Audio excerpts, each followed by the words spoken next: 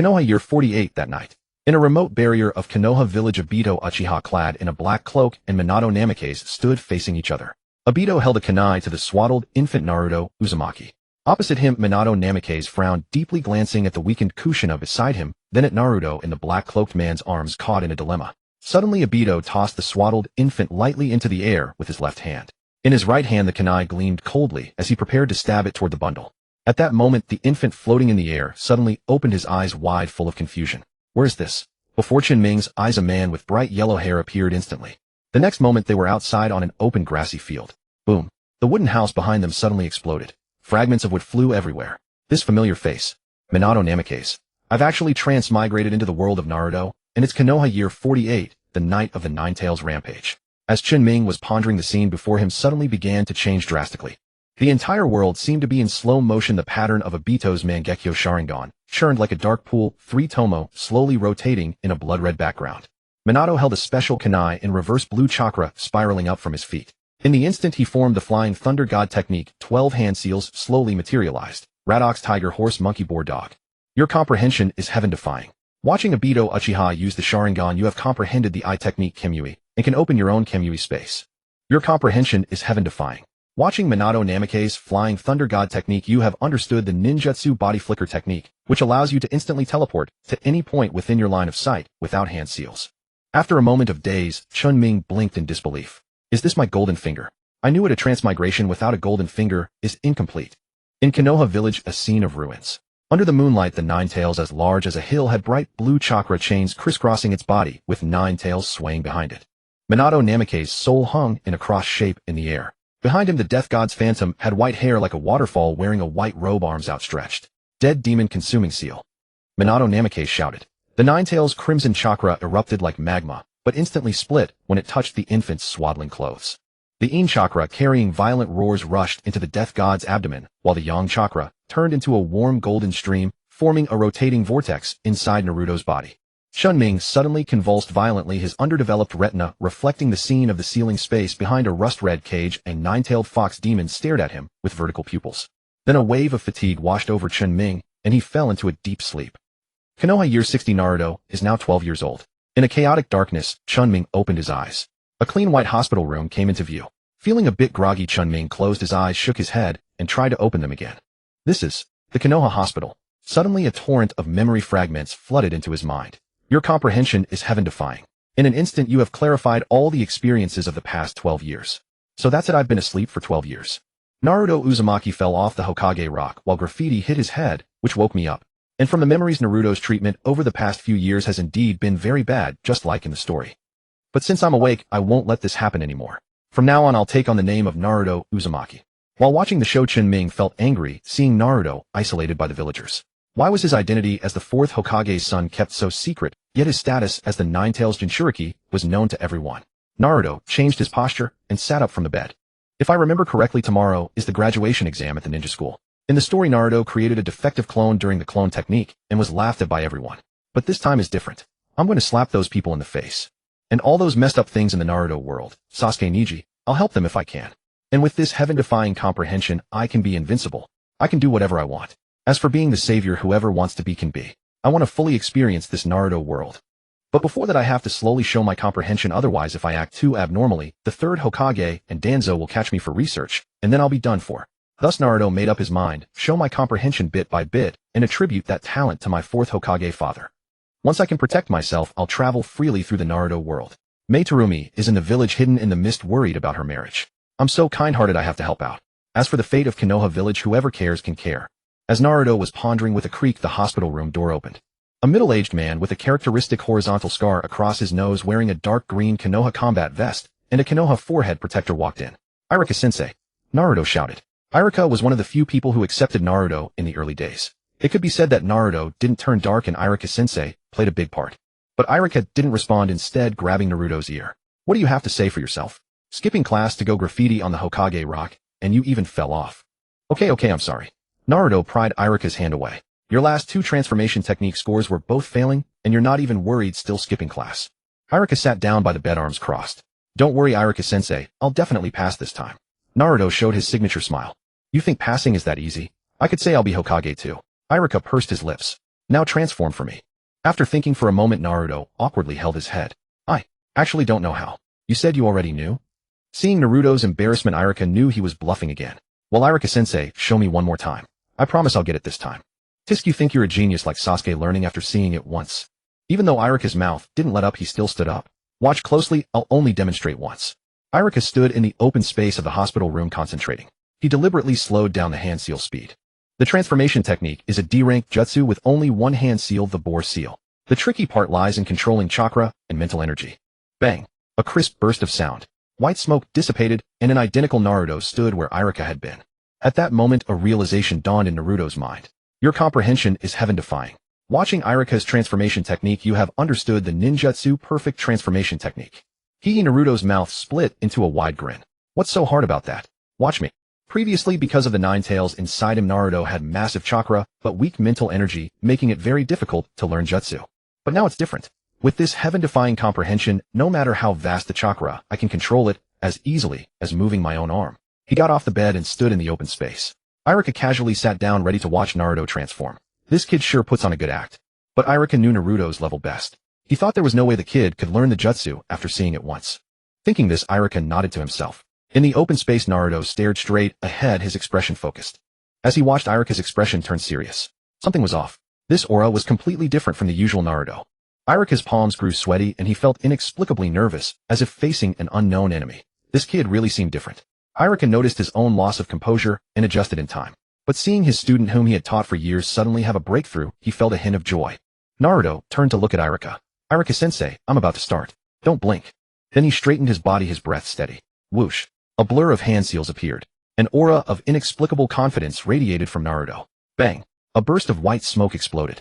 A man who looks like Irika's twin brother stood in the open space. What? Irika's eyes widened, his expression more exaggerated than a comic face. You see, while the transformation technique is an E-rank auxiliary disguised ninjutsu, mastering it is not easy. A beginner's transformation is easily seen through and cannot fool anyone. Only a skilled user can perform the transformation without leaving any flaws. The ultimate goal of the transformation technique is to deceive the enemy, achieving a perfect illusion. The hardest part is imitating the opponent's aura and physical state. But Naruto's hand seals were as smooth as if he had practiced them hundreds of times. And the Irika he transformed into was, even he had to admit, exactly the same. Not only the appearance, but also the very aura was identical. Irika came up and pinched Naruto's face in disbelief. My god, Naruto, how did you do that? Did you hit your head and become smart? With a puff, the white smoke dissipated, revealing Naruto's original form. Irika-sensei, I told you I'm a genius after all. Naruto laughed. He was already holding back. After all, he could perform jutsu without hand seals. But that would be too shocking. That was an ability only Jonin had. As a student not yet graduated from the Ninja Academy, if he used it, he would be taken for dissection research. After all, the third Hokage, Hiruzen Sarutobi, was always watching the entire village with his crystal ball technique. Danzo's root was lurking in the shadows, not to mention Orochimaru was still active nearby. The situation was actually not very favorable. But he could take it slow. As long as he showed such talent 2 or 3 more times, the big shots of Konoha would surely accept the reality of his genius. After all, he had the Uzumaki lineage from Kushina and inherited the talent of the 4th Hokage, Minato Namikaze. Having a little talent wasn't too much to ask, was it? Those villagers might not believe it, but the clan heads would surely understand immediately. Also soon, Mizuki-sensei would incite him to steal the forbidden scroll. He would take this opportunity to memorize all the forbidden techniques on the scroll, then pin the blame on Mizuki-sensei. No one would suspect him. Perfect. Irika came up and patted Naruto's shoulder. Seeing you so lively, you must be fine now. Come with me. Where to? The Hokage Rock. Go wipe off the graffiti you painted. Ah, I forgot all about that.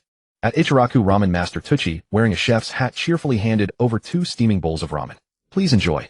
Naruto took the bowl, broke apart the chopsticks, and eagerly started eating. What does Ichiraku ramen from Naruto taste like? I've been looking forward to it for so long.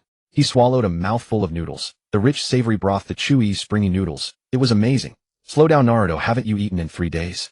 Irika slurped a mouthful of ramen. Haha, I'm a bit hungry. Come to think of it, he hadn't eaten in 12 years. By the way, Naruto, you've been improving a lot lately, Irika said out of the blue. Of course I'm going to be the Hokage. Naruto gave the classic reply. After all, Naruto was the child of destiny. Becoming Hokage was a sure thing. He was just making the path smoother. Kid, you've got big ambitions. You do have potential, but becoming Hokage isn't that easy. Irika was truly shocked by Naruto today. The calm and composed aura Naruto had shown during the jutsu was something he had only felt from the 3rd Hokage. In his heart, he had already elevated Naruto to the same level as Sasuke. Isn't it just about gaining everyone's recognition? I'll do it. Oh, I'm looking forward to that. Irika laughed. Could you add another bowl of ramen for the future Hokage? Naruto clasped his hands together grinning. The next day at the Ninja Academy, the graduation exam proceeded as scheduled. In the tiered classroom, Irika and Mizuki sat at the podium. A row of Konoha forehead protectors lay on the table. Passing the exam meant receiving a forehead protector and being promoted to genin. Naruto looked around. Sasuke sat with his chin resting on his hands looking cool. Sakura Haruno sitting next to him stared at Sasuke with hearts in her eyes looking lovesick. Shikamaru, Choji, Ino, and Shino gathered together. They had already passed the exam and came to watch. Then he saw Hinata. Hinata noticed Naruto's gaze and quickly blushed, lowering her head. Haha, Hinata is as cute as in the show. Now let's begin the graduation exam. Those whose names are called come to the front. The test subject is the clone technique. Irika held the roster and addressed the class. Listening to Irika's explanation, Naruto suddenly held his head. Oh no, he forgot to practice. But it didn't matter. Now first Uchiha Sasuke, Irika said.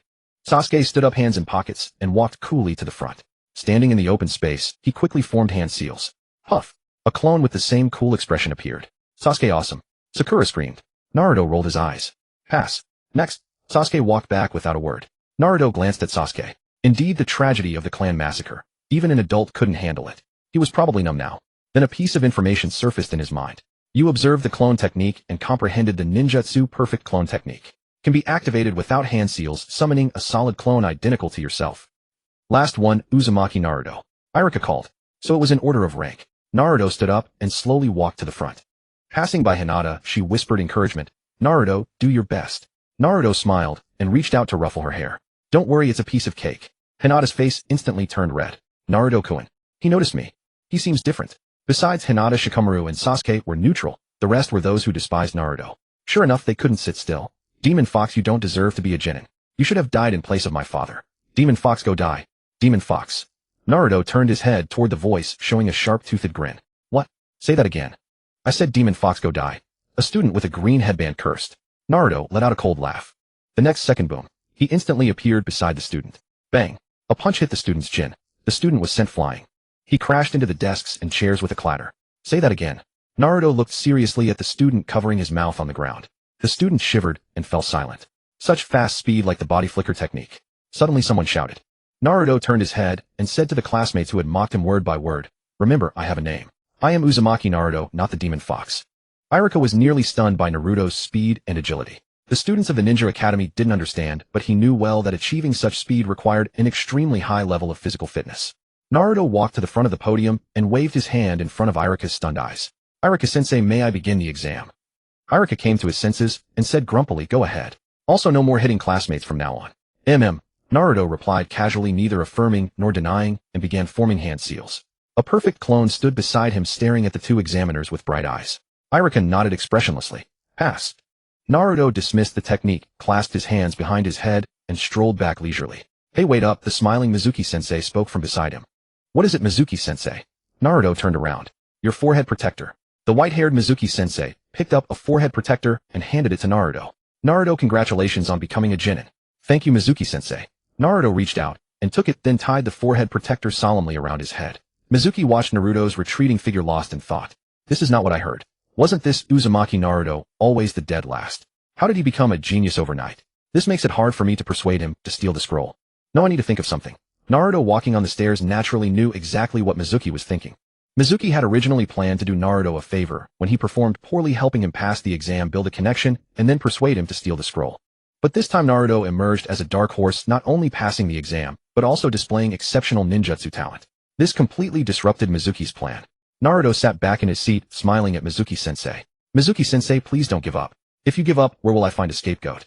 In the tiered classroom, Shikamaru, who usually hated trouble, now wore a stern expression.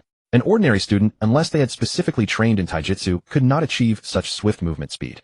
Could it be that Naruto's talent had awakened? As a member of the Nara clan of Konoha, his family was not comparable to ordinary villagers. He clearly knew the full story of the Nine-Tails rampage, and also knew Naruto's background. Therefore, considering that he was the son of the fourth Hokage, it was not surprising that he could display such astonishing talent. With this thought, his expression relaxed. He spoke solemnly to Ino, Choji, and others who looked confused beside him. It seems Konoha is about to produce a new genius. Uzumaki Naruto? Choji asked. Shikamaru nodded gravely. At this moment, Hinata's heart was about to burst with joy. Naruto is so amazing. No wonder he said it was a piece of cake. I must train hard when I get back and not fall behind. Sasuke, sitting behind Naruto, kept his face cold, but a storm was raging in his heart. To be honest, the talent Naruto just displayed surprised even him. He couldn't even catch Naruto's figure with his Sharingan. How did he do it? Or is my Sharingan not strong enough? Sasuke fell into confusion. Outside the ninja academy, the wide street was crowded with parents picking up their children. The third Hokage wearing his Hokage hat was also among them. The gate opened and the graduates of the ninja academy filed out, some looking for their fathers, some for their mothers. Inside the gate, Naruto, wearing a brand new forehead protector, slowly walked out. One of the parents wearing a headband saw Naruto and sneered. How could he possibly have passed? Did he cheat? A female ninja with long hair nodded beside him. It must be. I wonder how he bribed the examiners. Naruto, walking on the road, twitched his ears and heard their whispers. Truly annoying flies. You two over there, what are you saying? Yes, you two. Naruto pointed at them loudly. Kid, what nonsense are you talking? Don't you have any manners? The male ninja said. I said you are a fly, an annoying fly, a buzzing fly. Naruto spoke loudly without any hesitation. That male ninja had never suffered such humiliation, especially in public in front of his own child. You unwanted bastard, today, I'll teach you a lesson on behalf of your parents. With that, he stepped forward to slap Naruto. Naruto stood still on the open ground. You called me a bastard. Say it again if you dare. Naruto glanced sideways and saw the third Hokage's hat. If you have the guts, say it again in front of the third Hokage. In the 12 years of his upbringing, Naruto had endured enough scorn. It was time for Konoha to compensate him. The male ninja, seeing the third Hokage present, hurriedly knelt before him. Hokage-sama, I didn't mean it. The third Hokage shook his head in disappointment. Slap yourself 10 times and apologize to Naruto. How could that male ninja dare to object? He began slapping his own face smack smack in front of the crowd of parents and children. Sorry, I am a bastard. Sorry, I am a bastard. The crowd burst into laughter. Naruto walked up to Hinata and Hinata's face instantly turned red. See, if you encounter someone who bullies you, fight back hard. Don't worry, I'm behind you, and there are many others who will support you. Hinata watched Naruto's retreating figure and murmured, The Hyuga clan servant who had come to pick up the young lady watched Naruto's figure, sighing inwardly. What magic does this kid possess that he has made the young lady so cheerful? Iruka stood beside the third Hokage. Hokage-sama, this is what I wanted to report. Naruto not only mastered the transformation technique after just one glance, but also possesses extraordinary physical talent. Naruto's talent has changed completely overnight. The third Hokage nodded. Naruto is the son of that man, and the Nine Tails is sealed within him. No matter what he does, I won't be surprised. But such excellent training talent must be properly guided and used for the benefit of Konoha. Moreover, the talent he has displayed is even greater than Orochimaru's. I have already created one Orochimaru, I don't want to create another. You must guide him well and prevent him from going astray. Iruka nodded. Yes, Hokage-sama. At a street corner, the white-haired Mizuki stood by the roadside. Seeing Naruto approaching, he stepped forward with a smile. Naruto, congratulations on becoming a genin. Come, let me treat you to ramen. Naruto glanced at Mizuki. Wonderful, thank you, Teacher Mizuki. All that effort of deliberately slowing down had been worthwhile. Teacher Mizuki, you have finally arrived. But in the manga you lured me with the promise of graduation qualifications to steal the forbidden scroll. What excuse will you use this time? A rich aroma filled the interior of Ichiraku ramen shop. Mizuki looked up at Naruto and said with a warm smile, Naruto, do you have any idea how thrilled Teacher Iruka was upon hearing that you graduated? Thrilled? I fail to see it. Perhaps he isn't happy because I graduated, but rather because he will finally be spared the trouble I cause. Naruto continued slurping his noodles, readily accepting the remark. Teacher Iruka is actually much like you. He lost his parents at a young age, so he truly understands your situation. Teacher Iruka doesn't understand at all. Does he have any idea what it feels like to be shunned since childhood, to be called the Nine Tails? That's simply not true. The villagers merely do not know the truth of what happened back then. Once you tell them the truth, they will never treat you this way again. Naruto suddenly lifted his head. Really? Tell me the truth quickly. Here comes the crucial moment.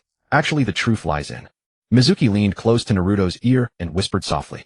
Mizuki was merely a teacher at the Ninja Academy. How could he possibly know the truth? It was nothing more than an excuse to trick Naruto into stealing the forbidden scroll. That night a cool breeze rustled through the forest beyond the village, hidden in the leaves. Naruto sat beneath a great tree, flipping through the pages of the forbidden scroll in his hands. I must say the theft of the scroll went unusually smoothly. He hadn't even encountered the third Hokage. While the forbidden scroll should more accurately be called the collection of Tobirama's forbidden jutsu. Others cheat with advantages, he builds his own cheats. With Tobirama's innate genius alone, this surely isn't inferior to my heaven-defying talent and golden finger. Let me see what forbidden jutsu are here. As he flipped through the pages, streams of information surfaced in Naruto's mind like flowing water. You have observed the multiple shadow clone jutsu and comprehended the perfect multiple shadow clone jutsu. It can be activated without hand seals. Based on your own chakra, you can summon an infinite number of shadow clones. The main body enjoys the accumulated experience of the shadow clones and feels none of their fatigue. You may freely exchange positions with your shadow clones at will. Naruto nodded, sensing the changes within himself. Being able to swap positions with shadow clones was essentially a weakened version of the Amaterasu spatial shift. After all, this was a jutsu only achievable by Uchiha Sasuke in his later years upon awakening the Rinnegan with 6 Tomo. You have learned the body flicker technique. Admittedly, the Flying Thunder God technique's inherent markings were extraordinarily useful, essentially a permanent tracking seal. The formless body flicker technique surpassed even the Amaterasu spatial shift. This was nothing short of a teleportation ability within ninjutsu. Within the range of my sight, I could appear instantly. This heaven-defying comprehension talent was simply too powerful. Naruto then spotted the next jutsu mutual replacement with explosive tags. But it required specially crafted explosive tags to execute, which was far too cumbersome. It wasn't nearly as convenient as the Killer Queen ability from JoJo. In JoJo, Killer Queen could transform anything it touched into a bomb. Once someone made contact with that object, or if it was detonated, they would be reduced to ashes. You have observed the mutual replacement with explosive tags jutsu recalled the first bomb ability of Killer Queen and comprehended the infinite detonation jutsu. It can be activated without hand seals. Simply touch your target and plant an explosive seal upon them, turning them into a living explosive. Anyone who touches that person will also receive an explosive seal, creating an infinite chain reaction. The caster can control the detonation at will. Haha, with this jutsu in hand, I could literally blow this entire Naruto world apart. Even Deidara, who calls himself an artist, would surely feel inferior upon witnessing this technique. You have observed the Dead Demon Consuming Seal and comprehended the perfect Dead Demon Consuming Seal. It can be activated without hand seals. Upon casting, select a living person as a sacrifice and perform the Dead Demon Consuming Seal. This directly eliminated the fatal flaw of the original technique. Now the Dead Demon Consuming Seal could be used directly against enemies, sealing them straight into the Shinigami's belly. Put simply, once caught by this jutsu, you are dead. You have observed the Edo Tensei Jutsu and comprehended the Bean Sprouting Army technique. It can be activated without hand seals. Using the cells of the deceased, you can forcibly summon their souls from the afterlife and store them within a designated space, turning them into puppets under your control. After killing an enemy, you may also capture their soul into the space, turning them into your puppet. In battle, you can release them all at once to aid the caster in combat. These puppets possess infinite chakra and can only be destroyed once their souls are completely consumed. With this jutsu in hand, I am practically invincible. The more people I kill, the larger my puppet army becomes. I remember Danzo should have Hashirama's cells. After dealing with Danzo, I'll summon the shinobi god first. With such a powerhouse at my side, who in the entire shinobi world would dare oppose me? At this moment, within Irika's room, Irika lay on his bed, the scenes of the Ninetales rampage from his childhood replaying in his mind like a film. Under the moonlight, the Ninetales stood like a mountain upon the earth. Its 9 tails swayed behind it, blotting out the sky. A single movement of those tails sent tremors through the land. Amidst the flames, dense ranks of ninja transformed into silhouettes charging toward the mountain-like beast. Before the 4th Hokage arrives, we must hold it back. Young Irika was dragged away from the battlefield by someone. Let me go. My parents are still fighting out there. Bang, bang, bang. Rapid knocking echoed through the room. Irika appeared at the door in the blink of an eye, looking at the anxious Mizuki. What is it? Hurry to the Hokage's residence. Naruto seems to have taken the forbidden scroll. The area before the 3rd Hokage's residence was filled with an angry crowd. This time we cannot simply dismiss it as a prank, Hokage-sama. A ninja clenched his fist tightly. The third's expression remained unchanged. Indeed, that is a dangerous scroll sealed by the 1st Hokage. If misused, it would be catastrophic. The scroll has been missing for half a day already. Hurry and find Naruto. Yes. The gathered ninja dissolved into countless afterimages, vanishing from the spot in an instant. Under the moonlight, the entire village, hidden in the leaves, was shrouded in tranquility. Irika stood on a rooftop, breathing heavily. Never mind, let's search the forest. At this moment, Mizuki was racing toward the agreed meeting location in the forest at full speed. First, let the villagers know about this incident. Then seize the forbidden scroll, and finally eliminate Naruto. That way everyone will assume Naruto stole the scroll and fled. In the forest, Naruto heard a sound and looked up. Irika stood on the grass ahead, gasping for breath. Naruto returned the scroll of seals quickly. Naruto looked at Irika. Teacher Irika, I really do want to return the scroll of seals to you, but Teacher Mizuki hasn't arrived yet. You'll have to wait a while. No, Teacher Mizuki said the scroll holds the truth of that incident. If I find the truth and tell the villagers, no one will call me the demon fox anymore. Irika looked incredulous. Mizuki. Swish, swish, swish. A sound of blades cutting through the air came. Seeing this, Naruto brought his hands together to form hand seals. Bang, a clone appeared in front of Irika, pushing him aside. A rain of shuriken pierced the clone with a thud, and then plop, plop, plop, all embedded in the soft grass. It was only then that Irika realized someone had tried to ambush him. If Naruto hadn't sensed it first, he would have been riddled by that wave of shuriken. Naruto's reaction speed was incredible. Had his talent grown so terrifying? Even I can no longer see through his strength. Irika's pupils shook violently. Mizuki, standing on a tree branch, had a grim expression. Where did this brat, Uzumaki Naruto, get such terrifying reflexes? I was ambushing Irika, but he detected it instantly and used a clone technique to push Irika away. Such a skillful hand seal technique. Even I can't compare. His proficiency even surpasses that of the Uchiha clan who possess the Sharingan. This brat is too dangerous. I must eliminate him. Mizuki gathered all his focus bracing for battle. If I don't take this seriously, I might be the one eliminated tonight. Sensing something wrong, Irika threw a smoke bomb into the clearing. With a bang, the smoke bomb exploded, and the white smoke enveloped the entire clearing. Naruto, run. Go find the third Hokage. He will protect you. Although Irika had witnessed Naruto's terrifying talent, he still didn't believe that the current Naruto could defeat Mizuki, who had ninja tools. Even though he didn't understand the situation, sending Naruto back to Konoha was definitely the right move. The figures of Naruto and Irika disappeared into the smoke. A blur appeared on the grass in front of the smoke. Mizuki looked around left and right. Damn it, if Naruto gets away, all my plans will be exposed. In the forest, Irika dashing caught up to Naruto ahead. Naruto, we're safe now. I've defeated Mizuki. Naruto didn't respond. Instead, he answered with a flying kick. Irika tumbled across the grass. Naruto landed in front of him. Irika looked up. Why? Naruto. With a bang, Mizuki revealed his true form in the white mist. How did you know I wasn't Irika? With a poof, the mist dissipated and the Naruto ahead transformed back into Irika. Because I am the real Irika. Mizuki curled his lip. I see. But since you're blocking my path, don't blame me for using lethal force. In the blink of an eye, the two clashed. Thud, a figure slammed heavily into a nearby tree. Irika picked himself up from the ground, wiped the blood from his mouth, and squinted at Mizuki before him. Well done, Mizuki. You've been hiding your true strength. Unlike you, who's only obsessed with teaching and has let your own ninjutsu skills deteriorate. I really don't understand. Naruto killed your parents. Why are you risking your life to protect him? Irika grinned widely. I'm not protecting Naruto. I'm protecting you, Mizuki. Naruto is under the third Hokage's special protection. If you lay a hand on him, no matter where you flee to, the third will hunt you down. It seems you won't talk. Fine then. Just go down and join your parents. Mizuki spun the giant shuriken in his hand, poised to throw it at Irika. Naruto stood on a nearby branch calmly observing everything below. Teacher Irika, you really are more suited to teaching students at the Ninja Academy. Naruto shook his head helplessly, silently dropped from the branch, and with a flying kick, sent Mizuki flying backward. Mizuki staggered to his feet. Such strong taijutsu. Is this the demon fox's physique? Naruto stood in the clearing before Mizuki. Teacher Mizuki, didn't you want the ninjutsu from the scroll of seals? I'll demonstrate it once. Don't blink. Naruto crossed his fingers. Multiple shadow clone technique. Bang bang bang bang. Endless smoke rose from the forest as if a thick fog had descended. As the white mist cleared among the branches, and in the clearing, clones of Naruto stood everywhere. Mizuki looked at the sea of Uzumaki Naruto's, feeling as if he had entered a giant kaleidoscope. Wherever he moved, his vision reflected countless Narutos. Teacher Mizuki, if you can withstand this punch, I'll give you the scroll of seals. How about that? Mizuki looked at the densely packed Narutos around him and was on the verge of despair. What kind of person have I provoked? He's a true killing machine. Even Irika was stunned by Naruto's performance. He had heard of the fearsome reputation of the multiple shadow clone technique. If an ordinary person used it without proper control, the clones would drain their life force completely. But seeing the lively Naruto before him, his mind was about to short circuit. With such incredible ninjutsu talent and near infinite stamina among the graduating class, no one should be a match for Naruto. Naruto.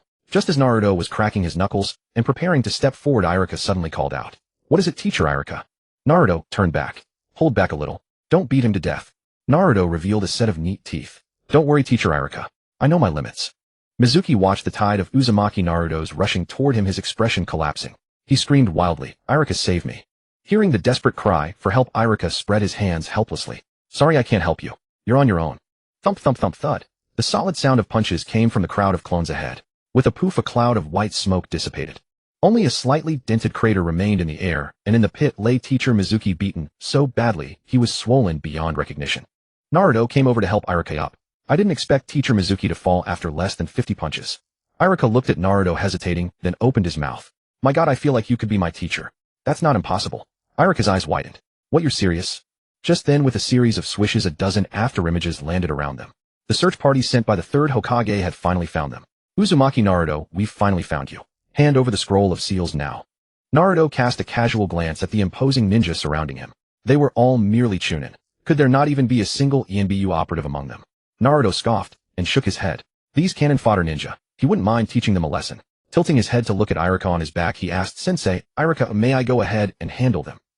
Irika understood immediately what Naruto intended. Having witnessed Mizuki's entire scheme of deception firsthand, he knew that no matter how far Naruto went, it would not escalate to the point of betraying the village. Naruto put down Irika immediately and hand over the forbidden scroll. Naruto, you are completely surrounded. There is no escape. You fox, I advise you to know when you're beaten. TCH. Naruto curled his lip at those words. He had changed his mind. These villagers had such sharp tongues. If the will of fire was meant to protect people like them, then it was a pitiful existence indeed. Naruto gently set Iruka down on the ground. Sensei Iruka, please wait a moment. It will be over soon. Iruka froze, his pupils trembling. Naruto, don't. But I've had enough of their endless nagging. Moreover, the feats he had displayed so far were merely child's play at the Ninja Academy, nowhere near enough to build a reputation. Only by making his name truly known could he finally unleash his full potential as a cultivator. And tonight there were plenty of people around. Tonight you shall be my testing ground. It was a pity that they were all from his own village, which made him hold back somewhat. Still, the multiple shadow clone jutsu would suffice. Naruto faced the approaching crowd, bent his knees, slightly crossed his fingers into a standard hand seal, and flashed a gentle smile. Multiple shadow clone jutsu. Boom, boom, boom. The entire forest had never been this lively. As the dense sea of clones surrounded them, the expression of the Konoha Chunin finally shifted.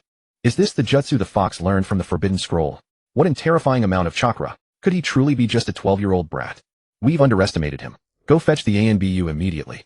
The Konoha ninja, unaware of the full circumstances, believed Naruto was genuinely attempting to steal the Forbidden Scroll and desert the village. They fought without mercy, treating him as an enemy. You're misunderstanding. Let me explain. Iruka tried to interject, but his voice was drowned in the cacophony of battle. Are you all ready? Because I'm already set. 1,000 Narutos spoke in unison, their voices causing the leaves to tremble. The third Hokage will avenge us. Charge. Dozens of ninja were instantly swallowed by the golden tide of shadow clones. Even basic taijutsu was more than enough for Naruto to handle them. Boom, boom, boom. The forest was left in ruins, ravaged by fire, water, and earth-released jutsu. Naruto and Iruka sat perched on a high tree branch watching the battle below. Iruka wanted to intervene, but it was too late. Iruka turned to glance at the carefree Naruto, swinging his legs. Naruto, you might truly make a name for yourself this time. Naruto stretched with his hands clasped behind his head. This village's culture really needs to change. And I despise the spirit of this place. Iruka lowered his head, guilt weighing on him. They hate the fox that harmed their loved ones, not you. No. Naruto lifted his gaze. They hate heroes. Whenever an extraordinary hero appears, they seek to destroy them. Iruka thought of the legendary White Fang of Konoha Hatake Sakumo and the slaughtered Uchiha clan. Since the Uchiha massacre, the village had acted as though nothing had happened. No one spoke of them anymore. The once renowned Konoha police force had simply vanished without a trace. Iruka's heart wavered. What he had witnessed clashed violently with everything he had believed. At that moment, a night breeze stirred the leaves, and a beam of moonlight fell upon Naruto's face. Iruka met Naruto's eyes and felt a deep shudder within. Was that truly the gaze of a 12-year-old child? Iruka felt he could no longer continue as Naruto's guardian. As soon as he returned tonight, he would resign from this duty to the third Hokage. He simply could not bear it anymore. Enough. The battle is over, Sensei Iruka. Let's go down. Naruto leaped from the tree first. The ground below was in utter disarray, the top layer of grass torn apart. Ack! The ninja lay scattered everywhere, writhing like worms, their faces thoroughly battered. Swish, swish, swish. Thud, thud, thud. 6 dark figures landed silently on the nearby trees. The third Hokage stared at the scene below, utterly stunned. Earlier, from his Hokage office, he had been monitoring the situation through the crystal ball jutsu. After Iruka arrived, everything had proceeded smoothly. But when he witnessed Naruto summoning an endless tide of shadow clones during his battle with Mizuki, even the renowned jutsu professor was shaken. He himself could perform many S-rank jutsu, but he admitted he could not match that quantity of shadow clones. He simply did not possess that much chakra. However, everything changed once the villagers found Naruto. Since the crystal ball could not capture their conversation, and seeing them engaged in combat, he feared the situation might spiral out of control. Thus, he led the ANBU elite Jonin and rushed to the scene. He hoped they would not provoke Naruto further. If the seal were broken and the fox unleashed, it would be disastrous. Seeing the current state of affairs, he finally breathed a sigh of relief. This kid never ceases to cause trouble, displaying such astonishing combat talent at such a young age. If he mastered the jutsu he possessed, he might well become the youngest Jonin in Konoha's history. Properly cultivated, he would undoubtedly become the sharpest blade of the village. Standing beside the third Hokage was Hatake Kakashi, his cat-masked face observing the scene with keen interest. He had been stationed outside the village monitoring the movements of the major ninja villages. Having returned just that evening without rest, he had come directly with the third. So this is my master's son. His jutsu talent truly rivals his master's, as expected of the descendant of Minato Namikaze and the Uzumaki clan. As for the bunch lying on the ground, Kakashi glanced at them dismissively. They had it coming. If he had not been away on missions for so many years, he would have beaten every single person who insulted Naruto and perhaps even subjected them to genjutsu as well. Third Hokage, should we stop Uzumaki Naruto? One of the masked ANBU asked. The third waved his hand. Do not worry. He is not deserting. He merely taught them a lesson. A lesson? The ANBU elite exchanged uneasy glances. In the next instant, the third and his entourage descended to the ground, standing before the gathered ninja. Third Hokage, Uzumaki Naruto is attempting to betray the village. You must give us justice. The third Hokage shot them a stern glare. Useless fools. I ordered you to bring Naruto back not to do battle with him. If you cannot defeat a single freshly graduated genin, then you can all experience firsthand what the front lines are truly like. A chorus of groans rose from the ground louder than before. The front lines were a place where one wrong step meant death. They had already used every trick in their arsenal against Naruto, but who could have predicted that he would summon an endless horde of shadow clones? Who could possibly rival Naruto's overwhelming chakra reserves? Large-scale annihilation techniques were a rare commodity among ninja. Even an elite jounin would be overwhelmed by a swarm of same-level enemies. The men on the ground were on the verge of tears. The very next day, everything was cleared up. It was Mizuki who had goaded Naruto into it. Naruto had not defected from the village. He sat fearlessly in the Hokage's office. The third Hokage sat behind his desk contemplating. Naruto's growth in power was alarmingly swift. Oirika could no longer keep a leash on him. This time the theft of the sealed scroll was resolved without incident. But what about the next time? Naruto harbored the Nine Tails within him. He was a walking ticking time bomb. If he weren't the fourth son, I would have locked him away in the ENBU prison the moment he was born. Regrettably, I can't. I must watch over him personally and ensure he doesn't stir up more trouble. Previously, I tolerated his pranks because his power was insignificant. Now that his strength has grown, if I continue to indulge him, he might just turn Konoha upside down. The third looked at the ninja registration book, which featured a photo of Naruto with a painted mischievous face. He pretended to close the book and looked up. Are you sure you want to use this photo? Well, no one's going to see it anyway. Let's go with it, Naruto answered, casually seated on a small stool in the center of the office. The third handed the registration book to the clerk beside him. All right, let it be so. Clearing his throat, he continued. Naruto, Oirika tells me your cultivation is advancing at a rapid pace. He suggests recommending you to the ENBU for training. What do you think?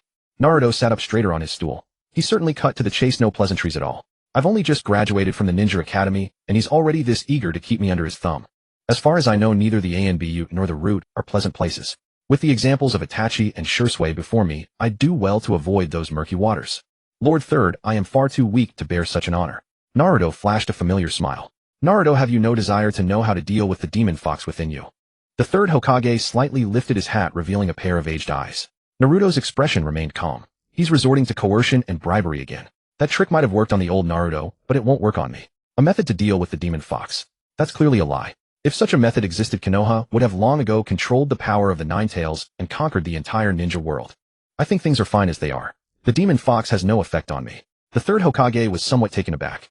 Of course you think it's fine. The kids who called you a demon fox are now too afraid to speak to you after you beat them.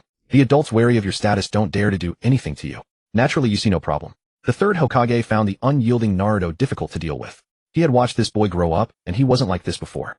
He used to pull pranks relentlessly to gain recognition, even enduring being mocked. But ever since he fell from the Hokage rock, he had not only become a prodigy in ninjutsu, but also sharpened his mind. In the past, I only had to open my mouth, no persuasion, no invitation, just tell him there was an opportunity to join the ANBU. He would have scampered off to report for duty in a heartbeat. Why is it so difficult today? And he is Minato's son, so I can't use force. The great clans are all watching. Since the Uchiha clan was wiped out, the other great families have become wary of the village. Whoosh. The wooden door beside them slid open. A childish voice cried out, "Grandpa, face me in a duel. Take this." Konohamaru, sporting a long scarf and a youthful face, burst into the room. Naruto turned his head to look. Well-timed, Konohamaru. The third adjusted his hat and let out a sigh. I had forgotten about this little rascal. From the corridor outside, Ebisu's anxious voice echoed. What is it now? Thud. Konohamaru had barely taken a step before he tripped face first into the floor. Ouch, that hurts. Darn it, is this a trap? Konohamaru stood up, rubbing his head. Ebisu rushed in, but his gaze immediately fell upon Naruto. What is this Nine-Tails brat doing here? Did you set this up? Konohamaru demanded of Naruto. Naruto raised an eyebrow, his gaze locked on Ebisu, completely ignoring Konohamaru's pestering. On the village road, Naruto walked down the street. Konohamaru tailed him stealthily from behind. Konohamaru quietly hid behind a utility pole, believing that it shielded him from Naruto's view, and that Naruto was likewise hidden from his. Naruto turned his head. Konohamaru's body was sticking out on both sides of the pole. This adorable kid. Is he my future student? Despite his talent, it's far from enough in this ninja world where everyone has some kind of cheat. His growth is too slow. I might as well start teaching him now. Hey kid. Konohamaru heard a voice calling him. He spun around and saw Naruto standing right in front of him. No way, how did he spot me? He turned to run, forgetting the utility pole right in front of him. With a loud thud, his head collided directly with it. By the riverbank in Konoha. I want to become Hokage, so you have to teach me. Konohamaru declared, a large bump on his forehead, waving his arms about. You want to be Hokage? Do you know any ninjutsu? Naruto asked. No, but that doesn't stop me from becoming Hokage. Fine, let me teach you. Naruto sat down on the grass. What could you possibly teach me? I've heard you were always at the bottom of your class at the academy. But I know a way to make you Hokage. Do you want to learn it? Fine, I'll learn. Konohamaru pouted. Then be a good boy and call me master. Naruto suddenly felt playful. Young master, don't let him lead you astray.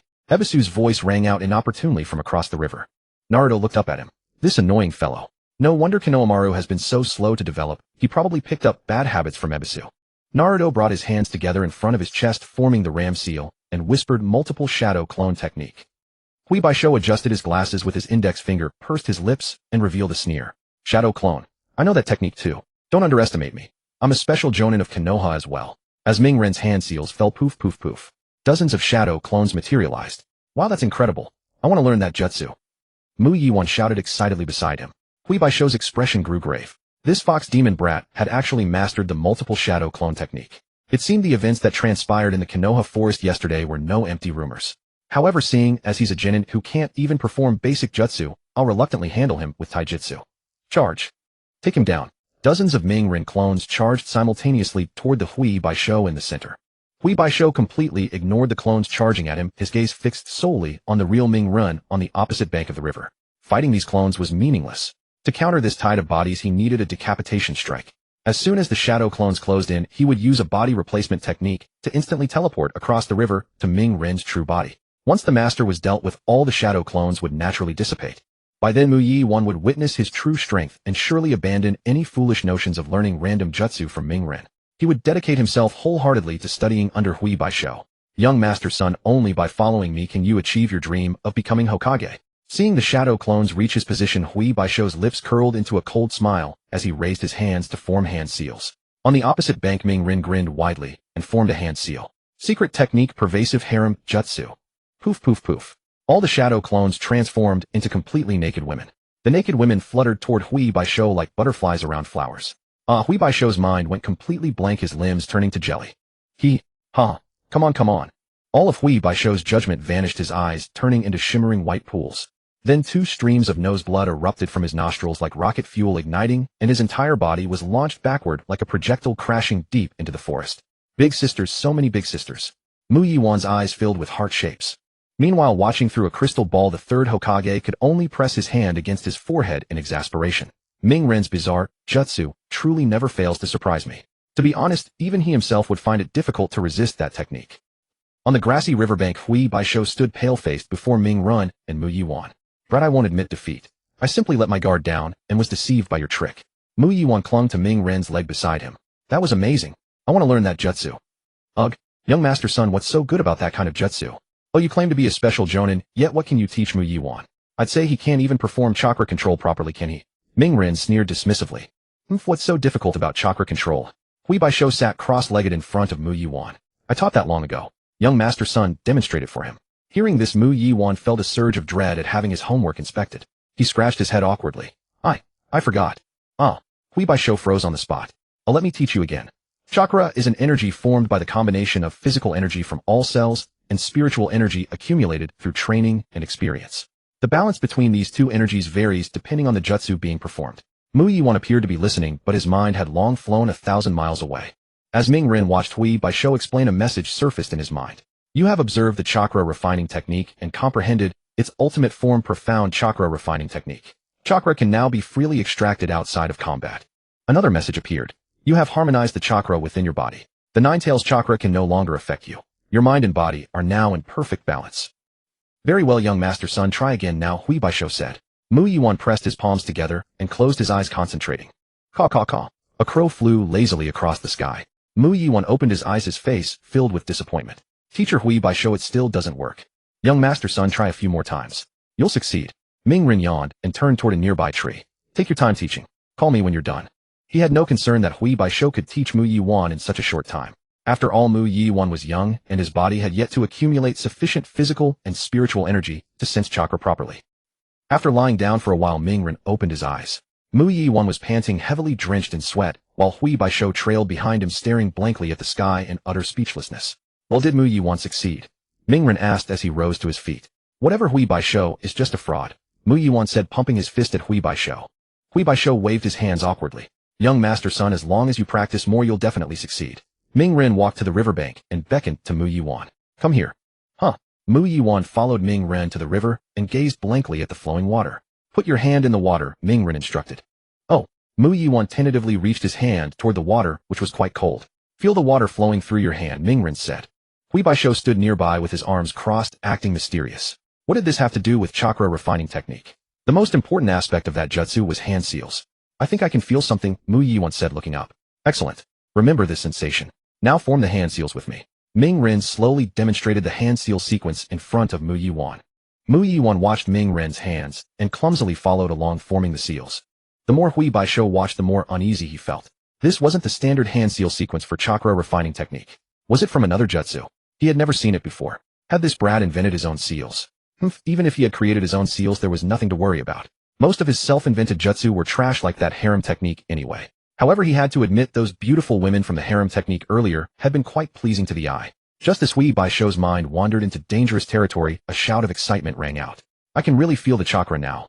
Mu Yiwan exclaimed, raising both hands in triumph. What a... Hui Baisho's expression contorted into an exaggerated grimace of shock. This can't be. There's nothing impossible about it, Hui Baisho. Your teaching skills are lacking, Ming Ren teased. Mu Yiwan, imagine your chakra flowing to the soles of your feet, then walk across the water's surface. Can I really do that? Mu Yiwan looked at Ming Ren in doubt. Trust me, Ming Ren gave him an encouraging nod. Alright, let me try. Mu Yiwan summoned his courage, concentrated his chakra into the soles of his feet, and stepped onto the water's surface. Tap tap. Namikawa was actually walking steadily across the surface of the water. Hibashi could hardly believe his eyes. Walking on water without extracting chakra was absolutely impossible. Hibashi began to doubt his own eyes. He was at least a special jonin of Konoha and had once carried out an S-rank mission himself. He never expected to be defeated today by a mere kid who had just graduated from the Ninja Academy. Moreover, the hand seals in his hands could confirm. They were definitely ones he had never seen before. Had he learned those hand seals from the Forbidden Scroll? But that was impossible. The Forbidden Scroll could not possibly contain such a low-level technique. This didn't even qualify as a ninjutsu. So eliminating all impossible options, there was only one answer: this hand seal was truly self-created by this kid. Although he had always looked down on this kid, he genuinely did not want to admit it. He was indeed the son of the fourth. That flash of yellow light remained vividly etched in his memory to this day. Haha, I really succeeded. I told you I would become Hokage. Namikawa danced joyfully on the water's surface. Splash. He had forgotten to control the chakra beneath his feet and fell directly into the water. Naruto reached out and pulled Namikawa from the river. Don't get carried away. You need to practice more when we get back. Having said that, he turned to leave. Whoosh. The third's figure suddenly appeared before them with Irika-sensei right beside him. Third Hokage. Hibashi said respectfully. Grandpa. Namikawa was somewhat surprised. Third Hokage Irika-sensei, what brings you here? Naruto asked.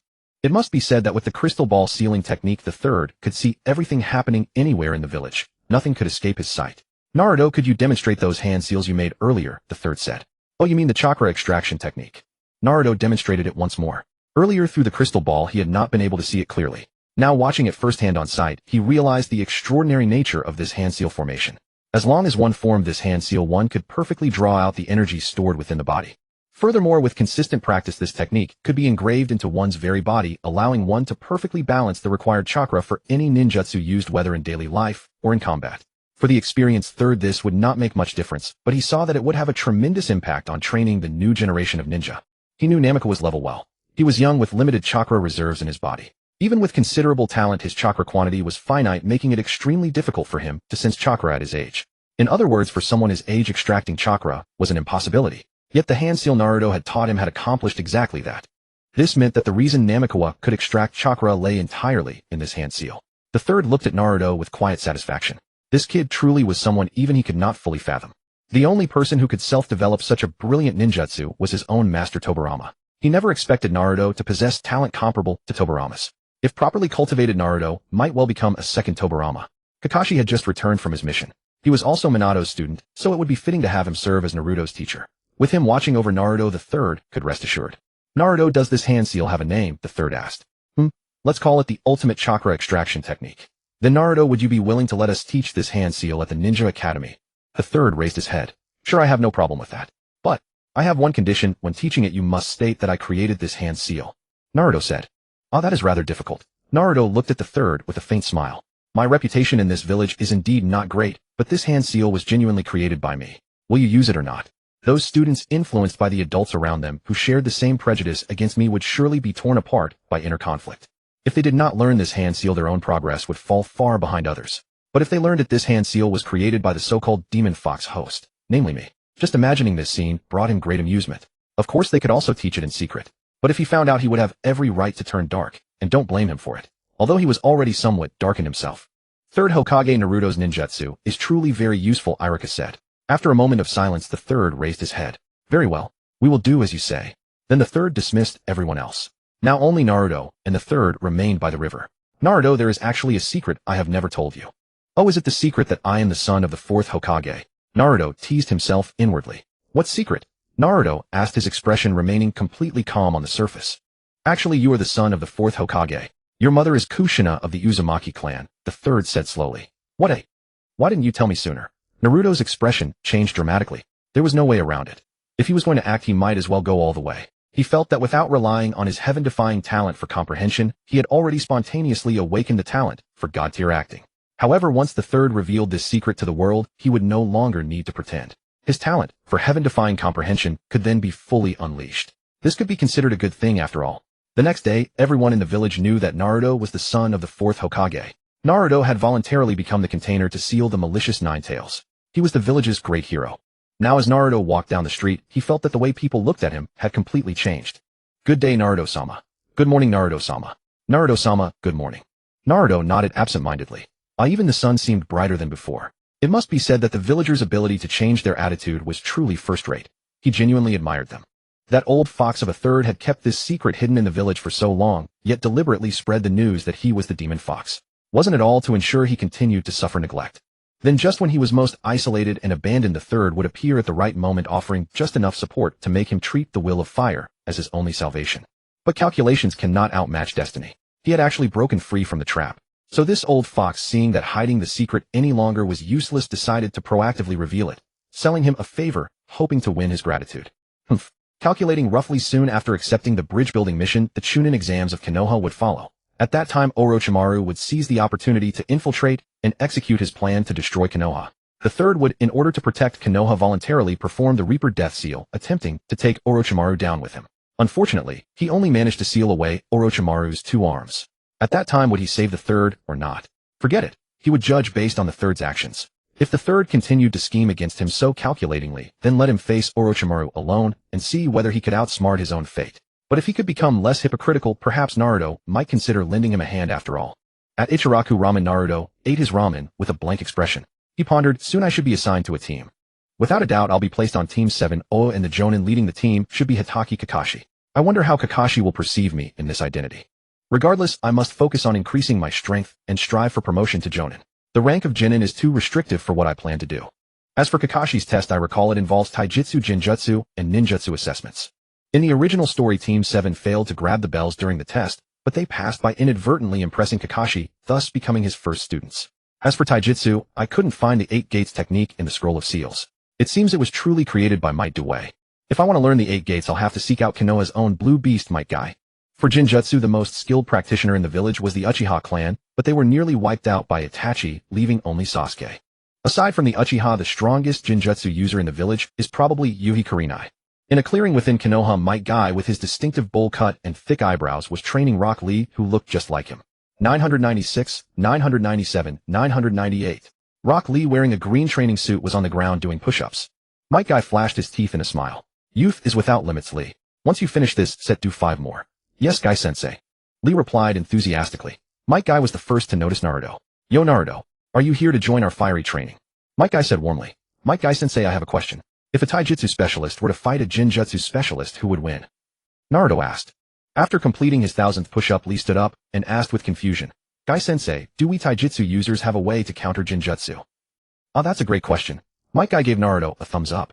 Naruto want to know the answer. Then let's have a fiery race. You'll compete against Lee. Starting from here, the finish line is the entrance gate of Konoha. Naruto thought, just as I expected. Guy really is something else. His youthful blood never stops burning. He's using a race to decide whether to tell me the answer. Alright, let's give it a try, Naruto said. Lee, don't underestimate Naruto. He personally defeated over a dozen Chunin before. If you lose this race, I'll make you run 30 laps around the village. Understood? Might Guy said. Yes, Guy-sensei. Lee replied with an even more passionate voice. Great. I declare the race has begun. Might Guy waved his hand, and Lee dashed off in a blur, leaving a trail of dust behind him. Naruto, aren't you going to chase after him? If you wait too long, you won't catch up, Might Guy said. Naruto didn't move, instead asking, what's Lee's fastest time? Ha ha ha, I've never recorded it. Youth is about constantly challenging the strongest version of yourself. Ha ha. Might Guy let out a hearty laugh. 55 of 56 of 57. Naruto counted silently in his head. 58, 59, 60. Naruto looked into the distance. Lee was already out of sight. Alright, I've given Lee a minute's head start. Now it's time for me to get serious. Naruto began flexing his fingers. Might Guy's eyes widened in surprise. What? Naruto deliberately gave Lee a 1-minute head start. Judging by his stance, is he about to unleash a secret technique? Naruto cracked his knuckles, his expression serious. He brought his hands together in a cross-shaped seal and said slowly, multiple shadow clone technique. Poof, poof, poof. After the white smoke cleared, 3 shadow clones stood beside him. Might Guy was stunned. With all that serious build-up, he was just summoning shadow clones. Naruto shadow clones alone won't beat Lee. You better start now, or you'll really lose. Formation. Naruto directed the 3 shadow clones to stand directly in front to the back left and back right of him. What? Could it be that technique? Might Guy's eyes widened. The 3 shadow clones surrounded Naruto and joined hands. It really is that technique. The Flying Thunder Formation technique. Might Guy shouted. I should have guessed. Naruto, you know the Flying Thunder Formation technique. It seems Lee is done for. The 3 shadow clones closed their eyes, preparing to execute the technique. Wait. Might Guy said. What's wrong? Naruto turned around. Take me along. Might Guy grinned. Okay. Naruto flashed his teeth in a grin, giving Might Guy a thumbs up. Back in the village, Lee, a green blur, was sprinting across the rooftops. Lee glanced back, but Naruto was nowhere to be seen. He continued to run forward. The village gate was almost in sight. Victory is mine. The spirit of a ninja can never be defeated. Up ahead, the Konoha gate was in view. The gate was wide open with a dirt road leading into the distance. Naruto wasn't in the open space before the gate. Lee sighed in relief. It seems I've won this race. He pushed off hard, kicking against a wall to propel himself towards the gate. Just then Naruto walked from outside the gate to directly under its arch, looking somewhat bored, shielding his eyes with his hand to look toward the village. Then he saw Lee charging towards the gate with a stunned expression. Lee, you're finally here. We've been waiting for you. Naruto waved at Lee. What? Naruto, how did you do that? You're amazing. Lee stopped in front of Naruto. Because Lee, Naruto has mastered the Flying Raijin technique. Might Guy said, stepping out from outside the gate. Flying Raijin Jutsu. Lee murmured. Lee, even though Naruto used the Flying Raijin, you still lost. As a punishment, run 20 more laps around the village, you hear me? Might Guy said. Yes, sir. The passionate fire in Lee's blood burned anew. Naruto watched Lee, who seemed ready to combust, and asked, I remember that Lee can't use ninjutsu, right? Yes, even though I can't use ninjutsu, I believe that with my taijutsu, I can still become an outstanding jonin, Lee said, full of fighting spirit. I believe that too. A taijutsu user is no less than an ordinary ninja. The 8 Gates technique is a jutsu that can even change the world. Naruto said sincerely. It was the truth after all. Might Guy was the one who almost kicked the series into its finale. Really, Naruto? Do you also believe that taijutsu users are no less than ordinary ninja? Might Guy asked excitedly. Of course, Naruto replied truthfully. Looking at Lee, a sudden thought flashed through Naruto's mind, reminding him of something very familiar. Suddenly, Mingren recalled Kurapika from Hunter x Hunter. Kurapika had placed a solemn vow and restriction upon himself, forging a unique nun ability specifically designed to counter the Phantom Troop. Kurapika's vow was the chain of restraint, which could only be used against members of the Phantom Troop, forcibly forcing the enemy into a state of zetsu. But if he ever used it on anyone outside the troop, his heart would instantly shatter, leading to death. That was the restriction. Mingren recalled the scene of Kurapika battling the Phantom Troop. Then a message surfaced in his mind. You observed Kurapika's battle scene and comprehended the ninjutsu heart vow. When cast, you make a vow and restriction upon yourself. The stricter the vow and restriction, the greater the power you gain. He had to admit this jutsu was truly suited for a ninja like Shaoli. Mingren looked at Shaoli and said, Shaoli, I suddenly remembered a very special jutsu from the seal book, and I think it suits you perfectly. Shaoli pointed a finger at himself, looking puzzled. Me? A jutsu suited for me. But I can't even use ninjutsu at all. Mingren, don't worry. I've already taught Shaoli my signature 8 Gates, and he can now stand on his own. Might Kai said, don't rush to refuse. You can first observe this jutsu and experience it firsthand, Mingren said. Master Kai, let's take a look, Shaoli said seriously. Shaoli had heard that Mingren's newly developed extreme chakra extraction method had been implemented in the Ninja Academy with excellent results. Villagers often said Mingren possessed enlightenment no less than that of the second Hokage. This jutsu is called Heart Vow. You make a vow and restriction in your heart. This is the hand sign sequence. Mingren deliberately slowed down his hand signs in front of the two. Might Kai kept up with Mingren's hand signs, and as Mingren completed them, Might Kai finished as well. Might Kai then closed his eyes, sensing the usage of this jutsu. Beside him, Shaoli was still struggling to memorize the hand sign order. Although he was a taijutsu specialist, he still had chakra within him. He was just relatively poor at performing ninjutsu. Suddenly, Might Kai snapped, his eyes open, tears glistening in the eyes beneath his thick eyebrows. This is a jutsu tailor-made for taijutsu users. Might Kai recalled his childhood. He had mediocre talent in ninjutsu and jinjutsu, but he believed that through taijutsu, as long as he kept working hard, he could become a great ninja. After his father Maite Dai passed down the 8 gates the youthful and passionate way of the ninja, he had been diligently practicing it. With strong conviction and effort he eventually became a special jonin of my village. The reason he took Xiao Li as his disciple was that he saw his past self in Xiao Li. At that moment Xiao Li finally completed the hand signs. This was not a release-type jutsu. Once the hand signs were successfully formed one could perceive the information of this jutsu. Is this a jutsu about conviction, eh? Xiao Li shouted in surprise. At the age of 6 on the training ground of the Ninja Academy he struggled to perform the transformation jutsu, but no matter how hard he tried he could not succeed. You can never become a ninja, said another child. I can, Xiao Li replied firmly. Someone who can't even use ninjutsu. How could they become a ninja? I can do it, Xiao Li said with determination. Not only in ninjutsu and jinjutsu, but even in taijutsu you're inferior to others. In the My Forest the orange sunlight slanted onto a clearing. Xiao Li, wearing a white training uniform, was earnestly jumping rope. While jumping he muttered to himself, if I can't jump 1200 times then I'll kick the wooden post 200 times. 1196, 1197, 1198. Just 2 more jumps to complete the goal. The rope caught on Xiao Li's foot. Xiao Li tripped his head, hitting the wooden post in front of him. He struggled to get up, but fell back onto the grass. Tears streamed down his face, his teeth clenched, his body trembling with sorrow. Why? Why couldn't he master ninjutsu or jinjutsu, and even taijutsu failed him? I refuse to become a useless person who can do nothing. Xiao Li struggled to his feet, wiped away his tears, and kicked the wooden post one after another. I will prove that even without ninjutsu or jinjutsu, relying solely on taijutsu, I can become an outstanding ninja. The afterglow of the setting sun fell upon Xiao Li. The forest echoed only with the sound of his kicks against the wooden post. Xiao Li understood the essence of the jutsu, and 2 long streams of tears flowed from his eyes. Then Xiao Li and Maite Kai hugged each other, emotionally weeping. I will definitely become an outstanding ninja. I believe in this conviction, and I will never retreat. Having wiped his tears, Maite Kai stood before Mingren and bowed deeply. Thank you, Mingren, for finding such a suitable jutsu for Xiao Li. I told you I just happened to see it. Mingren waved his hand. Maite Kai said seriously, I have no valuable jutsu to repay you, so I'll teach you the 8 gates that I take pride in. You must practice it with caution, for it is a jutsu that ultimately demands the sacrifice of one's life. After Maite Kai finished explaining, a message surfaced in Mingren's mind. You have listened to the explanation of the 8 gates and comprehended the perfect 8 gates technique. After opening the 8th gate the user does not die, but loses mobility for an extended period, eventually recovering through rest. Mingren immediately comprehended the 8 gates technique and could now perform it on the spot. By the way, didn't you want to know who would win between a taijutsu ninja and a jinjutsu ninja? Come with me, said Maite Kai. Xiao Li followed alongside.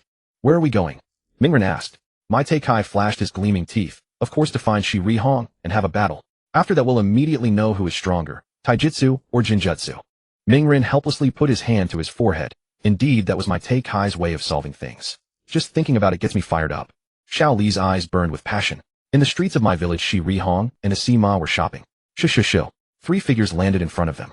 They were Mingren, Maite Kai, and Xiao Li. Finally found you, Shi Rihong. Let's have a battle. Maite Kai announced loudly. Kurenai Yuhi and Asuma Saratobi suddenly bumped into the trio, blushing and trying to scatter to the sides. But Kurenai paused at Might Guy's words and asked, You came to find me just for this? That's right, Might Guy replied loudly. Upon hearing this, Kurenai and Asuma's expressions returned to normal. Naruto watched this scene and really didn't want to say anything. Everyone in Konoha knew the 2 of them were in love, yet they were still pretending. Naruto decided to expose them. Are you 2 in love? He asked, feigning ignorance. Oh no. I just suddenly had something to discuss with Kurenai. Asuma waved his hands. Might Guy looked at the 2 of them, then suddenly understood. Oh, so you 2 really are in love. Oh, I see, Rock Lee said belatedly. Kurenai and Asuma looked down at opposite sides, somewhat embarrassed. Kurenai broke the silence first. You came to find me just for a spar? Yes, Naruto wants to know who would win between a taijutsu specialist and a jinjutsu specialist, Might Guy said. Naruto sheepishly raised his hand to the 2 of them. Kurenai glanced at Naruto. This kid wasn't as dumb as the village made him out to be. He was actually interested in this kind of question. She casually sat on a bench by the roadside. No need to spar. You'd definitely win. But if a taijutsu specialist met a jinjutsu specialist, the jinjutsu specialist would definitely win. However, you are an exception. Me? Why? Might Guy was a bit puzzled. Is it the 8 gates? Rock Lee said. Yes, exactly, the 8 gates. Kurenai nodded. A ninja who practices the 8 gates when opening the inner gates disrupts the flow of chakra within the body, rendering jinjutsu ineffective. But before explaining this, I must first explain the principle of jinjutsu. Jinjutsu is a technique that uses chakra to interfere with the opponent's 5 senses, causing them to fall into an illusion. Essentially, it uses one's own chakra to disturb the opponent's chakra. There are several ways to break jinjutsu. One is to resolve it yourself through hand seals. As for you, your jinjutsu talent is basically 0, so don't even think about this method. Haha. Might Guy didn't feel discouraged, still brimming with enthusiasm. The second method is to break Jinjutsu by inflicting pain on yourself. The third is to break it by layering another Jinjutsu on yourself. The fourth is through external means inputting chakra into the body to disrupt it. The opening gate of the 8 gates belongs to this category. Understood? Oh, I think I get it a bit. Then let's just fight. Might Guy continued. Humph. Kurenai sighed helplessly. Boring. Let's go. She took Asuma beside her and left. Asuma turned sideways, awkwardly waving goodbye to everyone. At the Ninja Academy, as expected, Naruto, Sakura, and Sasuke were assigned to Team 7. In the spacious classroom, the three waited idly for the new teacher to arrive. This time Naruto didn't put an eraser on the door as a prank. Such things were meaningless. With a sliding sound, the wooden door was pushed open. Hatake Kakashi, with silver hair, a forehead protector covering his left eye, and a black mask, stepped into the classroom. A warm smile on his face, Kakashi said, "You must be the entire Team 7. I'm your instructor, Hatake Kakashi." Sasuke sat in his seat, still with a cold expression, not taking Kakashi seriously. Sakura, on the other hand, didn't care about Kakashi at all, her mind entirely on Sasuke. Naruto, however, watched Hatake Kakashi with eager anticipation. Without waiting for a response, Kakashi approached the three and began calling roll. "You are Uchiha Sasuke. Both your parents are dead. Your entire clan was slaughtered by Uchiha Itachi on the night of the massacre, leaving only you alive." Kakashi grinned. "Right, you bastard." Sasuke's eyes instantly turned into crimson Sharingan, and he threw an uppercut aimed at Kakashi's chin. In an instant, Sasuke was pinned down by Kakashi, unable to move. Under Kakashi, Sasuke clenched his teeth, struggling desperately. Kakashi sat on Sasuke, speaking calmly. "You know you didn't die back then, because Itachi deliberately spared you. The reason you're still alive today, without mysteriously dying, is also because Itachi is still alive outside the village. Before you have strength, don't go around with a stern face, saying you'll kill this or that. When you're weak, you should lie low, swallow your teeth, and blood. Got it? The reason you can still act cool in the village is not because you're strong, but because of someone's mercy. Understand? Let me go." Sasuke continued struggling. Kakashi ignored his struggles and suddenly increased the pressure. Sasuke still gritted his teeth, persisting in his struggle. Kakashi increased the pressure again, and Sasuke could barely breathe. Haruno Sakura hurriedly stood up and rushed to Kakashi's side. "Kakashi-sensei, Sasuke can't breathe." Kakashi didn't react. Sakura then rushed to Naruto, her voice trembling with tears. "Naruto, do something. Kakashi-sensei is going to kill Sasuke." Naruto turned his head and looked out the window. Sakura was indeed Sakura. Nothing to do with Sasuke, but when trouble came, it was Naruto she called. Pinned under Kakashi, Sasuke felt the air in his lungs nearly gone. His heart thumped wildly, and a fear comparable to the night of the massacre surged into his heart. Sasuke's eyes widened. "He really will kill me." At that moment, Sasuke suddenly felt utterly weak, and the familiar helplessness he faced when confronting Itachi resurfaced. "That man. No, I haven't killed that man yet. I can't die here." "I understand." Sasuke whispered. "Louder." "I can't hear you." Kakashi said. "I understand. I understand." Sasuke shouted. Kakashi rose lightly. Sasuke felt the heavy pressure vanish. Kakashi reached out and pulled him up. Sasuke gasped for breath. "That's more like it. Later when we have time, I'll teach you my own lightning release technique, Lightning Blade." Kakashi grinned. "To use this technique, well, you need this." Kakashi pushed his forehead protector up, revealing a crimson Mangekyo Sharingan in his left eye, then lowered the protector. "By the way, this technique is S rank." Kakashi walked away. Sasuke stood frozen, overwhelmed by shock. Kakashi approached Haruno Sakura. "Haruno Sakura, as for you." Kakashi shook his head in disappointment. "Kakashi-sensei, you shouldn't have treated Sasuke like that," Sakura argued. "If you had thrown a punch at me, I would have looked at you differently. But you. Sensei, that's not right. It violates the rules." Sakura said. "You fail," Kakashi said flatly. "What?" Sakura's eyes widened blankly, the light fading from them. "I said you fail. Go back to the Ninja Academy and repeat the year tomorrow." "No." Sakura's legs gave way and she collapsed to the floor. Kakashi ignored her and walked straight to Naruto. Naruto looked at Kakashi with a smile. Kakashi leaned down, a smile on his face. "You're the son of the 4th Hokage, right? Don't worry with me here, no one in the village will call you a demon fox anymore. But to live up to your father's reputation, I will train you, torment you, and test you extensively until you can bear your father's legacy. Do you understand? Bring it on." Naruto flashed a bright smile, revealing his white teeth. In the afternoon, within an apartment in Konoha village, Naruto ladled the cooked ramen into a bowl. He sat at the table and began to devour it heartily. Earlier that morning in the classroom, after Kakashi sent Sakura Haruno back to the Ninja Academy for remedial training, he promptly announced they would gather the next morning in the forest outside Konoha village. He gave no mention of the next day's schedule, nor did he forbid eating breakfast. But if my guess is correct, it should still be the bell-grabbing test. Considering Kakashi's attitude towards Sasuke and Sakura, this test is certainly no easy feat. Given Kakashi's current temperament, failing the test would mean being sent back to the academy, just like Sakura. That would be truly disgraceful. Fortunately, I've done my homework in advance. I'm sure I'll be able to give Kakashi a surprise. The next morning, on a wide grassy clearing in the forest outside Konoha village, Kakashi stood before Naruto and Sasuke, holding a pink pig-shaped alarm clock in one hand. Sakura was absent. Did everyone eat breakfast? Kakashi placed the pink pig alarm clock on a nearby wooden stump. Naruto and Sasuke nodded. Good. Kakashi continued. Any ninja must be fully prepared before battle. This is a principle every ninja must remember. This morning's task is to snatch these from me. Kakashi held up the 3 bells dangling from his waist, showing them to the duo. Previously when I led a squad, it was typically 3 students vying for 2 bells. But now Sakura is gone. I'll increase the difficulty for you. You 2 must steal all 3 bells from me by noon, using any means necessary, schemes or tricks. If you run out of time or fail to get all 3, you both fail, and will return to the Ninja Academy for remedial training. Don't be disheartened just because you saw Sakura sent back. Perhaps you'll be following right behind her. Sasuke stood on the ground staring at the grinning Kakashi, his expression stiff. Based on yesterday's display, I can clearly conclude that if I don't pass this time, this man before me will unquestionably send us back for remedial training without hesitation. Though Hatake Kakashi always wears a smile, I can distinctly sense that this man's heart is cold and indifferent to everything. Of course, if you pass, I'll unreservedly teach you my most powerful jutsu. Kakashi squinted and smiled at them. But the price is that this test is extremely difficult. Unless you hold the resolve to kill me, you won't be able to grab the bells. Kakashi walked over to the stump, pressed the pink pig alarm clock, and announced the test begins now. Sasuke made the first move while Naruto remained still on the sidelines. Sasuke's eyes rapidly turned crimson, shifting into his Sharingan. With the determination to go all out, he charged at Kakashi. His gaze briefly flickered towards Naruto, who stood idly by. Is this guy frozen in fear? That's fine. It saves me from having him get in my way. Sasuke hadn't witnessed Naruto's exploits in the Konoha forest, only his trivial scuffles at the academy. When Naruto had summoned a solid clone to beat up classmates at the academy, Sasuke had seen it with his Sharingan. It was just a shadow clone technique. And as for that so-called chakra extraction technique, any ninja can do that. What's so special about it? After hearing it was invented by Naruto, Sasuke's disdain grew even stronger. Throughout all his years at the Ninja Academy, Naruto had always been the dead last, showing no talent for training whatsoever. He found it impossible to believe that Naruto had become a prodigy in just a few days. Especially after recently learning that Naruto is the son of the 4th Hokage, Sasuke now sees him as nothing more than a worthless second-generation heir squandering his parents' legacy. Naruto could do nothing at all, and the entire village would still protect him. But not me. I'm from the Uchiha clan, tarnished with the name of rebellion.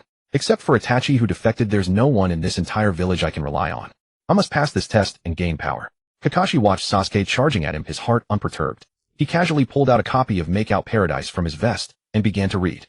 Kakashi's attention wasn't on Sasuke, but on Naruto, standing at the edge. He wondered how much Naruto's strength had grown since their battle in the Konoha forest.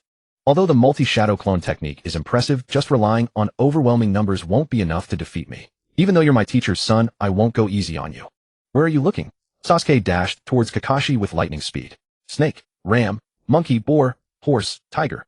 Sasuke's hands flew through hand signs. He puffed out his cheeks and expelled a massive spinning orange-red fireball 3 meters in diameter towards Kakashi. The fireball roared, scorching the ground beneath it. Without lifting his head, Kakashi vanished and reappeared mid-air, easily leaping over the immense fireball. Whoosh, whoosh, whoosh. Kakashi looked up. A dense rain of black shuriken came flying towards him. Don't underestimate me. Sasuke was airborne, following close behind the barrage of shuriken, lunging at Kakashi with a kunai. Kakashi, momentarily suspended in the air, seemed unable to dodge and was about to be hit. Let's see where you can run now. Sasuke's heart filled with elation. Not bad, you're finally shaping up. Kakashi glanced at Sasuke attacking from above, then put away his book. Snake, ram, monkey, boar, horse, tiger. His hands formed the exact same hand signs as Sasuke's. Sasuke's eyes widened in shock, his heart feeling as if struck by a giant hammer.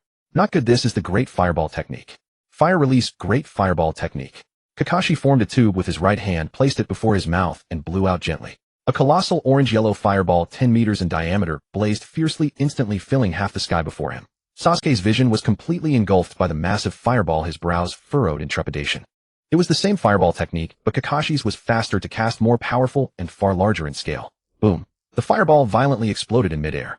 The fierce shockwave and scorching wind swept in all directions, flattening the grass and leaves. Bam. Sasuke, caught in the explosion, suddenly transformed into a wooden log, which was blasted to the ground. Swish. Sasuke landed on the ground, gasping for air. In that split second of life or death, he had used the substitution technique, narrowly dodging the devastating fireball technique. Sasuke scanned his surroundings.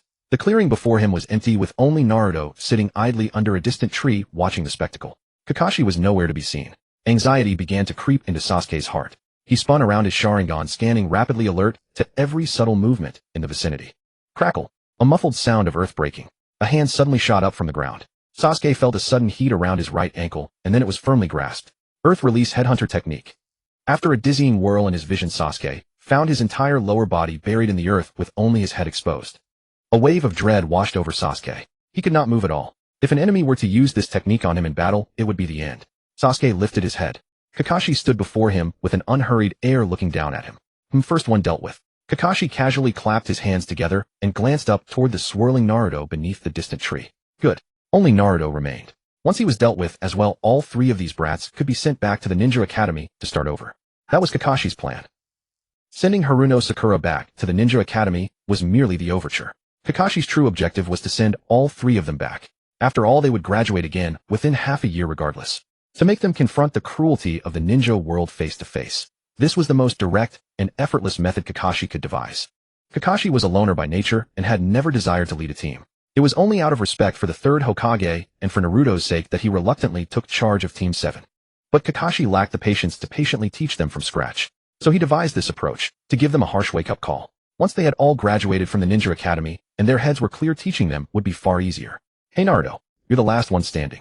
If you can't seize all the bells before noon, you and Sasuke will both be sent back to the Ninja Academy to start over. Kakashi beckoned to the distant Naruto, then casually pulled out, roughly paradise, and began reading, waiting for Naruto to make his move. Naruto rose from behind the tree and walked up to Kakashi. Be careful. He's truly strong, Sasuke called out from where he remained buried in the earth. Naruto nodded. Teacher Kakashi, I'd suggest you put that book away before it gets smashed into the dirt. Oh, Naruto, full of confidence, aren't you? But trying to take that book from my hands won't be easy. Why don't you try? Kakashi looked up and said. Snicked. Naruto pressed two fingers together and formed a cross seal before him. Multiple shadow clone jutsu. Poof, poof, poof. As the white mist cleared, more than a dozen shadow clones appeared. Kakashi didn't even lift his head. As expected, shadow clones to start. That trick won't work on me. Attack, Naruto bellowed. More than a dozen shadow clones surged toward Kakashi from four directions. Kakashi didn't bother looking up. He raised his left arm and effortlessly blocked a shadow clone's spinning kick. In the blink of an eye, he shifted backward a small step, dodging another clone's straight punch. Swish. He folded his legs and lightly bounded into the air, effortlessly evading a sweeping leg attack from yet another clone. Too slow. Far too slow. Kakashi couldn't resist taunting them. Were. Kakashi's ears twitched. A sound of slicing air came from behind him. The sound of shuriken. Without hesitation, Kakashi tilted his body slightly to the side, dodging the incoming projectiles. The shuriken flew past Kakashi's front. Then a flash of yellow light erupted before his eyes. The shuriken in front of him vanished and Naruto's figure appeared silently right before Kakashi. In that brief moment, suspended in the air, Naruto reached out and gently plucked, roughly paradise, from Kakashi's grasp. Having seized the book, Naruto's figure dissolved into thin air, reappearing on the grass more than 10 paces away from Kakashi. Kakashi's expression turned drastically. That's the Flying Thunder God technique. I told you, Teacher Kakashi, you really should keep a close eye on that book or it might end up face down in the dirt. Naruto raised his hand and tossed the captured book back to Kakashi. Kakashi caught it with one hand. He looked up, gazing solemnly at the Naruto across from him. That familiar yellow flash just moments ago. For an instant, Kakashi had thought his former teacher Minato Namikaze had appeared before him. That was the Flying Thunder God technique. Kakashi's eyes filled with disbelief. You've actually mastered your teacher's signature jutsu. Ever since the fourth Hokage Minato Namikaze sealed the Nine Tails and passed away, no ninja in Konoha had been able to cultivate the Flying Thunder God technique. Though the Flying Thunder God technique was strictly confidential, quite a few ninja had the privilege of accessing its secrets. But none of them could ever master it. The reason was simple. This jutsu was far too difficult to learn. After developing the Chidori, Kakashi had not failed to consider the Flying Thunder God technique as a way to compensate for the Chidori's short-range limitation. Kakashi was confident that combining the Flying Thunder God technique with his Chidori could recreate the Flying Thunder God slash of the second Hokage. During his days in ANBU, he used the rewards earned from completing missions to exchange for the opportunity to study the Flying Thunder God technique. But the Flying Thunder God technique was simply too difficult. Kakashi practiced dozens of times in his secret chamber and still could not succeed. Eventually he gave up. It was too difficult. Far too difficult. After all, this was a jutsu that only 2 people in the entire history of Konoha had ever mastered perfectly. He went on to continuously refine the Chidori, though it remained imperfect. The extreme speed of the Chidori made it difficult for Kakashi's eyes to keep up with his field of vision. It wasn't until he acquired Obito's Sharingan that he finally completed the jutsu, elevating its rank to S class. Kakashi looked at the smiling Naruto before him. The Flying Thunder God technique he had struggled to learn for so long. And this newly graduated Uzumaki Naruto had already mastered it. He must have found it in the sealing scroll. In a single night after learning the multiple shadow clone jutsu, he had also mastered the Flying Thunder God technique. This top-tier talent for cultivating jutsu was truly terrifying. Sasuke, still buried in the earth, opened his eyes wide and cried out, "What?" He had watched the entire battle most clearly of all. Even though he had activated his Sharingan, just now he still could not track Naruto's movements. So this was the legendary Flying Thunder God technique. It was said to have been developed by the second Hokage Senju Tobirama specifically as a counter to the Uchiha clan Sharingan. The Flying Thunder God technique truly lived up to its reputation. Witnessing this jutsu in action, Sasuke panicked for the second time that day. He had accepted his defeat at Kakashi's hands, but he never expected to be so utterly stunned by an Uzumaki Naruto he had always looked down upon. Sasuke's greatest pride was his pair of crimson Sharingan eyes. For the first time ever he had failed to perceive his enemy's movements. He truly felt unsettled. The ANBU expert hiding in the distant forest tasked with protecting Naruto had also witnessed the preceding scene. That familiar yellow flash. Could it be the fourth Hokage, said a ninja wearing a boar mask. The one who just performed that jutsu was Uzumaki Naruto, the fourth Hokage's son, replied a ninja wearing a bird-beaked mask. I never expected an S-rank Flying Thunder God technique to be mastered by a kid. It seems the legend of Konoha's yellow flash will continue to be written. Pity we can neither see nor learn such advanced ninjutsu. The cat-faced masked ninja sighed. To come into contact with S-rank jutsu you must first achieve a monumental feat, or like Kakashi trade an S-rank jutsu for another. The bird-beaked masked ninja said. Otherwise do you think Kakashi, though we are all in the Umbu, was fortunate enough to get the chance to study the Flying Thunder God technique? No choice, it's because of his talent. He developed an S-rank jutsu himself. But no matter how talented Kakashi was, he never mastered it. The cat-faced masked ninja said. Yet Naruto managed to learn it. Such talent is truly terrifying. If he could join the Umbu and be trained by the Hokage, he would surely become the Umbu's strongest. In the Hokage's office, the third Hokage took slow puffs from his pipe, staring silently at the image on the crystal ball before him. After a long moment, he set down his pipe. Minato, you have a worthy successor. From the earlier battle, the third Hokage saw the shadow of Minato Namikaze in Uzumaki Naruto. The familiar yellow flash he never expected to reappear in Konoha one day. The third Hokage felt deeply gratified. As long as Naruto was allowed to grow smoothly, Konoha with him in its ranks would surely become the true leader of the 5 great ninja villages. At that thought, a joyful smile spread across the third Hokage's face. He had succeeded the second Hokage Tobirama Senju, and now seeing the technique the second had developed re-emerge, how could he not be pleased? Though the third Hokage was known as the professor of ninjutsu, capable of wielding all 5 elemental natures, he had to admit that sometimes learning ninjutsu truly depended on talent.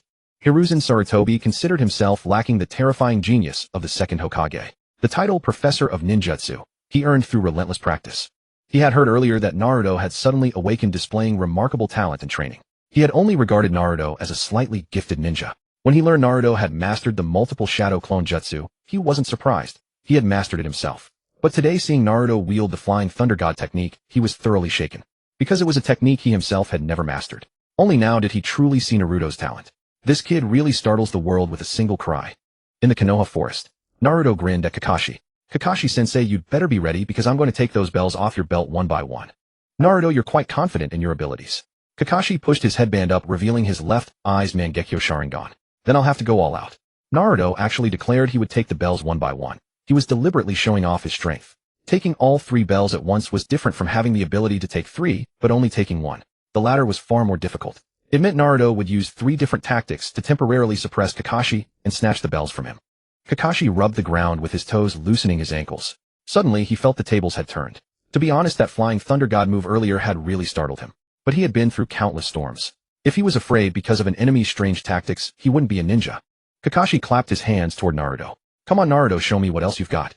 Then Kakashi-sensei, open your eyes wide and watch. Naruto grinned at Kakashi. He crossed his fingers in a cross shape, forming the ram seal. Multiple shadow clone jutsu. Poof poof poof. Dozens of shadow clones encircled Kakashi. Naruto, I won't fall for that again this time. Kakashi pointed to his Sharingan with his thumb. With his Sharingan active, Kakashi could easily discern the kunai marked with the Flying Thunder God seal. As long as he could see them, he was sure he wouldn't be caught off guard like last time. Is that so, Kakashi-sensei? Then can you handle this? Naruto dropped his arm, clenched his fist, and roared. 8 gates formation open. Whoosh whoosh whoosh. Each shadow clone blazed like a torch, emitting a surge of orange-red chakra energy. First gate open. Second gate open. Third gate open. Fourth gate open. With each gate open, the aura of every shadow clone grew stronger. Having opened all 4 gates, each shadow clone was surrounded by a green energy that coiled and leaped around their bodies like green electric serpents. What? Kakashi and Sasuke's jaws dropped, utterly stunned. Shadow clones capable of opening all the way to the 4th gate. Even Kakashi, with all his experience, had never seen such a thing. Sasuke, through his Sharingan, saw the immense energy contained within each shadow clone. This energy was far greater than the power of his own petty fireball jutsu. He had been shocked too many times today. Everyone attacked together. Naruto shouted to all the shadow clones. Every clone with each step seemed to shake the earth. Like bolts of green lightning, they struck down at Kakashi in the center. Kakashi's mind raced, keeping track of the clones around him while guarding against Naruto, who might flash in at any moment. The 8 Gates formation. That guy actually taught him this technique. What kind of debt does Naruto owe Guy? Kakashi had once proposed trading his lightning cutter for Might Guy's 8 Gates formation, but Guy refused outright. He wasn't good at ninjutsu or jinjutsu, so even if he learned lightning cutter, he couldn't use it. Wouldn't that be a loss? Besides, Kakashi was Guy's eternal rival. If he taught Kakashi his trump card, how would he ever beat him? Kakashi watched the charging shadow clones, his Sharingan locked on the real Naruto. How was he supposed to deal with so many clones that had opened the gate of injury? Right, I've got it. Kakashi's hands flew through hand signs so fast, they were a blur. Earth-style earth wave. Kakashi slammed his hands onto the ground, channeling a massive surge of blue chakra into the earth. The shadow clones radiating immense power had already reached Kakashi. Whoosh. Around Kakashi, a wave of earth taller than a man rose in a circle, repelling the clones that lunged at him. The earthen wave didn't stop, but swept in all directions. The ground undulated like a shaken carpet, flinging every shadow clone into the air. Huff. Kakashi exhaled, having barely managed to fend off the first wave. Kakashi-sensei, it's not over yet. Naruto said. Thud, thud, thud, thud. The shadow clones that had been sent flying fell from the air one after another, crashing heavily onto the ground. Then they swiftly scrambled back to their feet, fearlessly charging toward Kakashi once more. Kakashi watched the approaching shadow clones, his brows deeply furrowed. Although his taijutsu was formidable, he had no desire to waste his stamina on these useless clones. Kakashi gazed at Naruto, who stood beyond the battlefield. The boy's chakra was astonishingly abundant, as if he had an inexhaustible supply. Information, the most crucial element in a ninja's battle, he had neglected it. Underestimating the enemy. Kakashi sighed inwardly. He had thought defeating the 3 of them would be a simple task, yet now he found himself caught in a tough struggle. Kakashi was not of the Uchiha clan. The transplanted Sharingan could not be deactivated, forcing him to expend a large amount of his chakra just to maintain it. With the 9 tails sealed within him, Naruto possessed virtually limitless chakra, never needing to worry about running out. The swarm tactics of shadow clones were precisely the most effective countermeasure against Kakashi. He could not afford to keep wasting time with these shadow clones. He needed to defeat the enemy in a single strike. Kakashi made up his mind instantly. His hands fluttered like white doves, rapidly forming seals. Tiger snake, rat snake, tiger. Water release, water formation wall. Whoosh.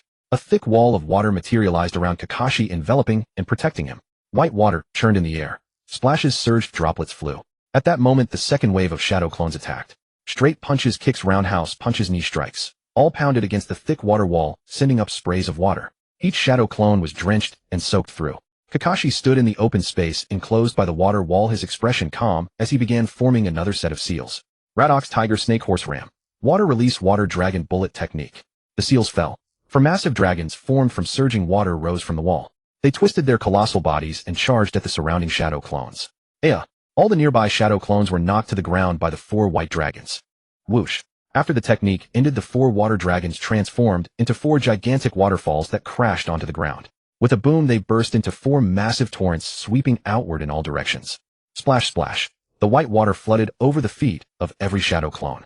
Despite enduring the water dragon bullets' assault, these shadow clones, who had opened the 4th gate, still had not dissipated. Using the 8 gates technique with shadow clones, even Guy would never have thought of such a tactic. Kakashi admired inwardly. Only Naruto, who had mastered the multiple shadow clone technique, could combine it with the 8 gates to devise this strategy. It's not over yet. Keep attacking. Naruto pointed at Kakashi, who stood in the distance. He could not afford to give Kakashi any breathing room. Kakashi's weakness was his low chakra reserves. Once his chakra was exhausted, grabbing the bells would be easy. Charge, everyone. The surrounding shadow clones shouted in unison. What's wrong? All the shadow clones found themselves sinking into the mud, unable to move. The slimy mud had swallowed them up to their ankles, making it difficult to pull free. Not good. The 2 water release techniques Kakashi used have soaked the ground into a swamp. A shadow clone yelled. Realizing it now is too late. Kakashi had already finished his seals, and a crackling blue-white lightning gathered in his right hand. Zzz. A low sharp buzz emanated from the lightning. It sounded like 1,000 birds chirping. Crackle, crackle. The lightning extended outward in branching arcs, filling the air with the burnt smell of ozone. So this is the S-rank technique, lightning cutter. Even before it's unleashed, its momentum is already so overwhelming. Sasuke had taken the opportunity to escape from the earth, and was now crouching on a nearby tree, observing the battle between Naruto and Kakashi. Lightning cutter. Kakashi drove his right hand fiercely into the ground. The muddy ground flickered with blinding light, alternating between bright and dark. Sasuke, watching from the tree branch, had his face illuminated in flickering shadows. Countless azure lightning serpents slithered out from the lightning ball in Kakashi's right hand. They swam along the water on the ground, rushing toward the shadow clones that were mired in the mud and moving slowly. Aya! Naruto's shadow clones let out agonized screams. Every clone touched by the lightning serpents burst like an overinflated balloon popping instantly. Pop pop pop.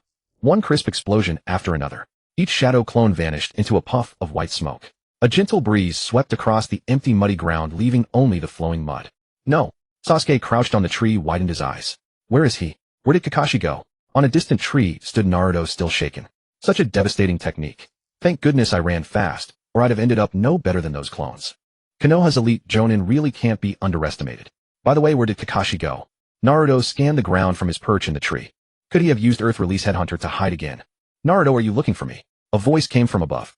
Naruto looked up following the sound. Silver hair, a black mask covering half his face. Kakashi appeared upside down before Naruto's eyes. The 3 bells at his waist hung downward due to gravity pressed against his side.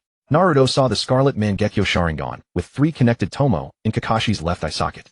Jinjutsu Hell Viewing Technique. Kakashi chanted in his mind. Naruto, standing on the opposite tree, froze, his eyes motionless. Good, finally got Naruto. Seeing this, Kakashi let out a relieved sigh. But an instant later, Naruto abruptly reached forward. When he pulled his hand back, a bell appeared in his palm. Kakashi-sensei, did you come to give me a bell? Naruto gave the bell a slight jingle in front of Kakashi, then swiftly leaped back dozens of paces, landing on the grass. Kakashi landed back on the tree and touched the bells at his waist in disbelief. Only 2 bells remained. How is that possible? He was clearly under the Jinjutsu just now. How did he break free? Kakashi's left eye narrowed, his gaze piercing through Naruto's body to see the aqua-blue chakra flow within. The chakra flow in Naruto's brain was exceptionally strong, like a spring of aqua-blue water. This is the 8 gates technique. Kakashi blinked his tired left eye. At the instant he was caught in the Jinjutsu, he used the 8 gates to open the gate of opening, and the burst of chakra from that release shattered my illusion. What an ingenious idea. How did he come up with it? Sasuke crouched in a tree, watching everything unfold. From the moment Naruto summoned shadow clones to activate the 8 gates to Kakashi countering with Chidori and subduing Naruto with Jinjutsu, the 2 had exchanged half a dozen jutsu in less than a minute. It was too fast, and danger lurked at every turn. Sasuke stood in the tree with a broad vantage point, observing the entire battle with clearer sight. The fact that Naruto could hold his own against Kakashi, and that Kakashi would even find himself at a disadvantage, was something Sasuke had never imagined. Watching their battle, Sasuke finally understood his greatest weakness was the lack of powerful jutsu at his disposal. Though Naruto shared his lack of combat experience, he managed to fight Kakashi to a standstill through the Flying Thunder God Shadow Clone Jutsu and the 8 gates. As for his own fire style, Great Fireball, Sasuke pondered. What good was a bigger fireball if it couldn't even hit the target, let alone kill? His greatest deficiency was the lack of proper guidance and access to A rank or higher jutsu. At this thought, Sasuke's hatred for Itachi surged once more. His elder brother was truly ruthless. What had he endured in the Konoha ANBU that made him turn his blade against his own clan? Sasuke clearly remembered Itachi not only slaughtered the entire Uchiha clan, but also allowed Konoha to ransack their home. The bodies of the Uchiha clan members, every valuable possession in the family, everything had been stripped away, leaving only an empty mansion. And what Itachi had left behind was nothing but boundless hatred. Sasuke never forgot those words, "Hate me. I look forward to the day you kill me with your own hands." Gritting his teeth, Sasuke slammed his fist against the tree trunk. Leaves rained down around him. "You speak so lightly, you traitor. You wiped out the clan, let outsiders strip everything bare, leaving nothing behind. What am I supposed to draw strength from? Those basic academy jutsu. What good is hatred alone? Can hatred make one strong?" In that moment, Sasuke found himself hating Konoha even more than Itachi. "Konoha, Itachi, just wait. When I grow truly strong, I will destroy you both. But for now I must endure. I must bide my time for the sake of becoming stronger." Sasuke had always strutted arrogantly through the village, his head held high, looking down on everyone thanks to his natural talent. It wasn't until yesterday that Kakashi's words finally opened his eyes. Only then did Sasuke realize how perilous his position truly was, standing on the edge of a cliff, as they say. An orphan left behind after his clan was massacred in a rebellion. How dare he act so proudly in the village? Just thinking about it now sent a chill down Sasuke's spine. Sasuke looked up at Kakashi perched in the nearby tree. The Sharingan and Chidori on him represented his only hope for strength. Then he turned his gaze toward Naruto on the distant grass. "Naruto, though I've always looked down on you, your strength today truly impressed me. Don't you dare lose to Kakashi." Far away in the forest, Kakashi actually lifted his forehead protector and used the Sharingan, said an ANBU operative wearing a hood and a cat-faced mask. "The Sharingan, huh? Kakashi never uses it during ordinary missions. He only lifts his forehead protector and activates the Sharingan in truly critical situations." The bird-beaked mask ANBU operative pushed aside the branches in front of him, staring intently at Kakashi and Naruto locked in confrontation. Kakashi has met his match. To be forced into using the Sharingan by Uzumaki Naruto. The cat-faced mask shaded his eyes with his hand, watching Naruto on the distant grass. "Don't forget, Naruto, just use the Flying Thunder God. Kakashi likely felt the situation slipping from his control and activated the Sharingan to end the battle quickly. But the Flying Thunder God was specifically developed by the second Hokage to counter the Sharingan. No. Kakashi doesn't need to see through the Flying Thunder God. He only needs to detect kunai marked with the sealing formula. That's true, said the cat-faced mask. Shadow Clone Jutsu Flying Thunder God 8 Gates. Uzumaki Naruto, what other trump cards do you have up your sleeve? Naruto's talent is truly terrifying. I certainly didn't have anything close to his strength at his age. The bird-beaked mask sighed. Not just peers. Even our current abilities can't match him, the cat-faced mask remarked. In the Hokage's office, the third Hokage using the crystal ball jutsu wasn't focusing his attention on Kakashi and Uzumaki Naruto. Kakashi had been careless, and this was merely a test. Kakashi wouldn't strike to kill. Therefore the 3 bells would undoubtedly be taken by Naruto. His gaze was fixed tightly on Sasuke, who was watching from the sidelines. It was Sasuke he was truly concerned about. Now that Naruto's identity had been exposed, the weight of being the 4th Hokage's son would constrain him. Even if he harbored grievances about how the village had treated him over the past decade, he would never do anything to harm Konoha. At most he would remain neutral. This was the power of reputation. If Naruto wished to bear the praise that came with it, he must also accept its restrictions. As for Sasuke, the third Hokage manipulated the crystal ball, zooming in. On the curved surface of the crystal ball, Sasuke's eyes were clearly reflected. That look of hatred. It was the gaze of a young wolf, hatred buried deep beneath the surface. It was the same look as Orochimaru's. I should have listened to Danzo back then and eliminated Sasuke as well. The third Hokage rubbed his forehead. But he couldn't. He was the Hokage standing in the open, destined never to carry out such deeds himself. Moreover, the ANBU had promised Itachi that his younger brother would be spared. If they broke that promise and killed Sasuke, who knew what Itachi might do? What a troublesome situation. Truly troublesome.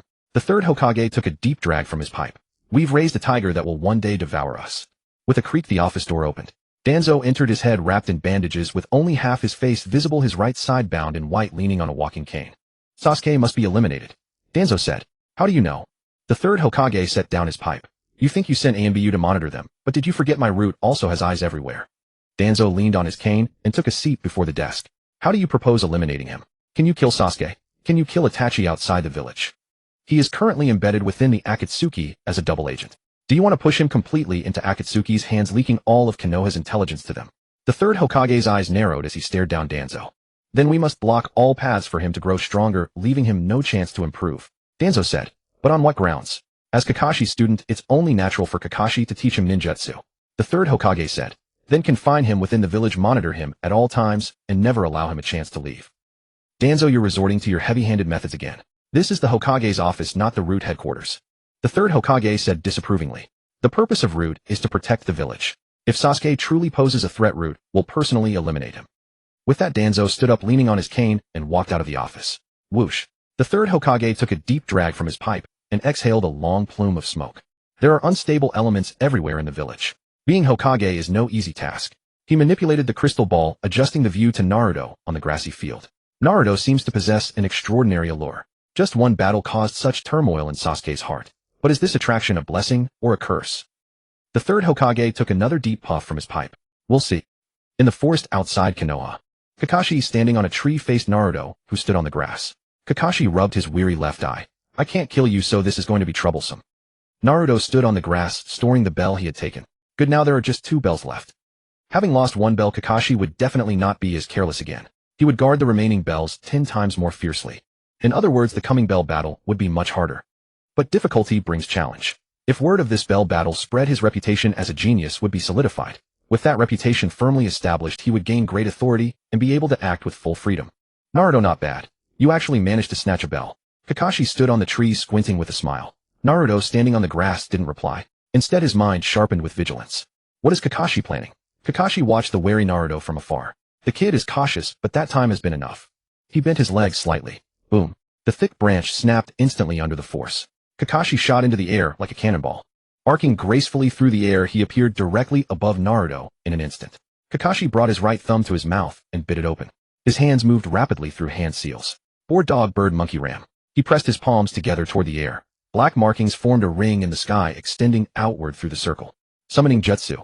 Bang. From the white smoke, 8 ninja hounds dropped from the sky. Using their descent, they latched onto Naruto's arms, clothes, and legs. Not good on being restrained. Naruto swung his arms, trying to shake off the dogs clinging to him. Above, Kakashi was about to land. Kakashi is going for a taijutsu blitz. These dogs have low attack power and are easy to shake off, but the time wasted is enough for Kakashi to strike. Not good. A strong gust of wind pressed Naruto's hair down.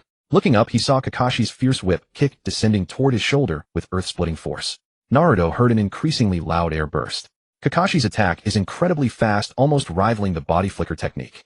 The cat-faced mask observer said from afar. Kakashi's taijutsu can go toe-to-toe with Might Guy, who opens the 8 gates. After prolonged bouts with Guy, his physical skills are certainly impressive. The bird-beaked mask said. After a brief exchange, Kakashi quickly identified Naruto's weakness. Although Naruto possesses various powerful ninjutsu and the terrifying 8 gates taijutsu, he lacks proficiency with these techniques. In a long-range fight, letting Naruto drain Kakashi's stamina would result in Kakashi's defeat. So Kakashi chose a rapid assault. Taking advantage of Naruto's unfamiliarity with the 8 gates, he struck, quickly denying Naruto any room to use ninjutsu. The cat-faced masked ninja said. To spot Naruto's inexperience so quickly and devise a tactic on the spot, truly worthy of Hatake Kakashi. The bird-faced masked ninja said. So fast I need to dodge immediately. Naruto made his decision quickly. He kicked hard, flinging off the last dog clamped on his leg. I must get away now. Naruto bent his knees to gather strength, ready to burst away from Kakashi's attack. Snap, snap, snap. Suddenly Naruto felt his ankles and calves warm gripped tightly. Naruto looked down. 5 or 6 arms burst from the ground, seizing his legs so firmly he couldn't move an inch. Is this a shadow clone? Naruto's heart jolted. He had been outsmarted by Kakashi's multiple shadow clone technique. No choice. He had to open the 8 gates to withstand this blow. 8 gates release. Boom, boom, boom. 5 immense successive waves of aura, each stronger than the last, erupted from Naruto's body. With his current physique, he could only open up to the 5th gate. Time flashed by. Naruto crossed his arms in front of him, but before he could raise them, Kakashi's attack struck. Bang! A swift, heavy whip kick slammed into his crossed arms. It felt like being struck by a mountain hurtling at him. A shock wave washed over him from head to toe, his internal organs vibrating. The entire force of Kakashi's blow drove him into the earth. Naruto has suffered from his lack of battle experience. The cat-faced mask said. Before launching his taijutsu blitz, Kakashi had lured Naruto into conversation. But regardless of Naruto's response, the time gave Kakashi enough to summon his clones and hide them underground with earth release. Naruto should have retreated the moment Kakashi spoke. Then with his superior taijutsu, Kakashi quickly closed in, and while above Naruto, he used the summoning jutsu as a distraction, keeping Naruto's attention while secretly having his shadow clones lie in wait underground. Kakashi applied pressure from above, and after Naruto freed himself from the dogs, his first instinct was to evade. But at that moment, the hidden clone struck, breaking Naruto's rhythm and restricting his movement, forcing him to take the hit head-on. Naruto excels at multiple shadow clones, yet he fell victim to it. Kakashi is truly Kakashi. The bird-beaked mask mused. Sasuke stood on a tree branch observing the battle. Boom. A gust of wind blew from the center of the battlefield. Kakashi's taijutsu is incredibly powerful. Sasuke raised his arm to shield himself from the flying leaves. Such terrifying taijutsu strength. This man cannot be underestimated. Sasuke stood on the open ground of the classroom. Before his eyes could even register, he was subdued by Kakashi in an instant, pinned beneath him. Back then he had overwhelmed me with that same terrifying taijutsu prowess. Just now his movement was nearly instantaneous. I only barely caught his figure with my Sharingan activated. Naruto reacted quite quickly back then, but Kakashi was even faster, said the cat-faced mask. From the moment Kakashi finished speaking to when he moved above Naruto, it took only a breath or two.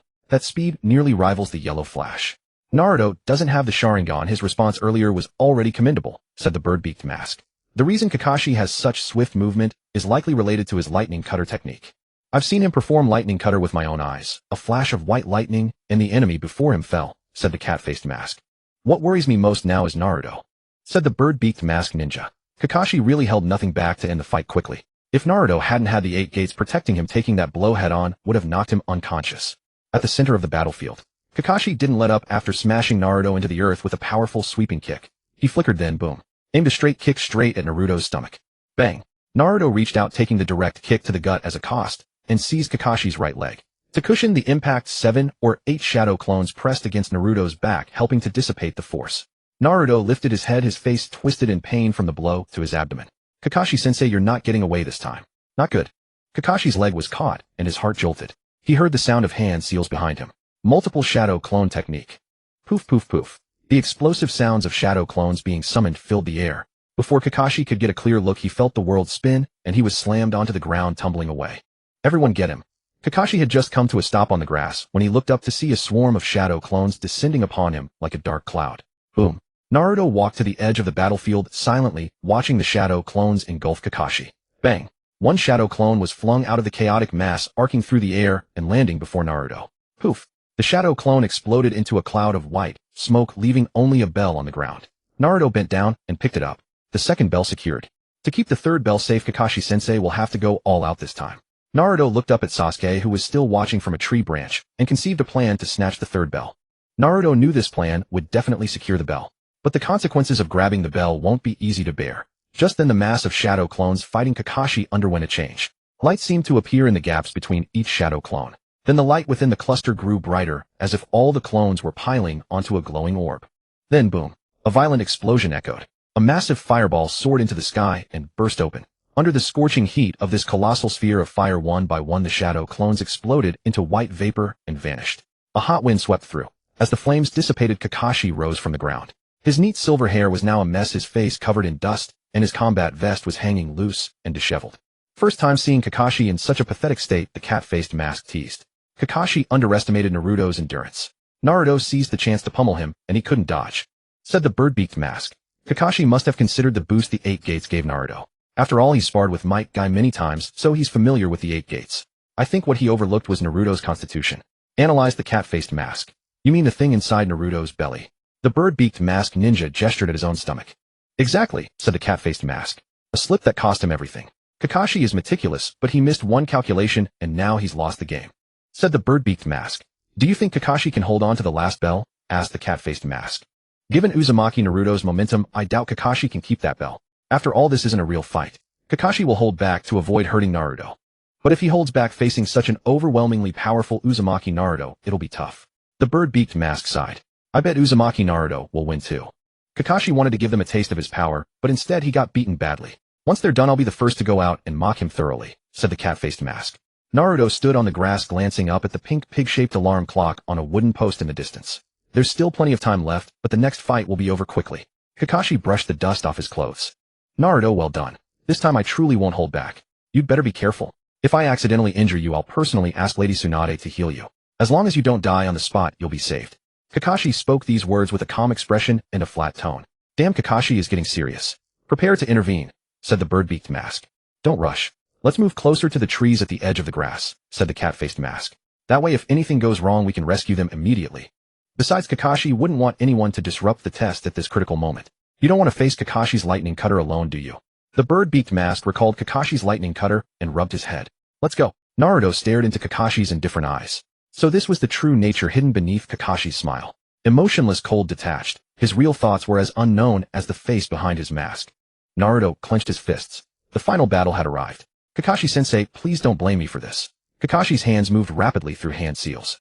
Naruto, this time, you must be prepared to get hurt to defeat me. Or hair monkey. Lightning cutter. Dangerous blue-white lightning crackled in Kakashi's right hand. It was like holding a beating heart. Sizzle, sizzle, sizzle. An irritating low-pitched sound emanated from the sphere of lightning. Tap, tap, tap. Kakashi stepped forward, his feet coated in blue lightning. With each stride, he moved as if shrinking the earth, darting like a flash of lightning. Seeing this, Naruto stomped hard on the ground to gain momentum and retreated quickly. Sasuke now. Naruto shouted to the side. Kakashi paid no heed to Naruto's tactics. He simply took long strides, continuing his charge toward the boy. Eliminating Naruto first would make dealing with Sasuke a simple affair. At this moment, Kakashi was but a dozen or so paces away from Naruto. With the high-speed movement granted by his lightning cutter, he could close the distance in a few breaths. The surroundings remained unchanged. Naruto still stood poised on the grass in the distance, ready for action, with no sign of Sasuke anywhere. Kakashi was slightly puzzled. Was Naruto using this as a diversion to distract him? But the boy was underestimating the speed of the lightning cutter. As he ran, Kakashi heard the faint hiss of exploding tags igniting around him. At that same moment, Naruto, facing him, leaped backward in perfect timing. Exploding tags. Not good, I've walked into their trap. Kakashi's brow furrowed, a flicker of unease crossing his face. The exploding tags buried in the ground had already begun to burn. If he stubbornly pressed forward, he would charge directly into the heart of the detonation. He had to leap out, and quickly. Kakashi made his decision in an instant. The lightning cutter's high-speed movement enhanced his speed, but also restricted his maneuverability, forcing him to attack in a straight line. With his body already at full sprint, it was impossible to stop abruptly or change direction sharply. The only options remaining were to charge forward or leap upward. Kakashi's right foot gave a light push against the ground. Using his body's momentum, he soared over the grass in front of him, flying through the air towards Naruto in the distance. Perfect. Sasuke now. Naruto's face held no fear, only a barely contained excitement born of confidence. Behind him, a familiar figure leaped into the air. Kakashi's eyes widened abruptly in midair. Sasuke? He used his Sharingan to focus on the boy's face. Then he saw Sasuke's hand seals. That's the hand seal for the fireball technique. Kakashi shouted. Sasuke's index finger lined up with his lips. Kakashi-sensei, how will you handle this one? Fire-style fireball jutsu. Due to the inertia of his jump, Kakashi was suspended in the air, his right hand still maintaining the lightning cutter, leaving him unable to form hand seals. Sasuke had positioned himself perfectly in Kakashi's path. This fireball was practically a guaranteed hit. Boom. The fireball erupted from Sasuke's mouth, swelling as it traveled, instantly expanding into a massive orange sphere 5 meters in diameter. Yellow waves of heat roiled off the surface of the fireball, which carried explosive energy as it hurtled towards Kakashi. Got him. Sasuke landed before Naruto, raising his hand in a joyful celebration. Naruto, however, was staring at the fireball, his expression shifting. No, get out of the way. In the center of the fireball, the flames burst apart, and Kakashi's figure shot out from the middle. Boom. The grass where they had been standing was obliterated by Kakashi's lightning cutter. As the smoke cleared, the turf was torn apart, leaving behind a shallow crater 1 meter wide. Naruto and Sasuke quickly scrambled up from the ground nearby. What happened? Sasuke asked. That fireball didn't explode, Naruto said. At that moment, the 2 ENBU ninja assigned to monitor them had moved to the trees nearby. Naruto must have sent a shadow clone to discuss tactics with Sasuke, who was watching from the side before the fight began. This allowed Sasuke to lay the exploding tags on the ground, while Naruto kept Kakashi occupied. After the second bell was taken, when Kakashi was about to use the lightning cutter to end the fight, Naruto exploited the weakness of Kakashi's attack pattern, luring him into the preset explosion zone. Unable to easily change direction at high speed, Kakashi was forced to leap into the air. And Naruto, seizing the moment Kakashi was airborne and unable to move or form hand seals due to the lightning cutter, had Sasuke strike from the air with an unavoidable fireball jutsu. This strategy, which perfectly exploited the characteristics of Kakashi's fighting style, was flawless. How could Naruto have devised such a clever tactic in the heat of battle? It's utterly astonishing. His ability to adapt on the spot is simply incredible. The ANBU with the cat mask crouched on a branch, replaying the battle in his mind. How did Kakashi dodge that fireball? Did you see it? The ANBU with the bird mask asked. Kakashi was entirely engulfed in the fireball. How could I see anything? The cat-masked ANBU replied. But I'd wager it's an ability of his Sharingan. His eye can absorb what it sees into a void. Wow, so Kakashi's counter was impressive too, the bird-masked ANBU marveled. But now that this tactic has been countered, what could Naruto and his team possibly do to get the third bell? It truly seems almost impossible. They don't stand a chance against the Kakashi who's activated the lightning cutter, the cat-masked ANBU said. That's not necessarily true. Who knows, Naruto might just pull out some jutsu and turn the tables. I have great faith in him, the bird-masked ENBU said. Naruto stood on the grass, facing the vigilant Kakashi. Without a high-powered jutsu of his own, things were still looking tough. As he pondered, a message surfaced in his mind. You have observed the lightning cutter technique. You have comprehended the technique lightning-style lightning dragon. It can be cast without hand seals. By using this jutsu, you can summon the most powerful force from the heavens, lightning, and shape it into a dragon to fight for you. Excellent, this is exactly what I needed. Naruto felt a surge of joy. Sasuke, follow the plan, he said, looking at his teammate. I'll hold off Kakashi. With that, Naruto began forming hand seals at a blinding speed. Kakashi watched, feeling a profound and overwhelming power of destruction emanating from the sequence of seals. What kind of jutsu is this? Kakashi's expression shifted slightly. Naruto had just finished his seals. Lightning-style lightning dragon, he shouted towards the sky. What a... Kakashi finally couldn't help but cry out in shock. From Naruto's hand seals, he had seen the shadow of his own lightning cutter. He was certain the jutsu Naruto just performed was intimately connected to it. Could he have derived a new jutsu from my lightning cutter just from our brief fight? Impossible. Even for him, known as Copy Ninja Kakashi, there was no guarantee he could successfully copy another's S-rank jutsu. But Naruto had not only copied his technique, but had surpassed the original, creating a new one. Rumble. A deep muffled thunder rolled across the sky. Kakashi looked up. The clear sky had suddenly darkened. In an instant, thick dark clouds gathered overhead. Within them, cyan lightning flickered, accompanied by the dull rumble of thunder. The thunder grew more frequent, and the lightning within the clouds grew brighter. Then a colossal dragon head formed entirely of lightning emerged from the clouds, covering nearly half the sky, and pushed through. An overwhelming, world-destroying force radiated from the lightning dragon without restraint. Sasuke looked up at the sky, murmuring to himself, what kind of jutsu is this, eh? The azure thunder dragon coiled in the clouds, its colossal form dominating the heavens. Like a mythical serpent emerging from the primordial depths, the sky was filled with an ancient aura of creation itself. My God! Even the perpetually unflappable Kakashi was stunned into an exclamation upon seeing the thunder dragon. Without a second thought, he sprinted toward the edge of the forest. It was the first time Sasuke had ever seen Kakashi so completely composed. He stood frozen, staring at his teacher, fleeing in panic. Run! What are you waiting for? Hearing Naruto's faint voice, Sasuke turned and saw him already tearing across the grass toward the forest edge, having gained a considerable lead. From the trees bordering the clearing, 2 masked ninja wearing hooded white combat uniforms leaped down. Sasuke recognized their attire, Umbu ninja garb. The 2 Umbu operatives landed on the grass and immediately sprinted toward the forest edge with powerful strides. As he ran, one ninja wearing a cat-faced mask turned his head and shouted to Sasuke, "Kid, move it. Stay there, and you'll be struck by that thunder dragon." Exaggerated, Sasuke thought even as his body moved. He activated his body flicker technique and raced toward the forest edge. High above, the thunder dragon continued to gather its power. The thunder clouds thickened, forming a dark, impenetrable wall across the sky. The daylight dimmed as if dusk had fallen early. A violent wind swept through the forest, howling and tearing through the trees. Leaves scattered across the clearing as the entire woodland swayed under the onslaught. Above the clouds, a blinding radiance shimmered like a brilliant azure sun hidden behind the tempest. Roar! The azure thunder dragon let out a deafening dragon's cry that resounded through heaven and earth. The sound was so immense that Naruto, weaving through the branches, felt his eardrums might burst. I miscalculated this time. I've really outdone myself, trapped in my own scheme. This technique had drained nearly 80% of Naruto's chakra. He could barely protect himself now, let alone engage Kakashi in battle. Huff huff. He finally burst out of the forest. Naruto stood on the grass, panting, hands on his knees. In the sky, the azure thunder dragon whipped its tail, plunging headfirst like a diving dragon, descending with a thunderous roar, striking with the force of a meteor. At that moment, everyone on the forest edge felt their scalps tingle.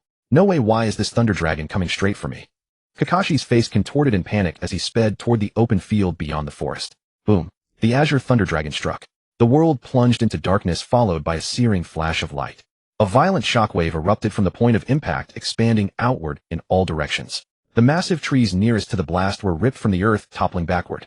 The ground at the impact site was torn apart and sent airborne. The entire terrain turned over. Even though Naruto had run far, the shockwave still caught him. Naruto felt as if he'd been slammed by a colossal hammer, sent flying backward and crashing against a tree trunk. Sasuke, meanwhile, was hurled over 10 meters away, landing hard on the ground. The two Anbu ninja reacted swiftly, each diving behind a large tree to shield themselves from the blast. Heavens, this technique could destroy the world. The bird-masked ninja marveled. I can't imagine what would happen if this technique were unleashed in the village. It would be the apocalypse, the cat-masked ninja said, still shaken behind the tree. Have you ever seen a technique like this? The bird-mask asked. No, the cat-mask replied. I've never witnessed such immense power in all my years in the Anbu. The only thing I can compare it to is the Nine Tails. That kind of earth-shattering power is truly terrifying. The bird-mask said. This technique feels even beyond S rank, reaching the level of a tailed beast. Only the legendary first Hokage with his wood release could withstand such devastating force, the cat mask reflected. If I ever faced this in battle, I'd turn tail and run, just like Kakashi, the bird mask said. Meanwhile, in the Hokage's office, the third Hokage had witnessed Naruto's jutsu through his crystal ball technique. Boom. A muffled explosion echoed through the air. The third Hokage looked up, turning toward the distant forest. The entire woodland flashed with blinding lightning, as if the sky itself had split apart, pouring forth its molten core. Moments later, the shockwave reached the village. The windows of the Hokage's office rattled violently. A heavy, oppressive feeling settled over the third Hokage's heart. His heart clenched, seized by an inexplicable dread. The terrifying, destructive power, the searing sensation of an apocalypse. It reminded him of the night of the Nine-Tails rampage. That helpless feeling of human fragility against the nine-tailed fox. Sealing was the only answer he could think of to counter such a fearsome beast. Only the first Hokage with his wood release of godlike power could hope to withstand such an attack. What kind of jutsu has Naruto unleashed? The third Hokage moved to the window, opening it to gaze at the distant forest. If this world-ending technique were released in the heart of the village, I truly don't know how we could defend against it. That boy Naruto. He's truly unpredictable, the third Hokage thought, feeling his grip on Naruto slipping. A newly graduated genin had for the first time made the third Hokage feel powerless. Second Hokage, the task you entrusted to me is indeed arduous. Protecting Konoha is no easy duty. Naruto, I hope for the sake of Minato you will treat this village well. Bam! The office door was thrown open. Danzo and two rude operatives burst in. Hiruzen, did you feel that explosion? Danzo, without his walking stick, demanded. It came from so close to the village. Could it be an enemy invasion? No, that was Naruto's team during Kakashi's initiation test. The third Hokage replied, turning to face him. Naruto, Minato's son, in an initiation test. Impossible, Danzo said in disbelief. A few genin could not possibly cause such a commotion. It's absurd. The third Hokage stared at Danzo. Don't you have ninja monitoring them? Surely you're aware of what happened. That explosion carried a sense of pure destruction that unsettled me. I sent a ninja to investigate its source and came straight to you. I had no time to hear a report on some initiation test. The third Hokage returned to his seat, activating his crystal ball technique, focusing the image on the forest where Naruto had fought. Danzo approached the desk, his eyes fixed on the crystal ball's image, and finally a flicker of expression crossed his face. Is it truly them? Danzo asked. The third Hokage nodded heavily. To be precise, it was Naruto. He performed a lightning release technique, and then the effect you just witnessed occurred. Impossible, the power of that technique. Danzo stopped mid-sentence. Surpassing S rank, am I right? I can tell you clearly that was a technique performed by Naruto. I saw it with my own eyes just now. The third Hokage looked up at Danzo.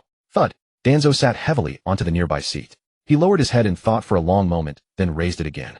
Then he must hand over this technique to Konoha. A technique of this power level must never fall into the hands of outsiders.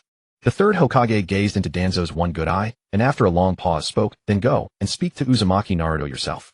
I certainly don't have that ability. Humph. You are indulging an unstable element that endangers Konoha. Danzo said loudly. If you wish to protect Konoha, then handle it yourself. The third Hokage picked up his pipe from the desk and began smoking in long, slow draws. Hiruzen, you will regret your indulgence.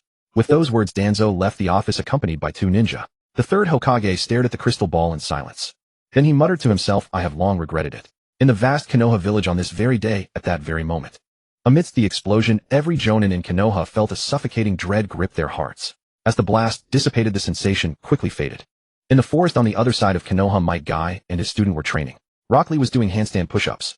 480 A 481 O 482. Rock Lee's body rose and fell, droplets of sweat falling from his face onto the grass. Suddenly Might Guy, who had been supervising, froze. Then he straightened up, panting heavily, wiping sweat from his forehead with the back of his hand. Rock Lee turned his head and asked Guy-sensei what's wrong. Might Guy waved a hand at him. Nothing. Finish the 500. Do another 1,000. Yes. Rock Lee responded with spirited energy. Might Guy looked up toward the source of the explosion. What was that feeling? Truly terrifying. That sensation. Could it be the feeling of death? It reminded Might Guy of the sensation when the 8 gates are opened to the 8th gate. Just sensing that realm made his heart pound with fear. For Might Guy knew that once the 8 gates were fully opened, his own death would be certain. That feeling, it was very similar. In the Nara clan compound of Konoha, Nara Shikamaru was playing Go with his father Nara Shikaku. It was Shikaku's turn. He reached into the bowl and picked up a stone. Clack! Shikaku's fingers loosened and the stone dropped onto the board. Shikamaru, seated across, looked up. Father, what's wrong? Nothing. I feel like I miscalculated something. Let's stop here for today. I'm going to the Hokage's office. In the Hyuga clan compound. Hyuga Hayashi was practicing calligraphy at a low wooden desk. Hinata was grinding ink for him. Hayashi held the brush hovering over the blank paper.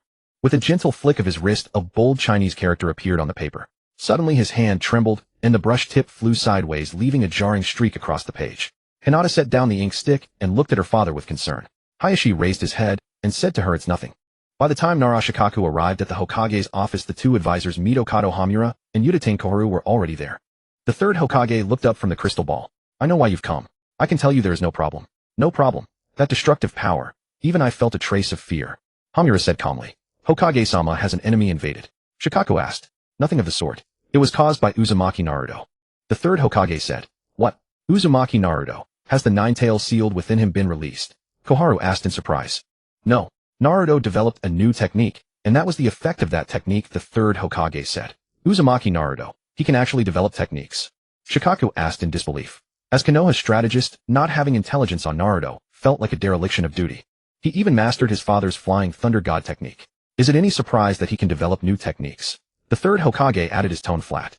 The fourth signature technique has been mastered by Naruto. Hamura asked. Yes, the third Hokage nodded. Then we must nurture him well. I believe the next Hokage is promising. Koharu said. That is indeed my intention, but I must observe him carefully, the third Hokage said to Shikaku. Understood, third Hokage-sama, Shikaku said. At the center of the explosion, thick dust still lingered. As the dust cleared, Naruto and Sasuke arrived at the epicenter. The blast had excavated a crater hundreds of meters in diameter. Nearly half the forest had been destroyed. Inside the crater, moist fresh soil was turned up soft and spongy underfoot. Kakashi lay on the open ground at the edge of the crater. His body was covered with a thick layer of brown dust, only his upper half visible. Is Kakashi-sensei dead? Sasuke asked. No way. Kakashi-sensei is an elite jonin. He must have a way to survive, Naruto said. Don't waste time. Let's take the bells now. The test isn't over yet. Naruto stood still. Sasuke stepped forward, bending down to remove the bells from Kakashi's waist. Suddenly, an anomaly occurred. Kakashi, who lay on the ground, suddenly opened his eyes. With a puff, he burst into a cloud of white smoke. Beneath a deep hole more than a meter wide was revealed. Whoosh! A dark figure leaped out from the hole. The figure's right hand clutched a faint flickering electric light. Sasuke remained calm in the face of danger. Transformation technique. Poof! Sasuke transformed into Rin. Short brown hair, large dark brown eyes, two distinctive purple markings on each cheek, and a red bracelet on her wrist. Kakashi stumbled forward and landed in front of Sasuke, completely frozen. The lightning in his raised right hand poised to strike fizzled out and fell limply. Kakashi's face trembled. Rin. Kakashi. The Rin across from him answered softly, smiling gently, still so tender, innocent, and kind. At the sight of Rin, the last shred of strength drained from Kakashi's body. Thud. He collapsed to his knees, utterly exhausted. He closed his eyes in fatigue. At that moment the clouds parted, and a warm beam of sunlight fell upon Kakashi. Sasuke bent down and gently took the bell from Kakashi's belt. Thus all 3 bells were taken by Team 7, and it was still not noon. Swoosh. 2 figures appeared beside Kakashi, the Yanbyu ninjas from earlier. They supported Kakashi and vanished in a flash. The next day in the hospital room of Konoha village. It was morning with bright sunshine. The window was open and the white curtains swayed back and forth in the breeze. The room was clean, tidy, and quiet. Kakashi, wearing a white hospital gown and a black mask, sat propped against the headboard, already awake. Creak. The door was pushed open and a female medical ninja in a white coat with a short ponytail walked in. It seems you're awake, Kakashi-sama. The medical ninja smiled. Kakashi nodded. You were only hit by the lightning release technique and overused your chakra, causing you to collapse from exhaustion. Your body is fine. After you rest and regain your strength, you can be discharged. The medical ninja said. Kakashi said. The female medical ninja in the white coat changed the water for the flowers beside Kakashi's bed, then turned and left. In the bed, Kakashi was organizing his thoughts. He reached for his waist, finding it empty. The last bell had also been taken. So they took all 3 bells. Although I don't want to admit it, I was truly defeated by these 2 brats, and utterly defeated. Kakashi raised his right hand to his face. What's worse, they saw my entire battle process. I'm probably going to be mocked by the Yanbyu ninjas for a long time. Troublesome. Who could have expected Naruto to produce such a powerful jutsu at the last moment, even though its accuracy was lacking, and I barely escaped with my earth release technique? Who would have thought they'd stay on guard against me until the end, not relaxing even after I was knocked unconscious by the Thunder Dragon? So close. Kakashi slapped his hand in frustration. Otherwise my hidden trump card would have turned the tables. I never imagined Naruto would be so cautious, only sending Sasuke forward to test me, and even adding an extra layer of insurance. Kakashi thought of Naruto's appearance, a bright sunny smile, and a demeanor that never gave up no matter the difficulty. And in the forest of death he single-handedly took on many Chunin of Konoha, a confident and unstoppable look in his eyes. Did he learn some secret jutsu of the second Hokage from the Scroll of Seals? How did he suddenly become so smart? But thinking about it, he's the son of my teacher, so it's not surprising he's so talented. Not just talent, his tactical thinking is truly terrifying. Since the 3rd bell on my waist was taken, it means what I saw before wasn't an illusion. Sasuke really used the transformation technique to become Rin. That move must have been prearranged by Naruto. Sasuke couldn't have thought of it. Naruto even managed to dig up my information. This kid is truly formidable. Using the person he cherished most and the deepest memories of his heart to deal with him. Just thinking about it now made Kakashi feel a dull pain in his chest. The feeling of having his secrets controlled by someone else made Kakashi a bit fearful. If Naruto were an enemy, the consequences would be unthinkable.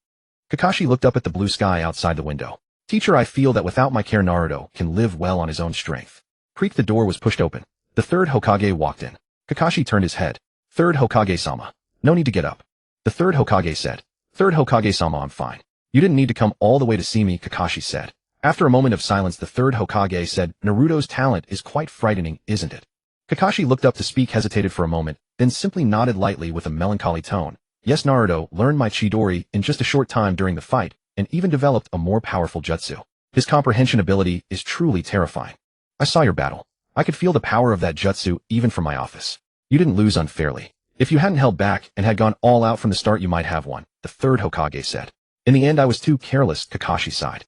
The 3rd Hokage silently watched Kakashi. When Kakashi was in the Yanbyu, he always pursued perfect completion of every mission. This was the first time he admitted his own shortcomings. Kakashi, you didn't actually lose. It's just that Naruto and the others have grown too fast, the 3rd Hokage said, walking to the window and closing it. Kakashi, you are my capable subordinate in the Yanbyu. There are some things I can only tell you. The 3rd Hokage sighed. I've been thinking about whether it was wrong to let the news that Naruto is the fox demon spread, and to simply leave it unchecked. Kakashi rarely remained silent. You also think I did wrong, right, Kakashi? Actually, it was Danzo who spread that information. He wanted to control Naruto. I didn't allow it, so he used this method to ruin my plans. My biggest mistake was standing by and doing nothing about it. It's not too late to make amends, Kakashi said. Do you think Naruto will hate me, Kakashi? The 3rd Hokage asked. I don't know. I'm just an ordinary jonin who only completes missions and teaches students, Kakashi said, turning his head away from the 3rd Hokage. I intend to have him succeed me as Hokage. What do you think? The 3rd Hokage asked. I don't know. You need to ask him yourself for something like that, Kakashi said. Yes, I need to tell him myself. The 3rd Hokage let out a long sigh and slowly walked out of the room. Bang, bang, bang. After a moment of calm, Kakashi heard someone knocking on the window. He turned his head to look. Mike Guy's big face was pressed against the window. Can't you just use the front door? Kakashi sighed helplessly. At that moment, Mike Guy had already pushed open the window and entered. Hey, stop resting. Let's have a youthful race. Mike Guy showed his signature smile. Guy, I can't move right now. You go run by yourself, Kakashi said. Kakashi closed his eyes helplessly. Hey, Kakashi, how well did Naruto perform with my 8 gates? Might Guy asked with curiosity. I'm really puzzled. How could you teach such a trump card technique to Naruto? Kakashi asked. It wasn't teaching you, I gave it to him willingly. You could say it was an exchange, Might Guy said. Might Guy looked as if he was lost in memories. Exchange? Kakashi asked. Might Guy said nothing, his legs slightly apart, shoulder width, his two fists clenched tightly. Boom. A majestic pressure burst from Might Guy's body. The white curtains fluttered like flags outside the window, rustling loudly. Buzz, buzz, buzz. The window vibrated at high speed, emitting a dull hum. The flower vase on the low table shook violently, teetering on the edge of falling. The rattling continued. Kakashi felt the entire ward trembling. All right, Guy, close your 8 gates, Kakashi called out loudly. Close. Might Guy shouted, loosening his fists.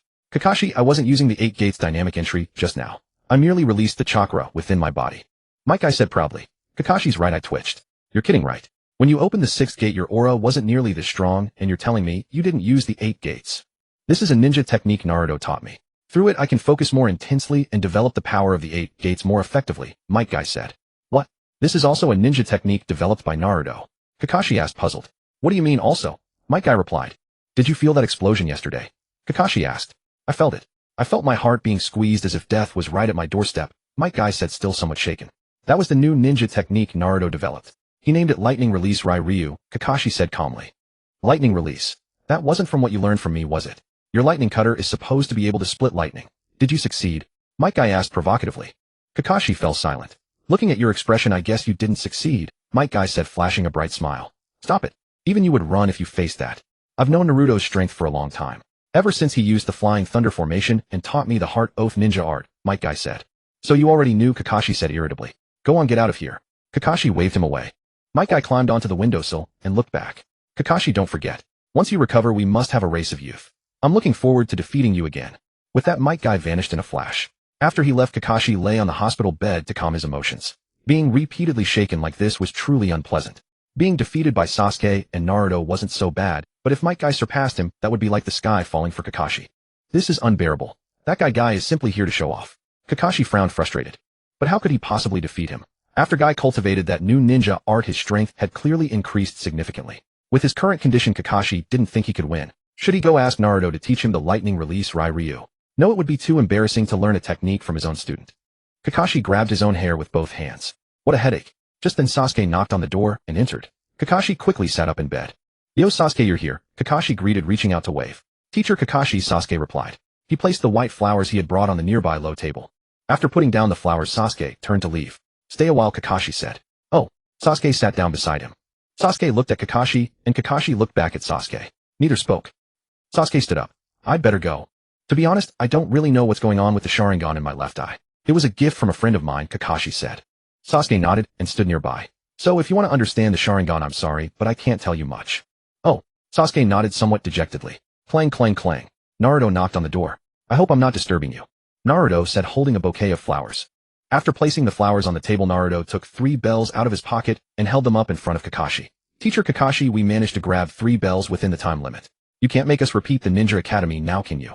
Alright, I know. Kakashi waved his hands repeatedly, signaling Naruto to put the bells away. The sight of bells was giving him a headache. Teacher Kakashi, I'm sorry for making Sasuke take on Rin's appearance. I apologize on his behalf, Naruto said, scratching the back of his head with a smile. What do you mean you're apologizing on my behalf? This was your idea. If anyone should apologize, it should be you, Sasuke retorted. Anyway, we're apologizing to you, Naruto said. Kakashi nodded, but said nothing. Clearly, he was unwilling to revisit that painful memory. Kakashi didn't ask how Naruto knew what Rin looked like. Given Naruto's current status, it was entirely possible he had come into contact with some history of Konoha. If he had wanted to search, he could have found some information. But Kakashi was unwilling to recall that scene. He also found the Naruto who used such tactics somewhat frightening. Teacher Kakashi, don't you think Rin's death was a bit suspicious? Naruto suddenly said. Sasuke's eyes widened as he looked at Naruto, surprised that he would continue bringing up Rin in front of Kakashi. Naruto, I don't care where you heard this, but stop. I don't want to hear Rin's name anymore, Kakashi said, looking at Naruto. Why did the hidden mist ninja specifically target Rin? And why make her the Jinchuriki? Naruto continued. I said stop it. Don't say anymore. Kakashi roared. Sasuke looked at Kakashi in shock. He had never seen Kakashi lose his composure like this. I'm saying that Rin's death was actually a conspiracy. Don't you want to avenge her? Naruto shouted. I've already avenged her. Those hidden mist ninja are all dead. And as for Rin, she's dead too. Kakashi's voice grew quieter with each word. No, the conspiracy behind it hasn't been uncovered yet. Rin's revenge hasn't been fully served, Naruto said. Then what can you do? All of this has already passed into the past. What can you do? Kakashi looked up, his eyes widening uselessly. Teacher Kakashi, do you remember when your Sharingan first changed? Naruto asked. It was after I killed Rin. When I woke up from my coma, my eye had already changed like this, Kakashi said. Sasuke stood nearby, silently listening to their conversation. Sasuke, you should know how the Sharingan awakens, right? Naruto turned to look at Sasuke. Sasuke looked away lost in thought, then slowly said, Uchiha clan members can only awaken the Sharingan after experiencing immense suffering. This is it. Naruto's eyes lit up. Say that again. Sasuke glanced at Naruto, suppressing his temper, then paused. The Uchiha clan can only awaken their eyes under extreme pain. Then Kakashi-sensei, are you a member of the Uchiha clan? Naruto asked. I. Kakashi had just uttered a single word when he froze, his pupils dilating, evidently struck by an immense shock. That's right. Sasuke suddenly clapped his hand. Kakashi-sensei, you should know what the Sharingan is capable of. Naruto said calmly. The Sharingan is a Kekkai Genkaya technique that can only be inherited through bloodlines. Kakashi said slowly. Then sensei, how did your Sharingan become like this? Sasuke, you should know what form this eye of Kakashi-sensei's is, right? Naruto asked. Yes. I know. I've seen it myself. This form is called the Mangekyo Sharingan. As Sasuke spoke, his body trembled slightly from intense suppression, evidently recalling painful memories again. Then Kakashi-sensei, when did this eye of yours awaken? Naruto continued. He crossed his arms and leaned against the bedside. The truth was about to surface. This eye awakened because of the other eye. Kakashi's eyes widened as realization dawned. So on the day Rin died, he not only survived, but was also present witnessing this scene. Kakashi said loudly. He felt as if he had returned to that battlefield. Endless white mist surged before his eyes. Rin stood at the far end of the mist, barely stretching out a hand toward him before being swallowed by the rising fog. Even with his Sharingan open, he could not see through the mist before him. Who orchestrated this? Why? Why target innocent Rin? Obito was also there that day. He didn't die. Why did he witness everything yet refuse to reveal himself to us? I must find him and clear everything up. Rin's death was not so simple. Rin, I will surely find the true culprit and avenge you. Kakashi's eyes were already red. He looked up at Naruto, his gaze devoid of its usual coldness. Thank you, Naruto. Naruto laughed heartily. I just felt something was off and asked casually. I hope you're not mad, Kakashi-sensei. Kakashi smiled, gently, faint wrinkles forming at the corners of his eyes. Naruto, you've truly grown. You're no longer the mischievous little kid you used to be. Back then I was afraid of being ignored, so I deliberately played pranks to get attention. It didn't matter if people hated me for it. But now I've found my own path. Even if no one cheers for me, it's fine. I can walk it alone. Naruto was no longer his usual boisterous self, though instead his expression was serious and solemn. Even without applause, one could walk alone. Listening to Naruto's words, Sasuke felt an inexplicable chord strike in his heart. Witnessing the brutal massacre of his clan, seeing his most trusted and proud brother raise the blade against his own flesh and blood, Sasuke felt the world collapse, shattering into pieces before his eyes. Pushing open the door, he saw the bodies of his relatives piled in heaps, fresh blood sticky and warm, forming a thin layer of blood on the floor that made his footsteps sluggish. Sasuke could never forget that image. In the year that followed, whenever he closed his eyes at night, the scene would automatically reappear, preventing him from sleep. Later, to prevent his memory from erasing that part, he deliberately recalled it every night, afraid he might forget. His clan hadn't truly rebelled, yet they were annihilated just to eliminate a potential threat, and the perpetrator was a member of the clan itself. The way Konoha operated was truly terrifying. Ever since Kakashi had knocked some sense into him, and after inadvertently learning from Naruto about the existence of the crystal ball technique, Sasuke had restrained his actions considerably. Because his identity was too special. If they caught him on charges of harming the village, they would certainly lock him up in the name of protecting the village. Although they dared not kill him outright, because Itachi was still out there, they would certainly be capable of imprisoning him permanently. On one hand, he trained relentlessly in ninjutsu to kill Itachi. On the other, he had to guard against the eyes within Konoha village. Sasuke was truly walking a long, solitary road. Hearing Naruto's words, Sasuke felt a softness in his numbed heart. He never expected this usually carefree kid to have such a tragic past. Thinking that Naruto was just like him, Sasuke suddenly felt no longer alone. By the way, Naruto, the third Hokage, came to see me. He thinks highly of you. Kakashi said out of nowhere. He wants me to become Hokage, I suppose. Let me think about it. Naruto replied nonchalantly. I'm Hokage. I don't want to be that. Becoming Hokage was the dream of the previous Naruto, not mine. Compared to Hokage, I'd rather be Kazekage, controlling iron sand and flying through the air on sand. That's way cooler. But the previous Kazekages were too weak. They couldn't even use such powerful techniques. They barely showed up before being killed, becoming stepping stones. How tragic. Playing with sand, controlling sand. In Naruto's view, it gave a thrill similar to piloting a Gundam, satisfying both childhood fun and grown-up dreams. No, I must learn the sand manipulation technique from Gaara during the Chunin exams. Sasuke was shocked by Naruto's answer. Hadn't he always been shouting about becoming Hokage in the village? Had he changed his mind now? What exactly was his so-called path? Could it be that even the position of Hokage couldn't tempt him? Kakashi was even more shocked. This was the Hokage, a position countless people dreamed of. To be honest, even Kakashi himself yearned for the title of Hokage. Naruto regarded it so lightly. Kakashi felt he could no longer see through Naruto. Lord Third, it seems your Hokage seat won't be so easily passed on. You might have to beg him to take it. What exactly is your path? Sasuke couldn't contain his curiosity any longer. My path is to follow my heart. I do whatever pleases my heart, and I overturn whatever displeases it. Simple as that. Naruto said calmly. Then he leaned forward close to Sasuke's ear and whispered with his hand covering his mouth. Even helping you overthrow Konoha is fine. What? Sasuke's eyes widened, and his body jerked backward as if trying to dodge something. His mind went blank black and white. His body went numb as if struck by lightning, 3 times a chill running down his spine. How did he know? I've never told anyone that. Kakashi turned his head to look at Sasuke, curious about what Naruto had said to provoke such an emotional reaction. Haha, I was just kidding. Naruto patted Sasuke on the shoulder. Sasuke slumped onto the edge of Kakashi's bed, panting heavily, a sheen of cold sweat beading on his forehead. Actually, when I was looking through the Forbidden Scroll earlier, I came across some records about the Uchiha clan Sharingan, Naruto said. Sasuke lifted his head curiously to look at Naruto, while Kakashi also turned his gaze toward him with keen interest. Although Kakashi possessed one Sharingan, he actually knew very little about it. The person who truly understood the Sharingan, Uchiha Itachi, was currently a missing nin. The Uchiha clan members awakened their Sharingan under extreme emotional distress, Naruto said. I know that already, Sasuke replied impatiently. Then can you tell me what comes next? Naruto asked provocatively. TCH, that's an Uchiha family secret. Why would I tell you? Sasuke pouted. Naruto glanced at him, but said nothing. Sasuke himself only had a superficial understanding of the Sharingan. If he truly grasped its power, he would never have sought Orochimaru's strength. It's true that Uchiha clan members awaken the Sharingan in moments of extreme suffering, Naruto said. But they've always misunderstood the way to unlock it. Naruto gazed at the flowers on the low table. While the slaughter of a close relative can produce immense pain, that is not the only way to awaken the Sharingan. Any sufficiently intense stimulus can trigger it. For example, the life or death moments of battle. After finishing his words, Naruto glanced at Kakashi and Sasuke. Both were staring at him intently, clearly fascinated by what he was saying. Kakashi felt a stir within his heart. Intelligence regarding the Uchiha clan was restricted to individuals of the third Hokage's or Danzo's caliber. Yet Naruto had not only stolen the Forbidden Scroll and read through vast amounts of classified information, but had also faced no punishment, proof that the third truly doted on him. Sasuke noticed Naruto looking at him, and quickly turned his head away, though his ears remained attentive. Naruto observed Sasuke's behavior, but showed no reaction on his face. After the Sharingan is awakened, it progresses through successive stages, through continuous development, the single tomo, the double tomo, the triple tomo, and finally the Mangekyo Sharingan. Naruto then fell silent. And, come on, keep going. Sasuke thought anxiously. Kakashi likewise felt his impatience rising at Naruto's deliberate pause. Seeing that both had finally lost their composure, Naruto continued. After awakening the Mangekyo Sharingan, one gains a unique innate ability within each eye, one skill per eye. Does that mean there's a hidden ability sealed within my eye as well? Kakashi reached up and gently stroked his left eye through his forehead protector. As long as one deliberately trains the Sharingan, the innate ability within the eye will be unlocked. This is explicitly recorded in the Forbidden Scroll, Naruto said. Kakashi's heart pounded wildly, waves of emotion crashing within him, impossible to calm.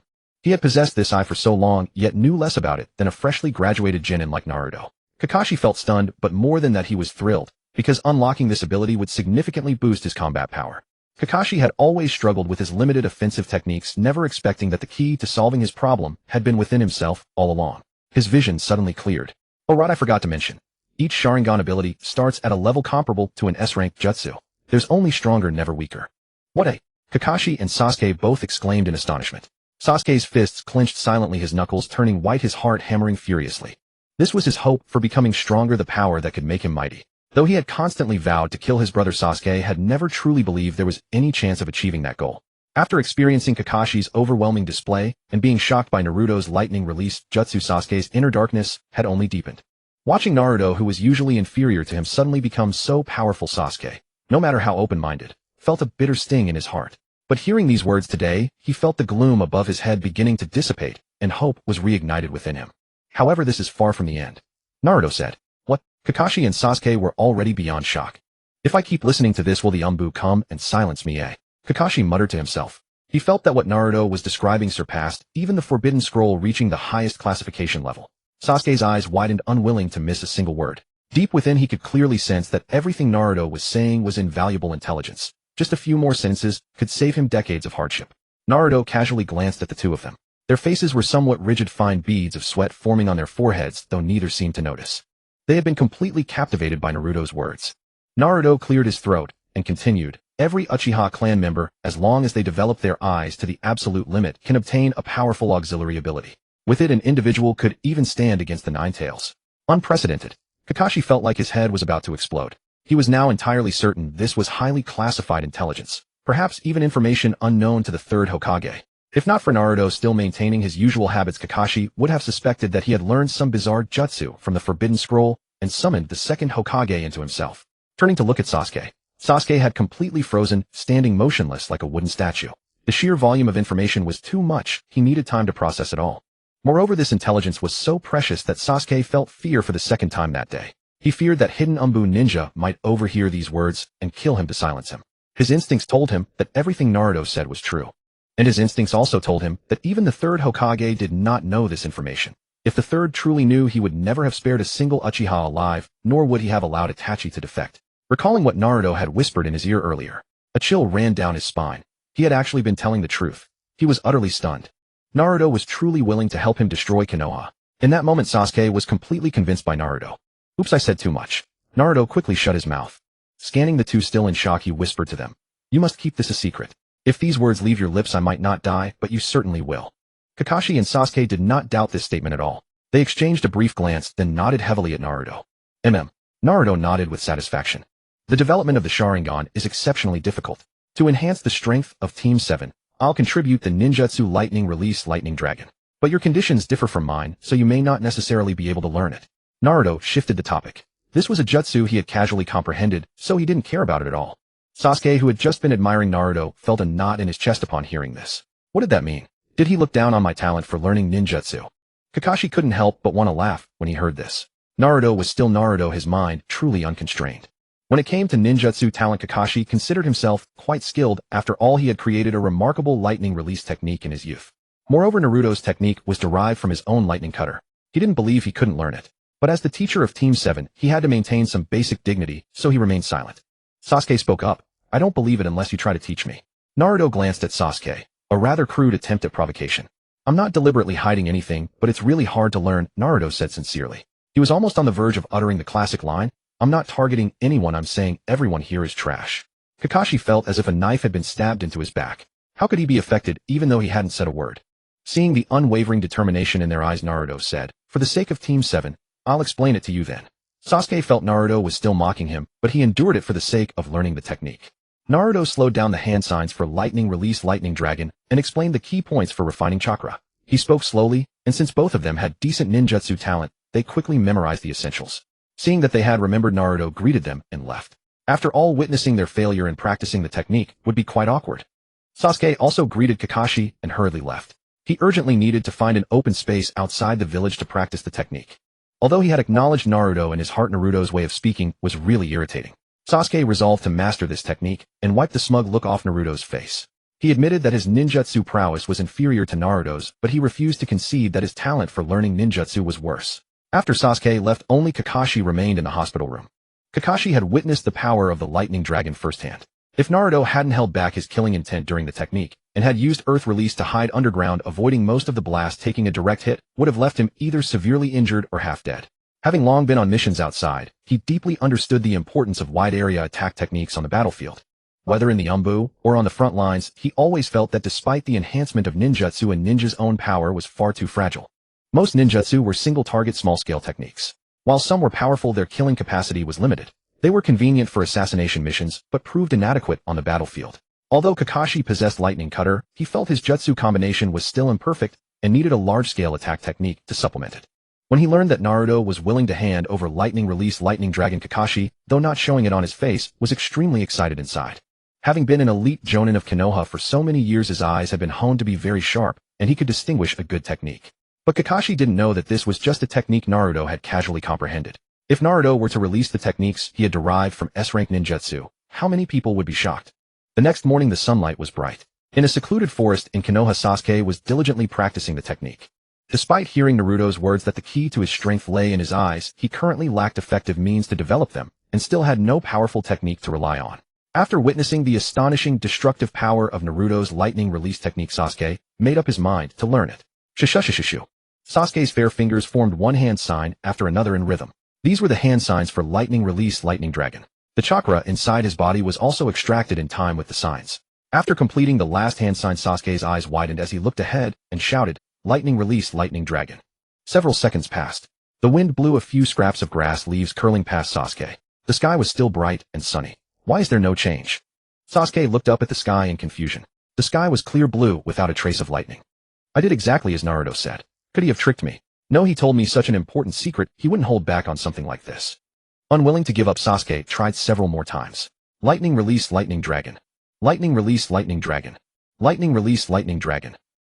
Sasuke's throat was almost hoarse from shouting, but the technique still showed no progress. Just then he recalled the lightning cutter technique Kakashi had taught him earlier. Shushishu. Sasuke formed the hand signs as Kakashi had taught him. Boar, rabbit, ox, lightning release, lightning cutter. Zizizi. A low roar of thunder sounded.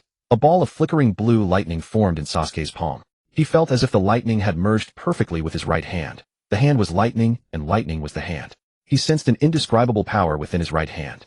So this is lightning cutter. Sasuke knew clearly that with enough speed his right hand could easily pierce through any ninja's chest. I didn't expect lightning cutter to be this powerful. It seems Kakashi really didn't lie to me. But if lightning cutter is this strong, how powerful must lightning dragon be? Sasuke looked at the grassy ground. Then he channeled all the chakra in his body into his right hand. The roar of the lightning reached a piercing level. It truly sounded like 1,000 birds chirping. The lightning mass had nearly solidified like a pool of blue lightning surging in Sasuke's right hand. Lightning cutter. Sasuke swung his right hand and slammed it hard into the ground. Boom. A massive explosion sent Sasuke flying. Sasuke got up from the grass, ignoring the dark green grass stains on his hands and clothes. He went to examine the spot of the explosion. Before him was a small crater about 3 meters in diameter. He recalled the destructive power of the lightning dragon, a crater roughly 100 meters in diameter.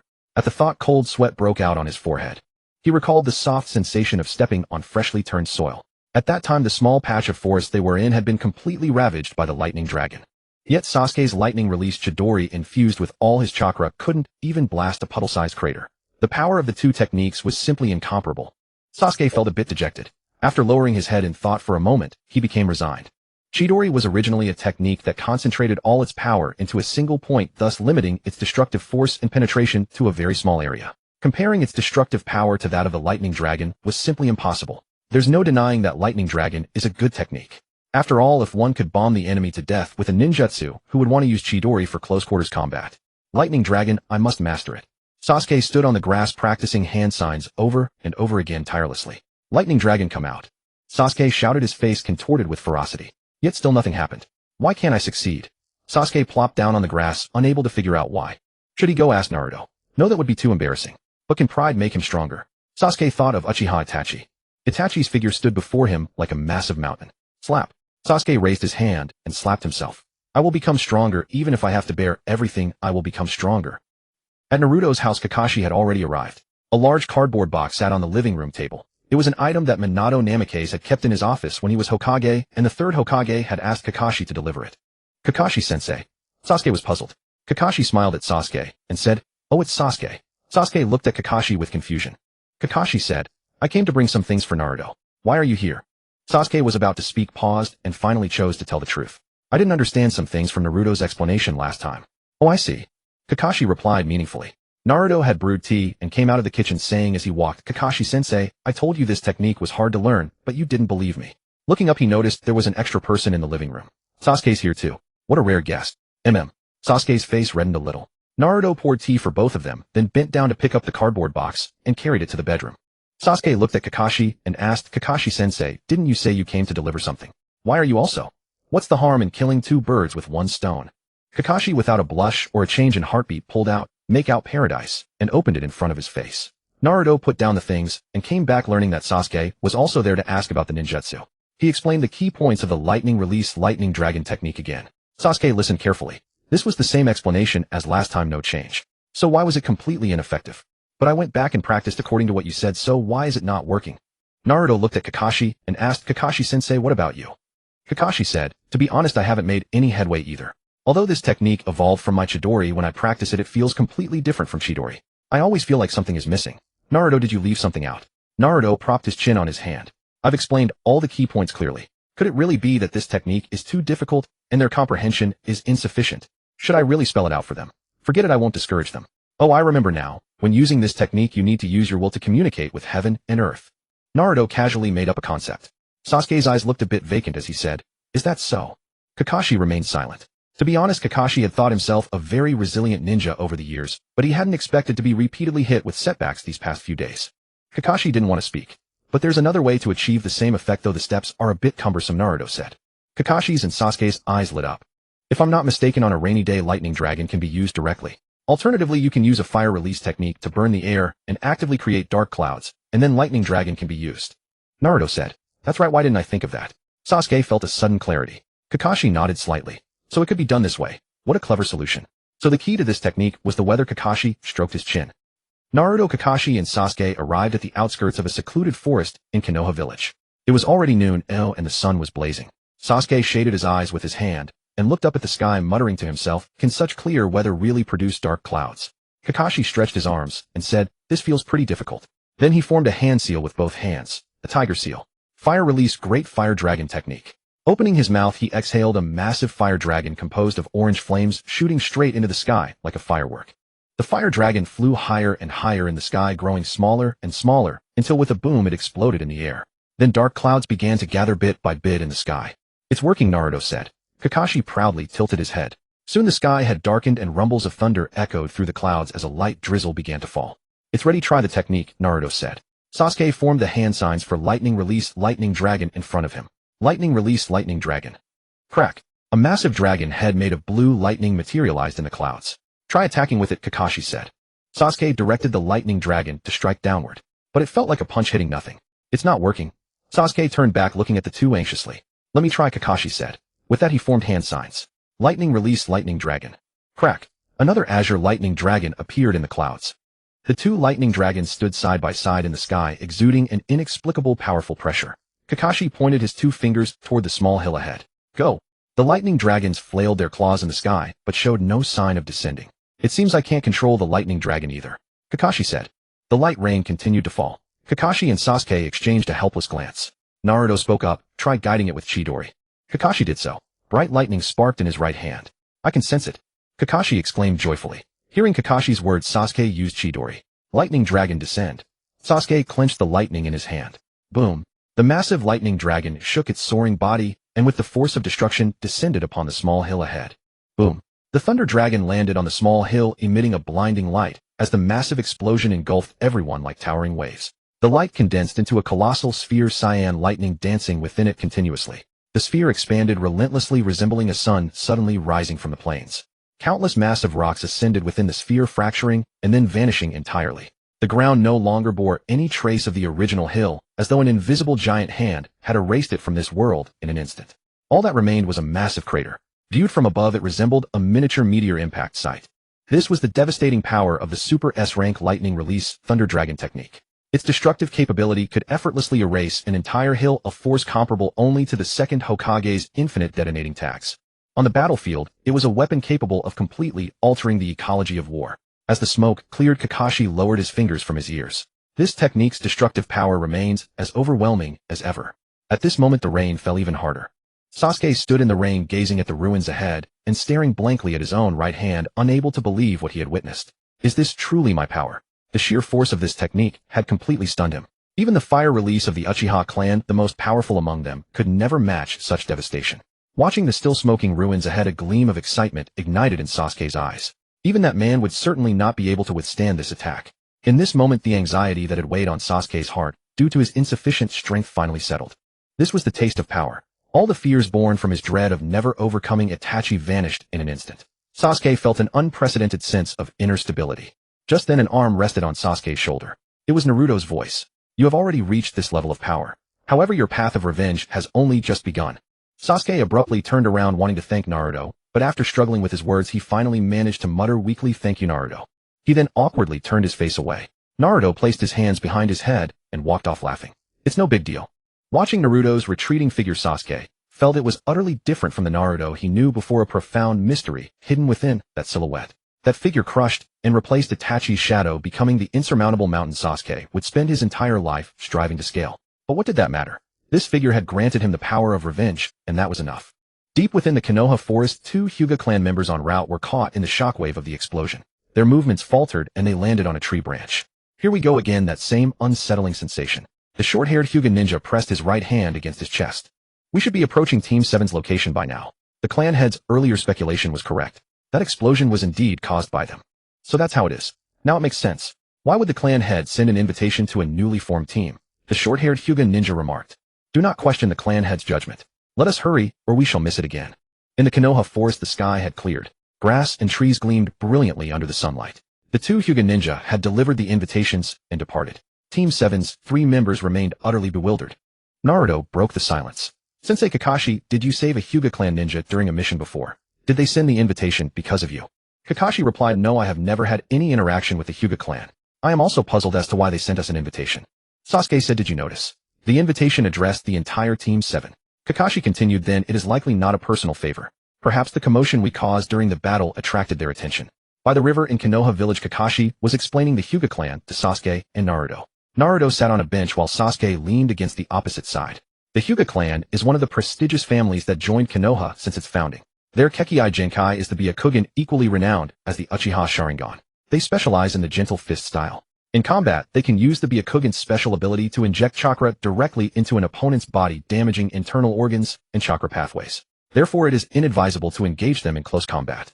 Kakashi looked at Sasuke and continued, especially you, Sasuke. With the Sharingan, which rivals the Byakugan, someone from their clan will certainly challenge you. Sasuke replied, equating the Sharingan with the Byakugan is the greatest insult to the Sharingan. If they dare challenge me, I will make them witness the true power of the Sharingan. Kakashi said, I have heard that a prodigy has emerged from the Hyuga branch family. His name is Hyuga Neji. Keep an eye on him as he will surely challenge you. Sasuke said, indeed. I observed his strength at the academy. Though talented, he is merely an ordinary genius.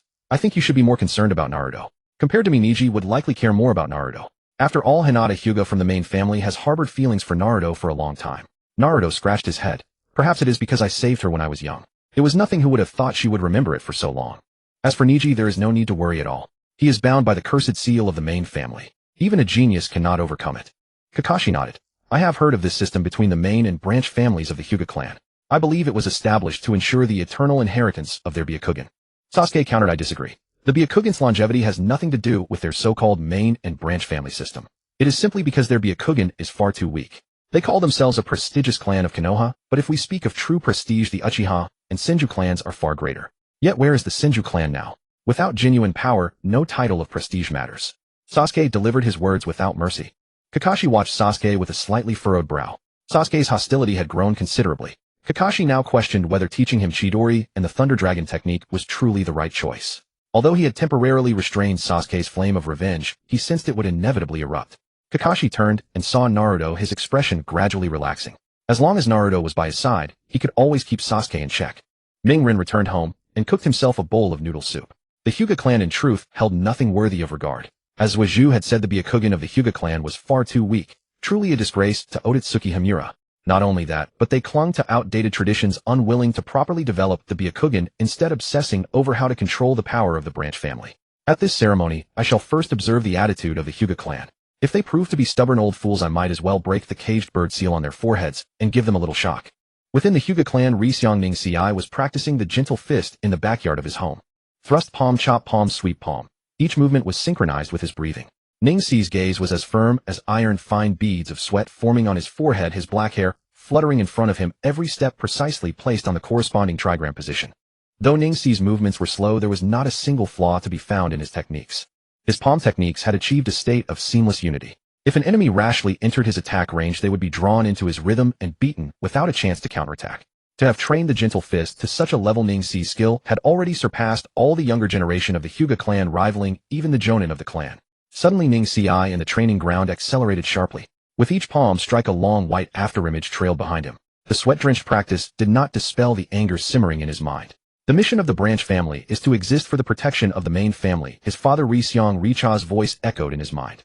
As a member of the branch family, you must have the awareness of the branch. Learning only the gentle fist is enough. The 8 trigrams palms are not something you branch members can aspire to. The voice of the Hyuga clan's private tutor rang out. Richa, you dare to release killing intent toward the next heir of the main family, my daughter. This is a small punishment. Let this be a lesson. Riseong Rizu's cold voice sounded. Enough.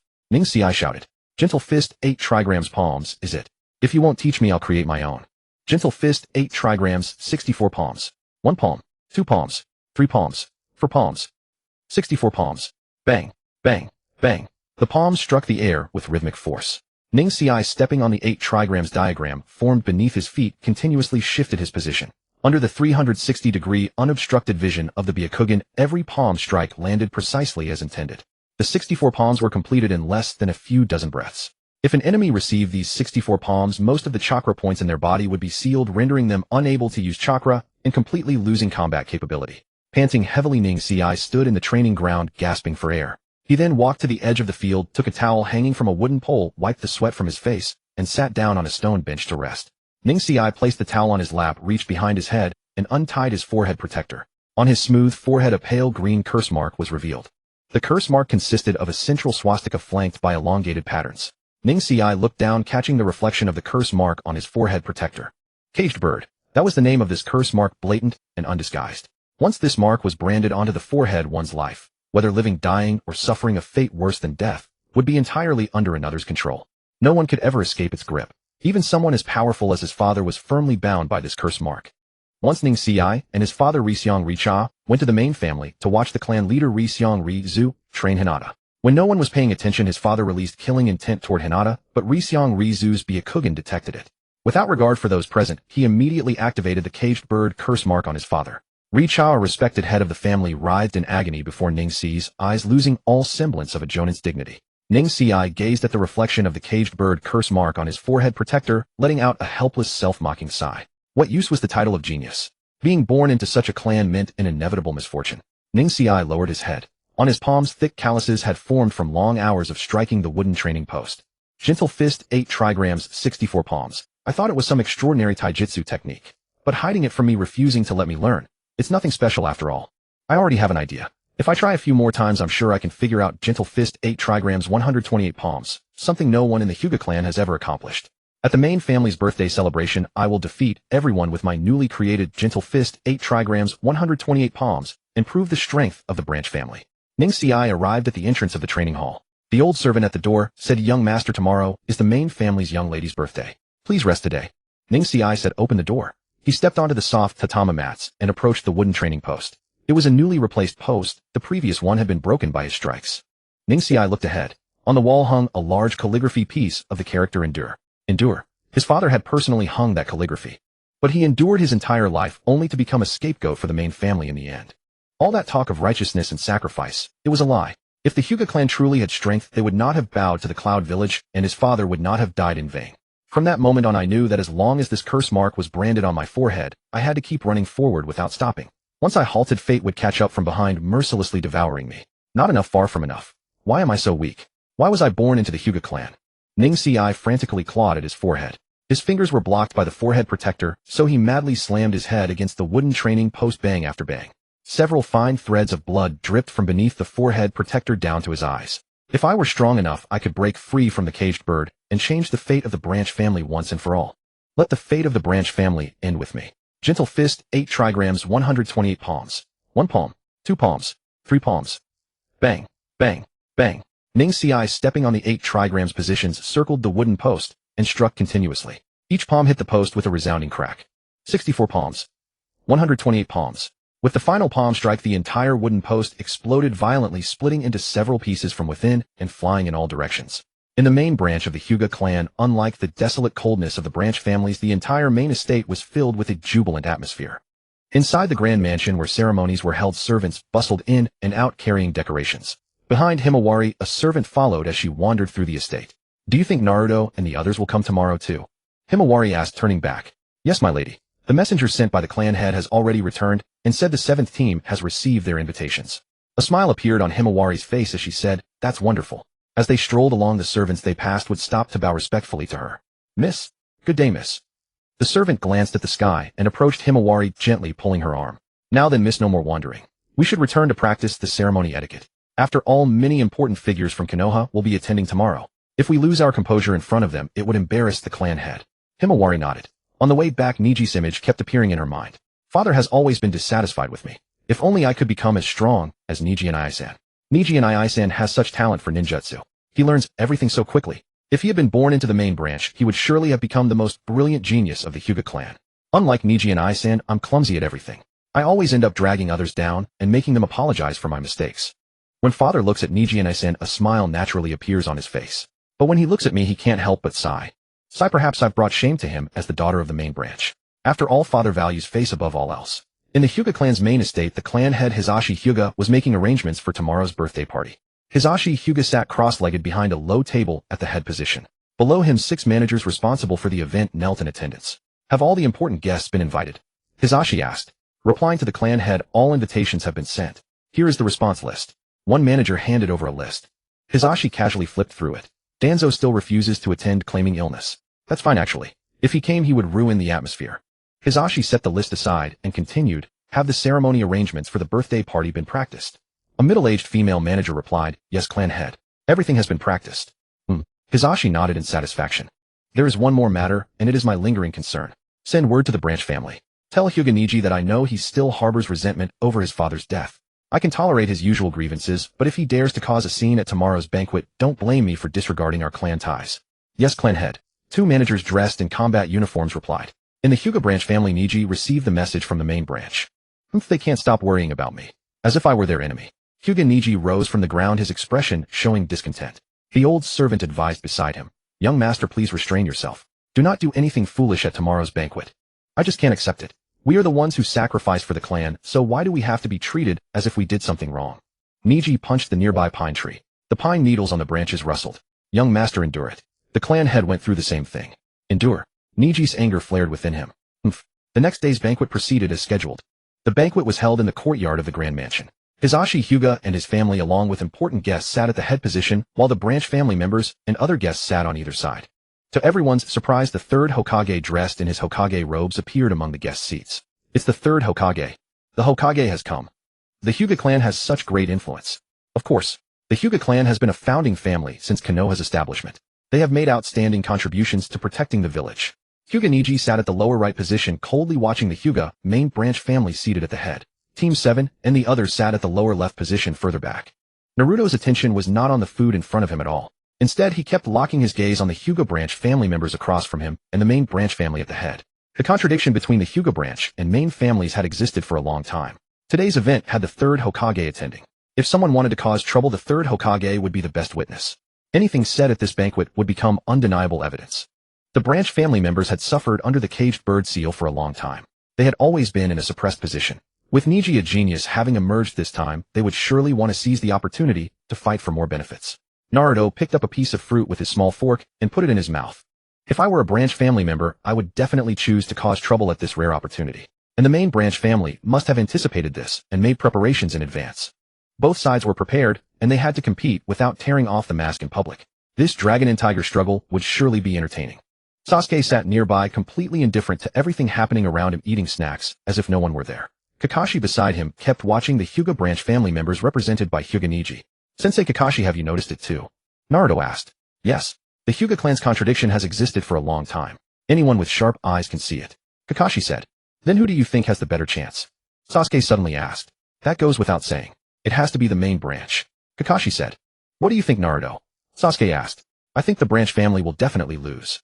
Naruto said firmly. Oh, why? Sasuke asked. Naruto didn't answer his question, but instead asked, do you know why the Uchiha clan has been suppressed since the village's establishment? Sasuke was hit where it hurt, anger rising within him.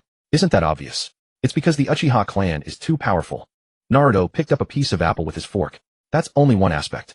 The main reason is that the Uchiha and Senju clans blocked the interests of other clans. Have you not noticed? The Senju clan disappeared even faster than the Uchiha. And my mother's homeland, the land of whirlpools, was destroyed because its strength was feared by surrounding villages. Sasuke was stunned by Naruto's words. These words were tantamount to opening a new horizon for Sasuke. Sasuke had always been puzzled as to why the once powerful Senju and Uchiha clans had gradually been weakened. Now, after hearing Naruto's words, he felt as if he could see things a bit more clearly. Across the hall, Niji Hyuga was equally distracted. Before the banquet began, he encountered the 3rd Hokage, who was strolling about.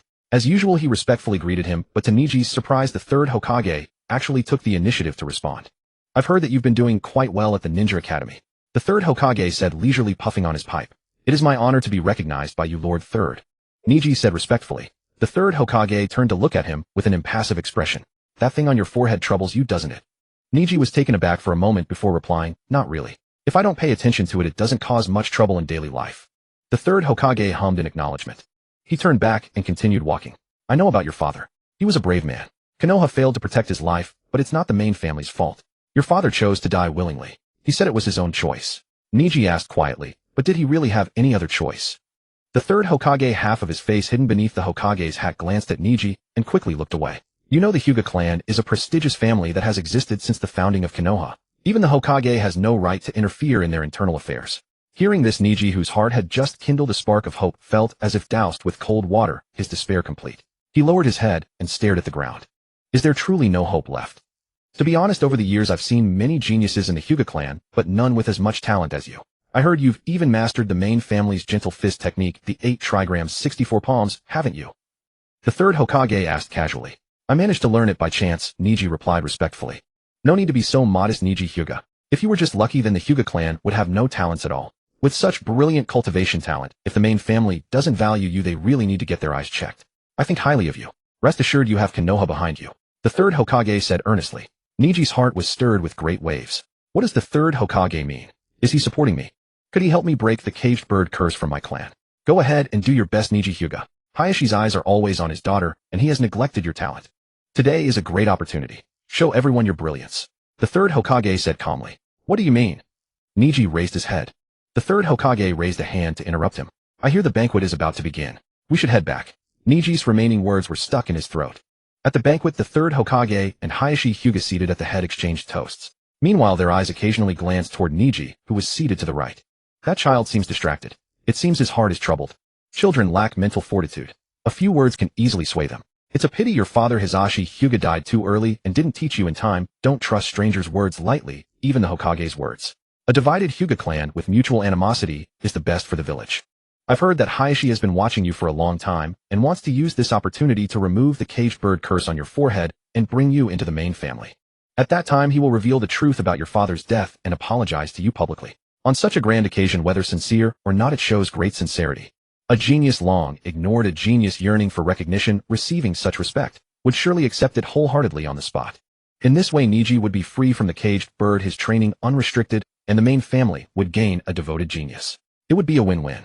But this is not the outcome Konoha hopes to see. A branch family genius forever hostile to the main family, and a main family lacking elite seeds. Such a Hyuga clan is what Konoha needs. You should continue to harbor hatred. So I saw through Hayashi's intentions and revealed the truth of Hisashi's death to you in advance. A truth that has already been revealed loses its impact when spoken again. Hayashi is a very prideful person. If you cause him to lose face, will he still follow his plan to win you over? The third Hokage cast a deep glance at Neji Hyuga across the table. Go ahead and show everyone your talent. The entire Konoha stands behind you. At that moment, the third Hokage suddenly recalled Danzo's evaluation of him. Hiruzen, no matter how flashy your clothes are, or how high your position, in essence, we are the same kind of person. The third Hokage looked up at the sky. Lush cherry blossom leaves swayed in the wind. His eyes were deep. Yes, Danzo, we are the same kind of person. At that moment, beside Hayashi, Hinata suddenly tugged at her father's hand and said worriedly, Nisan's condition seems off. Hayashi gently placed Hinata's small hand back and said, don't worry, he's fine. After saying that, he put down his sake cup and looked at Neji with flickering eyes. Neji, you'd better do what I told you earlier. Do nothing. Hayashi knew what geniuses like Neji were like, proud, arrogant, and looking down on everything. To win over such a genius, private heart-to-heart talks are useless.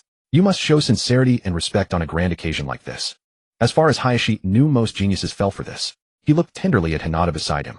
Hinata had just been teased by someone nearby, her cheeks flushed, and there was no worry in her eyes. Hinata, this is all for you. You have a gentle nature, yet you sit as the heiress of the main family. Managing such a large clan will be difficult to gain obedience. If Neji assists you, your future control of the clan will go much smoother. A large clan is not easy to govern, and Konoha is not as peaceful as it appears. The Uchiha incident was a warning to me. If I don't do something, the Hyuga clan will be next. Hayashi watched Team 7 talking in the distance. I heard you fancy that Naruto boy. They say his training talent has recently surged dramatically. At this banquet, I'll test him for you. If he truly lives up to his reputation, recruiting him to the Hyuga clan's cause would not be a bad choice. When the time came, everyone celebrated Hinata's birthday. Even during the gift-giving segment, Hinata remained immersed in the joy of the moment. What, Kakashi-sensei, this banquet even has a birthday gift segment. Why didn't you tell us in advance? Sasuke only realized after seeing others present gifts. Kakashi scratched his head in confusion. Isn't it common sense to bring a birthday gift to a birthday party? Sasuke said coldly, no one ever celebrated my birthday. Naruto looked up at the sky. I've never had a birthday celebration either. Kakashi slapped his forehead in frustration. I forgot about you two problem children. Naruto and Sasuke stared at Kakashi from both sides. Who are you calling problem children? A slip of the tongue, just a slip of the tongue. Kakashi waved his hands awkwardly. So Kakashi-sensei, what gift did you bring? Can it be split into 3 parts? Sasuke slyly leaned toward the gift box next to Kakashi. Kakashi quickly grabbed the gift and hugged it tightly. It's a book. You ungrateful disciples don't even think about taking my gift. Could it be Make Out Paradise? Naruto asked curiously. Kakashi rolled his eyes. Am I that kind of person? A book like Make Out Paradise is enough to corrupt just me. Ooh, I won't corrupt others. Inside is a fairy tale book. Sasuke let out a disappointed sigh. What a pity. He had indeed been thinking of splitting Kakashi's gift into 3 parts just now. Kakashi glared at Sasuke. Could this kid really be serious? Good thing I grabbed the gift in time. Oh, what should we do then? Sasuke pondered, chin in hand. Glancing to the side, Naruto remained composed. Naruto, have you thought of a good idea? Kakashi asked. Naruto said, why not just give Hinata a jutsu? Sasuke rolled his eyes at this. A wave of exasperation surged in his heart. Is having high comprehension so amazing that you can casually give away jutsu? A storm of conflicting thoughts raged within him for a while. A phrase involuntarily surfaced in Sasuke's mind. With high comprehension, one can indeed do whatever they please. Sasuke glanced at Naruto. Forget it, I'll think of another way. Just then the announcer called the name of Nara Shikaku. Shikamaru rose on behalf of his father and lifted a pink paper box about half a meter long and 30 centimeters wide from beside him. Look, it's the Nara clan going up. They're said to be famous for their sharp minds. I wonder what gift they'll present. A box that long. Could it contain a fine sword? They're not a sword-forging clan, so how could they have a sword? Look, they're about to open the box. The middle-aged announcer opened the pink gift box, glanced inside, and said expressionlessly, the Nara clan presents a pair of deer antlers. Antlers? Yes, the Nara clan is known for their deer. Nara, Shikamaru said respectfully to Hyuga Hayashi and the 3rd Hokage, these are the antlers of the Deer King from our Nara clan's estate. We present this pair of antlers wishing your clan everlasting prosperity. You are most thoughtful. Hyuga Hayashi nodded in satisfaction. Hinata thanked him excitedly. Thank you, Shikamaru and Ai-san. Hear that? Flawless words, just as expected of the Nara clan, famed for their intellect. Unlike us, we already handed in our gifts early and don't get the privilege of the announcement. Don't you see who's seated here? They're all great clans of Konoha. We few small clans lucky enough to be invited have no right to sit among them. It's the next clan now. Should be either the Yamanaka or the Akimichi clan. They always appear together as Ino Shikicho. The announcer looked up and read, next the Yamanaka clan. Yamanaka Ino, her hair tied in a long ponytail, stood up holding a small white box. On her way past Shikamaru's seat, Ino gave him a slight smile, then continued forward. Akimichi Choji, sitting next to Shikamaru, poked him with a finger. Did you see the look Ino gave you just now? Her self-satisfaction was about to spill over. The gift from Ino's clan might be even better than the antlers. Shikamaru yawned, covering his mouth. Boring. I don't care. If the old man hadn't dragged me here, I wouldn't have come at all. As they spoke, the announcer had already opened the small box Ino presented. The Yamanaka clan presents a jade pendant. Ino gave a slight nod to the dignitaries seated above. This is a superior jade discovered by our Yamanaka clan deep in the mountains. Wearing it provides protection against various mind-affecting jutsu. Hyuga Hayashi beamed. It seems the Yamanaka clan has shown great sincerity, even bringing out their most treasured item. On behalf of Hinata, I thank you. Ino bowed respectfully and stepped down. What? A jade pendant that can defend against mind jutsu. Remember, the Yamanaka clan is famous for their mind transfer jutsu. Given their deep mastery of mind jutsu, this jade must have exceptional defensive properties. No wonder Chief Hayashi thanked her so much. They truly presented a valuable gift. If I guess correctly, the Akimichi clan should be next. The Akimichi specialize in the expansion jutsu. Could they bring something that grants immense strength? Remember, the recipient is the heiress Hinata. Keep that in mind. As the announcer called the next name, Akimichi Choji stepped up holding an even smaller box than Ino's. What's inside? No idea. The announcer opened the box. A single pill. Hyuga Hayashi looked at Choji. Choji, tell us about your gift. Choji, with his large afro and plump body, stood in the center of the venue, making the space seem smaller. Choji said, to answer you, sir, this is a formula our Akimichi clan discovered while preparing secret medicines. It has the effect of beautifying and preserving youth. Thus we present it to Lady Hinata, hoping she remains eternally young. This kid, despite his unassuming look, speaks even more smoothly than Shikamaru. That's a beauty pill. My god, they actually have such a thing. The kunoichi present could no longer sit still. Ino, sitting nearby, huffed in annoyance. Choji and his clan have such good stuff, but never share it. Maybe the pill is too rare, so they don't waste it, Shikamaru said. Ino grabbed Shikamaru's neck and shook him until he nearly rolled his eyes. Ino's hands shook Shikamaru's neck back and forth. What? You dare say using it on me is a waste? Shikamaru, do you have a death wish? Shikamaru frantically slapped Ino's wrist, gasping, let go. Let go. I'm suffocating. Ino released him and crossed her arms in a sulk. Shikamaru clutched his chest, panting heavily. Hyuga Hayashi was pleased and said, Choji, is this pill safe? Choji said, this pill has undergone multiple iterations and tests in our clan, proving its safety. However, it has one significant drawback. Hisashi was somewhat surprised and quickly asked, what kind of drawback? Choji solemnly replied, this pill rapidly consumes the body's fat after consumption, which is quite harmful. Ha ha ha. Everyone burst into laughter. This is such a drawback, it's absolutely hilarious. Shikamaru sighed and slapped his forehead helplessly. This isn't a drawback at all, it's clearly a benefit. That kid Choji only has food on his mind. I'm so annoyed, Ino said, even more frustrated beside them. He won't even share such a wonderful thing with us. A pill that could beautify the skin and maintain a perfect figure. What girl wouldn't love something like that? Excellent, excellent Choji, you've truly been thoughtful, Hisashi said with a smile to Choji. Huh. Choji was completely bewildered as he returned to his seat. Oh, I see now. Rather than saying the Akimichi clan excels at the expansion jutsu, their secret pill is actually even more impressive. What the Akimichi clan truly excels at is actually medicine. Everyone suddenly understood. The Akimichi clan actually has such a wonderful treasure and kept it hidden from the village. How terrible.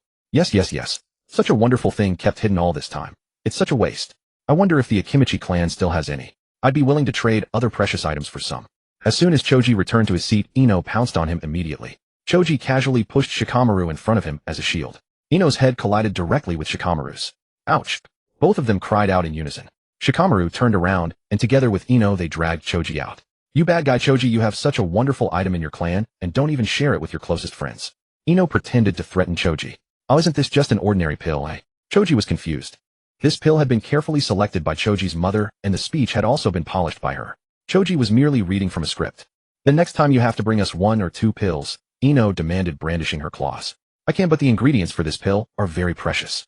Even in our clan the production is quite limited. Choji thought for a moment and replied. I don't care, you must bring some next time, Ino insisted. Alright. Choji rubbed his head and agreed with confusion. That's more like it. Kakashi had been watching the gifts from the Ino Shikacho formation. Their gifts are quite competitive. Kakashi said teasingly. Teacher Kakashi, we have ears, we heard everything. Sasuke shot Kakashi a glare. So have you come up with anything? Kakashi asked knowingly. Sasuke puffed out his cheeks and turned his head away. I'm still thinking about it. After growing familiar with Teacher Kakashi, his mischievous nature had fully revealed itself. Teacher Kakashi, where did your former dignity go? Naruto was leisurely eating fruit. Kakashi glanced at Naruto. This sort of thing clearly wasn't difficult for Naruto. To be honest, the ninjutsu Naruto had shared were at least A rank or above. Kakashi had witnessed it with his own eyes. After recovering and being discharged from the hospital, Kakashi's first act was to seek out Might Guy for a fight. Guy, who had cultivated the Heart Oath ninjutsu, had suddenly grown significantly stronger. Combined with the 8 gates, he had nearly driven Kakashi to defeat. Moreover, Kakashi was surprised to discover that his Jinjutsu tactics against Guy were no longer effective. Kakashi guessed this must be the effect of Naruto's ninjutsu. After several battles with Guy, Kakashi realized there was no hope of victory and made an excuse about his injuries before retreating.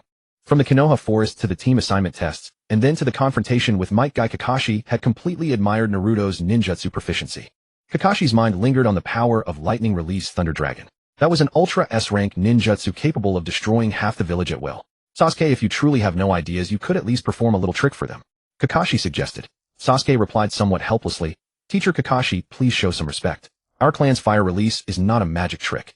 Then why haven't I seen fire release actually kill anyone? Kakashi hit the nail on the head. Sasuke wanted to say something, but held back, finally muttering. It's all because the enemies are too cunning.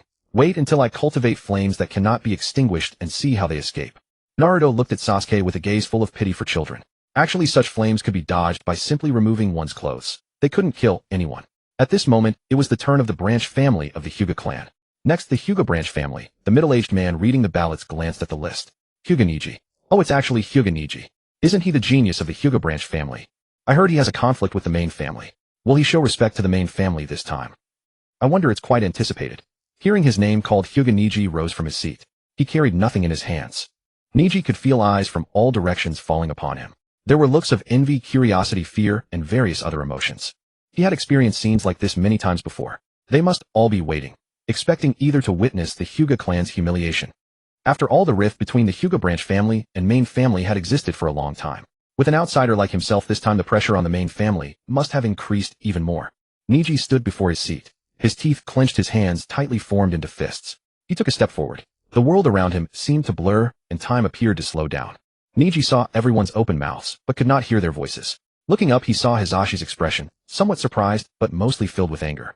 Hisashi had once advised him not to cause trouble on this day, but Neji felt that if he didn't act today, he would never have the chance again. Freedom. You locked me in a cage before I even knew what freedom meant, and I have never experienced its feelings since. Being born into the branch family is truly an unfortunate destiny, but I must pursue freedom even if it costs me my life. Niji extended his right hand forward, slightly squatted his legs, and assumed a standard starting stance. The gift I brought today is a ninjutsu I have newly comprehended. I Hyuga Niji request your instruction. Niji swept his gaze across the crowd one by one.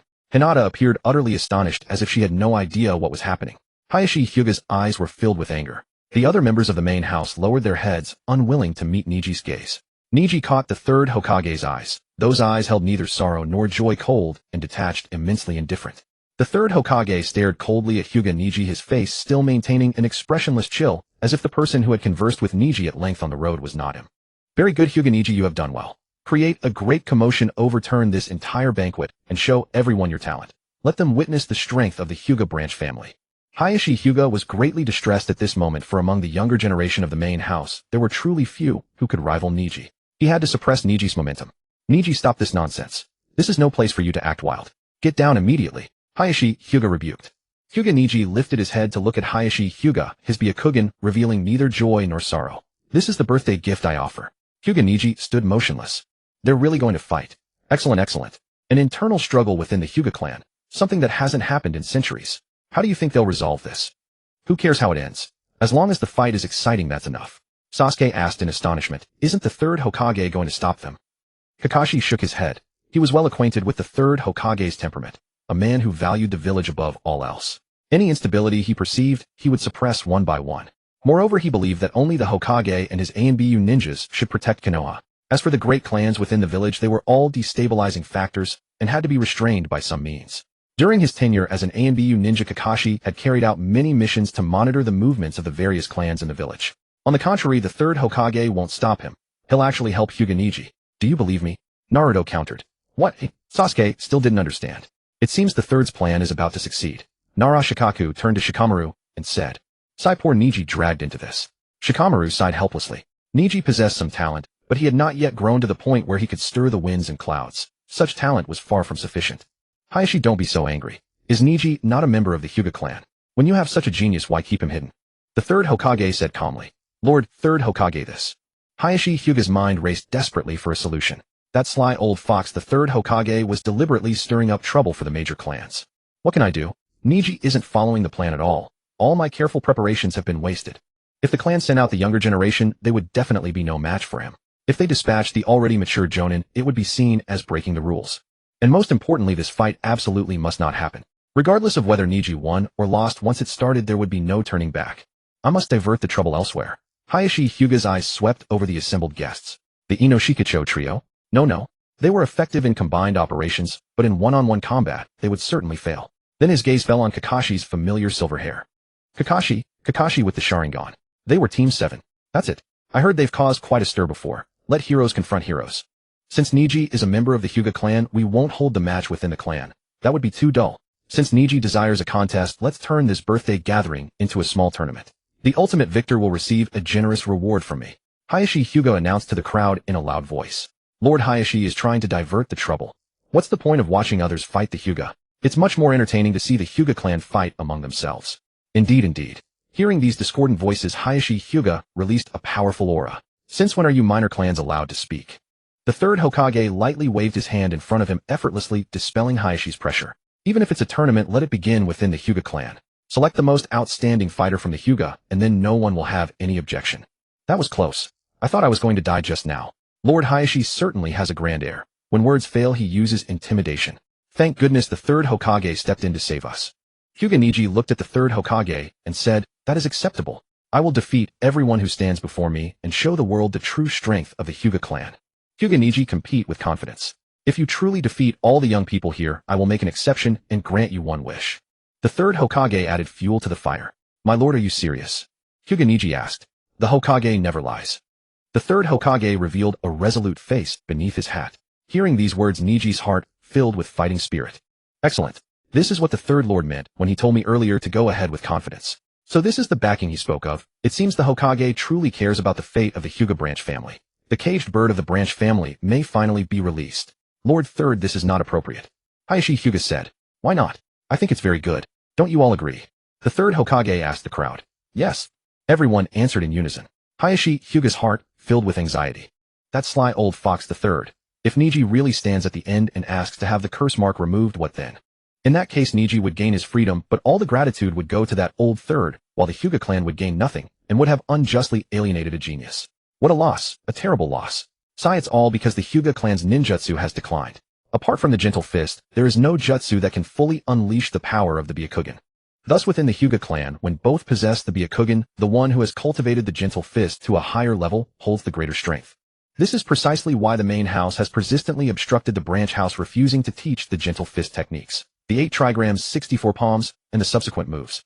Because learning one more taijutsu technique increases one's strength by a level. This is also one of the reasons the main house has always been able to suppress the branch house. But Niji, without any instruction, had independently discovered the 8 trigrams, 64 palms, and even extended it to the 128 palms. Such talent and ingenuity were unparalleled even in the entire Hyuga clan. This is why Hayashi wanted to recruit Niji into the main house. But now the situation was tricky. Against Niji, who had mastered the 128 palms, who in the clan could possibly defeat him? One could only hope that a formidable opponent would emerge from outside to defeat Ningxi. Well, I declare the martial arts tournament officially begins. The third Hokage, disregarding Rizu's preparations, forcefully announced the start of the match. Now the Hyuga clan's branch family has sent out Hyuga Ningxi as their contestant. Patriarch Hyuga, whom will the main family send? Shikaku Nara inquired. Father, let me compete. Hinata tugged at Rizu's hand. Even naive Hinata now vaguely understood the situation. Ningxi was deliberately intent on disrupting this birthday party. I had been so worried about him for nothing. No, Hinata, you cannot go. You are the main family's young lady. You cannot personally participate in the match. An elderly ninja from the main family spoke. Then a short-haired Hyuga ninja stepped forward from behind the main family crowd. I will be your opponent, the ninja declared. He is Hyuga Chime, an elite seed from the main family, a year ahead of Ningxi in graduation. I heard he performed exceptionally well at the Ninja Academy. Without further ado, the first match begins. The third Hokage announced loudly. Hyuga Ningxi assumed a standard opening stance. Please enlighten me. Hyuga Chime also assumed a standard opening stance. Ningxi, please. Chime looked at Ningxi across from him, completely dismissing him from his mind. I graduated a whole year before you. The experience I have is something Ningxi lacks. Moreover, I have mastered the main family's exclusive gentle fist, 8 trigrams, 64 palms. What can you possibly use to fight me, Ningxi? You are destined to lose. Bam! Bam! Both activated their Byakugan, simultaneously, veins bulging at the corners of their eyes. In their vision, the chakra flow within each other's bodies was clearly visible. Beneath their feet formed a Bagua positioning diagram visible only to themselves. The foundation for executing the gentle fist. Gentle fist, 8 trigrams, 64 palms. Hyuga Chime gave Ningxi no chance to react. He launched the gentle fist, 8 trigrams, 64 palms, and immediately pressed the attack. Bam! Bam! In just 2 steps he was before Ningxi. The Hyuga clan's exclusive secret technique appears. Gentle fist, 8 trigrams, 64 palms. Going straight for the ultimate move so early. It seems Hyuga Chime intends to deny Ningxi any chance to react. He aims to overwhelm Ningxi with his chakra reserves and combat experience. Intense, so intense. Ningxi is from the branch family, right? He probably only knows the gentle fist. Oh dear, this is bad. How will he handle this? The crowd, unaware of the Hyuga clan's true situation, still judged Ningxi by past experience. Hyuga Ningxi stood motionless. Hyuga Chime sneered inwardly. He must be terrified, frozen stiff, too scared even to move. What kind of branch family genius is this? He can't even match a single hair of the main family. Ningxi watched the approaching Chime. Chime's movements seemed to slow down before Ningxi's eyes, almost to the point where he could clearly read the expression on Chime's face. The same typical opening stance, and the attack still comes from the right side. Don't these main family members ever use their brains when training? No wonder the main family has never produced a renowned jonin. With just one glance, Ningxi had already spotted 7 or 8 flaws in Chime's stance. Both armpits, throat, chest. His footing is unsteady. He attacks only by rote, never analyzing the opponent's actual situation. Ningxi didn't want to waste time. In response to Chime's assault, he simply extended one hand slowly, as if gently caressing someone's cheek. Look, Hyuga Ningxi is about to make his move. He's only using one hand. What kind of technique is that? It feels strange. Hyuga Rizu had already activated his Byakugan, clearly observing every detail of the fight. He shook his head in disappointment. Chime is about to lose. His basic training is not solid at all. His footwork is as unsteady as a drunkard's. He thinks that by relying on the Byakugan's Bagua diagram to see the positions, he can skip practicing his footwork. This kind of skill might work against outsiders, but facing a clan expert, it is a sure recipe for defeat. On the other hand, Hyuga Ningxi, though Rizu was reluctant to admit it, Ningxi's footwork was incredibly stable. He stood like a mountain, yet beneath that calm various movements were hidden, as if in the next moment he would launch an attack in an entirely unexpected manner. It seems the clan needs a thorough rectification. Rizu sighed deeply. Hyuga Ningxi made no superfluous movements. He simply extended 2 fingers and lightly tapped Chime's chest. Hyuga Chime suddenly felt a piercing pain spreading from his chest like an electric shock through his entire body. Then his strength completely gave out, and with a thud he collapsed onto the ground to Ningxi's right, kicking up a cloud of dust. What happened? I didn't see it clearly. How did Hyuga Ningxi defeat him? I only saw Ningxi extend his hand, and then Chimei fell. But Chimei used the 8 trigrams 64 palms, and he had the Byakugan. How did he lose? Chimei's loss was not undeserved, Sasuke said, having already activated his Sharingan. Chimei made too many mistakes from the start. To seize the initiative, he left his center wide open without any defense. Even I, who don't practice Gentle Fist, could see the vulnerabilities in his stance. He probably never undertook mid or high-level missions, Kakashi remarked. Yes, I suspect Ningxi is trained in the 8 trigrams 64 palms and is extremely familiar with it. He didn't need to think. It was pure instinct that he found the weak point in Chimei's stance and struck a fatal blow, Sasuke said. His fighting style gives him a huge advantage against clan members, but part of the reason is also that the Hyuga clan's jutsu combination is too monotonous, Kakashi analyzed. Such a powerful ability as the Byakugan only developed to this extent. What a pity, Sasuke sighed. Hyuga Ningxi wins the first match, the third Hokage announced loudly. Chimei was still lying on the ground, unable to move. Several Hyuga ninjas quickly stepped in and carried Chimei off the field. Useless disgrace. Couldn't even last a single move against the opponent. Who do you think Patriarch Hyuga will send next? Sasuke asked. If I were the Patriarch, I would just forfeit the remaining matches, Naruto suddenly said. Now seated at the head, Hyuga Hayashi found himself in a difficult dilemma. Indeed, he had run out of options. If it were a matter of pitting Hyuga clan ninjas against outsiders, he could manage, but against someone like Hyuga Niji, who knew the clan's techniques inside out, there was simply no strategy to be found. Hyuga Hayashi had just used his Byakugan to observe the entire battle in fine detail. That boy Hyuga Niji had independently mastered the Gentle Fist technique 8 trigrams 64 palms and wielded it with remarkable fluency. Within the clan, there was simply no one who could rival Niji. Hyuga Hayashi glanced at Hinata, who sat beside him. Hinata was out of the question. She was too young, and her jutsu proficiency wasn't high enough, but she was no match for Niji. Hyuga Hayashi then looked at the third Hokage, who remained calm and composed beside him. So this is why the third Hokage came to such a small birthday celebration. He came prepared. Hyuga Hayashi raised his gaze toward Hyuga Niji in the arena, his heart burning as if scorched by fire. There was no choice. He could not send more people forward. The more he sent, the more it revealed the weakness of the main house. The more main house members Niji defeated, the greater his reputation would grow. The only option was to forfeit. Hyuga Hayashi raised his hand toward the third Hokage and said, "We will send no more challengers. Niji is exceptionally strong. I am confident he will bring glory to the Hyuga clan." The third Hokage looked at Hyuga Hayashi and replied, "That is fine." Then Narashikaku, who was overseeing the matches, asked Hyuga Niji, "Do you need a rest?" Hyuga Niji shook his head. No need. Since the main house had forfeited, he only needed to defeat the other challengers. As for rest, he didn't need it at all. The previous fight, to be honest, couldn't even be called a battle. It didn't even make him break a sweat. He hadn't expected the main house's strength to have deteriorated to such a degree. It seemed they had grown too comfortable over time, losing their basic fighting instincts. As for the others present, Hyuga Niji swept his gaze across the crowd. Those who could truly challenge him were only the Ino Shikacho trio and the 2 members of Team 7. Very well, Narashikaku said. Does anyone else wish to challenge? Shikamaru was the first to raise his hand. I forfeit. Narashikaku glanced at Shikamaru.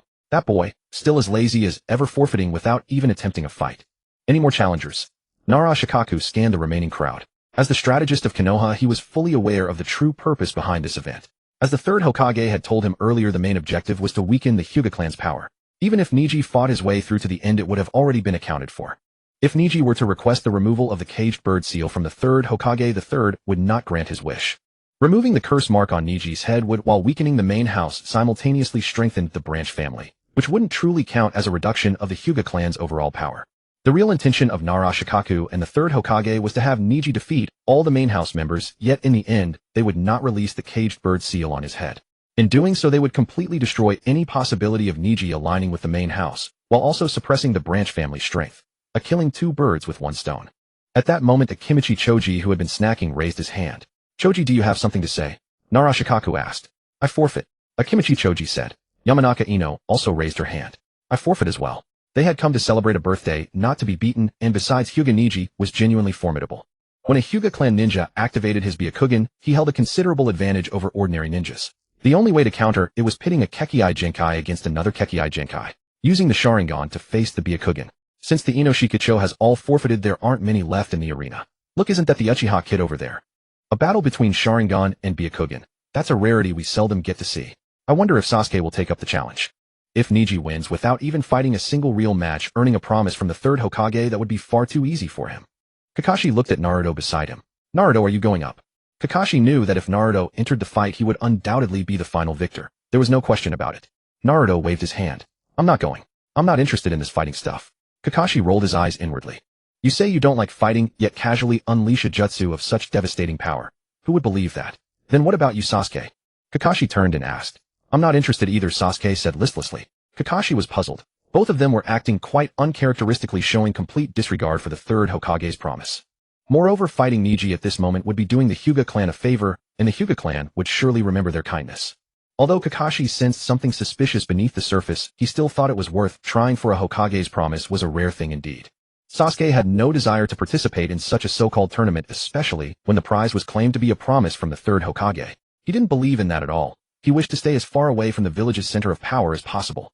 Naruto saw at a glance that this was a trap set by the third Hokage. Regardless of whether Neji won or lost, the third Hokage would never remove the caged bird seal from his head.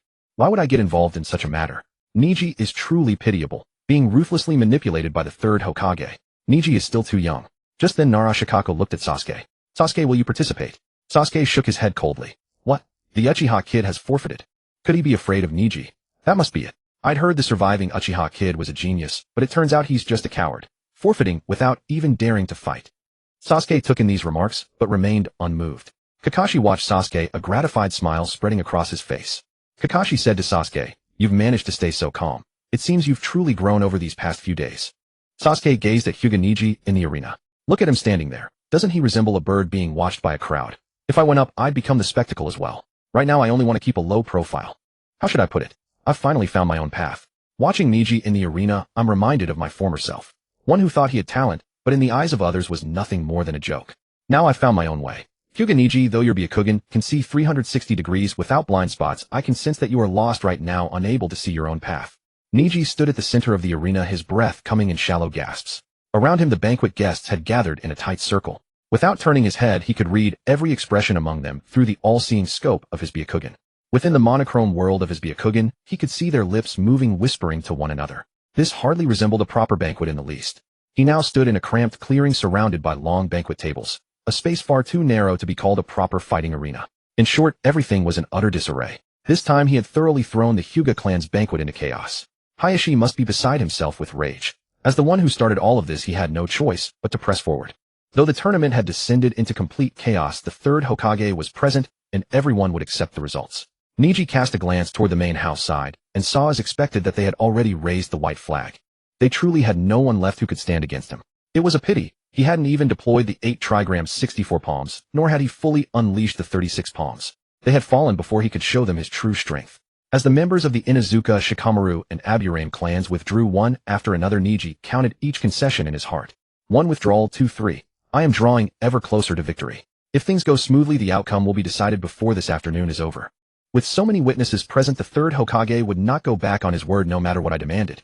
As long as I formally request the third Hokage to remove the curse seal from my forehead, Hayashi will have no choice but to comply under his pressure.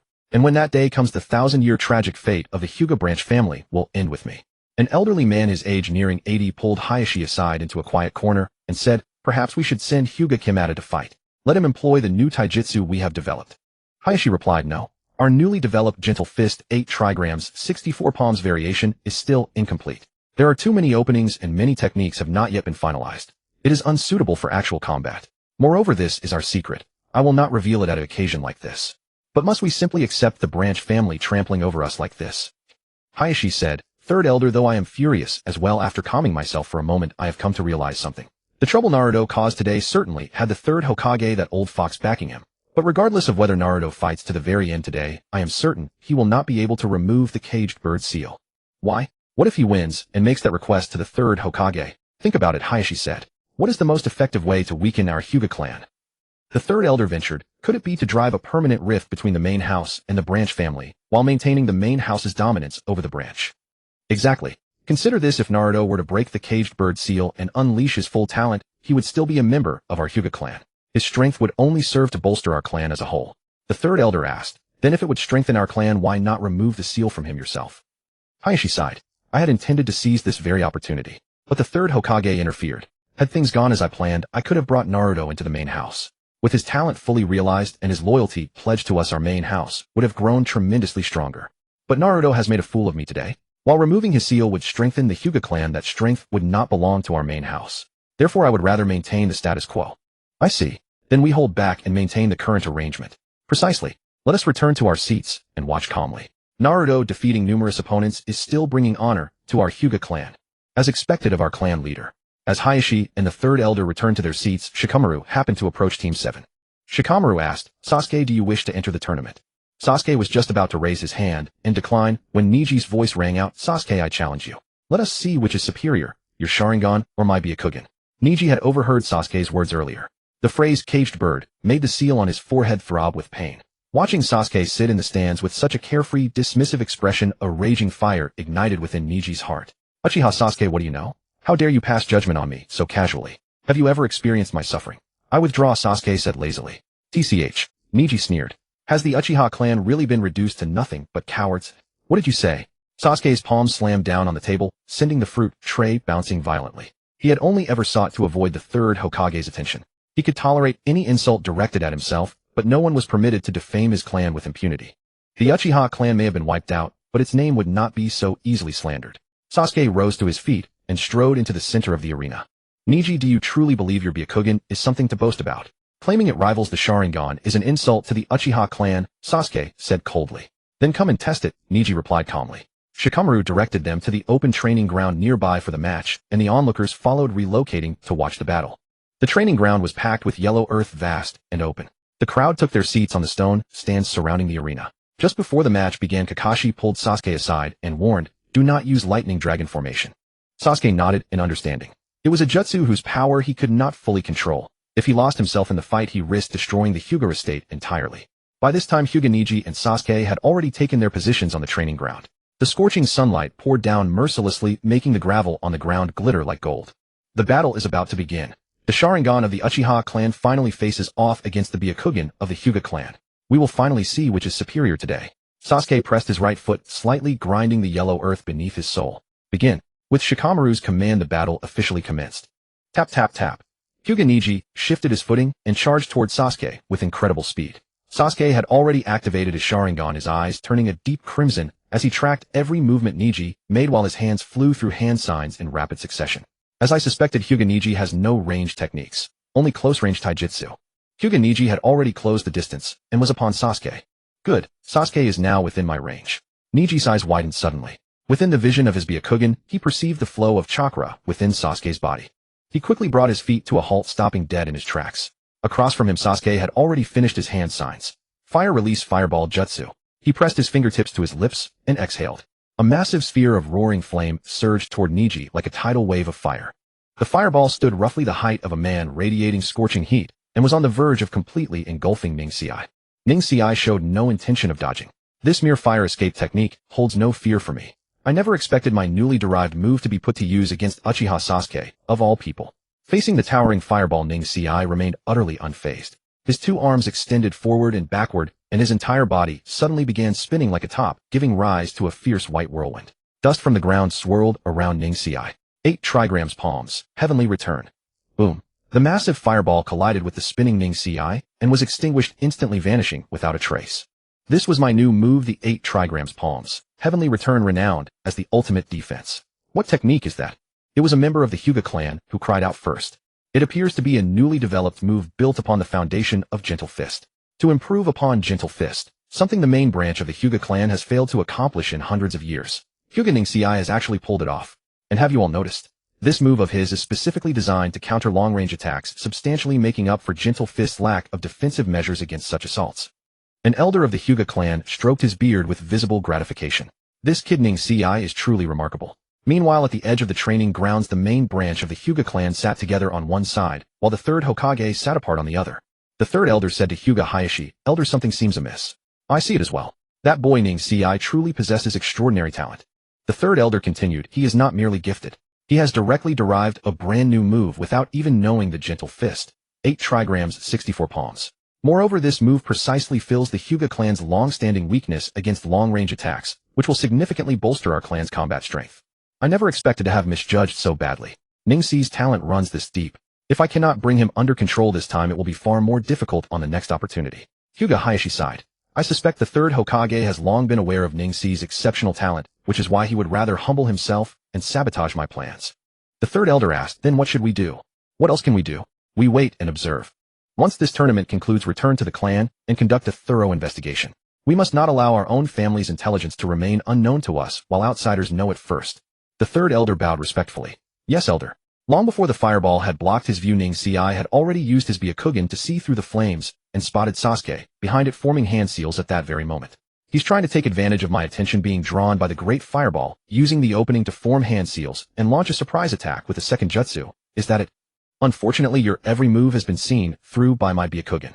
Through Rinnegan's Byakugan vision, he could see a massive accumulation of blue chakra gathering on Sasuke's right hand behind the smoke and dust. Lightning release, jutsu. The Uchiha clan is renowned for their mastery of fire release, so this lightning release jutsu Sasuke is wielding must be something he has recently learned. Then there must surely be flaws in its execution.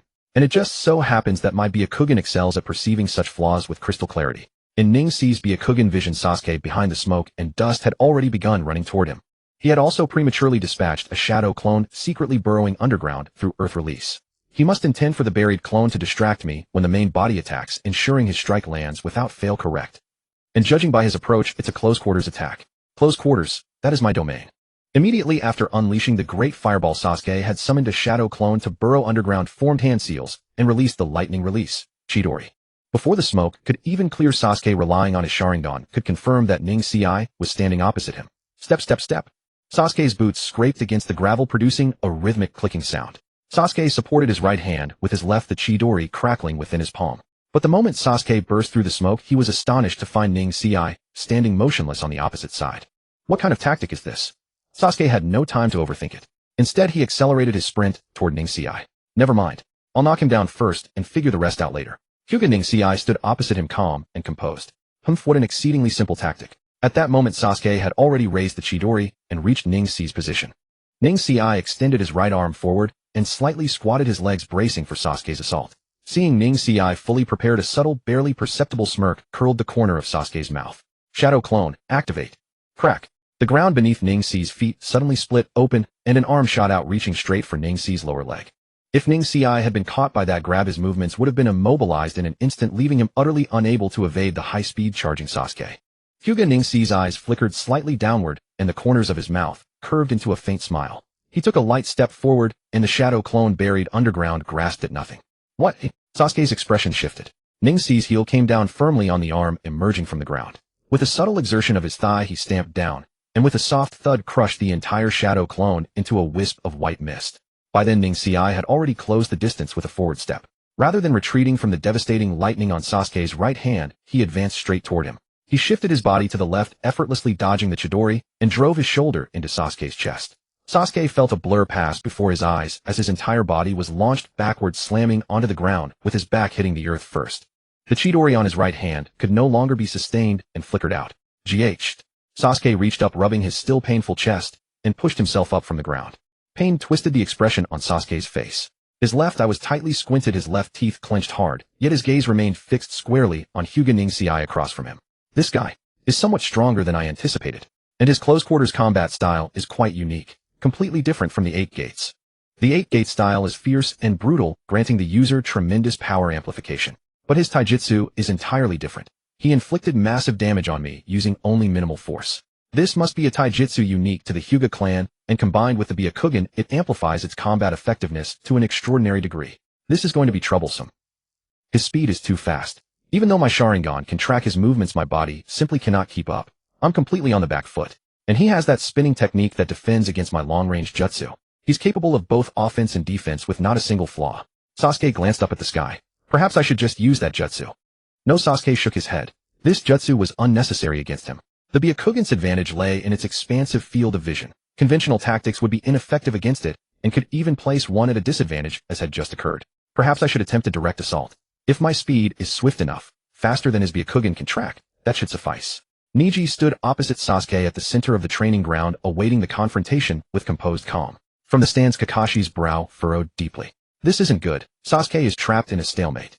Indeed, the Byakugan severely restricts Sasuke's combat options. Earlier, his feint with the great fireball jutsu combined with an ambush strategy was completely read through by Rinnegan. On the other side, Naruto remarked. The Byakugan's capabilities are simply terrifying. Rinnegan effortlessly evaded Sasuke's pre-positioned underground ambush earlier without even breaking a sweat. Moreover, Niji's combat experience is exceptionally rich. He revealed no openings with unnecessary movements, instead relying on the most concise and lethal techniques. With merely 2 motions, a step forward and a stamp of his foot, he neutralized the threat posed by the shadow clones hidden underground. This demonstrates that Niji possesses extensive combat experience. His mind already holds tactical preparations for such underground surprise attacks. An ordinary ninja lacking such experience when confronted with an ambush from below would either react too slowly and be captured with their legs immobilized, or instinctively leap into the air or retreat backward carelessly, exposing tremendous vulnerabilities for the enemy to exploit. Niji's approach, however, was profoundly counterintuitive. He chose to step forward a decision. Niji's combat talent is truly astonishing, Kakashi remarked sincerely. No, it was not merely talent that defined Hyuga Niji, but relentless diligence and hard work. As an ANBU operative, Kakashi had undertaken missions of all scales and witnessed countless varieties of combat. He understood well that combat experience could not be acquired through talent alone, it was forged through practice. A ninja blessed with combat talent, but devoid of actual battle experience, could handle prolonged engagements with ease, yet in sudden lightning-fast skirmishes their mental gifts would yield to bodily instinct, instantly exposing their shortcomings in combat. As previously mentioned, transforming combat experience into instinct required relentless practice, either through continuous real combat, accumulating sufficient battle encounters until instinct took over, or through constant mental simulation until those responses were etched into the body as instinct. Yet both paths demanded immense practice. Niji was only 17 years old, yet his movements were so polished and composed, clear evidence that he had devoted himself to rigorous training. Kakashi said with concern, in close-quarters combat, given Niji's rich experience and the support of his Byakugan, Sasuke is unlikely to find any advantage. For non-Hyuga ninja such as Sasuke and Kakashi, the Hyuga clan's Byakugan was like a black box. Their knowledge of the Byakugan's abilities came solely from hearsay among ninja or from direct encounters with Hyuga clan members. None of them truly understood the full scope of the Byakugan's capabilities. They all knew the Byakugan offered an expansive field of vision and could see through various traps, but the exact limits of that vision and the depth of what it could perceive remained unclear to them. In the early stages of the ninja world, the Uchiha clan's Sharingan was notoriously difficult to awaken, and its users rarely had opportunities to establish legendary battles. Consequently, the Sharingan's reputation among other villages was not particularly prominent. The Hyuga clan was different. They could stably inherit the Byakugan, and as a large and powerful clan with numerous ninja, they deployed many warriors to the battlefield. Thus the Byakugan appeared more frequently across various villages. Combined with the Byakugan's all-around vision, which struck terror into opponents, its reputation became exceptionally formidable. This caused ninja from other villages to value the Byakugan even more than the Sharingan. They desperately desired to obtain a Byakugan, eager to understand its true capabilities, the extent of its range, and the nature of its effects. Also, they could defeat Hyuga clan squads in future battles. Only Naruto, who possessed foreknowledge of the story, truly understood the Byakugan's actual capabilities. The rest of the village remained ignorant. This also explained why Sasuke had faltered earlier in combat. He had fallen into habitual thinking, assuming that blocking his opponent's vision would suffice, completely underestimating the Byakugan's power. Naruto observed the battle with calm composure. It seemed that without employing his most powerful long-range jutsu, Sasuke would find it difficult to overcome Niji. Moreover, I believe an earlier assessment needs revision. Rather than calling Rock Lee a hardworking genius, it would be more accurate to say that Hyuga Niji is a genius who is equally diligent. From his combat will alone, one could see that his determination to break free from the caged bird seal was as resolute as steel. Yet within the framework of authority constructed by the third Hokage and the Hyuga clan, such a dream was destined never to be realized. Just thinking about what Niji would feel if he fought to his very last breath only to find his wish unattainable made Naruto's heart ache. At that moment, a gentle breeze swept across the arena, sending Niji's hair dancing in the wind. The corners of his mouth curved upward in a faint smile, his expression radiating absolute confidence. Truly a picture of triumph and vigor. Niji had already deciphered Sasuke's combat style. With the 8 trigrams palms revolving heaven at his disposal, no ranged attack could hope to harm him. For Sasuke to defeat Niji, he would need to engage in close-quarters combat, but that was precisely Niji's domain. The situation has reached an impasse. Sasuke's initial assault was effortlessly neutralized, proving that his attack methods are ineffective against Niji. He must change tactics and actively seek new approaches to gain an advantage. If those fail as well, Sasuke's chances of victory will be slim. By then the Byakugan will have completely overshadowed the Sharingan. Sasuke stood firm in the wind, his eyes locked onto Niji across the arena. His Sharingan was activated to its fullest, desperately searching for an opening. Suddenly Niji, facing the wind, blinked. An opportunity. Sasuke moved without hesitation. Thud, thud, thud. His feet pounded the ground as he sprinted forward to close the distance, while his hands simultaneously flew through hand signs at incredible speed. Lightning released Chidori. As Sasuke charged forward, blue lightning rapidly coalesced around his palm. The speed was so great that the electric energy left a long blazing trail through the air. He had already closed in to within 3 meters of Hyuga, and at this moment the Chidori in Sasuke's hand was fully formed. Then he promptly employed the technique taught by Kakashi, channeling the converted lightning chakra to the soles of his feet to further enhance his sprinting speed. This time Sasuke no longer held back, even if it meant piercing Niji's shoulder. Sasuke's speed was truly astonishing. In the blink of an eye he had reached Hyuga. To the other ninjas watching from the sidelines, it took merely a few blinks for Sasuke to dash from his previous position to right in front of Niji. By the time Niji reacted, Sasuke was already within 3 meters of him. Such an explosive speed, as swift as lightning itself. Though the situation was extremely critical with Sasuke able to strike him in another blink, Hyuga remained unflustered. This time he did not lunge forward nor choose to sidestep again, because against such speed sidestepping would only evade Sasuke's arm, not the impact of his charge. Niji chose to retreat directly. As fast as Sasuke's attack was, Niji's backward speed matched it, staying just beyond Sasuke's range, preventing the Chidori from reaching him. Kakashi exclaimed, "What?" Niji actually evaded Sasuke's charge. Such incredible reaction speed. Naruto said, "Hyuga strength is not to be underestimated. If you don't take him seriously, you'll really suffer." Kakashi said, "Victory or defeat will be decided by this strike." Naruto remained silent. Sasuke was struggling hard. Almost all his moves were countered by Niji's Byakugan. If only there were a way to obstruct the Byakugan's field of vision. At that moment a message surfaced in Naruto's mind. "You have pondered and comprehended the jutsu water release perfect hidden mist technique. When the technique is released, tiny mist particles infused with chakra disperse in the air, blocking all enemy sensory techniques, while your own side can detect the enemy's position through the chakra suspended in the air." Perfect. With this perfected hidden mist technique, it can perfectly counter the Hyuga clan's Byakugan, a layer of mist formed by dense chakra. No matter how powerful the Byakugan, it cannot see through. Sasuke's charge is only a momentary advantage. If he fails to seize this opportunity, his speed will slow down. And once it slows down, a weakness will be exposed. Look, Sasuke's speed is dropping. Niji has indeed made his move. Sasuke tried to seize the initiative but failed and was dragged into a stalemate by Hyuga. Hyuga kept retreating, giving Sasuke a feeling of striking emptiness. As he ran, his steps suddenly slowed a fraction. Sasuke's eyes widened sharply. Not good. On the other side, Niji had stopped retreating and turned to attack Sasuke. Niji struck first with a sharp slap, knocking Sasuke's right hand aside. But Sasuke's right hand, now swung to the side, was empty. Yet the low humming roar of the Chidori continued. At that moment the faint lightning in Sasuke's left palm suddenly blazed bright. His left hand twisted in midair with eerie precision, clutching the electric orb, and drove straight toward Niji's chest. If this strike landed, though it wouldn't pierce through Niji's chest, it would surely gouge out a chunk of flesh and break his collarbone, rendering him combat incapable. This was my strategy. Did you think I would only use my right hand? As the blinding lightning surged toward his chest, Niji heard the chirping of 1,000 birds within the thunder orb and felt a terrifying sense of destruction in its pulsing contraction and expansion. At last Niji's expression changed.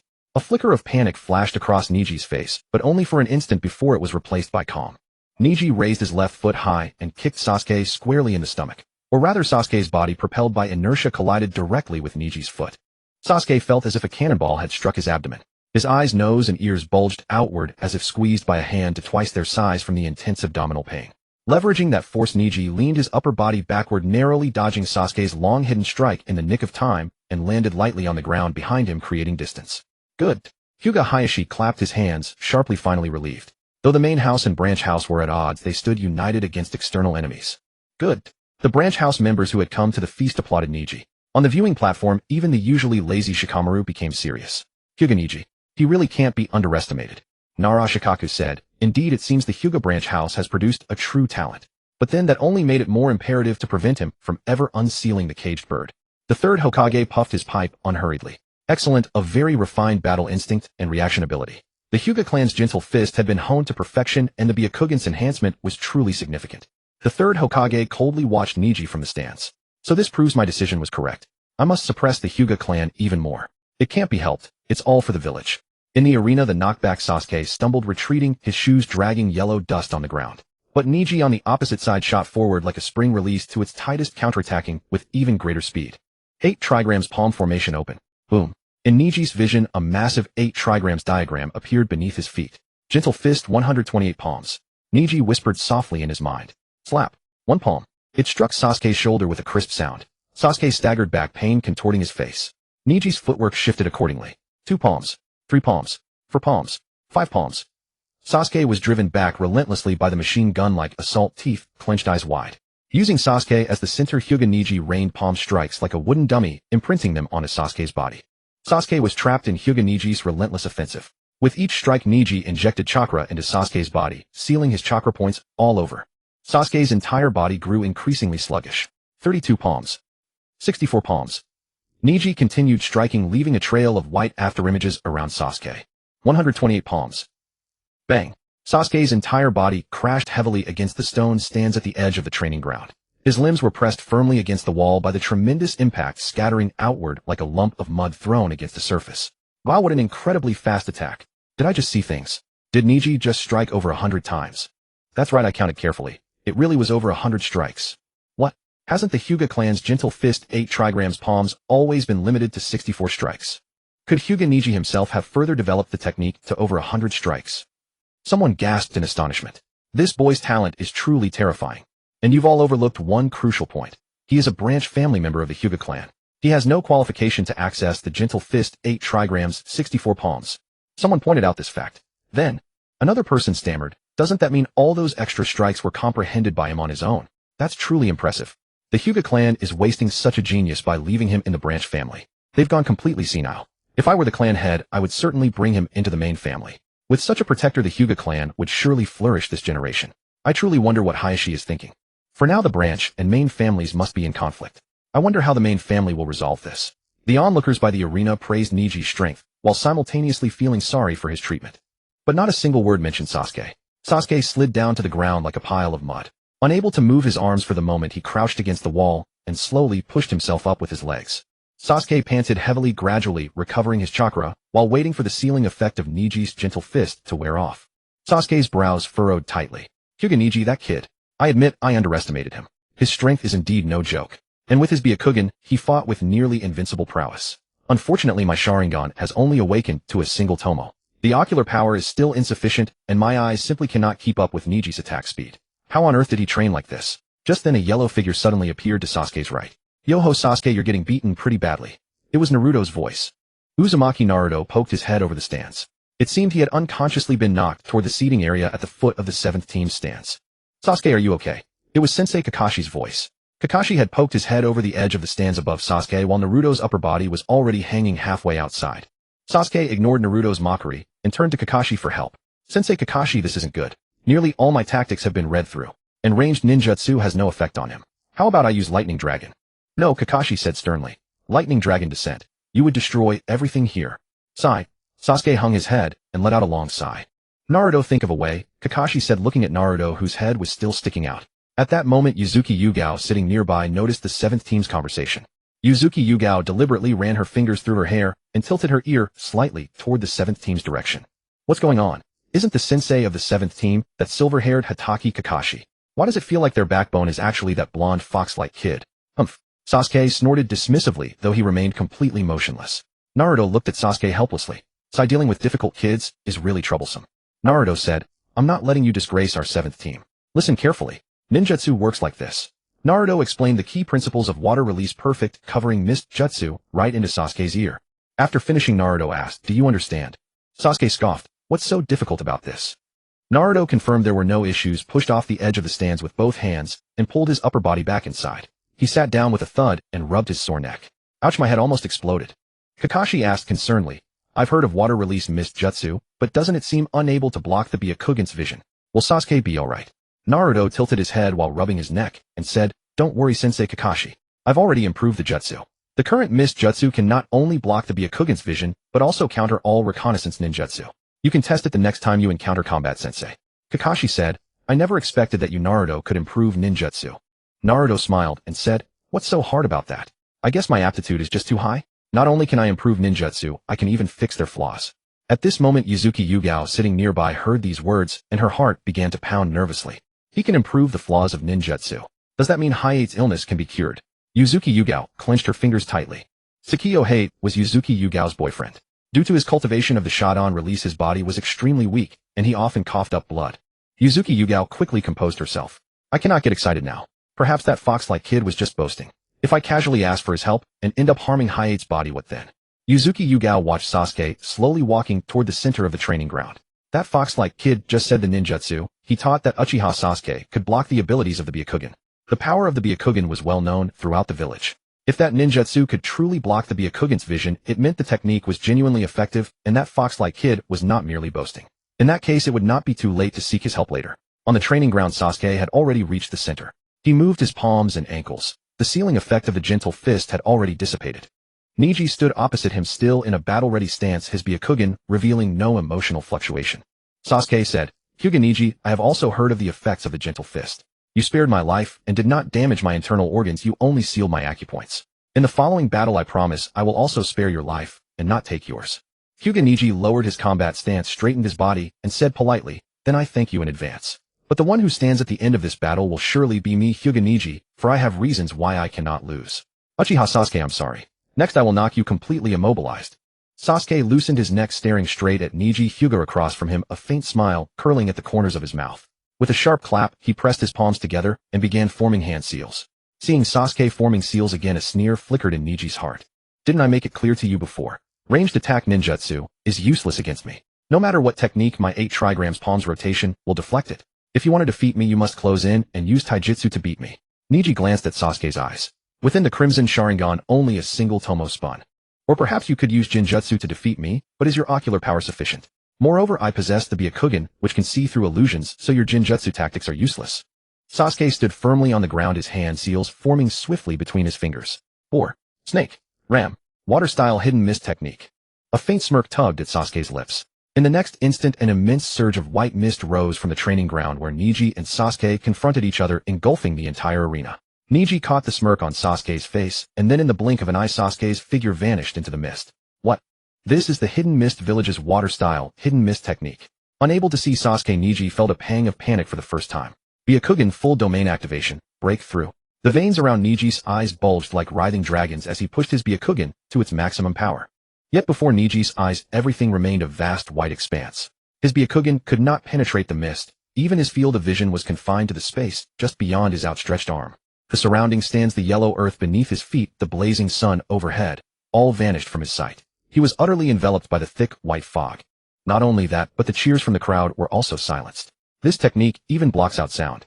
Neji's voice trembled slightly. Normally his Byakugan's abilities were invincible, but today for the first time a single jutsu had severely restricted it. Neji began to grow flustered. The entire world fell into absolute silence, as if he had been cast into a mist-shrouded wasteland. All Neji could hear was his own ragged breathing and the thumping of his heart within his chest. "I was careless, truly careless." Neji shook his head repeatedly. How did Sasuke suddenly become so powerful? If this technique is so effective, why didn't he use it earlier? Neji replayed the events in his mind.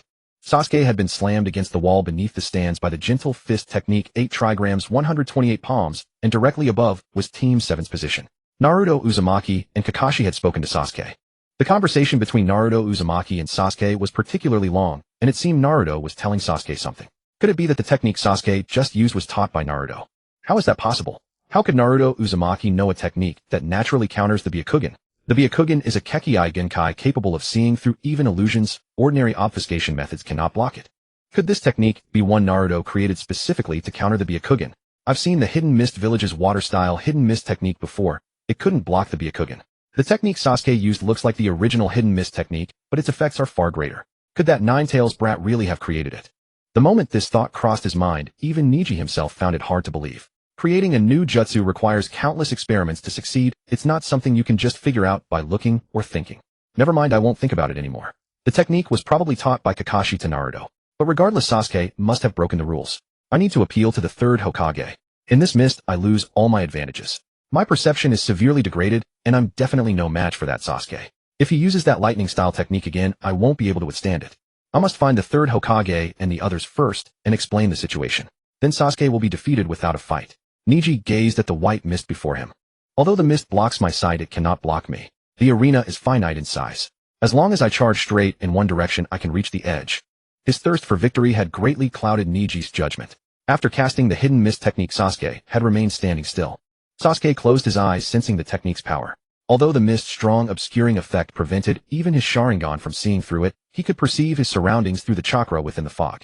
The chakra-infused mist now served as an extension of Sasuke's senses like a super radar. He could clearly perceive Neji's position and movements across from him. This technique is truly formidable. It counters the Byakugan completely. Naruto, how did he come up with it? Never mind, I won't think about it. In Sasuke's eyes, Naruto had transcended the realm of ordinary ninja to become something monstrous. Sasuke waved his hand idly through the mist, as if feeling its texture. Then he looked up toward Niji's position. Now what can you do? With a flicker of movement, he vanished into the mist. Outside the arena, chaos had erupted. What's going on? Why can't I see the situation inside? What's so surprising? Sasuke just used the hidden mist technique, blocking the view of the arena. But how come I can't see through it? That's obvious. It's a technique designed to block vision. If you could see through it, that would be strange. But I can't even see through it with my Byakugan. The speaker finally turned around and saw that the person beside him was a ninja from the Hyuga clan. At that moment, the entire Hyuga clan was on high alert because only they understood how dire the situation was. Hiashi Hyuga himself was straining his Byakugan to its limit, but his vision still could not penetrate the mist. Anxiety gnawed at him. An elder from the main house said this technique must never be allowed to spread. It can counter our clan's Byakugan. We absolutely cannot let the enemy learn it, or our Hyuga clan will be in danger on the battlefield. Hiashi Hyuga replied, yes, I know. But his mind was occupied with another matter. The Hyuga clan had always held an advantage over other ninja clans thanks to their superior vision. If the rest of the ninja world learned this technique, the Hyuga clan's advantage would vanish. If that happened, the Hyuga clan's ninja would be reduced to the level of ordinary shinobi, drastically diminishing their power and influence. I cannot allow this to happen. Hiashi Hyuga made up his mind. For now, he would set aside the matter of Niji. Once this battle ended, he would find Sasuke and sign a contract using any means necessary to ensure he did not leak this technique. If necessary, assassinating him was not out of the question, even if it meant incurring the wrath of Itachi Uchiha. And it would be easiest to handle this through Danzo. Hadn't he always wanted to eliminate this Uchiha brat? Now was the perfect opportunity. On the training ground, a thick fog blanketed the area. This fog not only obscured vision, but also muffled sound. Truly a jutsu well suited for covert operations. Taking advantage of the other's distraction, Naruto released a shadow clone into the fog. Within the mist, Hyuga Niji was struggling to navigate his way through. Step, step, step. Footsteps echoed around Niji. It's too quiet, eerily so. If I hadn't sensed the ground beneath my feet, I'd have thought I'd been dropped into some desolate wasteland. Just as Niji was lost in thought, a slender hand suddenly burst from the earth. It was precisely the moment Niji had landed. The moment he heard the sound of the arm breaking through the soil, that hand had already seized his right leg. Niji felt a warm grip suddenly clamp around his right ankle. Then an immense pulling force surged from that arm. Niji felt as though he had been drawn into a massive vortex, and in the blink of an eye he was dragged into the ground. Earth release, soul severing technique. By the time Niji realized what had happened, only his head remained above ground. His body had been buried beneath the earth. Step, step. A figure approached Niji with measured strides. Niji, you've lost this round. Sasuke's voice rang out from above.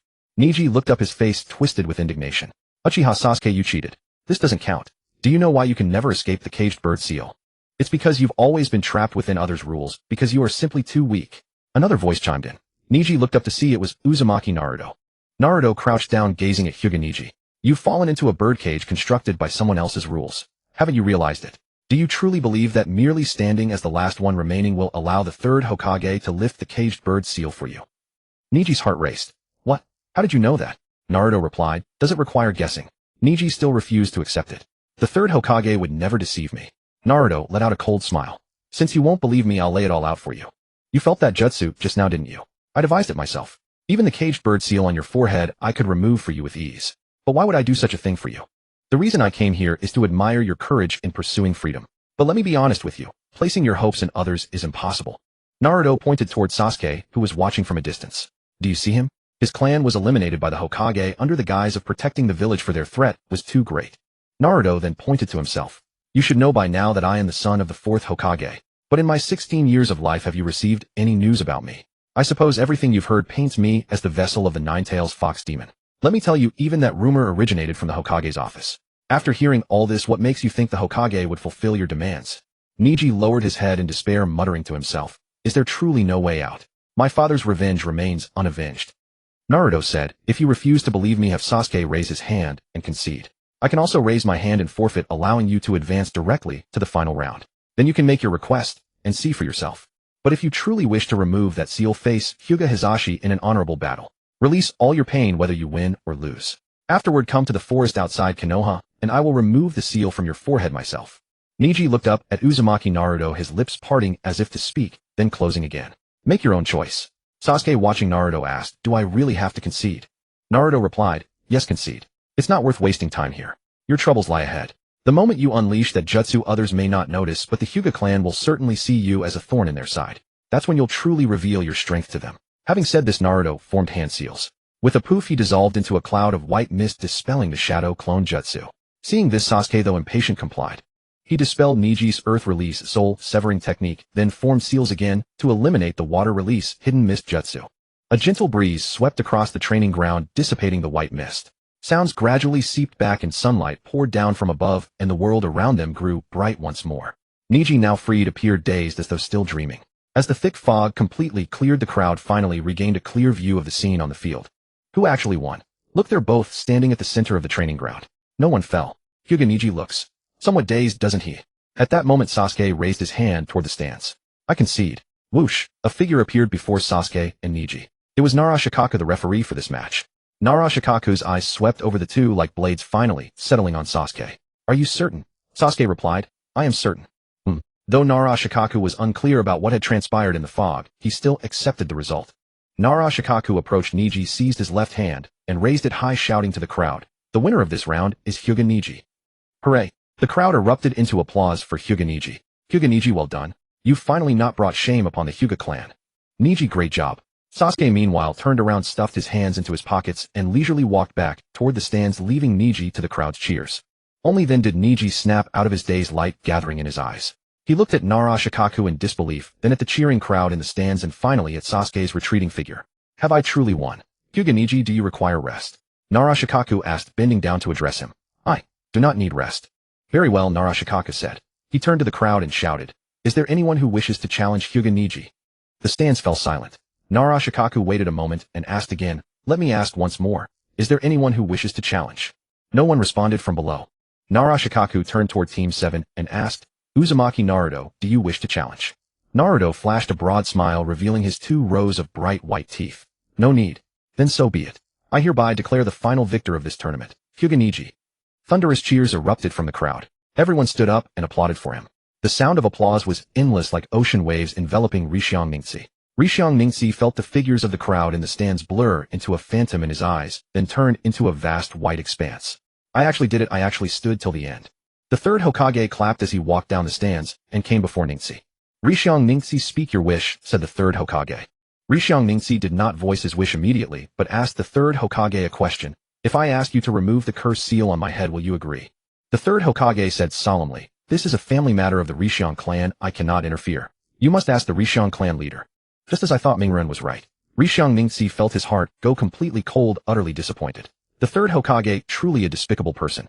Ningxi did not argue but took a deep breath and said loudly, his voice loud enough for the people in the stands to hear clearly. I, Rishiang Ningxi, wish to challenge the leader of the Rishiang clan. Please approve, third Hokage-sama. What? He actually wants to challenge the clan leader. Is Rishiang Ningxi's head damaged from the battle? He actually wants to challenge his own clan leader. He is a member of the Rishiang clan. Unbelievable, incomprehensible. Everyone was completely baffled by Ningxi's words. Why? After fighting so hard to the end, his request is to challenge his own clan leader. What is he thinking? The third Hokage was also surprised at these words, but he quickly calmed down. Although this was somewhat unexpected, it was still moving in the direction he had designed. Rishiang Ningxi challenging the current clan leader was something even the third Hokage had not envisioned, but it perfectly aligned with the third's objectives. Very well, I grant your wish. The third Hokage turned to look at Rishiang Rizu. Rizu, do you have any objection? Rishiang Rizu said, third Hokage-sama, I have no objection. Very well, then let Rishiang Ningxi rest for a while. The match will be held in the afternoon. The third Hokage said in a tone that brooked no argument.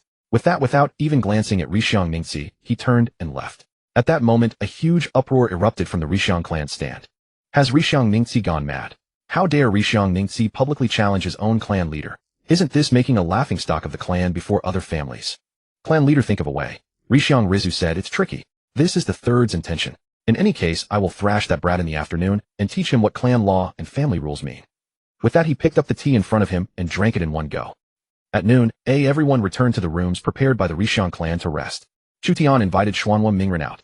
The two walked side by side in the courtyard of the Rishiang clan's residence, the midday sunlight falling on their shoulders. Chutian's face was flushed red, her hands twisting nervously in front of her, her eyes fixed straight ahead, not daring to look at Mingren beside her. Not far ahead of them, there was a lush leafy tree casting a dense patch of shade on the ground with a wooden bench placed in the shade. Beside it was a small garden with red and purple flowers blooming vigorously in the flower beds, exuding a burst of fragrance. Busy bees fluttered their wings, weaving among the flowers. There's a bench ahead. Let's go rest there, Mingren said. Chutian replied, her voice as soft as a mosquito's hum. The two walked into the shade together, immediately feeling a coolness settle on their shoulders. The two sat down on the bench. Chutian sat properly with her legs and hands together. Mingren said, "Are you worried about this afternoon? Imam on one side, is my father on the other, is my brother." Mingren said Rishiang Mingxi has a curse seal planted on his head, a feeling that others can hardly understand. Mingxi wants to pursue freedom, so this battle is inevitable. Chutian said, "I don't know either. I just hope they both can fulfill their wishes." Mingren said, "Don't think about it. This is between them. Your worrying won't help. By the way, today is your birthday. I haven't given you a birthday gift yet. What kind of birthday gift do you want?" Chutian lowered her head and said, "Whatever gift Mingren-kun gives me, I will like it." "Oh, is that so?" Mingren scratched his hair, looked around the garden in front of them. "Let me think. Oh, I've got it." Mingren turned to Chutian and said, "Close your eyes." Chutian obediently closed her eyes. Then Chutian felt a pair of warm hands cover her eyes. Chutian felt her face burning and her heart thumping wildly. "Chutian, don't move. I'll tell you when to open your eyes, okay?" Chutian replied. Mingren mobilized the chakra in his body originating from Daitang Yui, and through his hands injected the chakra into Chutian's Baiyin. "Mingren, I feel my eyes getting very hot," Chutian said. "Wait a little longer." As the chakra continued to be injected, suddenly a powerful pressure emanated from Chutian's eyes. Through this pressure, Mingren knew that Chutian's eyes had changed. "All right, open your eyes." Chutian faced Mingren and slowly opened her eyes. What appeared before Mingren's eyes was no longer the Baiyin, but a Jingyan pure eye emitting a faint blue light with black sclera. "Mingren, I feel my eyes are different. A tremendous power is brewing within my eyes." Mingren said, "This is the gift I give you. The Jingyan, also known as the Eye of Hope. It has the ability to exert group pressure, can change the nature of chakra, and make it tangible or intangible, can manipulate objects from a distance, attach chakra to weapons to strengthen them, is immune to illusion techniques, and also has a powerful summoning ability. So do you like it?" Even though Chutian was a novice in combat, she could sense the preciousness of this eye. As the eldest daughter of the main family, she knew some clan secrets. Chutian was certain that the eye Mingren had just given her was the Jingyan recorded in the clan's ancient scrolls, the evolved form of the Baiyin. Chutian suddenly began to cry softly. "It's such a precious eye." Mingren patted Chutian's head. "Don't be afraid. This is my gift to you. Just keep it well. If you feel guilty, you can always repay me with your hand in marriage later." Chutian's face turned even redder. She punched Mingren's chest with her fist, muttering softly, "How annoying." "Ha!" Mingren pulled Chutian into his arms. Chutian is his future wife, so what's wrong with spoiling her a little in advance? Within the Hyuga clan mansion, in a private chamber, Hayashi Hyuga and several clan elders were deliberating on important matters. It was a small, cramped room with no superfluous furnishings. Only a low table at the center around which everyone sat sizer upon the tatami mats. "Third elder, this afternoon I will face Hyuga Niji in combat. The matter of Uchiha Sasuke is yours to handle. Your approach should be persuasion. Under no circumstances must violence be unleashed within Hyuga territory. If this boy remains incorrigible, report back to me, and I will reach out to Danzo. Absolutely do not permit any confrontation within our clan's domain. Even if action becomes unavoidable, it must never be witnessed by others. Do you understand?" Hayashi Hyuga stated firmly. "As you command, clan leader." The third elder bowed respectfully. Sighed. The first elder exhaled heavily. "This is all because our clan has grown too insular and self-contained. To think a mere branch family boy would dare bully us. What a disgrace. Alas, the times have changed. Branch family members now dare to defy the main house. In days of old, such insolence would demand death by seppuku. First elder, please restrain your anger. The clan leader will discipline this youngster properly. That so-called branch family prodigy will soon learn there are always greater heavens beyond one's own." The fourth elder, sporting a crisp salt and pepper short haircut, spoke up. "Sai, my concern lies elsewhere. Hayashi will certainly teach the boy a lesson." The first elder turned to Hayashi Hyuga. "Hayashi, exercise restraint when the time comes. Do not kill him outright before the gathered crowd. Leave him alive, at least for now. Once the banquet disperses, deal with him properly. I want him to tremble with fear the very moment any rebellious thought crosses his mind."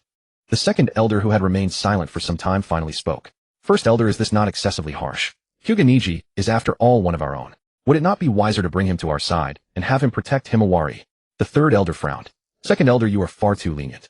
Niji possesses but a modest talent. Our Hyuga clan is teeming with prodigies. Making an exception for him is hardly worthwhile. The ancestral laws must not be broken." "Precisely. The ancestors' laws are immutable." The fourth elder chimed in. "But where are the geniuses? Tell me that. Hinata may match Niji in cultivation aptitude, but her temperament is far too soft. Without someone to bolster her, how can she lead the entire Hyuga clan?" The second elder countered. "Then, there must be other solutions," the third elder stammered. The second elder fixed him with a piercing gaze. "What? Eliminating every ninja or technique that poses a threat to our clan. Is that your solution? When the Uchiha clan still stood tall, you dared not utter a word. Now you have grown bold enough to plot the assassination of an orphan. Is that the extent of your capabilities?" "Enough." The first elder slammed his palm upon the low table. Silence fell over the room. Third elder pay no mind to the second elder's emotional outburst. Proceed as we originally agreed. Hayashi likewise do not let his words sway you. The first elder declared with unmistakable authority. He then turned his gaze toward the still fuming second elder and spoke with grave earnestness. We are elders of the Hyuga clan. Our purpose is to safeguard the interests of our clan. I care not whether our methods are despicable or not. The Hyuga clan has endured for over 1,000 years, and I will not let it crumble under my watch. The fate of the Uchiha clan remains etched before our very eyes. The second elder lifted his gaze to meet the first elder's, said nothing, and then lowered his eyes back into silence. The first elder sighed and continued. I am well aware that these are merely stopgap measures addressing symptoms rather than root causes. But for now they will suffice to quell the immediate crisis. I also understand your concern, second elder. The Hyuga clan's combat techniques have stagnated for over a century, showing no sign of progress. That is precisely what troubles me as well. The third elder spoke. The very reason we maintain the main house and branch house system with such unwavering rigor is to preserve the purity of our bloodline. We await the birth of a main house descendant capable of awakening the Tenseigan. Only then will the Hyuga clan truly rise in glory. But will this truly work? You and I have both consulted the clan's secret ancient scrolls, and portions of the text have already faded beyond legibility, the second elder replied. We have no other choice. The preservation of pure bloodline is explicitly recorded in the ancient scrolls. Our course of action is not wrong, the fourth elder asserted. Enough of this antiquated debate. Let us focus on the matters at hand, the first elder said, casting a sweeping glance over all present. Though nearly every member of our main house has stably inherited the Byakugan, our combat methods remain far too limited. That is precisely why I proposed absorbing Hyuga Niji into our ranks. He comprehended the gentle fist's 64 palms without even knowing it, and further expanded it to 128 palms, a feat our clan has not achieved in over a century of effort, the second elder argued. I must concede he does possess genuine talent. In that case, after the banquet concludes, have him surrender the 128 palms. It is for the good of the clan after all, the third elder said. Third elder, you are driving our clan's prodigy straight into exile. The second elder grew angry. He is but a branch family member. Why do you care so deeply, second elder? They exist solely to protect the main house. Precisely, the fourth elder agreed. The 128 palms are only one aspect. What truly matters is the further development of the Byakugan and its supporting jutsu. The Byakugan's capabilities remain far too limited. In this era of rapidly evolving ninja techniques, the battlefield utility of the Byakugan grows ever narrower. If only we could evolve the Byakugan. With the Tenseigan, would even the hidden mist techniques stand a chance against us?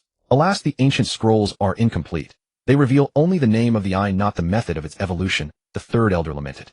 Though the method eludes us, we must still find a way to strengthen our clan's power. Here is the plan. After today's banquet, second elder, you will oversee the development of new jutsu within the clan. Fourth elder, you will be responsible for combat training of the younger generation. Third elder, you will gather intelligence on various ancient texts seeking to reconstruct our damaged scrolls. Do you all understand? The first elder asked. Understood, the elders responded in unison. That afternoon, the scheduled match between Hyuga Niji and Hayashi Hyuga commenced on the training grounds as planned. It was the hottest hour of the day. The sun-baked earthen training ground shimmered with distorted heat rising into the air, yet this did nothing to dampen the crowd's enthusiasm for the impending contest. Long before the match began, the guests had already taken their seats. Every section was already shaded by large umbrellas erected well in advance, keeping the seating areas comparatively cool. As everyone settled in, the Hyuga clan servants circulated, serving each table chilled, shaved ice and fresh fruits, amenities that had been absent from the morning's matches.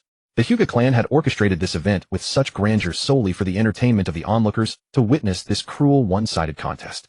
And the match, which meant certain defeat for Niji, was about to begin. Hinata did not return to the main family's area, but instead went with Naruto to the 7th team's seats to watch the match. Both Kakashi and Sasuke noticed the change in Hinata. Beautiful eyes, Kakashi remarked. The eyes are beautiful, Sasuke said, then found a spot to sit and watch. Just find any seat, Naruto said. Just find any seat, Naruto said. Hinata replied. Hinata felt at ease sitting beside them, without the restraint she felt with her clan. The polite, yet measured manner made her feel neither overwhelmed nor distant. Although she was still within the clan, Hinata felt a thrill of escape. She sat down next to Naruto, stretched her arms back in a lazy stretch, casually picked up the smoothie on the table, inserted a straw, and began sipping slowly. Everyone watching the match knew that Hyuga Niji was bound to lose, yet deep down, they secretly hoped that Hyuga Niji might win. What if Hyuga Niji could win? The news spread like the wind, precisely reaching every room where guests were resting. Throughout the morning, they had learned Niji's story. They finally understood why Niji had fought so desperately that morning. It was because of the Hyuga clan's main house and branch house system, which had suppressed Niji for far too long. This time they all hoped for Niji's victory. The third Hokage sat at the highest point of the stands, taking in the entire training ground below. Fight to your heart's content. No matter who wins or loses this match, the ultimate victor is me. With that thought, the third Hokage lit his pipe. Look, they're coming out, the crowd exclaimed. On the training ground, Hyuga Neji and Hyuga Hayashi approached the center from opposite directions. As Hyuga Neji stepped out of the passageway into the blazing sunlight, he felt a wave of heat envelop him tightly. This time he felt as if nothing weighed on him, as light as a feather. As he walked slowly forward, he felt he might dissolve into the air with each step. Though the outside was steaming with heat, Neji's heart was as calm as water. This time he carried nothing on his shoulders, he felt his entire body immersed in a rare, profound freedom. Although he knew he was walking step by step toward defeat, he felt no fear. In the dazzling glare of the earth training ground, Neji closed his eyes peacefully, as if floating in warm seawater.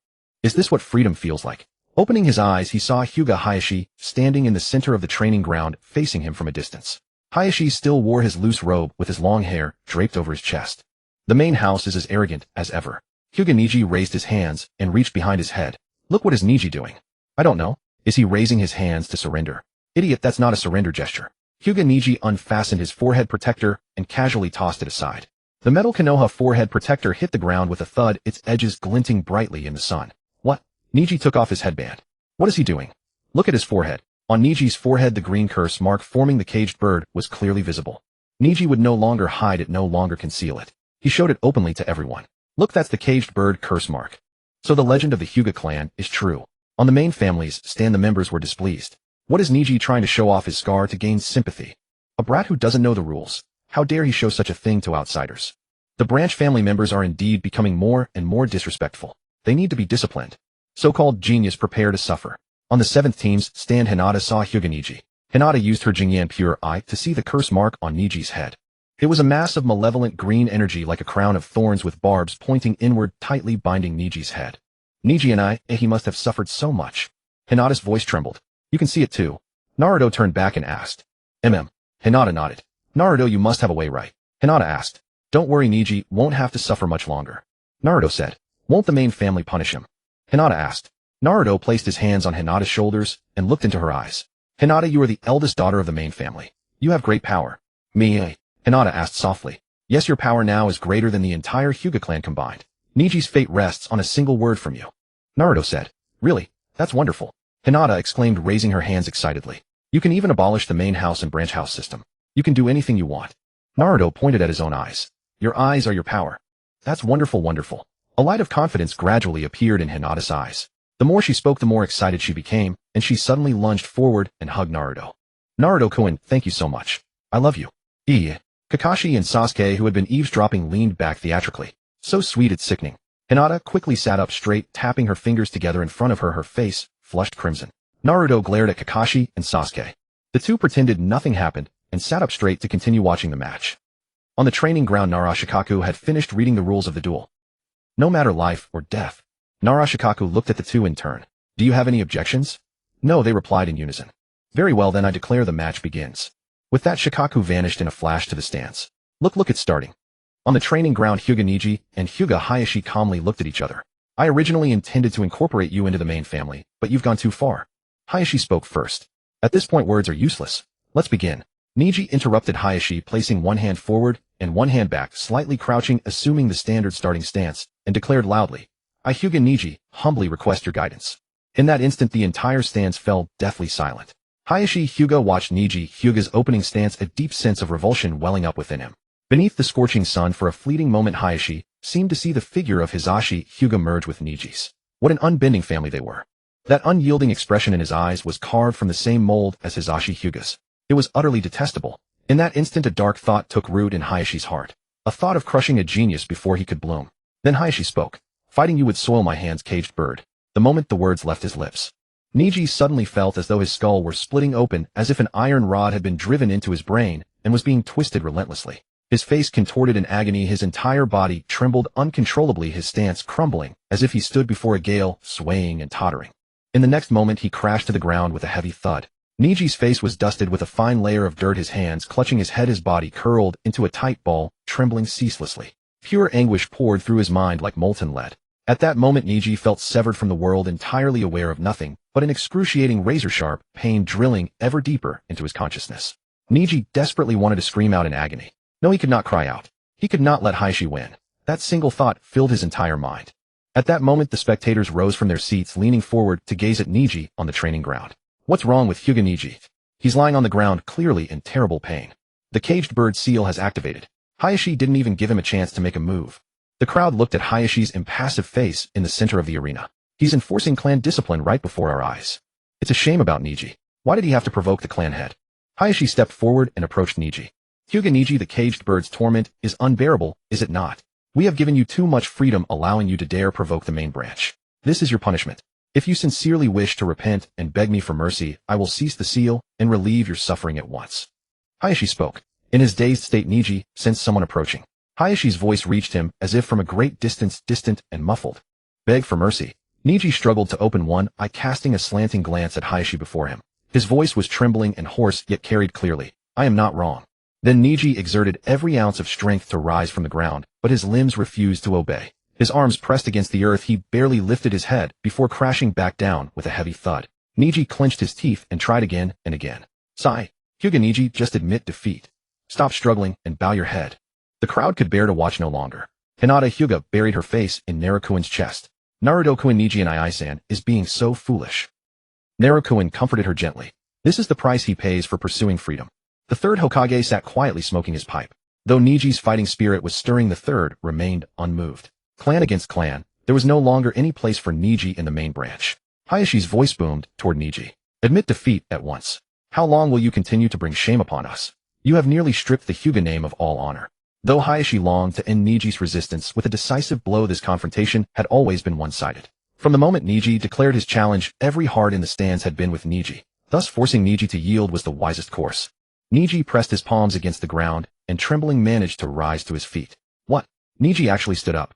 Hyuga Niji, you magnificent bastard. Go Niji. You can do this. In the stands a thunderous roar of encouragement erupted all at once. Hyuga Niji, stay on your feet. Hyuga Niji, don't give up. Hearing the tsunami-like cheers behind him, Hayashi cast a cold glance at Niji. Is this your courage? Niji's mind was nearly overwhelmed by pain, his thoughts a hollow void, yet he still relied on sheer willpower to slowly assume his opening stance. I, Hyuga Niji, request your guidance. Though he looked like a man on the brink of death, barely able to stand, as though a strong wind could topple him at any moment, the crowd saw in Niji an unyielding, indomitable strength. Hyuga Niji will never yield. Hyuga Niji will never yield. Hayashi finally lost his temper, his jaw clenched tight. How long do you intend to endure this caged bird? Another wave of excruciating pain struck, and Niji crashed to the ground once more with a heavy thud. Oh, the crowd's heart sank with that fall. Niji felt as though the veins in his head were about to burst. His vision went white, his ears filled with a deafening roar, and the entire world shut him out completely. He was so exhausted. Niji desperately wanted to give up. But deep within his heart, a single thought continued to pulse. I cannot give up. I cannot admit defeat. I will not yield. What? Niji is standing up again. Hyuga Niji. Hyuga Niji. At that moment, Niji resembled a machine, his eyes devoid of any spark. It was difficult to imagine what drove him to rise once more. Hayashi gazed upon Niji's wretched state, half human, half specter, and felt a pang of reluctance in his heart. Niji stood like an unbalanced automaton, assuming his opening stance. His voice had barely retained any tone. I, Hyuga Niji, please, guide me. Sigh. Hayashi let out a long sigh, tears welling in his eyes. Biting his teeth, he spoke. Caged bird. Snap. It was as though a taut string had broken in the air, ringing clear and sharp. The final pulsing thought in Niji's mind flickered and died. Boom. His entire body collapsed like a felled mountain, crashing heavily onto the ground and sending a cloud of dust spiraling into the air. Everyone held their breath at that moment, as if they could all hear the sound of Hyuga Niji falling. Hyuga Hayashi no longer looked at Hyuga Niji and turned to walk out of the arena. Whoosh! Narashikaku appeared beside Hyuga Niji, extending his right hand to place it on Hyuga Niji's chest. Hyuga Niji is still alive. Call the medical team over. Is Hyuga Niji okay? Hyuga Niji didn't die. Thank goodness he's still alive. The third Hokage had already descended to the sidelines to wait. The third Hokage watched Hyuga Hayashi approach with a broad smile and said, Elder Hayashi, congratulations. Hyuga Hayashi glanced at the third Hokage and replied, what is there to congratulate? I should be the one congratulating you, third Hokage-sama. Humph. The third Hokage let out a soft hum, then a smile returned to his face. Hyuga Hayashi nodded to him and continued walking forward. On the opposite side, a team of medical ninja rushed over carrying a stretcher. Passing by Hyuga Hayashi, they ran toward the center of the arena. Hyuga Hayashi turned his head and saw them lifting Hyuga Niji onto the stretcher. Although Hyuga Niji had endured such intense agony moments ago, his expression remained remarkably calm. Lying on the stretcher, he slept like a child with no worries in the world. After the medical team loaded Hyuga Niji onto the stretcher, they quickly departed, passing by Hyuga Hayashi once more. Hyuga Niji is indeed as stubborn as his father. Hyuga Hayashi sighed, his mind already weighing how to handle the aftermath for Hyuga Neji. Hyuga Neji had challenged him with the resolve of a man facing death, and under the excruciating pain of the caged bird seal, he had never once yielded. It seemed this child was determined to break free at all costs. Hyuga Hayashi hesitated. In that final strike, he had deliberately held back, sparing Hyuga Neji's life, and merely rendering him unconscious. How had the noble Hyuga clan come to this? Taking out their frustrations on branch family members, employing any means necessary to eliminate all threats to their power. Had the Hyuga clan truly become so despicable? Recalling his own actions, Hyuga Hayashi felt a surge of shame. Father, where is brother Neji? Hyuga Hayashi snapped out of his reverie and looked down to meet Hinata's pale blue eyes. Could it be? Hyuga Hayashi's expression shifted to shock. He quickly crouched down, gently cupping Hinata's face to examine those pale blue eyes closely. Hinata, use your pressure on me. Hyuga Hayashi exclaimed excitedly. How does father know about that? Just do as I say. Hyuga Hayashi said. Yes. Hinata focused intently on her father's eyes and released her pressure. Boom. Hyuga Hayashi felt as though he had been instantly dismantled, leaving only his heart behind. That pressure was like a massive hand gently gripping his heart, and with just a slight squeeze his heart would shatter into pieces. The threat of death. In that instant, cold sweat poured down Hyuga Hayashi's back. After all these years, he had once again felt the true danger of death. The next moment, the pressure receded like a retreating tide, and Hyuga Hayashi felt the warmth of sunlight once more. Byakugan. This is truly the Byakugan. Hyuga Hayashi excitedly lifted Hinata into the air and spun around with joy. This is wonderful, truly wonderful.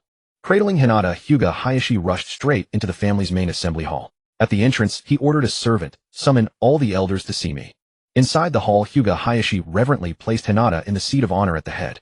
Hayashi, what is the rush? Didn't we already arrange everything at noon?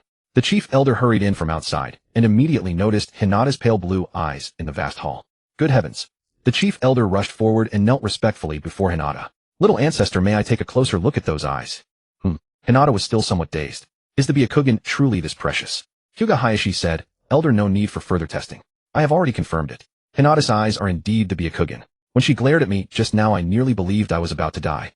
Wonderful, wonderful. The heavens have eyes. Our clan has finally produced a Byakugan, the chief elder declared.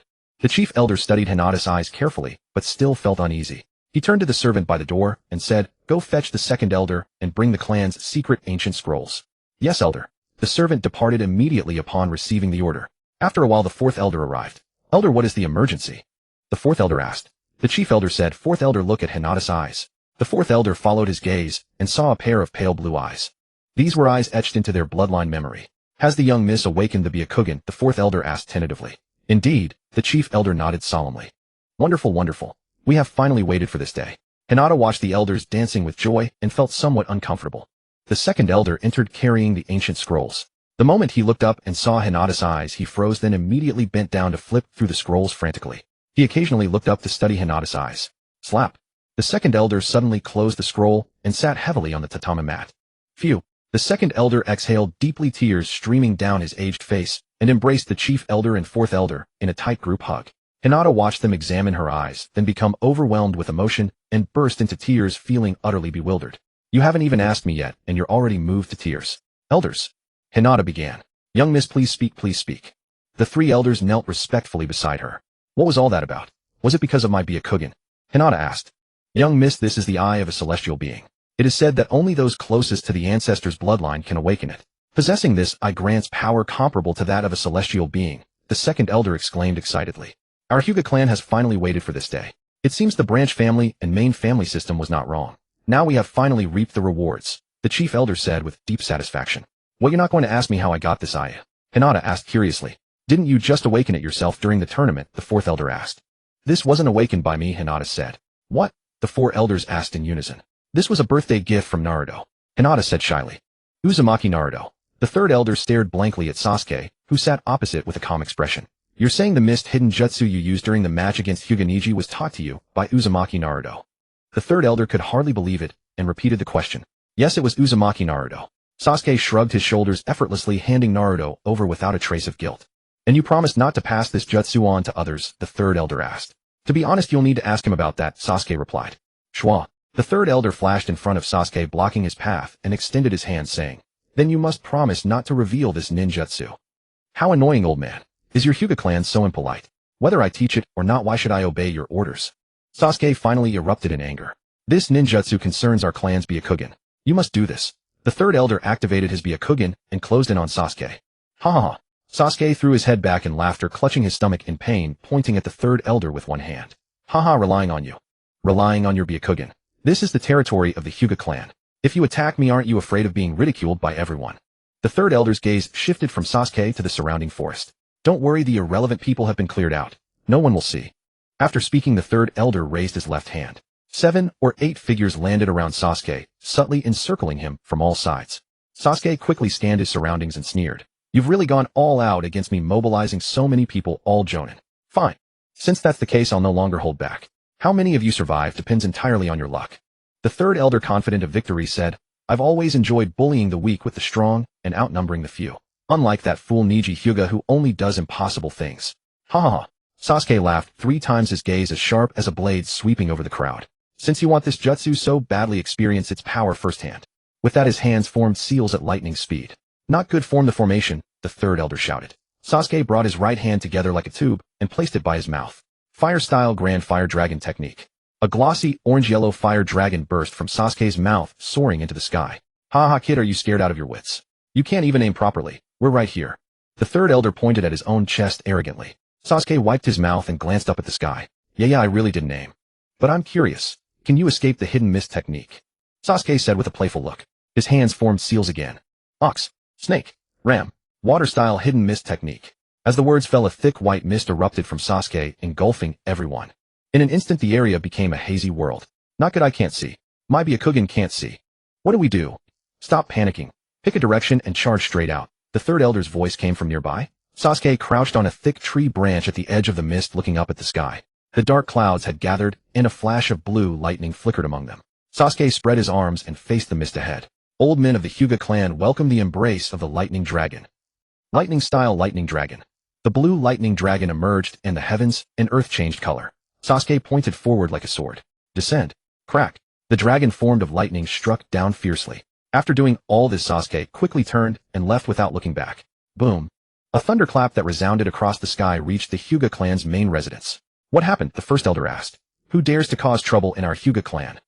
The fourth elder asked. A servant entered and reported a massive bolt of lightning struck the clan's forest. Hinata listened, her gaze fixed on the distance. The power of the Tenseigan pierced through numerous buildings and trees, directly seeing the aftermath of the lightning strike. The scene was a mess. The ground was blasted into a crater over 10 meters in diameter. Trees were toppled and scattered, and the central tree had been charred black, emitting white smoke. Among the freshly turned earth lay the Hyuga clan ninjas buried. The third elder has been in a fight. Send a medical ninja to save him. There might still be a chance to save his life. Hinata said calmly. Yes. The servant rushed out. The third elder fought someone. Could it be that brat Sasuke? The first elder couldn't believe it. Was that kid hiding his strength all along? The second elder said. I can sense it. It's that same jutsu. That feeling is unmistakable. Hayashi Hyuga stated firmly. Uchiha Sasuke is a member of Team 7. He never used lightning style before, so this jutsu must have been learned from Team 7. The fourth elder analyzed. It must have been taught by Naruto. Hinata said. Naruto Uzumaki. Again Naruto Uzumaki. The first elder repeated the name under his breath. Isn't he the son of Minato Namikaze? How did he suddenly become so powerful? The second elder wondered. The second elder looked at Hinata's pale blue eyes, finding it hard to accept. The Tenseigan. Could an ordinary person create such a thing? He couldn't link this divine creation to Naruto Uzumaki. Young mistress, are you certain the Tenseigan was given to you by Naruto Uzumaki? The first elder asked. Naruto placed his hands over my eyes, and when I opened them, this was what I saw. He told me the name of these eyes and their abilities, Hinata said. What? He even knows that. These are top secret matters. The second elder collapsed to the floor, frantically flipping through the ancient scrolls written on silk. I don't know. I only know that Naruto possesses an unshakable power. Hinata said. Could Naruto Uzumaki be the reincarnation of a sage? The fourth elder asked in disbelief. After eliminating other conjectures, only this reason seemed plausible. I don't know, but I feel Naruto-kun is incredibly powerful. This eye was just something he casually gave me, Hinata recalled. Casually. This is something our clan has yearned for over 1,000 years. And Naruto Uzumaki can just give it away casually. The first elder paced in circles, his face full of disbelief. But according to Hinata, this I was given like a gift, just casually. Thinking of this, the first elder grew even more frantic. He had been the first elder tending the shrine for so many years, reading all the ancient silk scrolls of the clan, which contained notes and insights from predecessors of the Hyuga clan.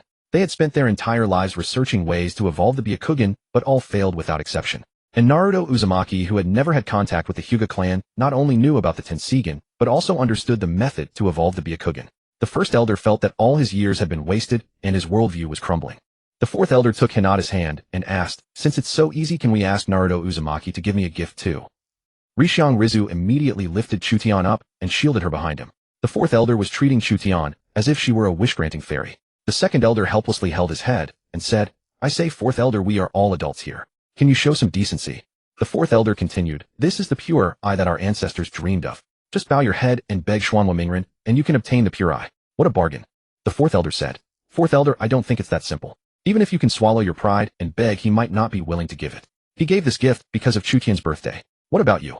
The second elder retorted, I. The fourth elder was speechless. Let's hear the first elder's judgment. The second elder said. The first elder said calmly, forget it. We should not provoke Xuanhua Mingren.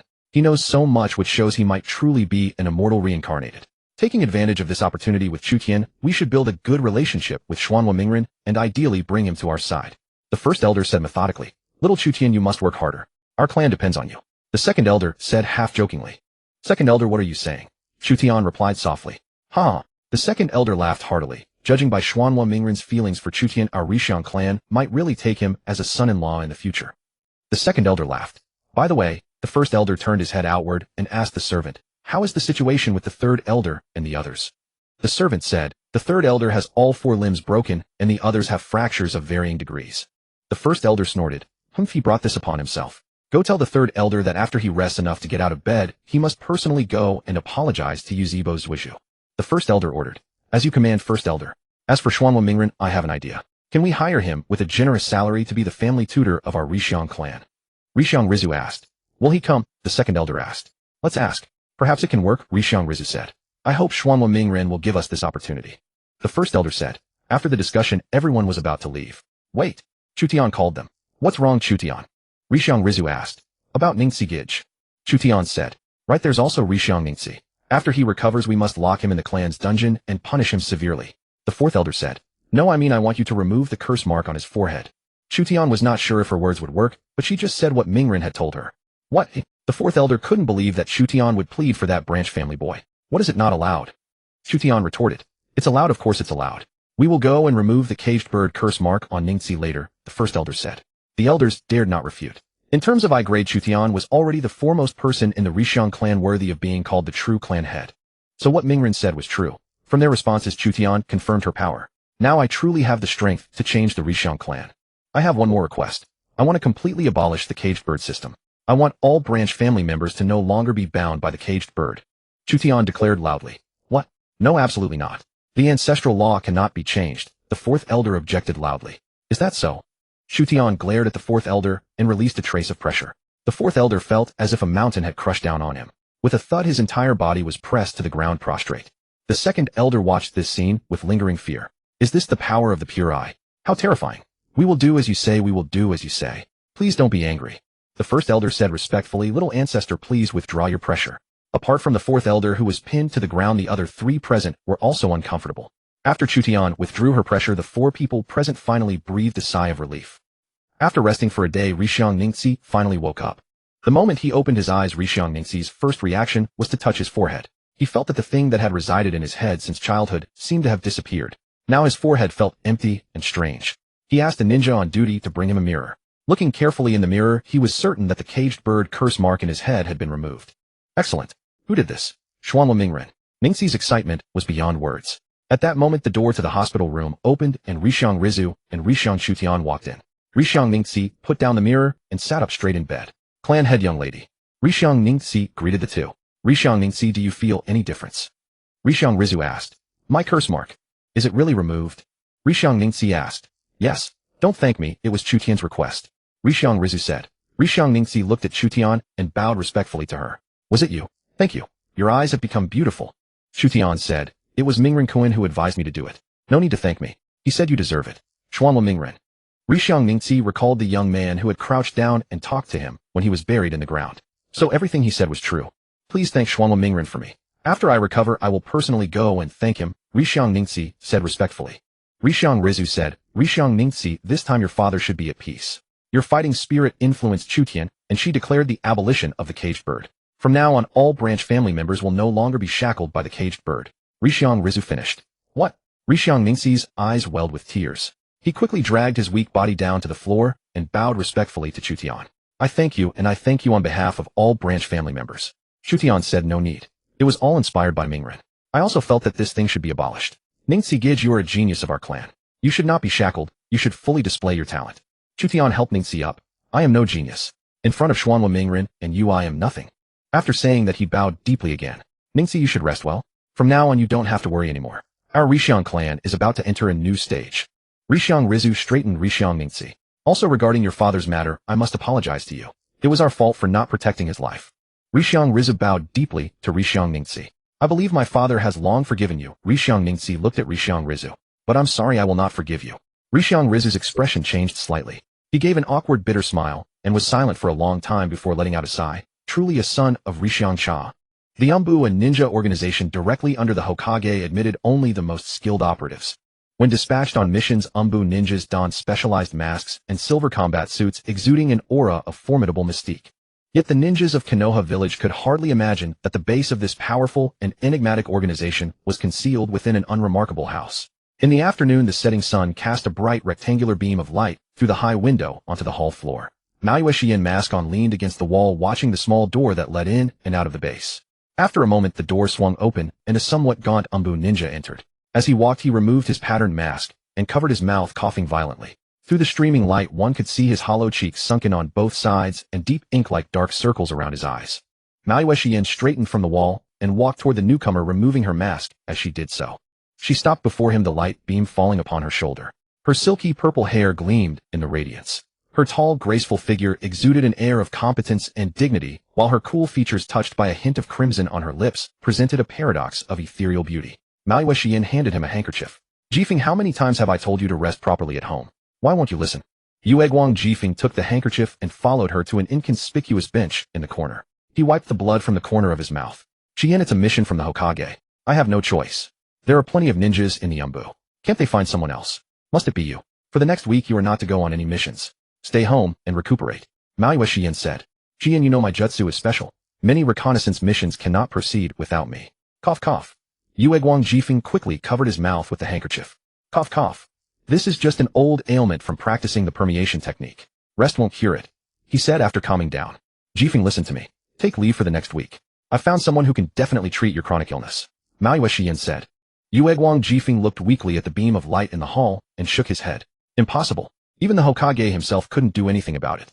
And spitting blood is just a minor symptom, it won't threaten my life. No, he can definitely cure you. Mauyuexian recalled the birthday banquet of the Hyuga clan. Sasuke had easily trapped Hinata Niji with a single hidden mist jutsu, and the one who taught him that technique was Xuanhua Mingren, the boy with bright yellow hair. Yueguang Jifeng stroked her purple hair. Chien, don't be foolish. To cure my condition, we would need the legendary medical ninja, Tsunadeheim. Mauyuexian looked at him. Let's give it a try. If it doesn't work, we'll go find Tsunadeheim. Tsunadeheim wanders everywhere, her whereabouts are unknown. How can we just find her? Chien, don't bother. I'm fine. Yueguang Jifeng stood up from the bench, put his patterned mask back on. Chien, we'll talk later when we get home. I need to go in and report my mission. I've already delayed too long. With that, he strode toward the depths of the hall. Mauyuexian watched his back and suddenly felt he was a stranger. Yueguang Jifeng, you've changed. You are no longer the one who risked your life to save your comrades. You are becoming more and more tamed by the third Hokage. In the early morning, the streets of Konoha gradually buzzed with the voices of people. Mauyuexian stood with arms crossed, leaning against the wall beside a utility pole, waiting. Kakashi looked up and immediately spotted Mauyuexian's distinctive purple hair. Got a minute? She walked up to him. Want to talk? In the izakaya, it was still empty of customers. Kakashi and Mauyuexian sat in a semi-enclosed booth with a cloth curtain hanging down, blocking the upper half of the view. What do you want with Xuanhua Mingren? Kakashi set down his teacup and leaned back. Nothing special. Just curious. Mauyuexian rested her chin on her hand. He's a student in my Team 7. Why are you asking about him? Kakashi raised his eyes to look at her. That's not how I see it. Mauyuexian looked back. I've already investigated. On the day Team 7 was formed, you conducted a test. I heard that there was a severe lightning strike in the forest outside the village that day. According to the Umbu ninjas who investigated, the scene was a mess, like a meteorite had hit, destroying nearly half the forest. And I heard from the Umbu ninjas monitoring the scene that in the end you lost. Not only did they take all 3 bells from your waist, but you also passed out. Why are you investigating this? Does it have anything to do with Xuanhua Mingren? Kakashi leaned forward abruptly. I didn't say it did. I just find your cold expression annoying and wanted to take you down a peg. Mauyuexian winked at Kakashi.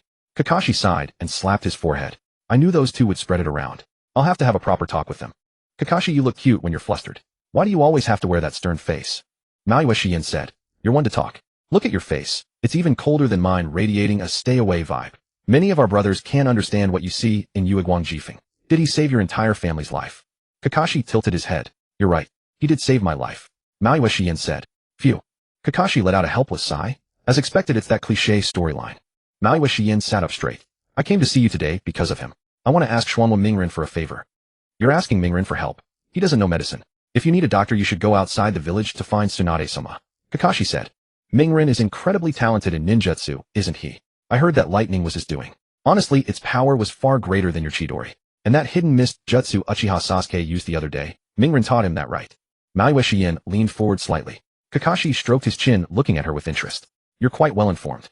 Yuzuki Yugao said, don't try to hide it from me. I was sitting right next to you that day, and I heard every word you said. What words? About improving the jutsu. Kakashi asked. Yes. If Naruto Uzumaki could refine Hiate's ton, his illness would be cured. Yuzuki Yugao said. Kakashi said, Naruto only mentioned it in passing. Not to mention whether it would work. Think about it. Refining a jutsu is something only a handful of people in the entire Hidden Leaf Village can do. Are you really willing to let him try? Even if he could, what price are you prepared to pay? Yuzuki Yugao was at a loss for words. Forget it. Where's Naruto Uzumaki now? I want to ask him myself. He's visiting the Hyuga clan. Do you want to come with me to see him? Kakashi asked. On the streets of Konoha, passers-by gradually increased. The Hyuga clan's banquet is over, so why is Naruto Uzumaki still there? Yuzuki Yugao asked. Kakashi said, I don't know. Maybe it has something to do with the gift he gave Hinata. A birthday gift. Yes. I heard it caused quite a stir. Apparently, it even led to the abolition of the Hyuga clan's centuries-old main house and branch house system. Kakashi said. Naruto Uzumaki did that. Yuzuki Yugao couldn't believe it. Suddenly, she felt a flicker of curiosity about him. As an Anbu ninja, she knew well the scale of the Hyuga clan, a power that could rival even the Hokage. That Naruto Uzumaki could influence the Hyuga clan's affairs was beyond her belief. At the entrance to the Hyuga compound, the guard stopped them. Please stop, said the Hyuga ninja. I'm Hitaki Kakashi. Kakashi handed over the invitation. This is Yuzuki Yugao from the Yanbu, my friend. Does she have an invitation? No, Kakashi said. The guard pointed at Kakashi. Mr. Kakashi, you may enter, but she cannot. I'm from the Anbu. Yuzuki Yugao felt slighted and grew angry. The guard said to her, even if you were the Hokage himself, without the clan head's invitation you cannot enter. Yuzuki Yugao grew impatient. Her ample chest rose and fell as she breathed a little heavily. The Hyuga clan really was overbearing. By now the delay at the gate had drawn a small crowd. I'm sorry. Maybe we should go back for now, Kakashi said. It's fine. Don't worry about me, Yuzuki Yugao said, but inwardly she felt deeply uncomfortable. As an Anbu ninja, she had never been so humiliated, especially being pointed at in public. She wished she hadn't come with Kakashi. Kakashi-sensei. At that moment a voice came from the courtyard ahead. Yuzuki Yugao looked up and saw Naruto Uzumaki's distinctive bright yellow hair. Naruto Uzumaki approached, and the gate guards bowed repeatedly. Lord Naruto Uzumaki. Naruto, how did you know we were here? Kakashi asked. Hinata saw you and asked me to come get you, Naruto said. Turning, he saw a head of purple hair. Yuzuki Yugao stood there like an orchid in a secluded valley, poised and elegant. Naruto scolded the guards. You're so rude, keeping my friends waiting outside for so long. Then he invited Yuzuki Yugao and Kakashi inside. Yuzuki Yugao watched Naruto leading the way, her eyes flickering with thought. This kid is different. When they arrived at the main hall, Sasuke Uchiha was already there. Kakashi approached. Sasuke, you came early. Sasuke yawned. I don't know why they invited us. Naruto led the lagging Yuzuki Yugao to her seat, and then went to join Hinata. Yuzuki Yugao whispered a thanks. Watching Naruto and Hinata chat animatedly in the corner, she suddenly felt a pang of bitterness, a sour taste spreading in her mouth. As they spoke, Hinata shot Yuzuki Yugao a subtle, yet unmistakable warning glare.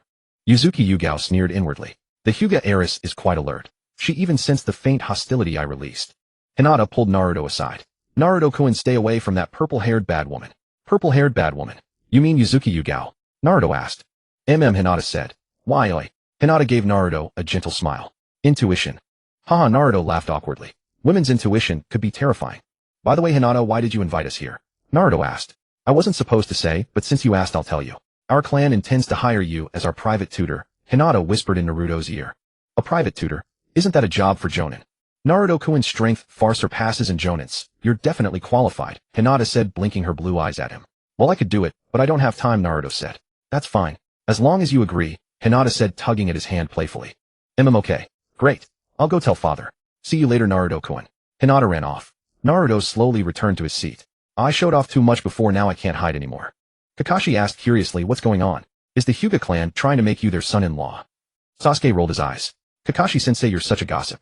Kakashi said, isn't it obvious? Uzuki Yugao, listening nearby, felt a bit uncomfortable. Naruto glanced at Uzuki Yugao. Amid the crowd, her aloof aura still stood out.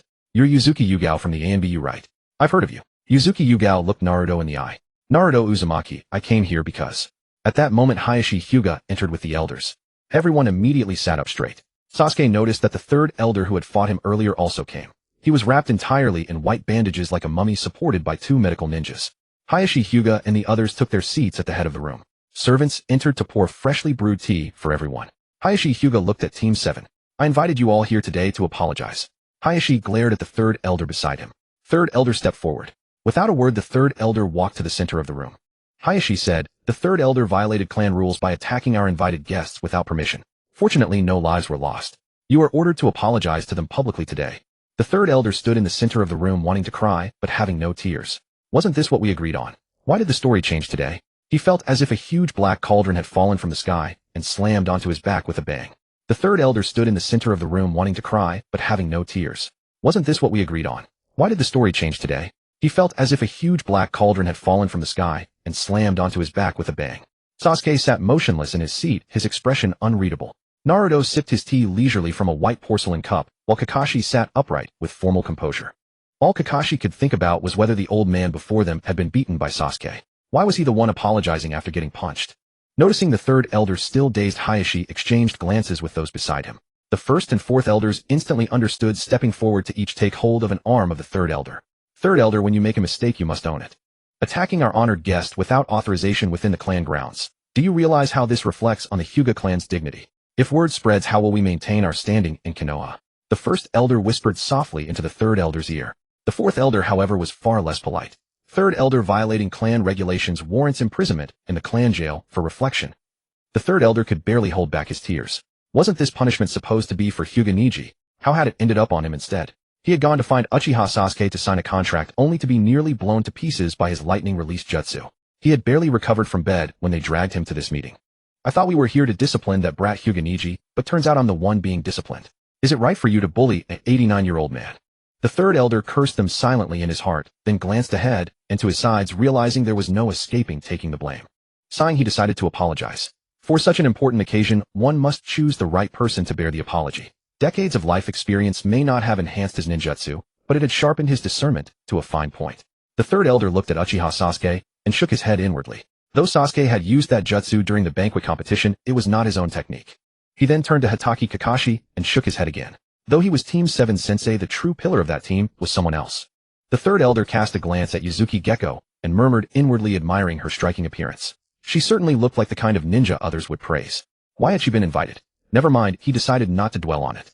Spying Uzumaki Naruto sipping tea, the third elder urgently broke free from the first and fourth elders and threw himself before Naruto, pounding his head against the floor in rapid succession. Tears streaming down his face, he wailed, Lord Naruto, I should not have coveted your jutsu. It was merely my greed that drove me. I am truly guilty. Please forgive me, Lord Naruto. The first elder stood behind, nodding with satisfaction. As expected of the third elder, renowned for his ability to bend and adapt, he grasped the situation instantly. Decades of service as an elder had not been in vain. First, he took all the blame upon himself, ensuring the offense against the guest would not be attributed to the Hyuga clan. Second, he showed sufficient respect, giving Naruto ample face, so any prior grievances would be forgotten.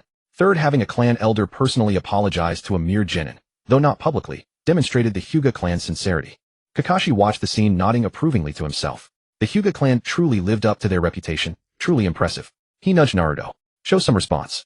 Naruto set down his teacup. Third elder, please rise. The floor is cold. Thank you, Lord Naruto. The third elder rose as though receiving a sacred decree, trembling with reverence.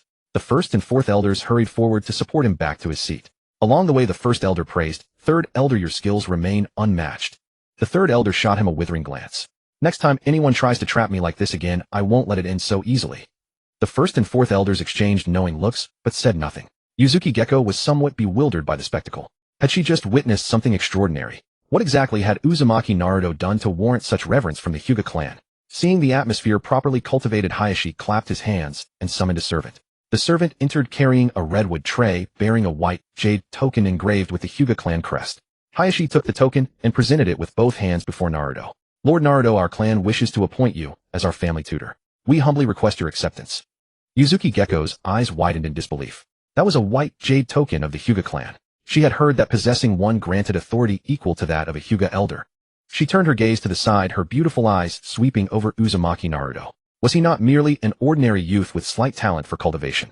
What great favor had he rendered the Hyuga clan to make them willingly surrender such an important token?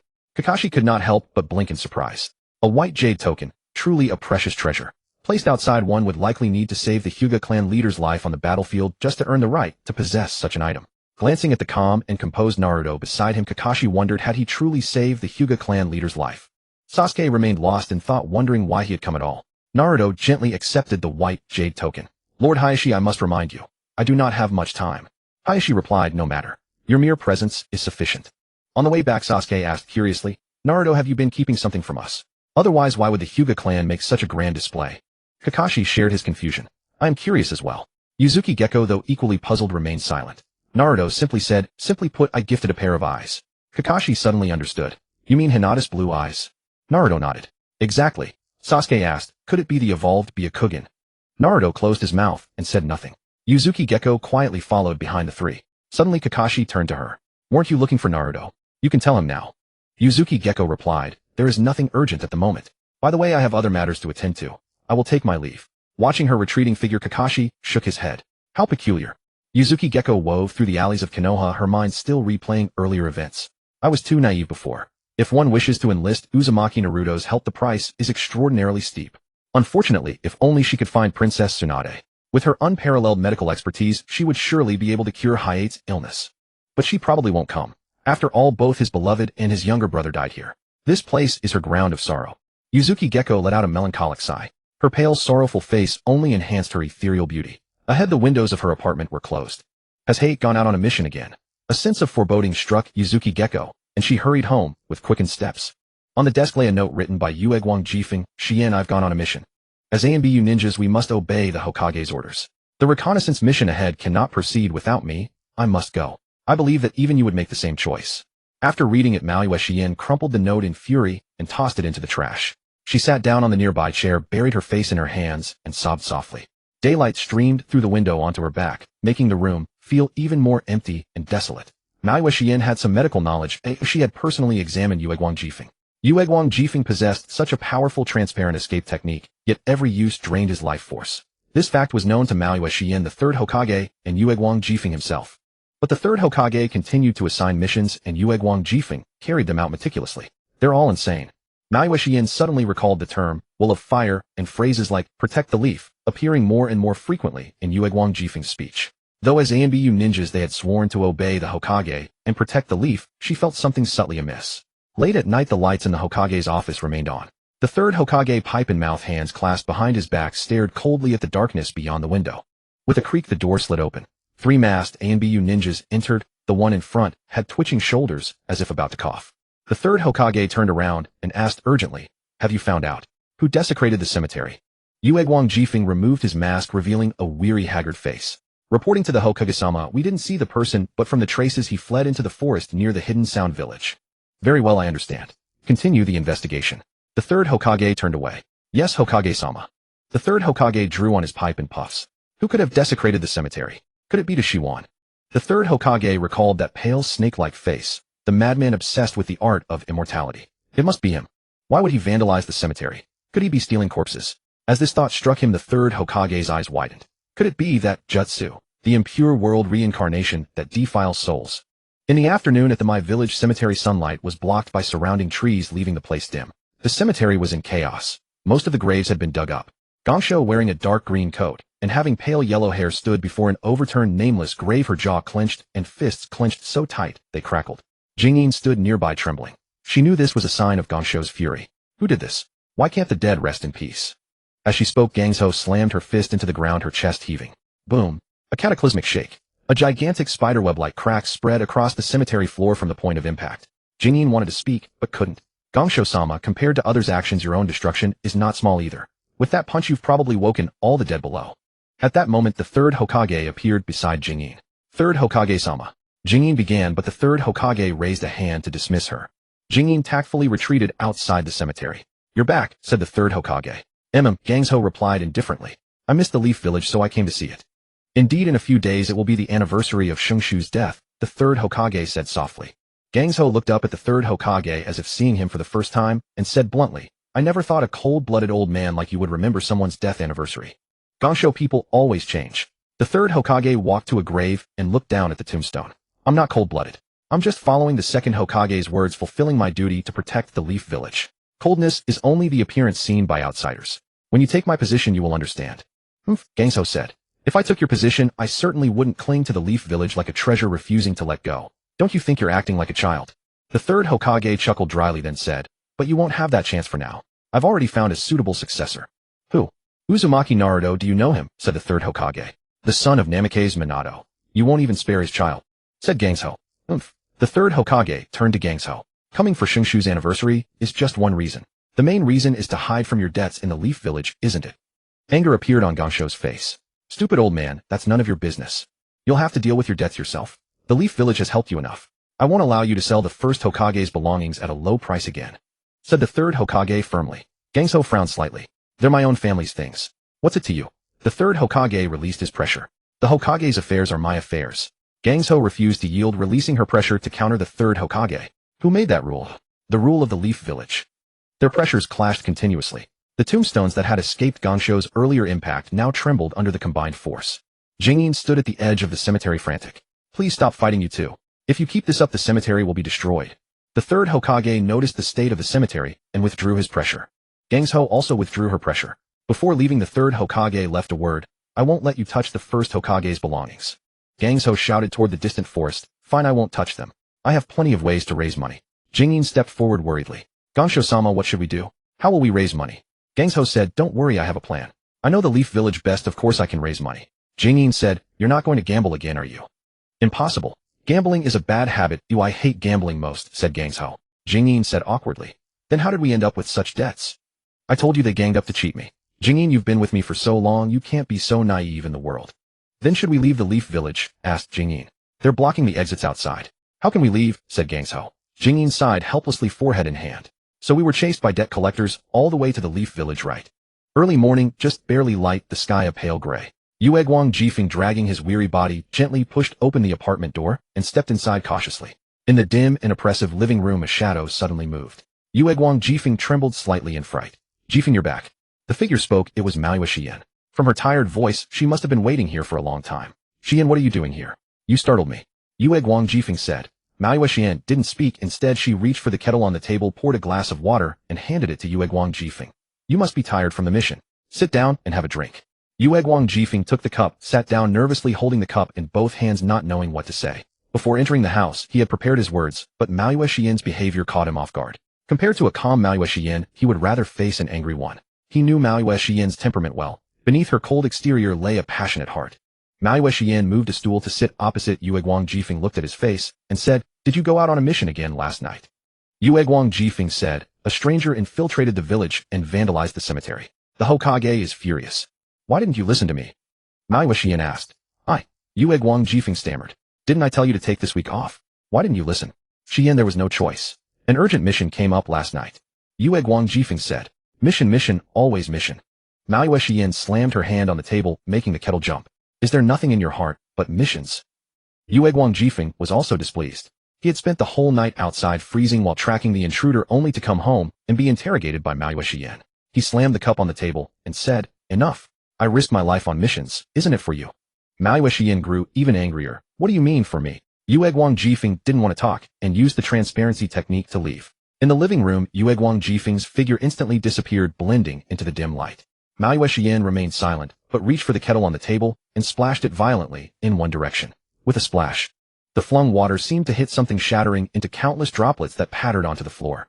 Yueguang Jifeng reappeared, his face covered in water droplets. He turned around and looked at Maui Xian in shock. So you've been able to see through my transparency technique all along. Why didn't you say so until now? Maui Xian said calmly, Of course, to protect your pride. Enough.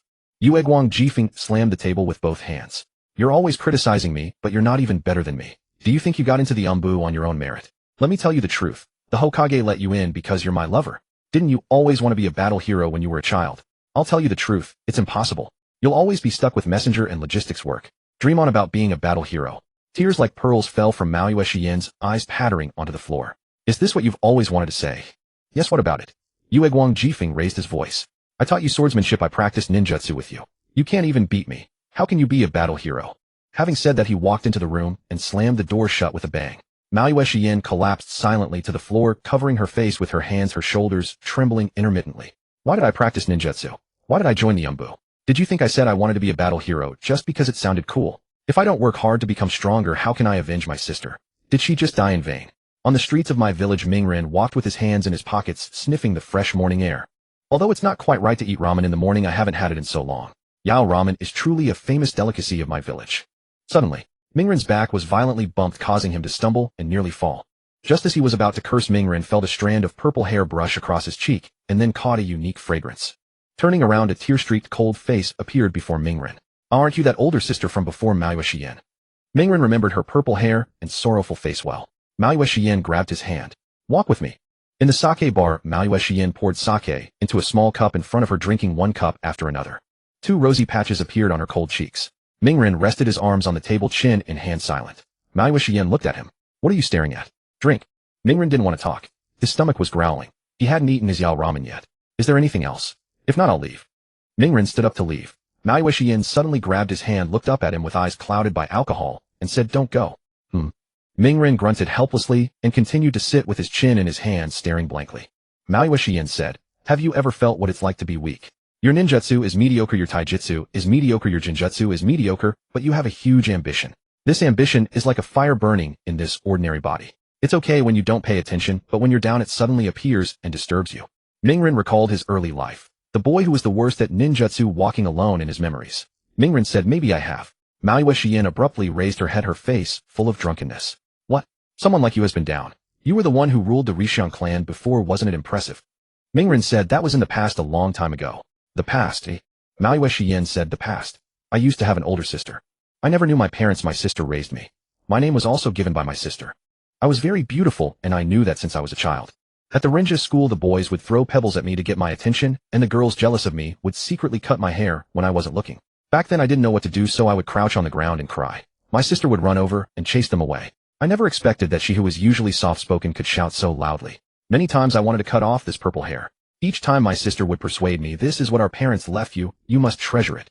So I stopped that thought. Thus she raised me. Soon after, she died on the battlefield fighting against Wuin village. I hate myself for being so weak, unable to protect my sister, always being a burden to her, until I burdened her to death.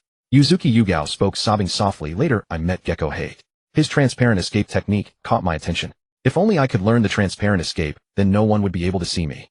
Then we practiced together, grew together, and joined the ENBU together, vowing to become powerful ninjas. But harsh reality looms before you like a great mountain. Talent is something you can't see or grasp, yet it binds you like an invisible cage. You're no good at this, no good at that. Haha, I never expected that the only skill I could boast of, swordsmanship, was actually learned from Gecko Hate. Since joining the ANBU, the most common mission I've had is delivering messages, message after message. Have you ever seen an ENBU ninja who only delivers messages? Heh. As she spoke, Yuzuki Yugao tilted her head back and downed another cup of sake. Do you know why I held hostility toward you and Hyuga Hinata back in the Hyuga clan? How that little girl's perception is quite sharp. She actually noticed. I hate people like you. You have talent, but waste it. You know what? That expression of, "Isn't this easy?" that naturally comes from those flaunting their talent. That's what I hate the most. Naruto smiled faintly, so that's what it's about. Yuzuki Yugao said, "Have you ever experienced the feeling of being too weak to take revenge?" Naruto laughed. "Simple, I'll teach you. Uzumaki Naruto, I know you have great talent in ninjutsu, but teaching others is different." Yuzuki Yugao stared straight at Naruto, anger in her eyes. "Try it, and you'll see," Naruto said. Naruto led the drunken Yuzuki Yugao to the riverbank of Konoha village. At that moment, the sun had just risen, its rays bathing the grass in fresh verdant green. "Wash your face first. How can you learn ninjutsu with a foggy mind?" Naruto said. Yuzuki Yugao approached the river, saw her haggard reflection in the water, cupped a handful of water, and began washing her face. After washing, the alcohol had dissipated about 70 or 80%. Yuzuki Yugao looked around and cursed inwardly. What have I done? Am I really going to let that kid teach me ninjutsu? Even though he was hired as a tutor by the Hyuga clan, having a fresh graduate teach me. It's too embarrassing now. Naruto, seeing her silent after washing her face, guessed she was mostly sober, and said, "It's not too late to back out now." Yuzuki Yugao stood up, walked in front of Naruto, and resumed her previous aloof demeanor. "I'm not backing out. The question is, can you do it?" Yuzuki Yugao had now calmed down, treating Naruto as if he were a child, because getting drunk in front of him was truly embarrassing, and she wanted to regain the upper hand. Naruto wasn't scared at all. "It's just the transparent escape technique. What's so hard about it?" Naruto said. Kid, don't speak too boastfully. This is a technique even the third Hokage-sama hasn't mastered. Why do you think Gekko Hei was so highly valued by him? Yuzuki Yugao said. Naruto thought about the process of performing the transparent escape. Your comprehension is extraordinary. You have comprehended the transparent escape perfect invisibility technique, eliminating all side effects. After activation, it can resist detection by various reconnaissance ninjutsu. Naruto blinked. Got it. Naruto leaned close to Yuzuki Yugao's ear and whispered the key points of training and the hand seals in detail. Although Naruto didn't know how Gekko Hei used the transparent escape, he was confident that the version he had comprehended through his extraordinary insight was the most concise and perfect. Naruto's voice came with warm breath, making Yuzuki Yugao's ears turn red. She felt a strange tickling sensation in her heart. Yuzuki Yugao was a bit dazed. Say it again. Naruto repeated it in her other ear, and Yuzuki Yugao felt even more tickled inside. Yuzuki Yugao had learned about Gekko Hei's transparent escape and knew that its training was harsh, the process complicated, and the side effects severe. Yuzuki Yugao compared the training method of Naruto's version with Gekko Hei's version and only then noticed how concise and effective Naruto's version was. How is this possible? How can there be such a naturally perfect ninjutsu? Yuzuki Yugao had not been paying attention to the technique before, and now she was astonished to find that the ninjutsu Naruto taught was so perfect and elegant. Yuzuki Yugao didn't know why she used those two words to describe Naruto's ninjutsu, but they were indeed the first words that came to her mind. Yuzuki Yugao felt that Naruto's ninjutsu was as natural as water in a river, as if created by heaven itself, while Gekko Hei's transparent escape was a skewed technique that drained life force. Most importantly, she could actually understand it. Overjoyed, Yuzuki Yugao immediately began to practice forming hand seals with somewhat clumsy and awkward movements. Naruto stepped in to teach her. The hand seals should be formed like this. This way they can better harmonize the chakra inside your body. Naruto's hand touched Yuzuki Yugao's hand. Naruto looked up, and their eyes met. Yuzuki Yugao kept practicing the hand seals and soon felt a unique chakra flowing within her body. Then she felt as if her body had vanished. It wasn't gone. She raised her arm and her arm was invisible, revealing only the green grass behind. Then she looked around herself. She had truly achieved invisibility. Yuzuki Yugao felt an indescribable joy. Was this the feeling of gradually becoming stronger? Was her ninja career finally about to change? Yuzuki Yugao excitedly jumped and spun freely. Her purple hair was no longer visible, and she herself was finally invisible. This feeling was wonderful. Yuzuki Yugao saw Uzumaki Naruto standing on the grass, arms crossed, smiling toward the front. Suddenly a thought crossed her mind. She stepped forward to Uzumaki. Naruto leaned down and kissed him on the lips. The kiss was like a dragonfly skimming the water, fleeting and light. Naruto smiled knowingly. No one saw it, so Yuzuki Yugao could pretend the kiss never happened. Chua? Yuzuki Yugao dispelled the technique, looked down at Naruto, and said, "Kid, you did pretty well." Naruto beckoned her slightly. Yuzuki Yugao leaned down in front of him. Naruto whispered in her ear, "Actually, I have another technique, a battle method. Do you want to give it a try?" Yuzuki Yugao gave a disdainful smile, her charming eyes fixed on Naruto. "Try it then." Late at night, a full moon hung high and a cool breeze gently blew. Beneath the Hokage rock, the Hokage building stood like a colossal behemoth, casting a heavy shadow on the ground. Tsunade and Shizune stood on the rooftop of the Hokage building. Beads of cold sweat formed on Shizune's forehead as she nervously glanced around. "Tsunade-sama, is it really appropriate for us to do this?" Tsunade's gaze was firm, her dark green robe swaying in the wind. "The Hokage building was originally built by my grandfather Hashirama Senju. To me, this place is like home. What's wrong with entering my own home?" "That does sound reasonable." Shizune couldn't think of a proper rebuttal, so she nodded reluctantly. Tsunade turned to Shizune and said, "It's not convenient to move with too many people. Shizune, you stand guard outside. If you're spotted, don't worry about me, just run." Shizune nodded awkwardly. "Yes, Tsunade-sama. I shouldn't have come." Tsunade walked to the edge of the rooftop, gave a light leap, and her figure disappeared as she landed on the protruding platform below. After confirming that no one had noticed, she moved along the wall to a window. Reaching out, she grasped the window frame and gave a gentle pull. The lock inside emitted a click of being broken, and the window immediately swung open. Tsunade calmly jumped inside and reached back to close the window. Shizune stood on the rooftop waiting for a while in the cool night breeze. "Tsunade-sama must have infiltrated smoothly. I should head back too. After all, standing on the Hokage building's rooftop late at night looks obviously suspicious. I'm not getting involved in this. I'm out of here." In the dark corridor of the Hokage building, Tsunade carefully examined the number plates on the wall. "Oh, it's been so long since I've been back. I can barely remember the room layout of the Hokage building. Which floor is the storage room for confidential items?" Tsunade took a wrinkled, slightly yellowed letter from her pocket and went to a window. By the bright moonlight, she read the contents of the letter once more. Carefully putting away the letter, Tsunade took out the diamond-shaped pendant hanging around her neck and held it in her palm, examining it closely. "The letter says that if I find the map left by Grandpa, I can locate the treasure site. Using this pendant to open the treasure vault's door, I can obtain the treasure left by Grandpa." This should be true after all. When my mother gave me the letter and the pendant, she told me in person that this was a letter written by Grandpa himself specifically for his descendants. The letter also said that he feared his descendants might learn the bad habit of gambling like him and squander the family fortune, so he specially left this treasure. Tsunade clenched the pendant tightly in her hand, her eyes shining.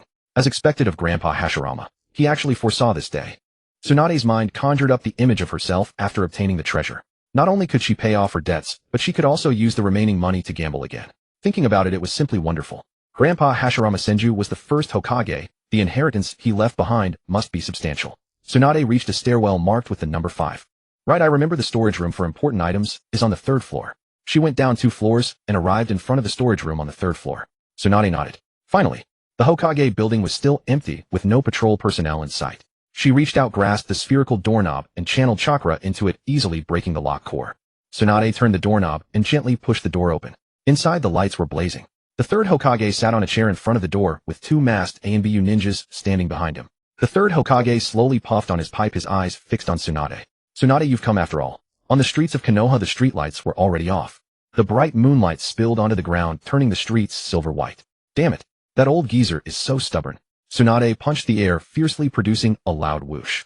Shizen hurried over from the roadside, asking expectantly, Tsunade-sama, did you find it? Tsunade shook her head helplessly. That old man is too stubborn, he wouldn't give me a chance. Shizen said, if we can't find it, let's just give up and run away. How can we run? The creditors have placed spies all around Konoha. As soon as we leave the village, they'll notice immediately. Tsunade waved her hand. Shizen's eyes suddenly lit up. Since we can't avoid them, let's just knock them all unconscious. If we knock them all out, they won't chase us. Tsunade said, that won't work. If word gets out, my reputation will be ruined and no casino will let me gamble. Shizen recalled Tsunade's nickname, the legendary sucker. It seemed that having a bad reputation might actually be a good thing. Tsunade thought for a moment. If only there were a ninja technique that could make me invisible, then I could sneak into the Hokage building unnoticed and find the treasure map. Then she shook her head. Stop thinking about such unrealistic things. Shizen, tomorrow you go to the Konoha hospital and make arrangements. We'll have to return to our old profession. Tsunade-sama, how much should we set the consultation fee? Shizen asked. Tsunade's eyes lit up and a sly smile curled at the corner of her mouth. The higher the better, of course. The next morning, Yugao Yuzuki walked out of Naruto's apartment radiant and refreshed. Her previous dejection completely gone, her complexion better than ever. Yugao Yuzuki reached the street downstairs, looked back at the window of Naruto's apartment, gently licked her lips, and then quickly walked away. After Yugao Yuzuki left, Naruto dragged his tired body out of bed and went to the bathroom to take a shower. After washing, he dried himself and stood before the mirror. Looking at his somewhat weary face, he rubbed his sore lower back. Hey, Gekko's body is so weak. It seems practicing the transparency technique is only one of the reasons. Good thing I comprehended the endurance combat method, otherwise I really couldn't have withstood it. Naruto picked up his toothbrush, squeezed on some toothpaste, and began brushing his teeth. In his mind, he recalled Yugao Yuzuki from the previous night. After the ecstatic moment, Yugao Yuzuki cupped Naruto's face and said, although I really like you, I still love Hey Gekko in my heart. Thinking of this, Naruto's lips involuntarily curled up. Sorry about that. In the morning, a huge banner had been hung on the wall outside Konoha Hospital. Welcome the medical sage, Tsunade-sama, for consultation. First 30 patients get 20 off. Outside Tsunade's office in Konoha Hospital, there were no long lines of patients, but many medical ninjas gathered around hoping to observe Tsunade's medical skills. That's Tsunade-sama. She's one of the legendary Sannin, a legend who established the medical ninja system. If only I could study under Tsunade-sama, my medical skills would surely improve dramatically. The office door stood open, and from time to time young female medical ninja would peek through the doorway. Tsunade sat behind the desk, sighing helplessly. Shizen, have the notices been posted? Were the flyers distributed? Shizen saw the heads constantly peeking from outside the door, and put on an awkward yet polite smile. She then said to Tsunade, Lady Tsunade, I've done everything as you instructed. Those patients should be able to see them soon. Tsunade rubbed her head. We need to hurry. If they come to the village to collect debts, we'll truly have nowhere to hide. As for those female medical ninja outside, I understand their feelings, but I simply don't have the mood right now. Watching the heads appearing one by one outside the door, an idea suddenly struck Tsunade. I have a plan. She immediately rose and leaned close to Shizune's ear, whispering, do it this way. Do it this way. Shizune's face broke into a smile. As expected of Lady Tsunade. She then stepped into the hallway and addressed the eager medical ninja. Lady Tsunade says that whoever among you can bring her a patient will receive her personal guidance. Really? That's wonderful. They scattered like birds and beasts, leaving Shizune bewildered in the wind. These young girls certainly had remarkable initiative. Soon a scene appeared on the streets outside Konoha Hospital. Many medical ninja in white coats were approaching people asking if they needed treatment. The strategy proved effective. In the Konoha Hospital office, Tsunade said to a middle-aged ninja, you are suffering from a stomach ailment. I'll prescribe some medicine for you. Make sure to eat properly when you return. After finishing, she tore off the written prescription and extended her hand toward the ninja. The consultation fee is 850 ryo. Please pay in full.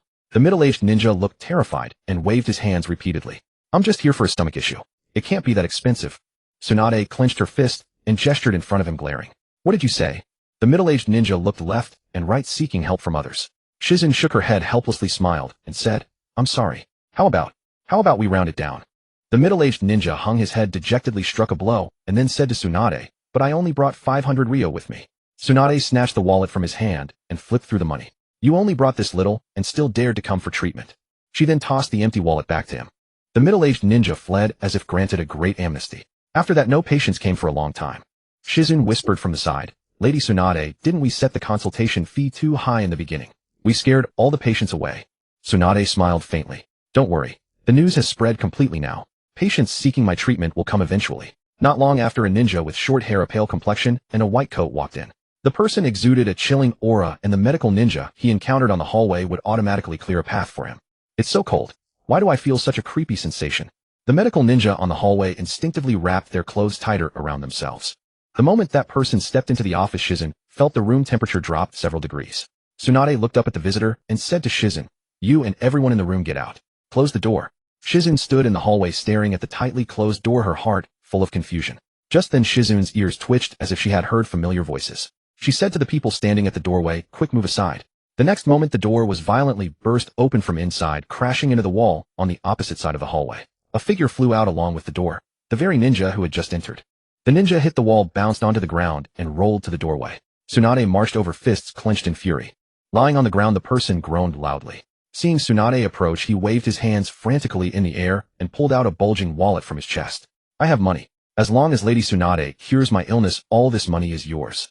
Tsunade kicked the wallet out of his hand. Who wants your filthy money? Do you know who I hate the most? I hate those who disrespect the dead and their souls the most. Tsunade glanced down at the ninja uniform beneath his white coat. It was similar to ENBU combat attire, but different. You're a researcher from Root, aren't you? A creature that hides in the shadows. Get out of here. The person picked up his wallet and fled in disgrace.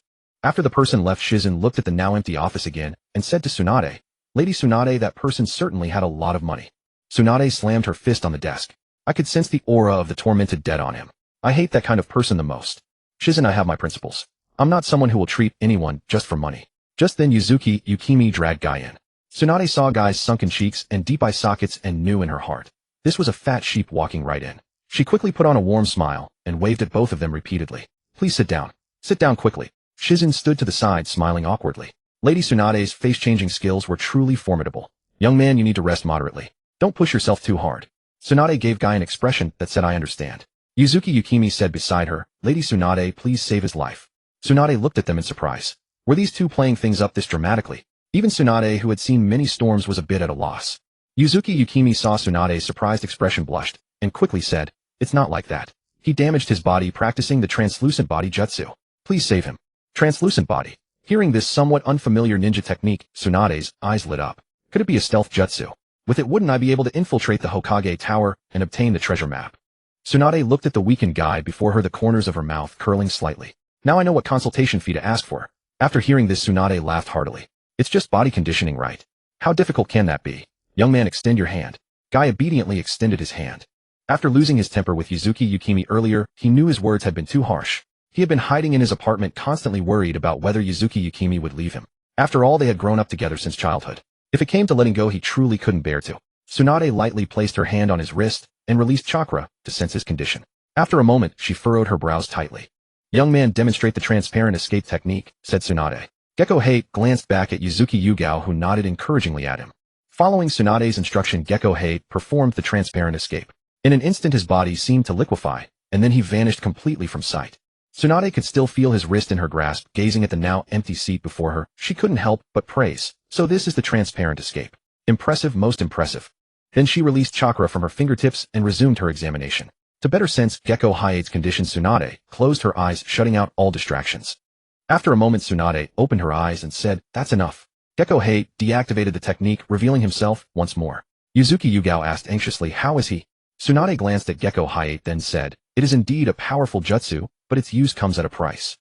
Every time he uses this technique, it drains his life force. If he continues without restraint, he will eventually burn through his life and die. Gecko Hate felt a knot of worry upon hearing this. It seemed the situation was worse than he had imagined. But the transparent escape was his only weapon. Without it, how could he continue to carry out his missions? Yuzuki Yugao bit her lip, asking worriedly, "Can he be saved?" Tsunade nodded. "I can nurse his body back to health and restore the life force he's lost. But he must never use the transparent escape again. If he insists on using this jutsu, not even I can save him." Gecko Hate declared loudly, "No. Without this technique, I'm done for." Tsunade watched them calmly. "The decision is yours." Gecko Hate took Yuzuki Yugao's hand, ready to leave. "Yugao, let's go." But Yuzuki Yugao stood rooted to the spot. After a moment of hesitation, she looked at Gecko Hate and said, "Watch." With that, she performed the transparent escape. Her technique was different from Gecko Hate's. Yuzuki Yugao's version was like it had a switch. The moment she willed it, she could vanish instantly, unlike Hate's, which required a short casting time. Tsunade watched Yuzuki Yugao's technique with sparkling eyes. What a concise, flawless jutsu. It held an incomparable beauty, a jutsu that could even rival my 100 healings technique. Moreover, although the transparent escape used by this purple-haired female ninja looked the same as the one used by that frail male ninja, my instinct tells me, with absolute certainty, that these are two completely different techniques. This woman's jutsu is what I truly want. What is the highest level of the transparent escape? Simply concealing one's form to trick the enemy's eyes is the most basic form. Such a meager trick wouldn't even catch my attention. Hiding one's presence, deceiving not only the enemy's eyes, but also their sense of smell, is a more advanced version. That one is barely acceptable. The jutsu used by the male ninja just now ranked between the two. It tricked the enemy's eyes and slightly concealed his presence, but it couldn't hide from those of higher skill. A simple focused perception would reveal him instantly. But to conceal one's very existence, deceiving the enemy's perception entirely, that is the true pinnacle of the transparent escape. That purple-haired girl just used exactly that. That's the transparent escape I want. With it, I can gamble in peace without ever having to worry about debt collectors chasing me again. I must obtain it. Shizune, standing nearby, couldn't discern any difference. That male ninja just vanished, so amazing. While this female ninja vanished too, so cool. What? Yugao, why are you learning the transparent escape too? This jutsu is harmful to your life. Gecko Hate yelled. Tsunade shook her head at him. Young man, sense carefully. Her technique is completely different from yours. Gecko Hate couldn't believe it. He quickly focused his senses, then opened his eyes in astonishment. This is actually true. But how? The transparent escape is a dying art. Aren't I the only one who knows it? There shouldn't be a second version. Yuzuki Yugao deactivated her technique and said to Gecko Hate, "Give up your version of the transparent escape. I'll teach you mine." Impossible. This can't be. Gecko Hate clutched his head. In just one day? There's no way you could master the transparent escape. It took me a whole year to learn it. Gecko Hate was more devastated by this than by learning the technique cost him his life force. His pride in his talents was shattered. Yuzuki Yugao had completely outshone him.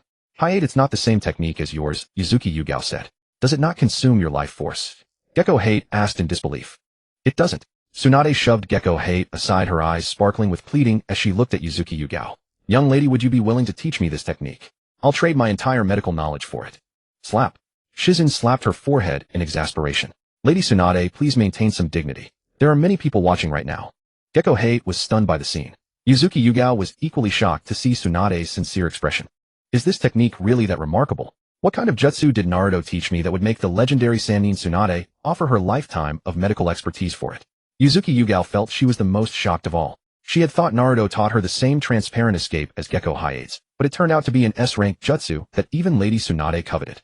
I need to stick close to Naruto and learn more, especially that strange-sounding, fierce battle art of his. The very thought of it sent an exhilarating shiver through her body. Yuzuki Yugao subtly licked her lips. Tsunade waved a hand in front of her face. "Young lady, why are you spacing out? Yes or no?" "What?" The medical ninjas lingering outside were practically exploding with excitement. "That's Lady Tsunade's medical knowledge. Learning it would make you the greatest medical ninja." "Say yes." "I'd agree in a heartbeat." Yuzuki Yugao looked at Tsunade and said, "Of course I'm willing. It would be an honor to learn medical techniques from you." "Ah." The medical ninjas outside gasped in unison. They were simultaneously envious and deeply jealous of the girl's fortune. Tsunade walked to the door to close it, but discovered she had broken it earlier. "How about this, you'll come with us later to my residence." Tsunade turned to Shizune. "Shizune, start packing up." "Lady Tsunade, aren't we seeing patients anymore?" Shizune asked. "Forget the patients. My transparent escape. I mean, I need to teach this young lady medical techniques." Tsunade said. Along the way, Tsukuyami Hate asked Matsuki Yugen, "Yugen, where did you learn this jutsu?" Matsuki Yugen looked at Tsukuyami Hate and said, "Hate, could I not say?" Tsukuyami Hate looked at Matsuki Yugen silent for a moment, then said, "Since you don't wish to tell, then let it be. After all, everyone has their own secrets. Hate, no matter what, you must believe me. I do love you." Matsuki Yugen took Tsukuyami Hate's hand. "Yugen." Tsukuyami Hate also took Matsuki Yugen's hand and nodded heavily. So Yugen still loves me. In the Senju clan's old residence in Kanahagakure, Matsuki Yugen followed Tsunade, her eyes curiously scanning the surroundings. Is this where the first Hokage once lived? It feels like stepping into legend. Tsunade introduced ahead. Feel free to look around. It's just an ordinary mansion. I've sold off all the valuable things inside, haha. They arrived at a spacious courtyard. Tsunade turned to Matsuki Yugen and said, "We're here, little girl. Without delay, let's begin practicing the jutsu." Tsukuyami Hate and Shizun stood nearby. Matsuki Yugen said, "I am Matsuki Yugen, Lady Tsunade." Tsunade awkwardly laughed. Matsuki Yugen, what a beautiful name. Matsuki Yugen, let's begin. Matsuki Yugen opened her mouth to recite the key points Naruto had told her, but the words caught in her throat. What was that incantation again? Matsuki Yugen tried hard to recall. Take your time, Tsunade comforted. The incantation goes like this. But when Matsuki Yugen tried to speak, she realized she simply couldn't remember. I'm sorry, Lady Tsunade, I can't remember. Matsuki Yugen rubbed her head in frustration. Perhaps it's not like that. Perhaps because of the nature of this jutsu, to learn it one must receive oral instruction directly from its creator. Tsunade said. On my treasure map. Tsunade cried out in her heart. Is that really true? Is this jutsu that powerful? Matsuki Yugen could hardly believe it. Yes. Tsunade said, from my experience that is indeed the case. Then what a pity, Matsuki Yugen said. It's fine. This jutsu is simply too unique. Matsuki Yugen, can you tell me who taught you this jutsu? Tsunade asked. Matsuki Yugen hesitantly glanced at Tsukuyami Hae, then whispered in Tsunade's ear. It was Uzumaki Naruto. Uzumaki Naruto. That boy with the fox sealed inside him. Tsunade recalled what the third Hokage had told her. I have found my successor. His name is Uzumaki Naruto.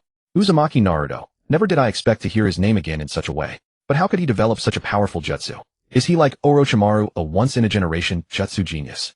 However, that guess was not reliable. Such extraordinary insight was more in line with the second Hokage's style.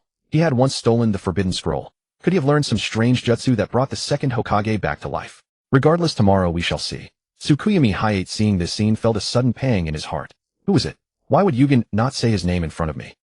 That night back at the apartment, Tsukuyami Hayate looked at Matsuki Yugen, wanting to speak, but hesitating. Finally, he opened his mouth and asked, who exactly taught you that jutsu? Matsuki Yugen gently walked up to Tsukuyami Hayate and pressed her lips to his. After a long moment, she lifted her head and said, Hayate, I'm doing this for your own good. Don't ask anymore. Just know that I truly love you. Tsukuyami Hayate remained silent, walked to the door, and said softly, I'm going on a mission. That night the stars twinkled. Naruto was awakened by a knocking sound at the window. Looking up, he saw Matsuki Yugen standing outside. He got up, opened the window, and let her in. Did you miss me? Matsuki Yugen asked. Naruto lay back on the bed smiling and nodded toward the side with his chin. Matsuki Yugen looked at him with eyes full of affection and licked her lips. The next day, Team 7 received a mission to investigate a strange newly discovered cave in the southern part of Kanahagakure. Along the way, Sasuke couldn't help but yawn from boredom. Sensei Kakashi, how much longer do we have to walk? Kakashi looked ahead. Almost there. Sensei Kakashi, why did you take such a remote mission? Sasuke asked. Because this is the only one available. Kakashi smiled at Sasuke. How boring, Sasuke sighed. Naruto looked ahead.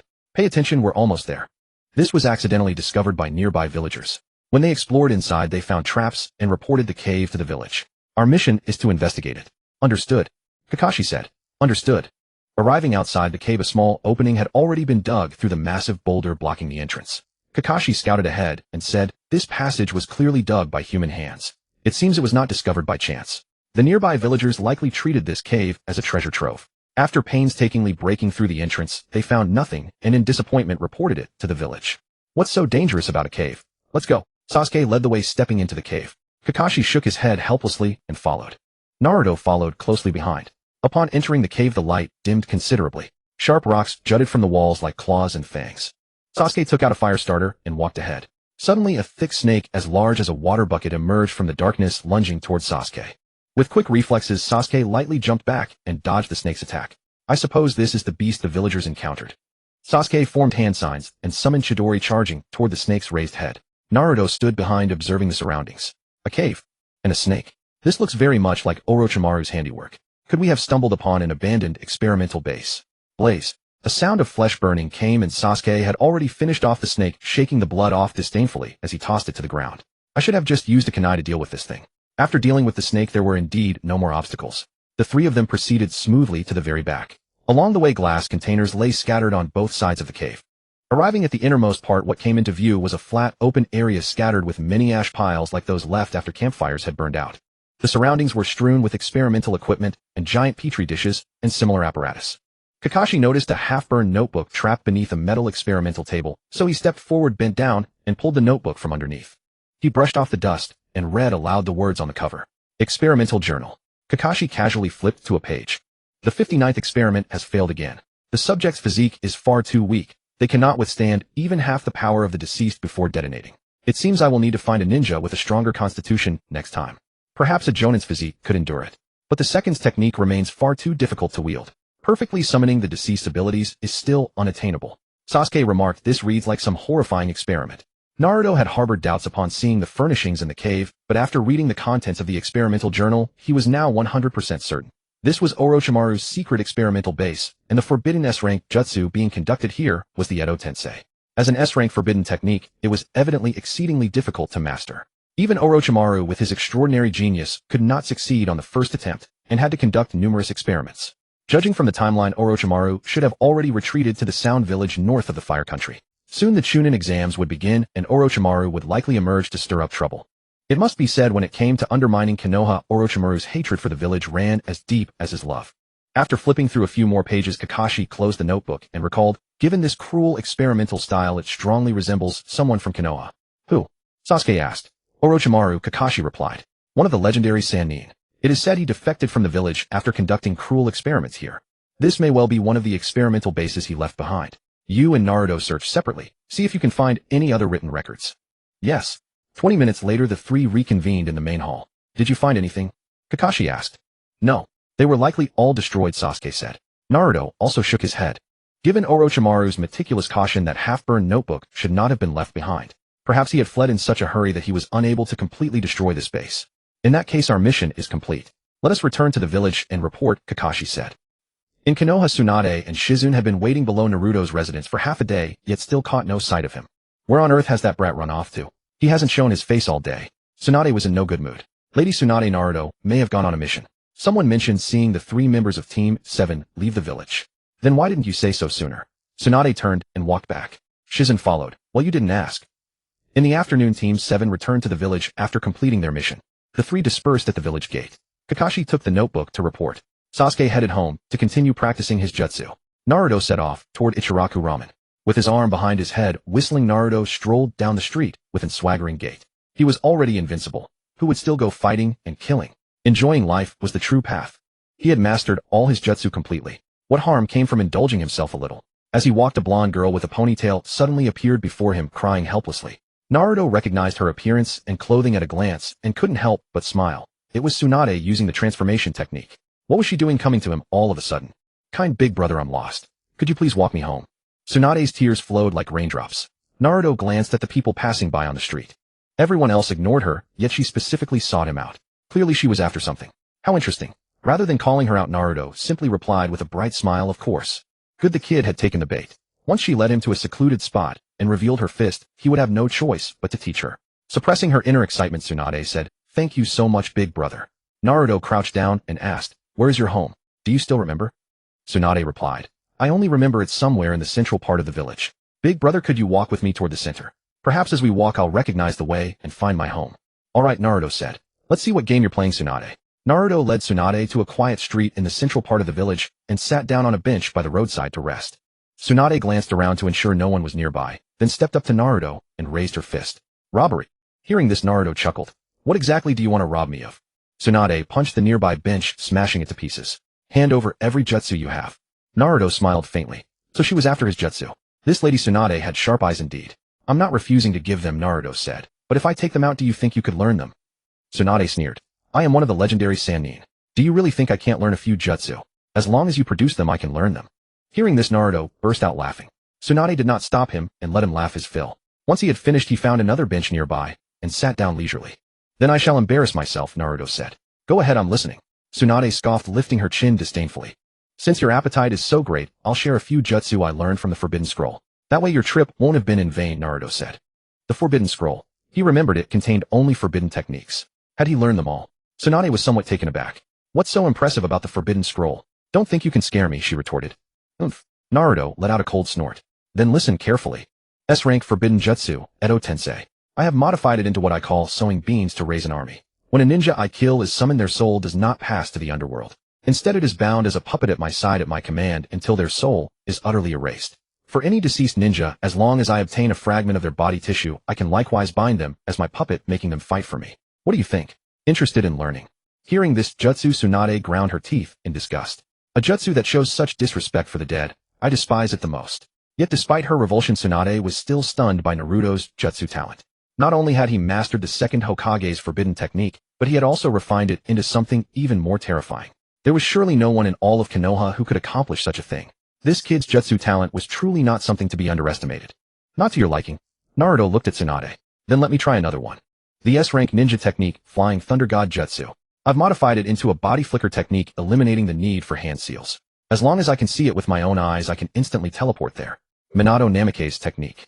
No thanks, I'm not learning that. Tsunade shook her head. It wasn't that she didn't want to learn it, but that she truly couldn't master it. But this kid isn't bluffing, is he? He probably just saw a few technique names in the ceiling scroll and is putting on a show. Let me take another look. Then how about this one? S-rank ninja technique, Dead Demon Consuming Seal. I've perfected it so that you no longer need to sacrifice your own life when using it. Instead, you can use others as offerings to seal whatever you desire. Want to test it out? Naruto said, already forming hand signs. Tsunade stumbled backward with each step, her expression deadly serious. Stay away from me. What are you afraid? Naruto retorted. I'm worried that if you lose control, the Shinigami will just carve you open. If you're going to die, don't drag me along with you, Tsunade said. Uzumaki Naruto was a descendant of the Uzumaki clan. Perhaps he truly knew the Dead Demon Consuming Seal. Whether he was telling the truth or not, if he actually performed it, someone would need to serve as the offering.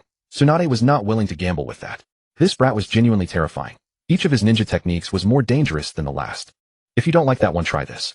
S-rank ninja technique, Multiplying Explosive Tags. I've refined it into an infinite explosion jutsu. Anyone I touch will become a living bomb. With a mere thought, they'll explode. If not detonated, the bomb will lie dormant on them, turning anyone they touch into a bomb, as well spreading infinitely.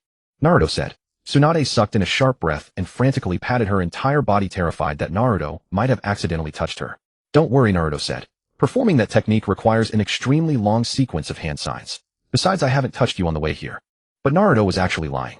These ninja techniques didn't require hand seals at all. As long as he willed it, he could activate them instantly. Phew. Tsunade let out a long sigh and wiped the cold sweat from her forehead. It seemed coming directly to find Uzumaki Naruto had been somewhat rash of her. But what if he was bluffing?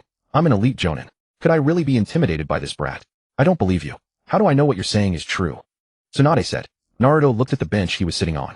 I wonder if touching objects would work. He formed hand signs, stood up, and pointed his finger toward the bench. After his finger made contact, the bench remained unchanged. What the? It's just a trick, kid. Explode. Naruto shouted loudly. Boom. A violent explosion erupted with massive flames bursting from the bench. In an instant, the entire bench was reduced to dust. Tsunade retreated until her back hit the wall, her face filled with horror. This brat's ninja techniques were actually real. Judging from the way the bench exploded in the aftermath, the explosion had indeed originated from within. There was no way he could have planted a bomb underneath the bench beforehand. Then, a chill ran down Tsunade's spine. Did that mean all the ninja techniques he had mentioned earlier were also real? Naruto looked down at his palm, then raised his head and gazed playfully at Tsunade across from him. Tsunade felt as though Naruto's gaze were like a blade piercing her and causing her to tremble involuntarily. Should I reveal my identity to him now? If he truly takes me for a robber and attacks me directly, whether it's his Dead Demon Consuming Seal or that infinite explosion jutsu he just used, even my Byakuga seal wouldn't be enough to withstand it. Maybe I should just run. After all, he doesn't know who I am. It's not embarrassing. Don't rush to run. I haven't finished yet. Naruto said, using the body flicker technique to instantly appear in front of Tsunade, pinning her against the wall. Tsunade shrank into a ball in fear, looking up at Naruto cautiously. Her heart was pounding wildly. In this life-threatening moment, Tsunade's first thought was how humiliating. I'm being pinned against the wall by a genin boy. Naruto smiled at her, then suddenly took her hand gently. He led her to another bench and helped her sit down. During the walk, Sun dare not make any unnecessary movements, meekly letting Naruto guide her. Meanwhile, her mind raced. Oh no, this kid touched my hand. What should I do? Did he cast that ninja technique? He probably didn't, since performing that jutsu requires hand signs. But did he form hand signs when he teleported?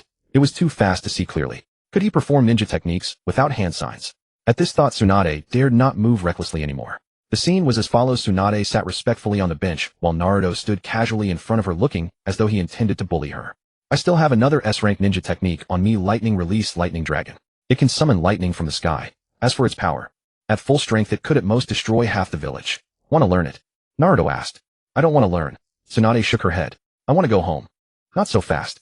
I also have the 8 gates taught to me by Might Guy. After opening all 8 gates, the user won't die. A period of rest afterward will allow full recovery. I also possess a perfected mist hiding jutsu that can block both sound and vision, even defeating Byakugan detection.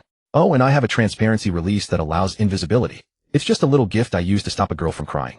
You probably wouldn't be interested in that, Naruto said, counting on his fingers. Upon hearing transparency release, Tsunade's eyes suddenly lit up. That's it. This is the ninja technique I need. Naruto noticed the fervor in Tsunade's eyes and looked down at her. You want to learn it? Tsunade nodded. Her eyes still glistened with tears, making her look truly pitiful and alluring. Do you want to learn the 8 gates? Naruto asked. Tsunade shook her head. Then do you want to learn the mist hiding jutsu? Naruto continued. Tsunade shook her head again. Then you want to learn transparency release? Naruto asked once more. Tsunade nodded firmly. Oh, so you want to learn this one? I don't want to teach you, Naruto said. The hope that had ignited in Tsunade's heart was extinguished in an instant. You're trying to rob me. Why should I teach you any ninja techniques? Naruto was deliberately teasing her. I was just joking with you, Lady Tsunade. With your strength, how would I dare to rob you? Tsunade said with a smile. Naruto's voice suddenly turned as cold as ice. Why should I believe you? I could detonate that bomb right now and turn you to ashes. Besides, there are few people here and no one would see. Boom. Boom. Tsunade felt her head shake violently, a ringing noise filling her mind, and her vision blurred. This damn impulsive kid. Surely he didn't cast a jutsu on me. Tsunade immediately wanted to cancel the transformation technique and reveal her identity to Naruto Uzumaki. Just then a female ninja with long hair passed by the alley entrance holding a little girl's hand. The female ninja chatted cheerfully with the little girl who held a rainbow lollipop. The female ninja looked at them and said, Hey, you yellow-haired kid, what are you doing? Little girl, come over to me quickly. The female ninja crouched down and called Tsunade over while the little girl calmly licked her lollipop. Tsunade turned her head and looked eagerly at the female ninja crouching at the alley entrance, her eyes filled with gratitude. Finally rescued. She wouldn't have to reveal her identity to Naruto. What a relief. Naruto was stunned by the female ninja's words. Was she treating him as a bad kid who bullies little girls? Naruto saw the anxious expression on Tsunade's face, wanting to escape, and smiled as he tapped her nose. Don't worry, I didn't cast any jutsu on you. Didn't I tell you before? That jutsu requires a very long hand sign sequence. Tsunade felt a huge weight lifted from her heart, and she was unbelievably relaxed. She walked quickly toward the female ninja at the alley entrance. Naruto watched Tsunade's receding figure sitting on the bench, smiling silently. Tsunade quickly threw herself into the female ninja's arms. The female ninja Tsunade and the little girl left the alley entrance. Tsunade never expected she would be so humiliated this time. Naruto spread his arms and looked up at the sky. After passing 2 or 3 streets, the female ninja and the others arrived at another deserted alley. The female ninja said to the little girl eating the lollipop, The lollipop is tasty, isn't it? Go home now. The little girl ran off without saying a word, not even looking back. Tsunade watched the little girl leave, puzzled. Weren't they mother and child? The female ninja crouched down to eye level with Tsunade and said, Lady Tsunade, Orochimaru-sama sent me to convey his regards. In an instant, Tsunade's demeanor completely changed. Her face no longer showed the cuteness and weakness of a little girl, but regained her usual dominance and confidence, her eyes turning cold and sharp. Tsunade stared at her coldly and asked, How did you find me?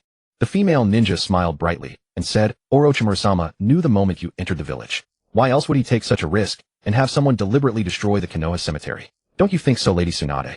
Tsunade instantly flew into a rage, her eyes wide and fists clenched. So it was you who deliberately destroyed it. You sneaky bastards. I hate those who disturb the peace of the dead. With that, she raised her fist to strike the female ninja's forehead. The female ninja remained calm and even smiled, saying, Don't you want your lover Dan Kato and your brother Nawaki to be revived? Tsunade's fist stopped mid-swing. Shocked, she said, What did you say? Orochimaru-sama says you know well yourself. The female ninja licked her tongue like a snake.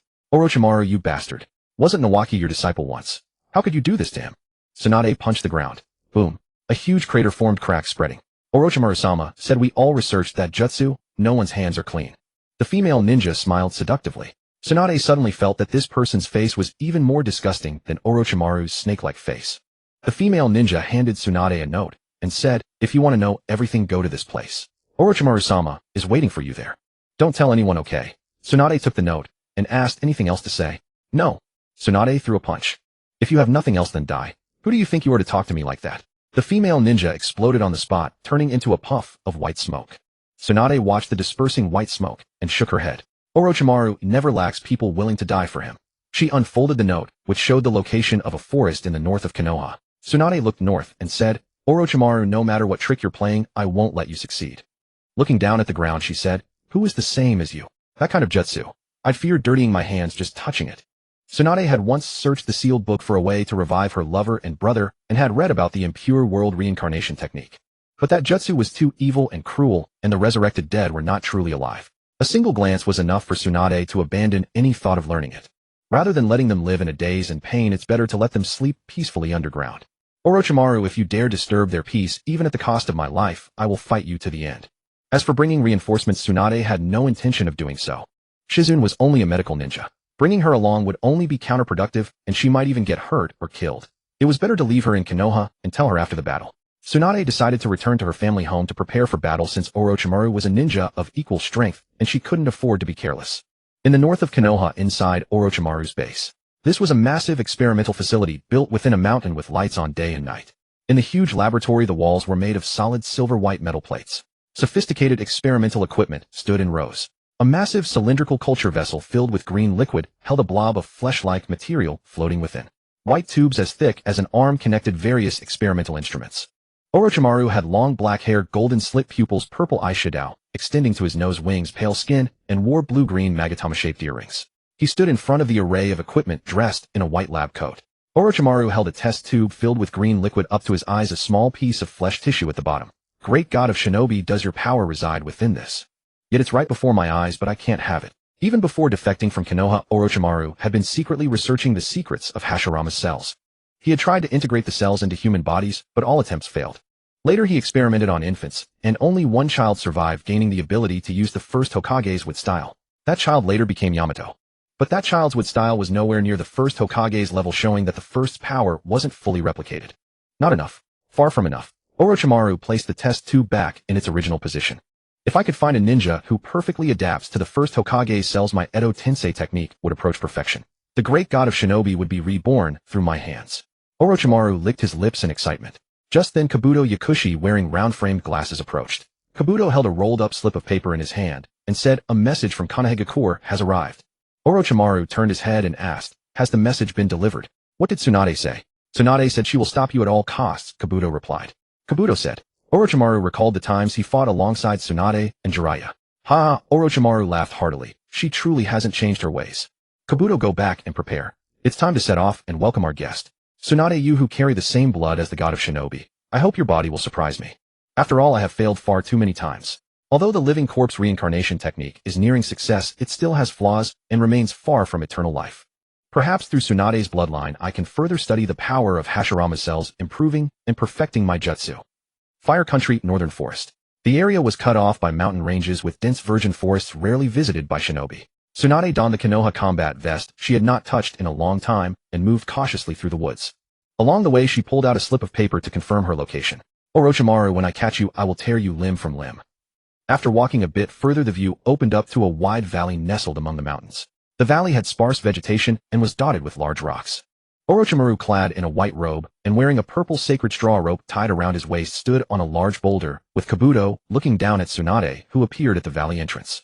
"Tsunade, you are quite punctual," Orochimaru said. Tsunade looked up at Orochimaru and replied, "Orochimaru, after all these years you've become so pretentious and theatrical." The moment the words left her mouth, Tsunade vanished from her spot, reappeared with a whoosh before Orochimaru and Kabuto, and punched directly at Orochimaru's face. Orochimaru smiled faintly as he and Kabuto dodged to opposite sides, landing on the ground. Tsunade's fist struck the boulder, which shattered into pieces with a thunderous crash, sending dust billowing into the air. "Tsunade, after all these years you're still so violent. The first thing you do when we meet is throw a punch," Orochimaru said. "I have nothing to say to someone like you." Tsunade emerged from the dust cloud and faced Orochimaru, saying, "If you dare disturb the peace of Dan and Nawaki, I will never forgive you." "Oh, so angry, Tsunade." "I'm trying to help you," Orochimaru said. "I don't need your help. I have my own ways," Tsunade retorted. "What, gambling yourself into oblivion is your way?" Orochimaru asked. Kabuto interjected, "Orochimaru-sama, let's begin." Orochimaru laughed heartily. "Tsunade, your arrival is truly wonderful. You will leave your mark on the birth of the god of Shinobi." With that he formed hand seals. Edo Tensei. With a grinding sound, 3 massive coffins rose from the ground, standing before Orochimaru. Tsunade stared at the 3 coffins that suddenly appeared, a sense of dread creeping into her heart. Clatter! The lids of the 3 coffins opened one by one. 3 figures of varying heights slowly emerged from the coffins. As Tsunade recognized their faces, she stumbled back in shock, then a surge of fury erupted within her. "Orochimaru, you bastard." The 3 were the first Hokage Hashirama Senju, Tsunade's lover Dan Kato, and Tsunade's younger brother Nawaki Senju. Each of them hung their arms limply, their exposed skin and faces marked with cracks like dried clay, a characteristic of those summoned by the Edo Tensei. How does it feel to be reunited with your loved one, Tsunade? Orochimaru chuckled. Ea!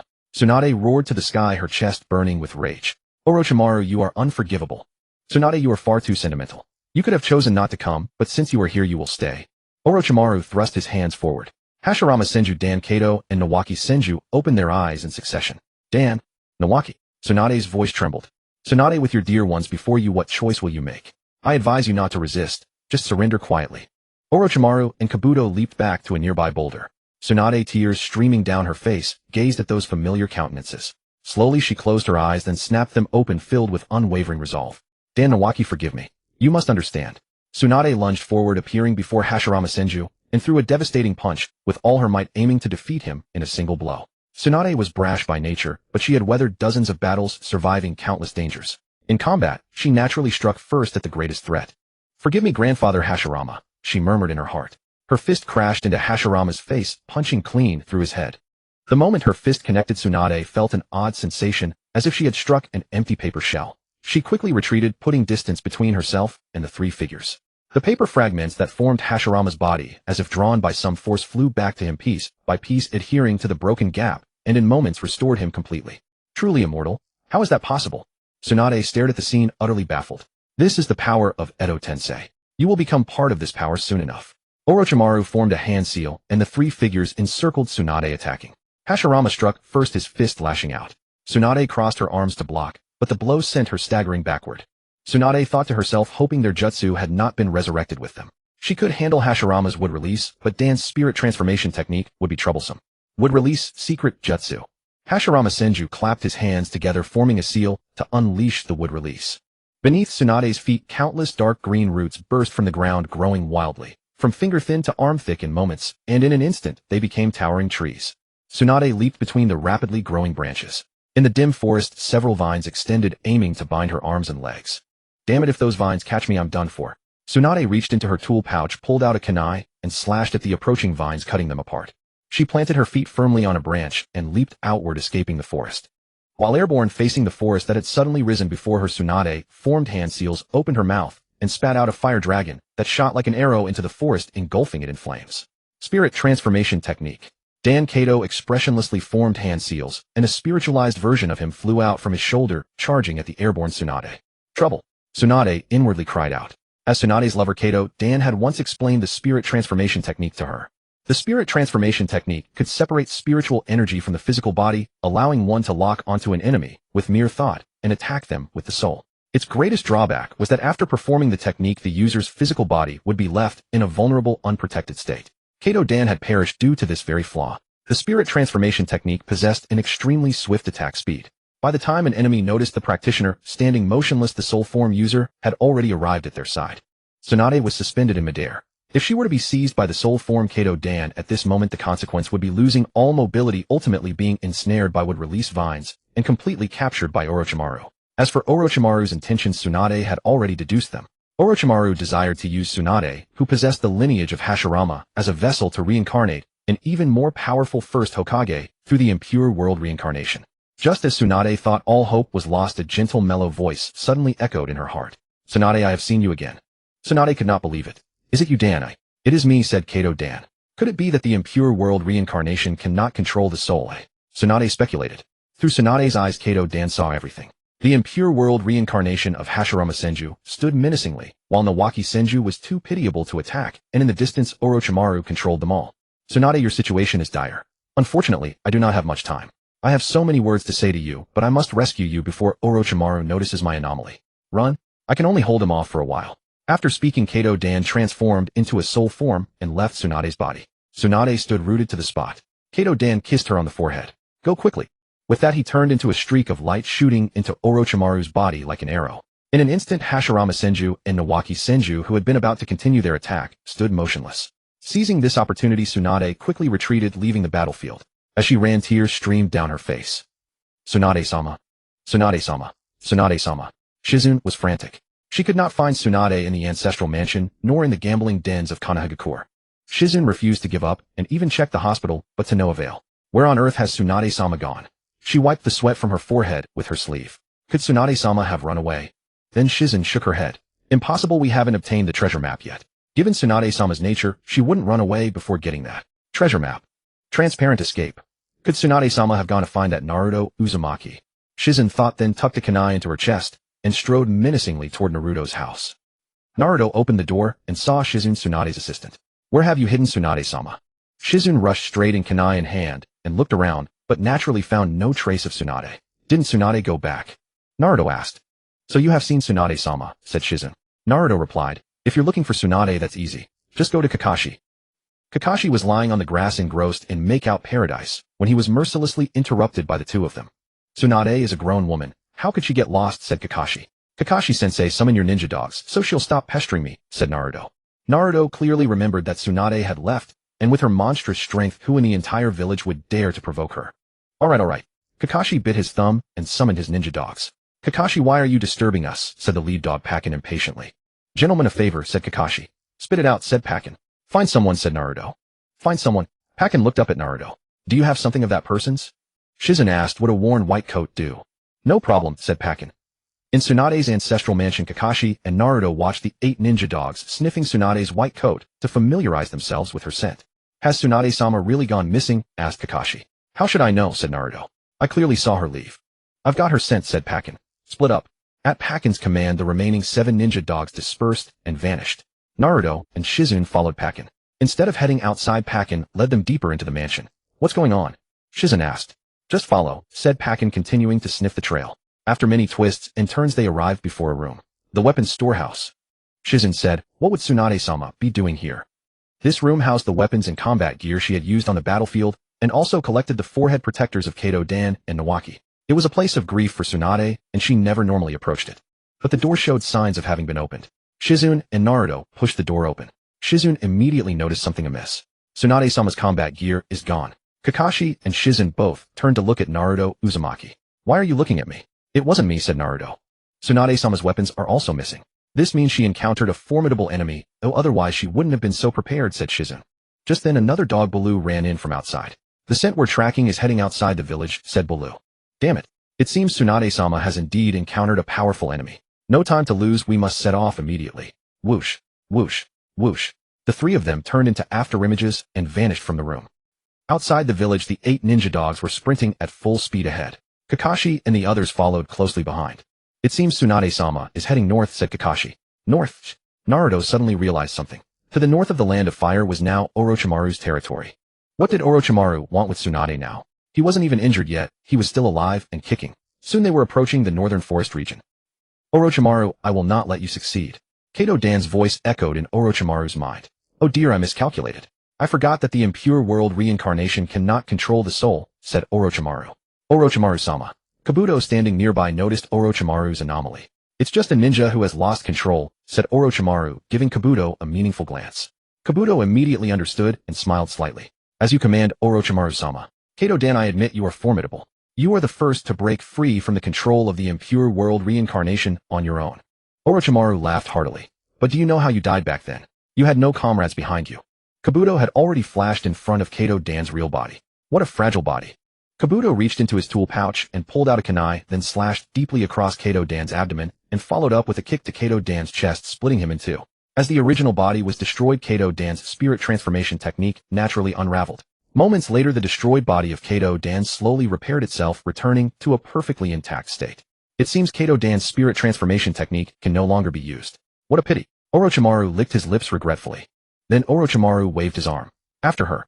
Tsunade can't have run far. Since she's seen my impure world reincarnation, she cannot be allowed to return alive. At that moment, Tsunade was sprinting through the forest. Tsunade had only one thought in her mind, run back to Konoha. I must return and tell the old 3rd Hokage about this. The first Hokage must never become a tool for Orochimaru's evil deeds. The impure world reincarnation technique was utterly terrifying. It could resurrect the dead with their full power from life, and those resurrected could still use the abilities they had when alive. Any ninja caught unprepared by this technique would almost certainly meet their death. Tsunade guessed that the ninja resurrected by impure world reincarnation were not truly immortal. If they were defeated a certain number of times, they could be destroyed for good. But even if she disregarded Nawaki, Tsunade still had no ability to fight 4 opponents alone, especially when one of them was the first Hokage. She didn't want to gamble because she knew her luck was the worst. It didn't feel this way when I came, but the way back is so long. Tsunade looked up at the endless forest ahead. But beyond the forest is an endless plain with no cover. Exposed there I can't escape Orochimaru's pursuit. It's a pity I didn't leave any message before I left. Even if I run toward Konoha, I won't meet any help along the way. Maybe I should go against the grain. That could be a way out. Having been Orochimaru's teammate for so many years, Tsunade naturally knew his nature. He was like his name, cold-hearted as a snake. In all these years, Tsunade had never seen Orochimaru like anything, nor had she ever seen him shed tears for anyone. He was simply a snake. Tsunade knew all too well what would happen if she fell into Orochimaru's hands. After all, he was someone who would not hesitate to kill his own comrades to break through an encirclement. Tsunade remembered that scene clearly. Jiraiya was injured, and they were trapped in a cave by Iwin. Orochimaru proposed killing the injured Jiraiya to lighten the burden, and as he proposed it, he had already drawn a kunai. Just as Orochimaru was about to strike, Tsunade stopped him. In that instant, the Konoha ninja reinforcements arrived and drove off their besiegers, rescuing them. At the moment she stopped Orochimaru, Tsunade sensed his killing intent. Ninja who had been to war had keen senses. When someone truly had killing intent, they could feel it as clearly as a blade piercing their skin. Even though she had put some distance between them, Tsunade felt more and more despair as she ran. With every step forward, hope was slowly drained from her. As someone with notoriously bad luck, she could clearly sense the flow of fate. Am I about to die? What a pity I didn't find the treasure map Grandpa left behind. Tsunade could already hear the sounds of Orochimaru and his group pursuing from behind. They were too fast, it seemed Kato Dan hadn't held them up for long. Looking at the forest exit ahead, Tsunade said with a hint of self-mockery, ahead is the place for the final showdown. Beyond was the plain, and being exposed there meant only a difference between dying sooner or later. Just as Tsunade was about to muster all her fighting spirit and turn to face Orochimaru and the others in a desperate battle, a yellow flash appeared before her eyes. Yellow flash. Tsunade murmured, her face filled with disbelief. Naruto stopped in front of her, beaming. That's my dad. Naruto extended a hand to Tsunade. Granny Tsunade, we're here to save you. Tsunade took his hand. Naruto positioned himself to protect her. At that moment, Shizune and Kakashi arrived. Lady Tsunade, you're safe. What a relief. Shizune cried, tears of joy. Shizune, did you find me? Tsunade asked. It was Lord Kakashi, Shizune answered. Kakashi bowed slightly to Tsunade. I'm glad you're safe, Lady Tsunade. Thank you, Tsunade said sincerely to Kakashi. Then she turned and shouted to Naruto. Uzumaki, brat, be careful. Orochimaru is very strong. Naruto didn't turn around. Don't worry. Have you forgotten the jutsu I have? What? Tsunade's cheeks flushed. This kid, he already figured out my identity. At that moment, Orochimaru and his group arrived. Naruto saw who they were and immediately understood everything. Orochimaru, you're really despicable. Naruto said. Ninetales, brat, get out of my way. I have no interest in you, Orochimaru said. Orochimaru naturally knew that the Ninetales was sealed inside Naruto. If he accidentally killed Naruto and released the Ninetales, it would be a mess to handle. It's a pity that Sasuke didn't come with you. The Uchiha eyes are the power I've always sought. Greed filled Orochimaru's eyes. Ha ha ha. Naruto laughed heartily. Orochimaru, all you crave is power. In the face of true strength, all bloodlines are nothing but tools. Orochimaru was already angered by Naruto's attitude. He had seen all kinds of prodigies, and Naruto, who could only rely on the Ninetales brute force, was not worth a second glance. Dead demon consuming seal. Naruto shouted. Swoosh. With a body flicker, Naruto vanished from his spot and instantly appeared before the first Hokage. His hand formed a claw and pressed against Hashirama Senju's abdomen. Whoosh. Like a wind filling a sail, a spectral figure of a death god in a white robe, holding a short sword in its mouth, floated behind Hashirama Senju. First Hokage, rest in peace. With that, Naruto stepped back to create distance. What he said was actually true. Tsunade cried out, her heart racing. No, this is the dead demon consuming seal. Orochimaru roared. The Shiwan led Do in a frantic retreat, distancing themselves from Mingren. This is the Xuanhua clan's Shirgui Fongjin. Has this kid Xianhua Mingren lost his mind? Does he not know that performing this technique requires sacrificing his life? I say, Ninetales kid, what exactly is Gangsho to you that you would willingly perform such a terrifying sealing technique for her? This sealing technique, Shirgui Fongjin, costs the caster's life. Don't you know that? The Shiwan sized up the fearless-looking Xianhua Mingren, then raised his head as if something occurred to him. That's right, you don't have a father. Bo Feng Shui Min died sealing the Ninetales, ha. The Shiwan laughed maniacally. I thought you were some formidable ally, but you're just a brainless fool. Although Shiwan had heard of Shirgui Fongjin, he had never witnessed its casting process. He was not aware that only those who had contracted with the death god could see the death god. He only vaguely remembered that everyone who used this technique would die. Mingren, you're crazy. Kakashi shouted at Xianhua Mingren. Stop this technique now. Kakashi knew of Shirgui Fongjin. His master Bo Feng Shui Min had died because of it, and the memory was vivid. He did not want Mingren to lose his life over it. But Kakashi felt a hint of doubt. Since Team 7 was formed, Mingren had always been the most level-headed. There was no reason for him to be so impulsive. Jingyin looked bewildered and asked, what technique did he just mention? Kakashi said to Jingyin, this is a unique sealing technique of the Xuanhua clan, Shirgui Fongjin. A ninja who uses this technique can sacrifice their own life to seal whatever they wish to seal. What? Jingyin's face turned pale instantly. Trembling Jingyin said to Xian Wa Mingren, Lord Mingren, please don't be impulsive. If we can't win, we can run.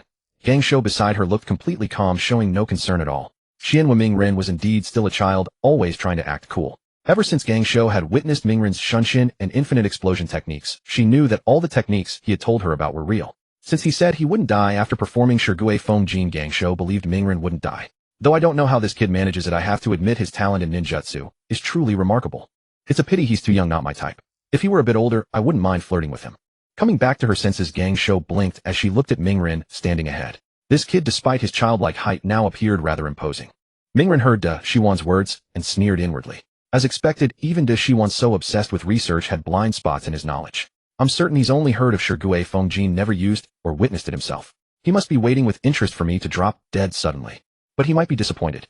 Da Shiwan, you must have heard of this technique. Mingren said. Clap, clap, clap. Da Shiwan clapped his hands with some approval.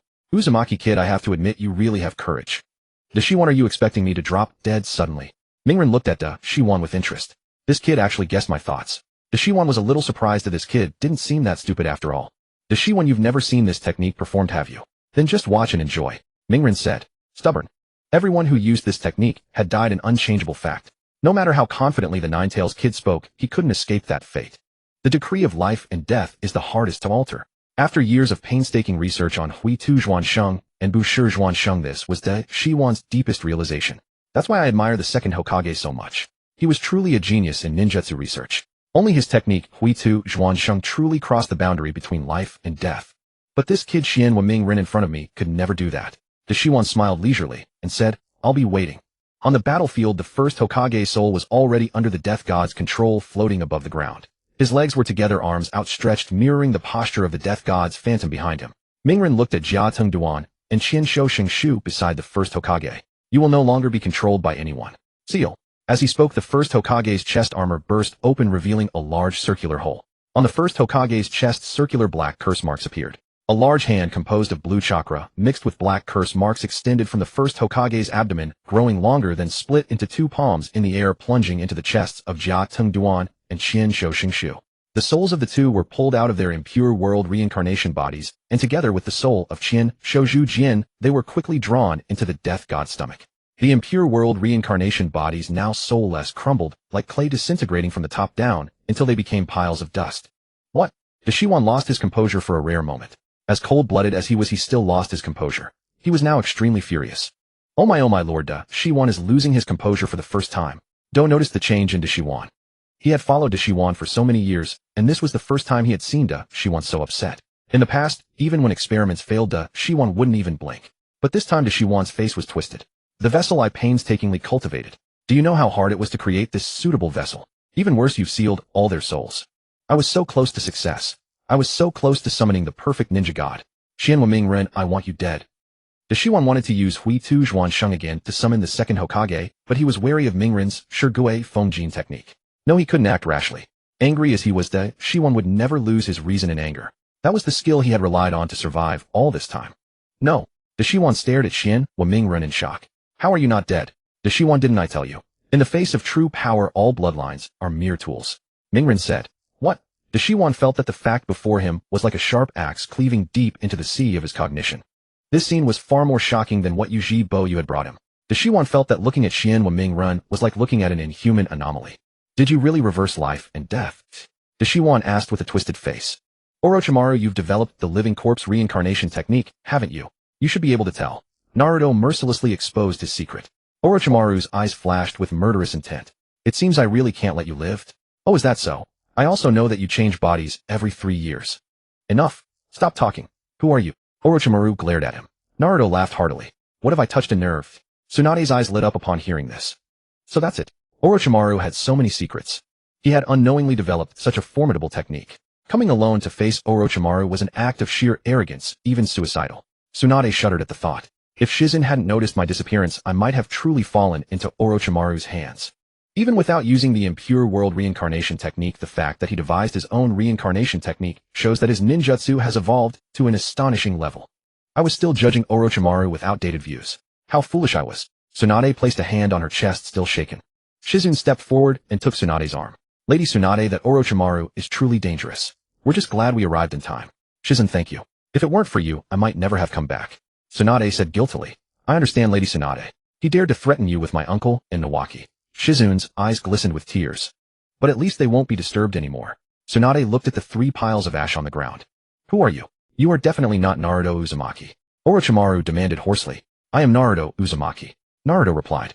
Impossible. No one knows this secret except my closest people. Orochimaru turned to Kabuto. And Kabuto is the least likely to betray me. Kabuto sneered at Naruto. Naruto's heart jolted. He had said too much and almost let Orochimaru catch on to something. Orochimaru truly lived up to his reputation. His intuition and logical reasoning were formidable. Orochimaru, if you believe I can reverse life and death, don't you think I can uncover your secrets? Naruto retorted. His tone lacked conviction. There was clearly something hidden in his heart. Orochimaru sneered inwardly. Naruto Uzumaki, no matter what secrets you carry, once I capture you, all your secrets will be mine. Orochimaru laughed arrogantly. Naruto sized him up cautiously, deciding to subdue him first. Orochimaru was a slippery snake. He had to strike with absolute certainty. Body flicker. Naruto vanished from his spot and appeared before Orochimaru at a speed no one could react to, striking his palm against Orochimaru's forehead. Ninja art, infinite explosion technique. Naruto chanted inwardly. Splat. The Orochimaru before him dissolved into a pool of flowing mud. It was Orochimaru's earth flow substitute technique. Not far ahead, Orochimaru and Kabuto stood side by side. Naruto Uzumaki, you possess an extraordinary talent. You can perform ninjutsu without hand seals. I admit I underestimated you. But I will come for you again. Orochimaru smiled at Naruto. Then their figures began to dissipate from the bottom up like illusions. Naruto wiped the mud off his hands. Even your escape sounds so elegant. Orochimaru, I'll tell you this too, if you seek the art of immortality, you'll have to come to me. Ha ha ha. Orochimaru laughed loudly, then vanished into the air. Naruto hadn't intended to kill Orochimaru outright. With his body flicker combined with the dead demon consuming seal, a sudden unannounced strike would have been fatal. But he had only used the infinite explosion technique, which wasn't immediately lethal. He hadn't expected Orochimaru to be prepared and evade the attack.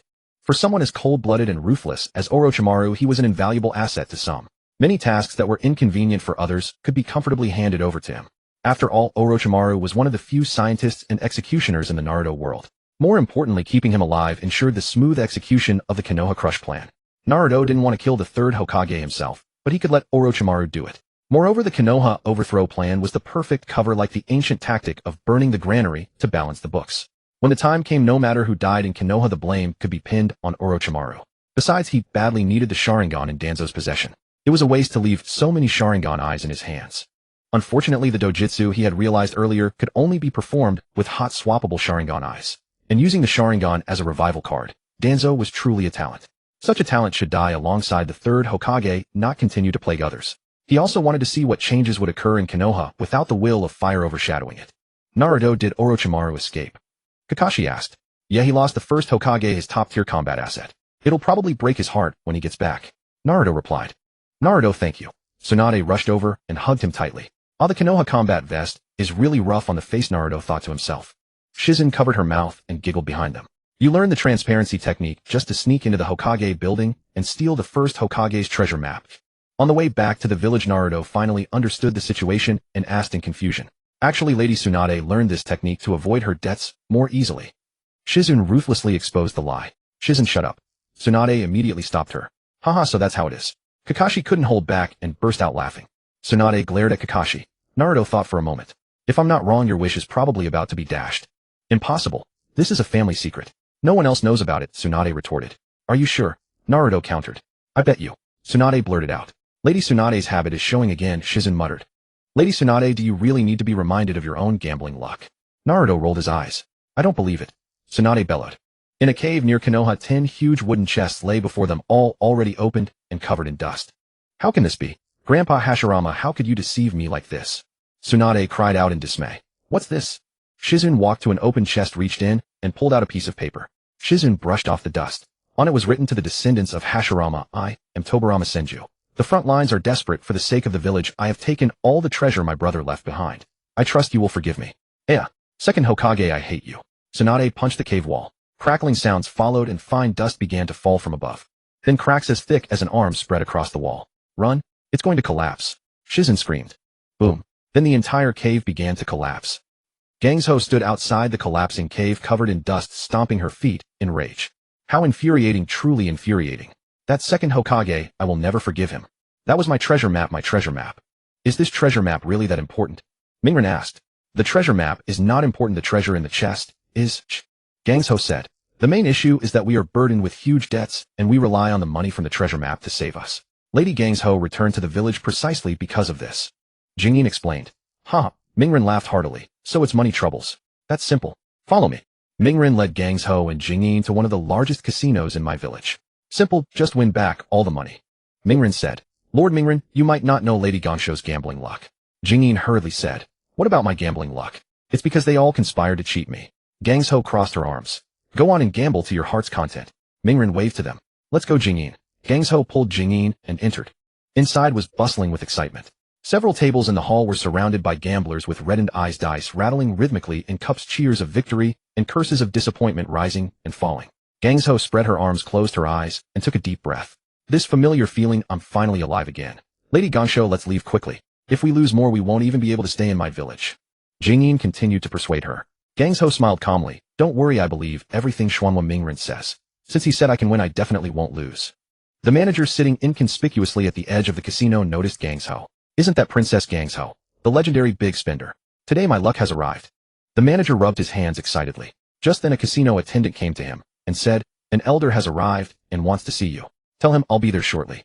The manager said. The manager went to the back reception room and found only Xuanhua Mingren sitting there. Where is the elder? Have they left? The manager asked Mingren. Mingren showed him the white jade token of the Rishan clan. The manager immediately bowed respectfully. Elder, I failed to recognize your greatness. What are your orders?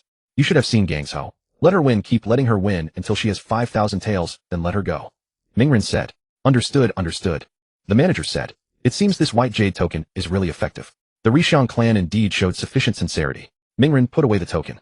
That's right, this casino was operated by the Rishan clan. The prestigious name of the Rishan clan was not earned for nothing. As a family that had operated for over 1,000 years, they had gradually amassed enormous wealth. The Rishan clan's businesses were spread throughout almost all of my village. 5,000 taels was a huge debt for Gangsho, but for the Rishan clan, it was a drop in the ocean. Indeed, sitting under a large tree offers good shade. Mingren sighed inwardly. In the afternoon, Gangsho and Jingyin, having gambled enough money, were kicked out of the casino. 1, 2, 3, 4. Gangsho counted the bills in her hand excitedly. I've never won so easily. Has heaven finally opened its eyes? They were obviously throwing the game, anyone could see that. Jingyin looked up at the sky speechlessly. Let's go, Jingyin, we'll continue to the next place. My luck is so good now I can't waste it. Gangsho made as if to walk forward. Lady Gangsho. Jingyin hesitated. They arrived at the next casino with a sign next to the door depicting a dice. The guard, seeing it was Gangsho, quickly stepped forward and raised his hand to stop her. Hello, we are temporarily unable to receive you. Gangsho asked why. This is a newly enacted regulation, we can only follow it. The guard said. Humph. Jingyin, let's go to the next one. Gangsho pulled Jingyin and stormed off. They tried several more places, but were all turned away. Gangsho, deeply frustrated, crouched by the roadside, resting her chin on her hand. Why is this? Why? Is it because I won too much at the first place and they're all afraid of me? Jingyin said, Lady Gangsho, these 5,000 taels are exactly enough to pay off our debts. Why not go and repay them? Gangsho shook her head. No, I won't repay. I won this myself, why should I give it back to them? Suddenly, they heard a commotion of footsteps. Gangsho is here, everyone searched carefully.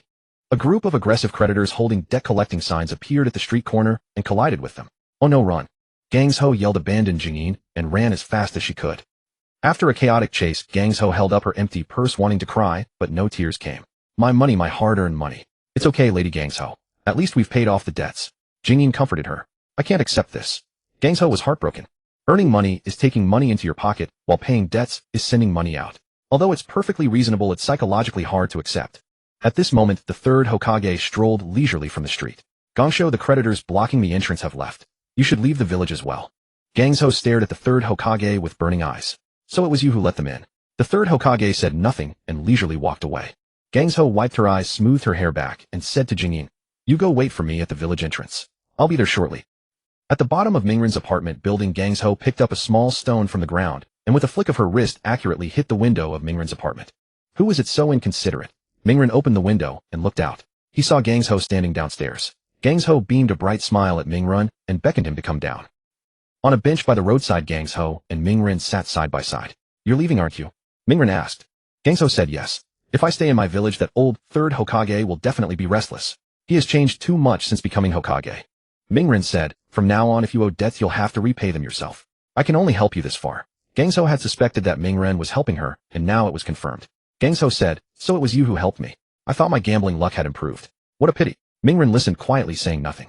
Gangso thought for a moment, took off the pendant from her neck, stood up, and put it around Mingren's neck. "This thing is useless now, so I'll give it to you." After saying that, she gently kissed Mingren's forehead, patted the back of his head 3 times, and turned to leave. Mingren sat on the bench, savoring the lingering warmth on his forehead. Late at night, the window of Mingren's apartment was pushed open, but no figure appeared. The room was pitch black. Mingren reached out to turn on the light.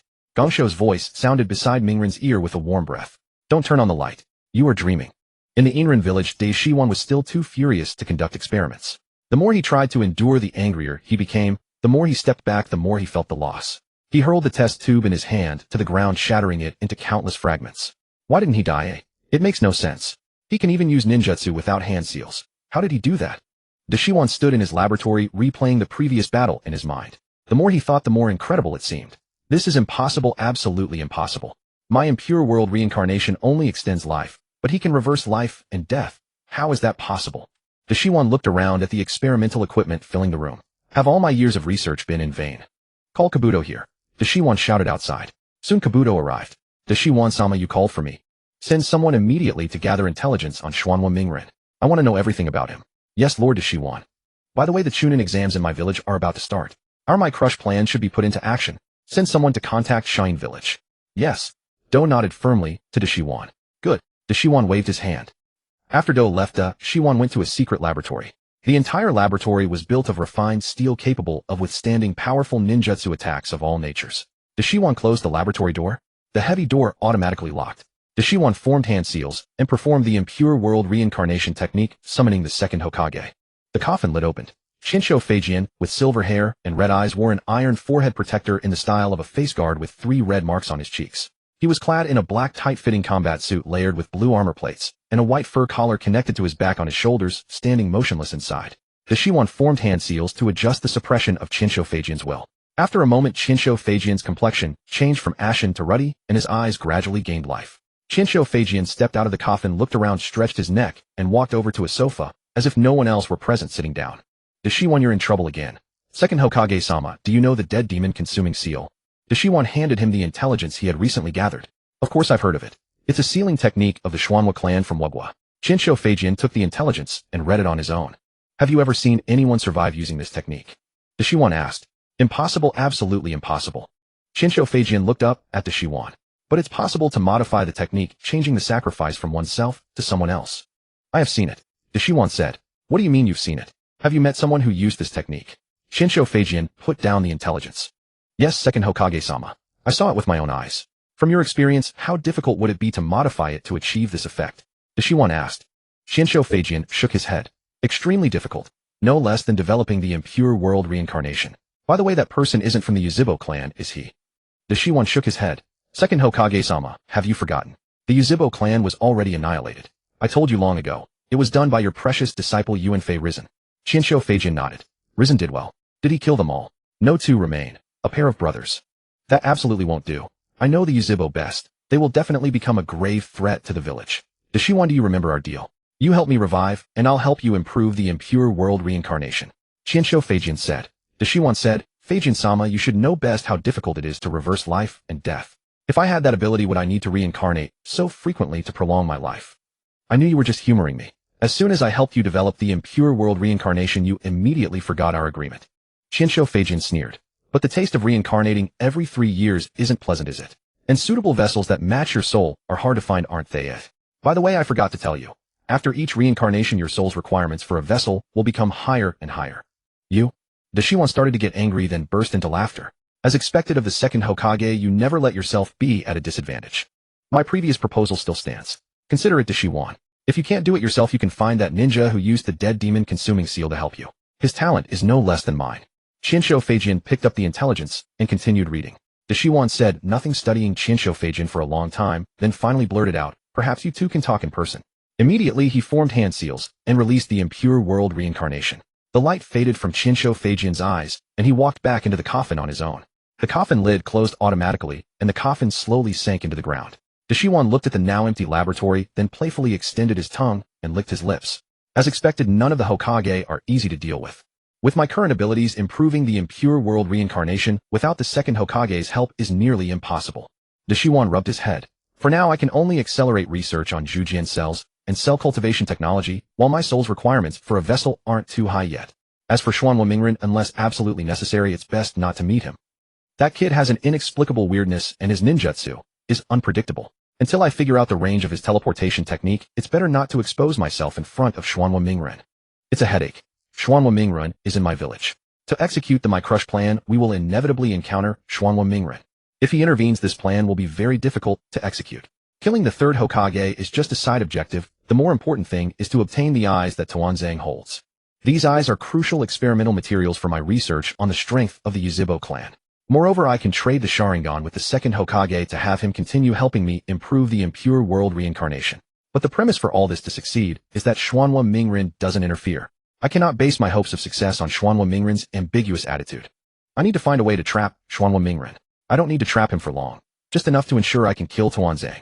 At the Otogakure village, Orochimaru's secret laboratory. It was a massive dome structure that from the inside resembled an oversized food cover.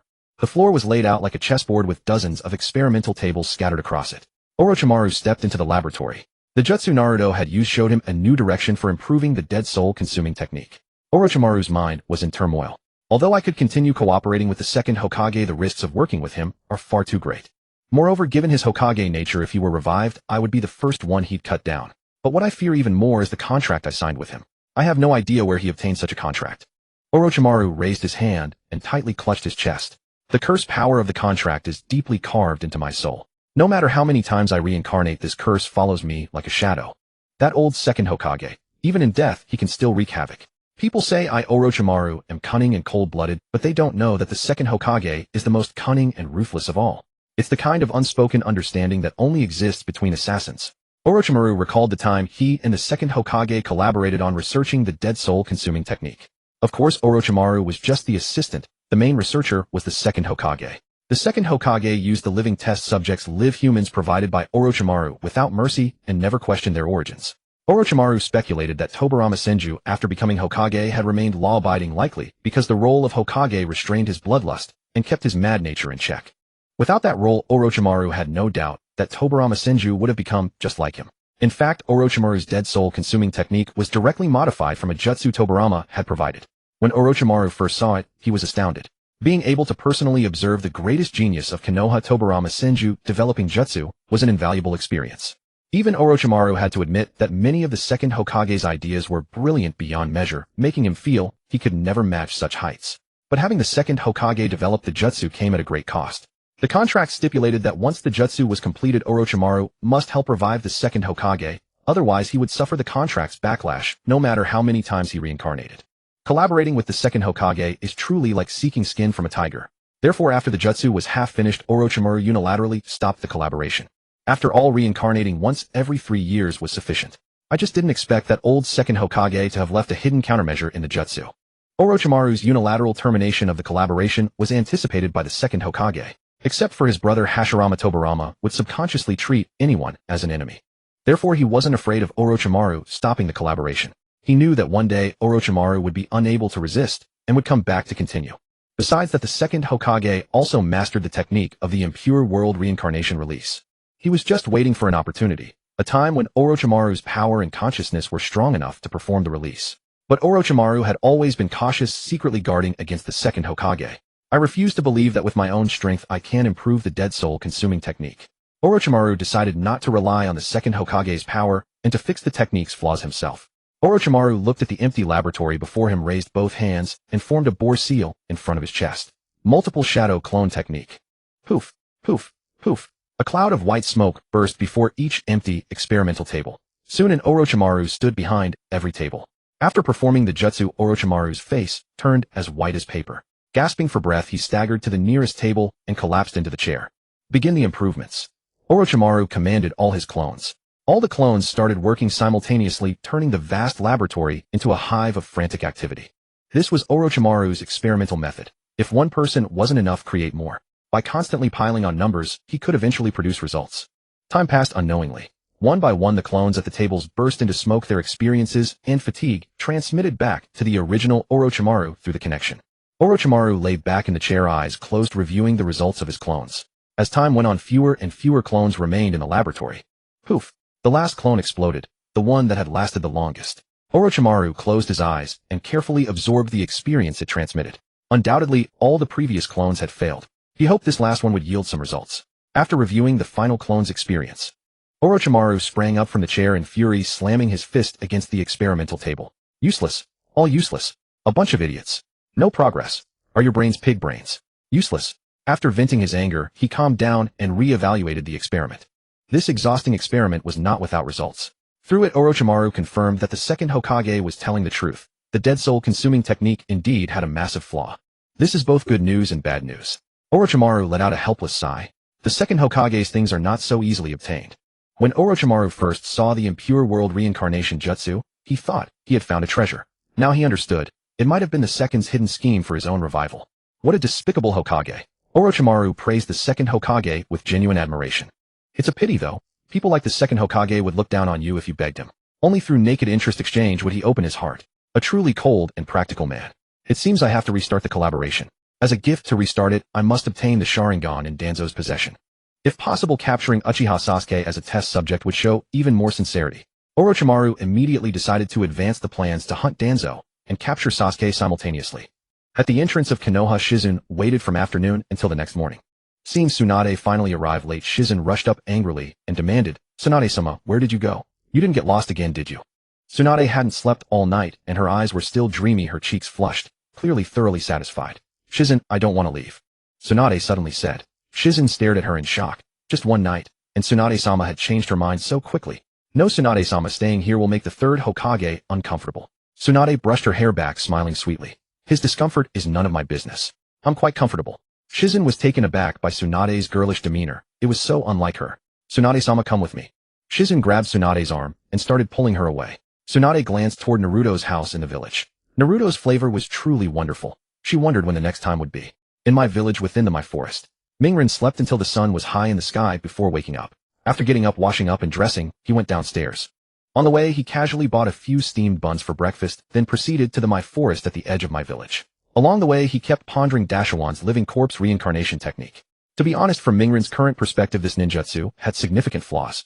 After noticing these, Mingren became excited by the challenge and wondered if he could improve this technique. Does there truly exist an immortality technique in this world? Mingren pondered this question. To be honest, ever since Mingren acquired the heaven-defying comprehension talent, he felt he had become nearly invincible without needing to bother training ninjutsu at all. In battle, if someone else performed any ninjutsu, he could learn it with just a single glance, and when he used it again, its power would be 10 or 100 times stronger than the original. An invincible life is truly lonely. But during the earlier battle with Dashawan, Mingren suddenly thought of an important question. In the world of Hoying, some ninjas cannot be subdued by force alone. For example, a ninja like Dashyuan, he serves only himself. Although he may submit to others, his submission is ultimately for the sake of betrayal. Dashawan's inner world piqued Mingren's interest. When he had watched the anime, before he had always felt that Dashyuan was a very mysterious person. Now with sufficient strength, Mingren thought he could probe into Dashawan's heart. Of course, Dashyuan was just one of them. Mingren had many more things he wanted to explore later. For instance, Daido's thoughts. If he really resurrected Lin before his eyes, how would he react? And the Shao organization. If he truly subdued the entire ninja world, how would they respond? There was also the grudge between Bani and Zhu Jian. Mingren now felt his gossip fire burning fiercely. Mingren decided to personally travel through the Hoying world soon. But before that, I must arm myself first. I always feel my ninjutsu is insufficient. The ninjutsu Mingren most desired at the moment was the outer path reincarnation heavenly life technique. This technique, known as the strongest technique of forbidden jutsu of the 6 paths, was the highest level of resurrection ninjutsu. When used, it could bring the souls of the dead back from the underworld, completely resurrecting them at the cost of the caster's life. Mingren envisioned the scene of Changmin using the reincarnation heavenly life technique. Changmin, hidden in a large tree outside my village, was persuaded by the power of talk, and then performed the outer path reincarnation heavenly life technique. A King Yama rose from the ruins of my village. The huge mouth of King Yama opened, reaching down to the ground. Countless glowing souls transformed into blue star-like threads, flying out from King Yama's pitch-black mouth and entering the bodies of the people. The people were instantly brought back to life. As he was thinking, a cool sensation of enlightenment emerged in Mingren's mind. You have comprehended the outer path reincarnation heavenly life technique. Heaven-defying comprehension. The outer path reincarnation heavenly life technique you have comprehended has reached a perfect state. It can be performed without hand seals, and the user doesn't need to sacrifice their own life, They only need to substitute living sacrifices. Resurrection follows the principle of equivalent exchange, resurrecting as many people requires as many sacrifices. This technique has a time limit. After using it, the next use requires a 1-year cooldown. To perform this technique, you need the reincarnation eye. Mingren closed his eyes and carefully pondered this technique. The heaven-defying comprehension talent is good in every way except it cannot reproduce bloodlines. Although I can improve those ninjutsu that require bloodline limits into techniques that ordinary people can perform, it's not so easy for dojutsu-like techniques that require specific eyes. Eyes are like the wand for casting spells. Without a wand, even if you know the incantation, you cannot perform it without the medium. After I perfect my ninjutsu, I must seize Tuanzang's Shirsui's Sharingan eye. As for cultivating the Sharingan into the reincarnation eye, I can go to Dashuin. He should have Jujian's cells. After obtaining the reincarnation eye, the next thing I want to seize is the Byakugan. Apart from the Rishan clan in my village, the only Byakugan outside is in the hands of Qing from Wuin village. Such a good thing is too wasteful to leave outside, better to give it to me. After comprehending the outer path reincarnation heavenly life technique, Mingren decided to continue researching the immortality technique. Immortality technique. It seems that in all well-known anime worlds there is no true immortality technique, right? Even the 6 heavens thief of the 8 miraculous techniques only allows one to grow stronger through eating, but it cannot achieve immortality. Mingren grew a bit tired from thinking, so he sat cross-legged on the grass, idly plucking grass blades with his hand. Immortality. Immortality. Besides continuous reincarnation, what other methods can achieve immortality? Suddenly Mingren's eyes lit up. If you want immortality, just practice cultivation to become an immortal. The biggest difficulty with the current immortality technique is the fragility of the physical body. Dashuin continued his lifespan by constantly replacing his body. Simple. I just need to achieve physical immortality.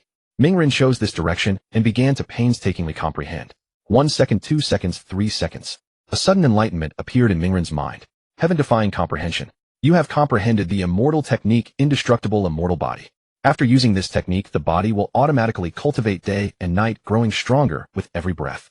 Upon mastering this technique, the body will automatically absorb external energy, transforming itself into an immortal body. Once fully transformed, the body will cease aging and maintain eternal vitality. Mingren felt extremely excited after comprehending this technique. With this technique, immortality is within reach. Mingren immediately began to practice. With a few simple hand seals, Mingren had already mastered this technique. There was no way around it.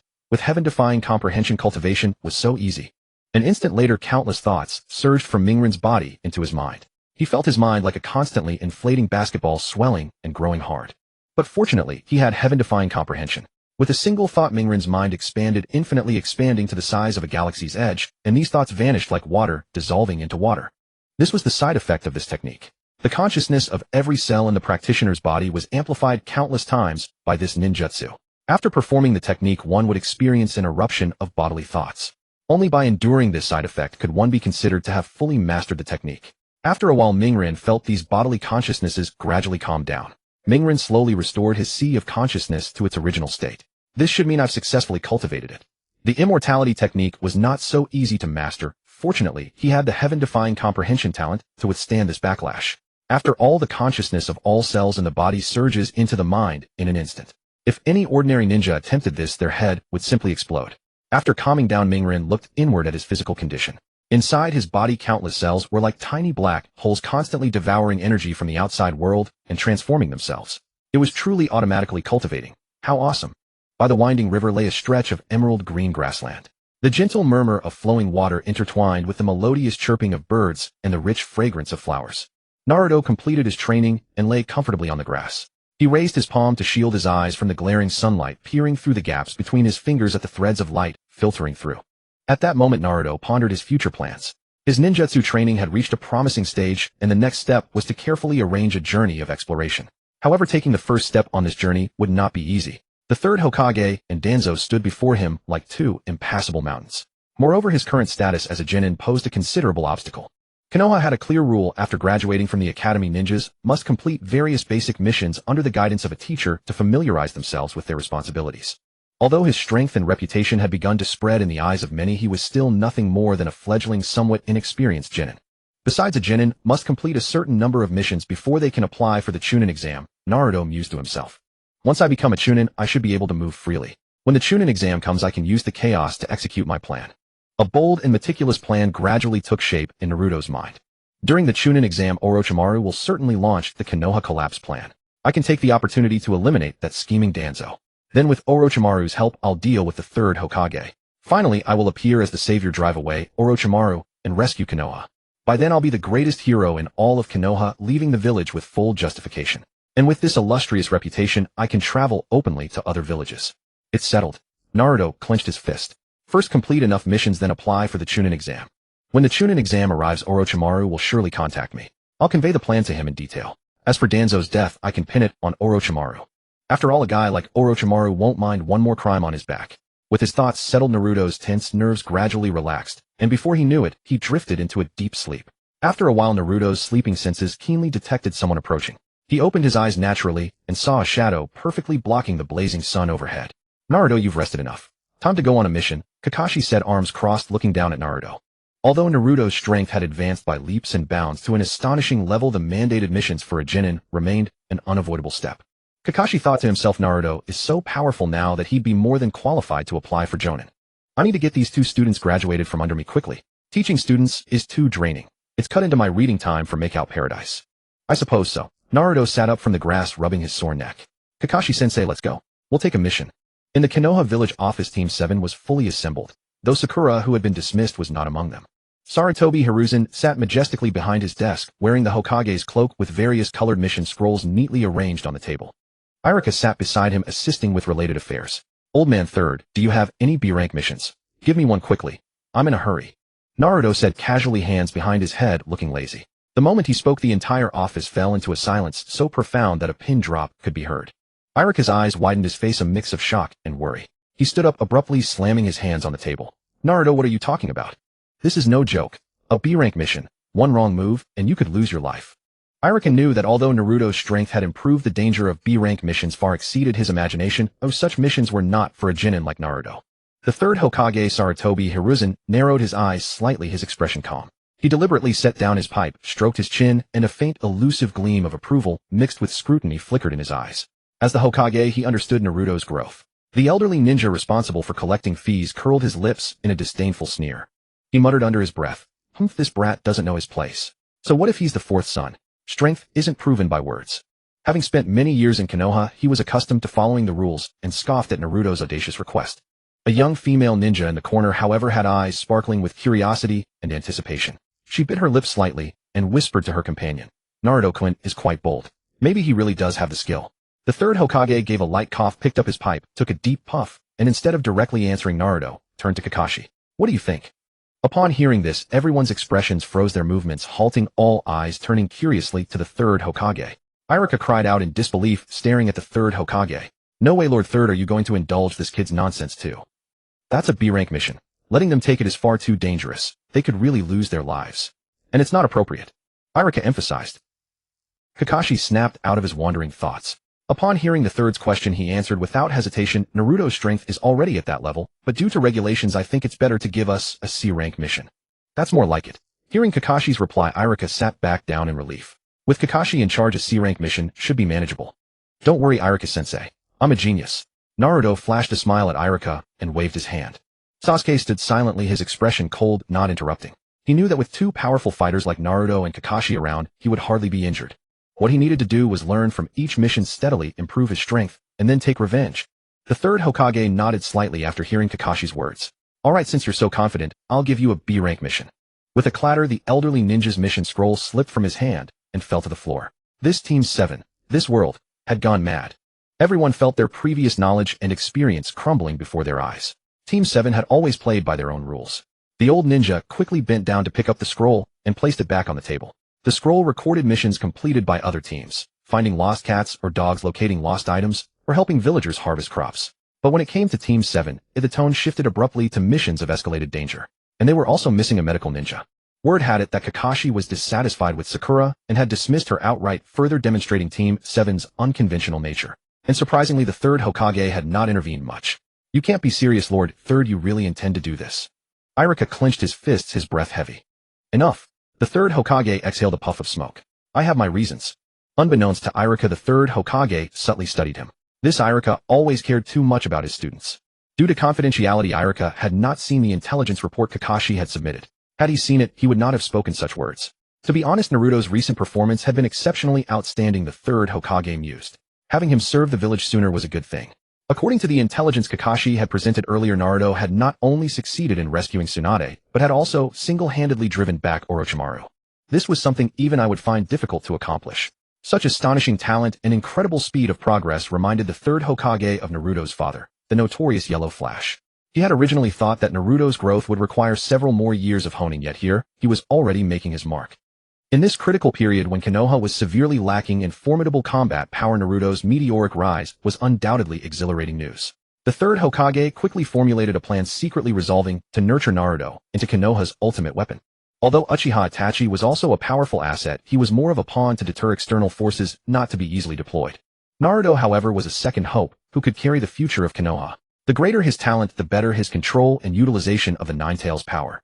The third Hokage made up his mind then, and they're planning to have Danzo use Kotoame Tsukumi on Naruto during the Chunin exams, ensuring Naruto's unwavering loyalty to the village. Moreover, this idea aligned perfectly with Danzo's own ambitions. Danzo, even if reluctant to part with that precious Sharingan, would certainly agree for the sake of Konoha's interests. Alright, we accept the mission. Naruto's lips curled into a confident smile at the third Hokage striding forward to take the scroll symbolizing the task. No need, the client has already arrived. The third Hokage slowly raised his head, his gaze steady toward the door behind the office. Everyone turned to look. Burp. A loud alcohol-laden belch penetrated the wooden door clearly. Naruto raised an eyebrow, secretly wondering, wasn't this supposed to be a B-rank mission? It couldn't be that fellow again, could it? Just then the wooden door slowly opened, and a liquor bottle entered everyone's view first. Following it, a short old man in gray work clothes reeking of alcohol appeared at the entrance. Indeed, it was the famous bridge builder, Tazuna. Damn, Naruto chuckled. It's him again. Well, since it's Tazuna, things would be much easier. After all, he remembered every minor thug and the exact spot where Zabuza would appear as if etched into his memory. Alright. Naruto's face immediately lit up with a brilliant smile upon seeing his old friend Tazuna. Then let's get going. Burp. Wait. Tazuna raised his bottle, took another heavy swig, then squinted, sizing up Naruto from head to toe with a look of utter disdain. You're the ones escorting me. Burp.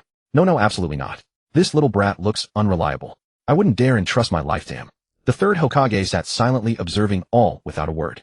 Irika's face turned grim, his jaw clenched. Though the old man's words were harsh, his skepticism precisely echoed Irika's own concerns.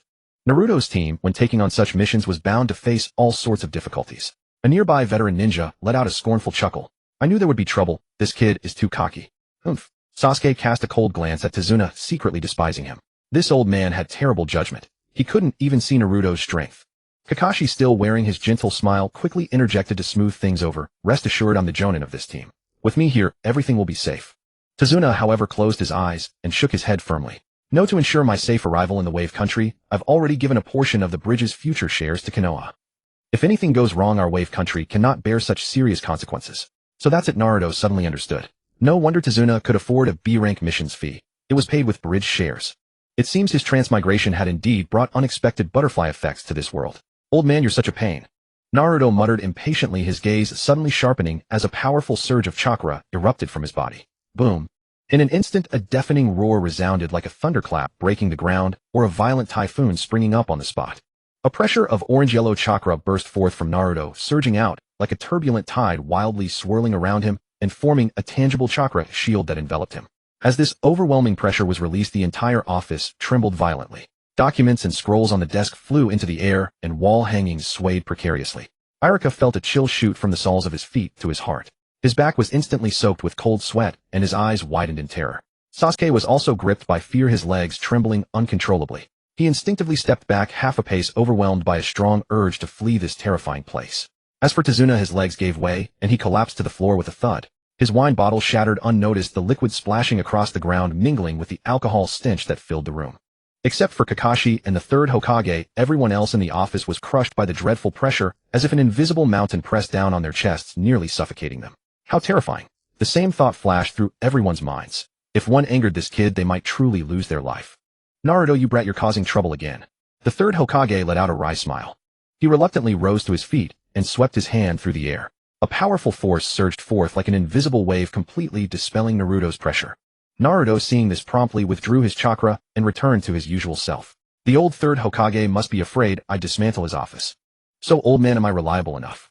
Naruto flashed a cheeky grin at Tazuna, revealing a row of white teeth, a smile that at this moment sent a chill down Tazuna's spine. Tazuna was so frightened that he hurriedly lowered his head, not daring to breathe, afraid that Naruto might swallow him whole if he got angry. Reliable.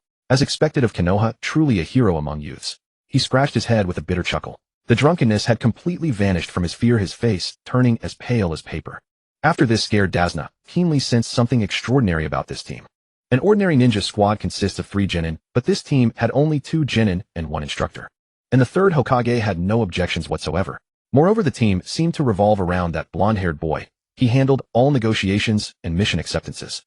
This proved that the boy's position in the team was extraordinary. Though Dazna couldn't see everything clearly given the strength he had just displayed, it was more than enough to ensure his safety. After a moment's thought, Dazna slowly extended his hand and grasped Naruto's outstretched hand. With Naruto's support, he rose unsteadily from the ground. Sorry about that. You broke a bottle of sake, oh, I'll deduct the cost from your payment, Naruto said with a smile which to Dazna now seemed tinged with threat. No need. Dazna waved his hands frantically, his voice trembling. I'm not worthy. Good. Kakashi interjected. Since there's no problem, let's set off.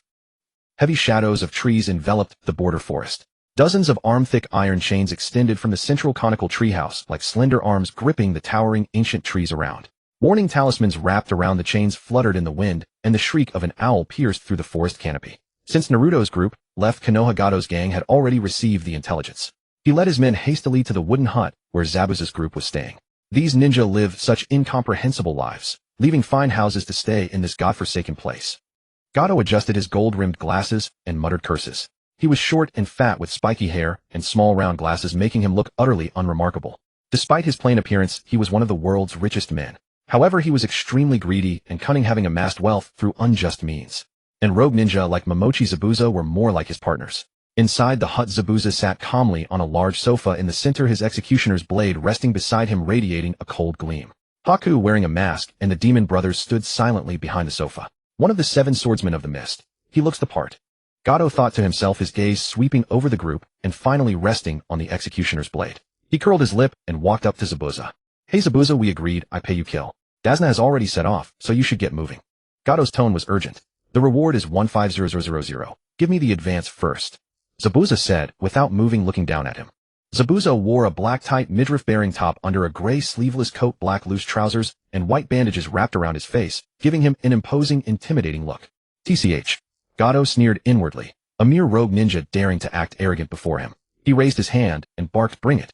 Several bodyguards in black suits and sunglasses immediately presented a briefcase with deference. Haku stepped forward, took the briefcase, carefully counted the contents, then turned to Zabuza and said, all good, Zabuza acknowledged softly and continued to Gato, don't worry. Dazna will definitely die on the way. I hope so. A cold glint flashed in Gato's eyes. If they took the money and failed, they'd pay with their lives. Let's go. Gato gave the order. After Gato and his men hurried away, Zabuza turned to the demon brothers and said, you two go. Remember, take out Kakashi first. He's not easy to deal with. The elder demon brother Meizu sneered scornfully, just a jonin. With the 2 of us together, we'll reduce him to bones in the blink of an eye. As soon as he finished, the 2 vanished in a flash. Zabuza felt a hint of disdain and said slowly, I hope the demon brothers don't underestimate him. Kakashi is a foe even I find troublesome. Haku interjected, if they die, that's fewer people to split the money with. By the way, Haku, how much have we saved in total? Zabuza rose and walked to the window, looking outside as he asked. Zabuza-sama, counting this 1500, we've saved up 1 million.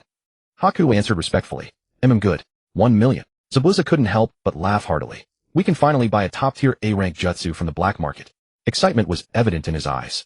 Since I left the Hidden Mist Village, I've had little chance to access advanced jutsu, and my strength has stagnated. To become a top assassin, how can I establish myself without advanced jutsu? Master. Haku stepped forward cautiously. We could develop our own jutsu. My demonic mirroring ice crystals. Zabuza shook his head, interrupting. Haku, not everyone in this world has a blessed constitution like your Kekkei Genkai. Most people like me are ordinary ninja. For an ordinary person to develop a jutsu is no easy feat. Moreover, I'm better at killing with jutsu than developing them. If only there were a jutsu that could transfer my bloodline to you, master. Haku said earnestly. Haku's life was saved by Zabuza. Over time, he had come to see all of Zabuza's worries. In their relationship, he realized that due to his special constitution, his potential exceeded Zabuza's by far. If a jutsu to exchange bloodlines truly existed, he would sacrifice himself for Zabuza without hesitation. Hearing this, Zabuza's long-numbed heart was jolted. His eyes widened, then he slowly shook his head. Impossible. Even the founder of jutsu couldn't do it. Moreover, in Zabuza's heart, Haku was like his own child. Having killed for years, he had finally found someone worth protecting. How could he bear to let Haku die? If Haku died, he would probably go mad. This time I'll pick an A-rank ice jutsu for you. After long deliberations, Zabuza finally decided to enhance Haku's strength first. But master, Haku hesitated. Don't worry, I have enough jutsu.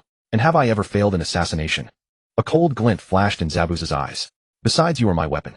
A weapon should naturally be as sharp as possible. Mito, there's no need for us to clash head-on with Kakashi. We could just kill the old man directly, and everything would be settled, wouldn't it? During their swift passage through the forest, Goto, the younger of the demon brothers, had been pondering strategies to deal with Kakashi and concluded that they must take an unconventional approach. The demon brothers were formerly rogue ninjas from the Hidden Mist village, most adept at wielding iron chains as their weapons. Their extraordinary synchronization as brothers had allowed them to claim victory time and again, even against opponents who surpassed them in raw power. Mito licked his lips, finding Goto's words profoundly sensible. Goto had always served as the strategist of the duo, with countless combat plans originating from his mind. Kakashi is an elite jonin of Konoha, and he possesses the Uchiha clan Sharingan. Our chances of victory against him are slim to none. However, if we focus solely on assassinating that bridge-building old man, we might just have a chance, Mito stated. Goto continued his analysis. We may not be able to kill Kakashi, but if we kill the old man and flee, he certainly won't be able to stop us. Mito nodded in deep agreement with Goto's assessment. Then we'll use poison. We'll swap the poison on our weapons for a lethal one that kills on contact, ensuring a single fatal strike. Goto beckoned for Mito to halt on a thick tree branch. Let me first devise our battle plan. With that, they both crouched down on a branch ahead. Goto produced a kunai and began etching lines onto the rough bark, formulating their strategy. Kakashi is a highly experienced ninja. We'll use that very fact against him. Goto analyzed. Mito nodded, continuously urging him on. Go on. First, we'll create a conspicuous puddle on their path. Given Kakashi's vigilance, he's sure to notice it when passing by. And then? Mito asked. Second, we'll secretly place 2 water clones inside the puddle. We'll hide our real bodies on nearby trees, perfect for an ambush. And after that, third, when they pass by, we'll have the water clones in the puddle strike, first focusing all their efforts on Kakashi. We'll follow up right behind, aiming to assassinate the old man.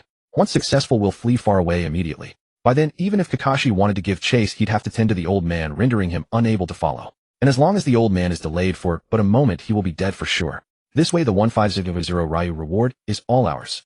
Mito's face was full of approval as he gave Goto a thumbs up. As expected of my little brother. Impressive. Goto let out a smug chuckle, then looked up at the sky. The sun had reached its zenith. It was nearly noon. Time is of the essence. We need to get moving. Meanwhile, Naruto and his team were also hurrying along their way. Naruto, my boy, although I admit you're not lacking in skill, that Goto is no pushover. This time he's bound to hire formidable ninjas to ambush us. Tazuna, the renowned bridge builder, cautiously hid within the protective formation formed by the 3 ninjas. Since he couldn't drink sake while traveling, Tazuna had unwittingly become quite talkative. I reckon he'll definitely seek out extremely powerful rogue ninjas to deal with you all. You must be extremely careful. Hey old man, are you really that afraid of death? Sasuke, annoyed by Tazuna's prattling, couldn't help but taunt him. He cast a cold glance at Tazuna and thought to himself that this old man was truly bothersome. Not only a drunkard, but also a chatterbox. No, not at all. Tazuna scratched his head awkwardly. I'm just thinking about your mission here. And besides, if something unfortunate were to happen to me, the bridge would never be completed, and the people of the Land of Waves would forever remain oppressed by Goto, living in perpetual darkness.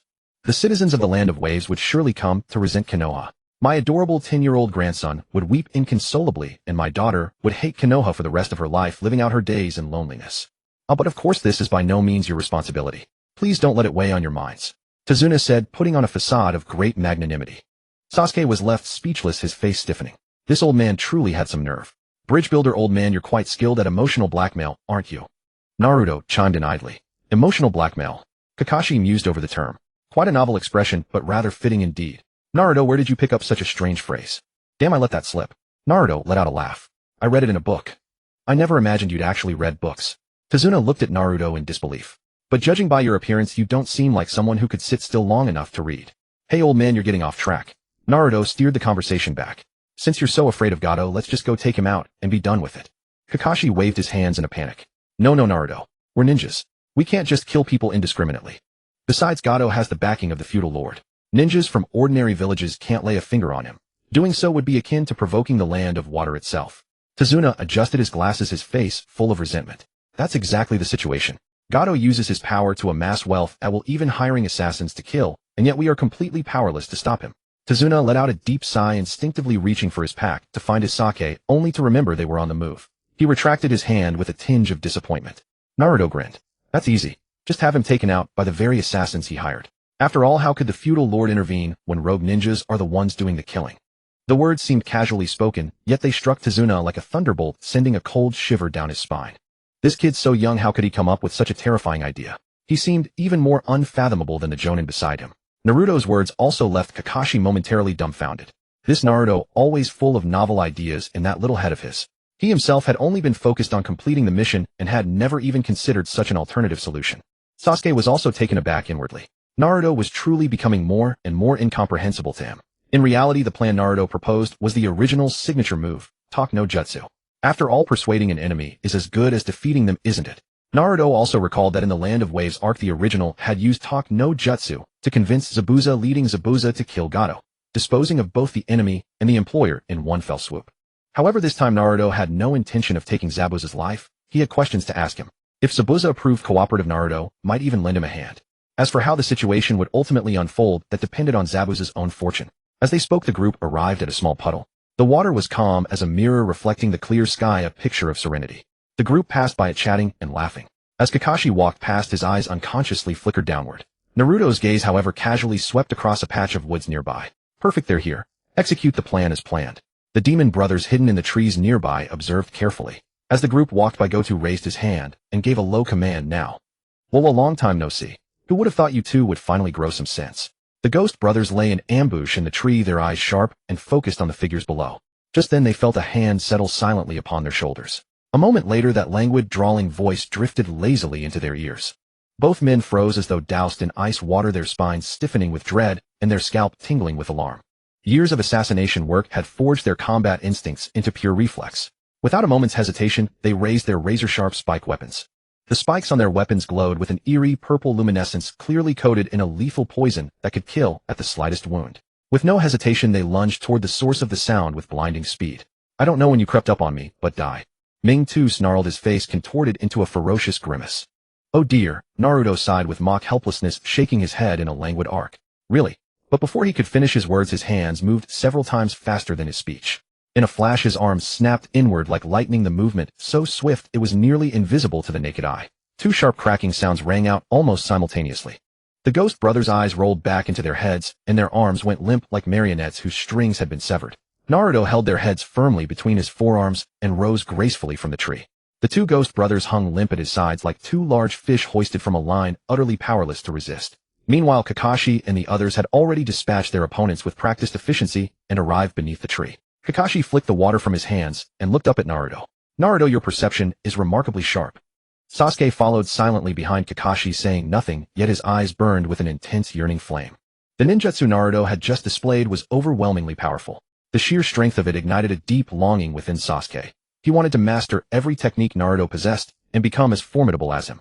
Dezana clapped his hands with excitement, his face alight with admiration. Kid Naruto, that was incredible. How did you even spot them? You have no idea how close I came to a heart attack back there. Akato really did send assassins after us. Once Dazna started talking, the floodgates opened, and his words tumbled out uncontrollably. Naruto relaxed his grip, and the ghost brothers dropped like two heavy sacks of lead, hitting the ground with a dull thud that instantly silenced Dezana's torrent of chatter. Intuition. Naruto replied succinctly, then sprang lightly down from the tree. Sensei Kakashi, you interrogate them. I didn't kill them. They might have information you need. A look of appreciation flickered in Kakashi's eyes. He marveled inwardly at how this kid seemed to have awakened overnight. His combat skills were already on par with some seasoned elite jonin. He had a bright future ahead. Sasuke, lend a hand. Kakashi called over his shoulder and moved forward. Talk. Who sent you? Kakashi summoned a raging water dragon, its massive torrent of water drenching the unconscious ghost brothers still bound to the tree. Yitu, the elder of the two ghost brothers, slowly opened his eyes. Before him stood Dazna, and Kakashi, the latter wearing his mask with a stern, cold expression. He instinctively struggled with all his might, only to find himself tightly bound to the tree, unable to move. Need you even ask? You already know, don't you? I don't know how you discovered our plan, though. Yitu's lips curled into a resigned sneer, though a trace of unwillingness lingered in his tone. Kakashi stroked his chin thoughtfully, his brow furrowing slightly. It's Kato, then. He pressed on. Do you have any accomplices? I'll never tell you. Yitu glared fiercely at Kakashi, a sinister smirk twisting his face. Even in death, he would not reveal a single word. Zabuza will avenge us. You're all dead men. Just then Ming Tu's voice suddenly cut through the brief silence. Yitu stared at his elder brother in utter shock, cursing inwardly. Why did he have to spill everything? Oh, so it's Zabuza then, Kakashi murmured to himself. That complicates things. He possesses a devastating silent killing technique. But, Kakashi pulled out his copy of Ica Paradise from his vest, and continued walking, his tone utterly carefree. What does that have to do with me? Hey old man, let's move. Kakashi called out without looking back, urging Dazna to continue. Sasuke, take care of these two. Leave no survivors. As for Naruto, Zabuza is your problem. Kakashi didn't even lift his gaze from his book.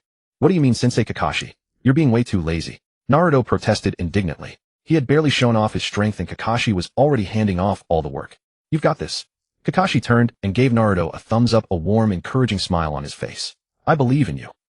Naruto was momentarily at a loss for words. Zabuza's most famous technique was the silent killing art and ninjutsu that operated in conjunction with the hidden mist technique. Aboard the ferry, a dense white fog blanketed the surroundings, reducing visibility to near zero. During this time, Kakashi filled Naruto in on everything he knew about Zabuza. Didn't you specialize in studying the hidden mist technique? You'll handle him. No problem. Kakashi said with absolute confidence. Sasuke also recalled the hidden mist technique Naruto had once taught him. It far surpassed the original version, so potent that even the Byakugan's all-seeing sight could not pierce its veil.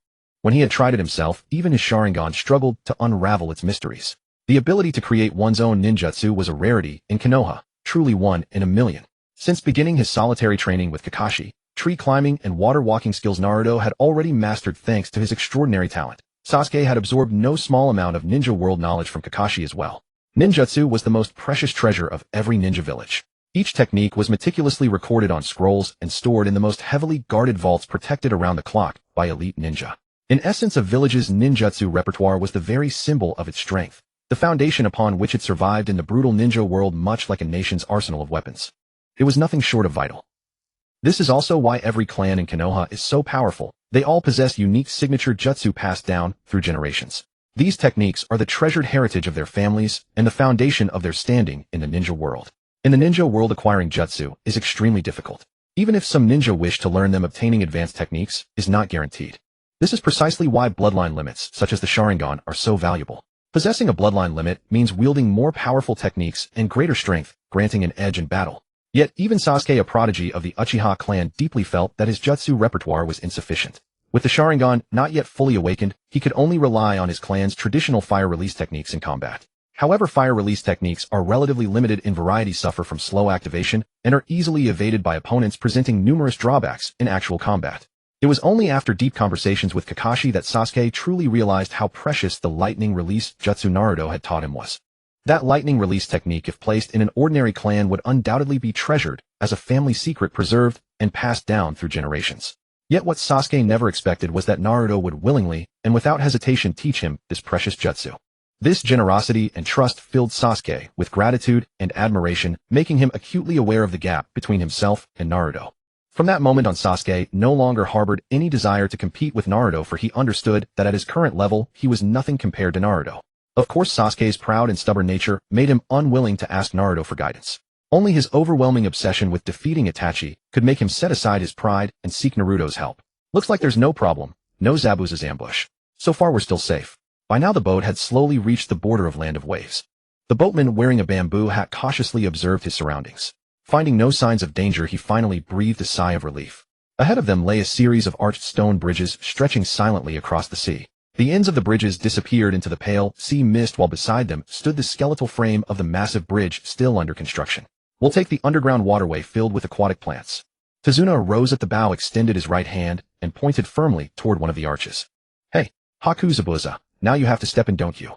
In the treehouse, Kikugo, having learned of the Enigmo brothers' failure, grew increasingly anxious and urgently urged Zabuza to act. At this moment his brows were tightly knitted, his face etched with anxiety and discontent. The failure of the Enigmo brothers struck him like a heavy hammer, leaving him restless and uneasy. Shut up. In an instant, a chilling blade of cold light flashed toward him like lightning. Kikugo's vision blurred before he could react. A great sword far longer than his own body was already thrust toward his face. The piercing blade aura made his breath catch, and cold sweat immediately streamed down his forehead. Damn it. Kikugo gritted his teeth inwardly, consumed by frustration and rage. This Zabuza was far too arrogant, far too flamboyant in his disdain. Such an overbearing attitude made him seethe with hatred.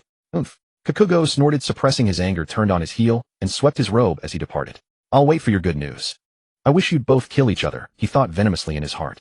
He had never encountered an assassin who acted more like a master than the client himself. If not for Zabuza's renowned reputation and extraordinary strength, he would never have tolerated this humiliation. Kikugo departed hastily with his subordinates. White.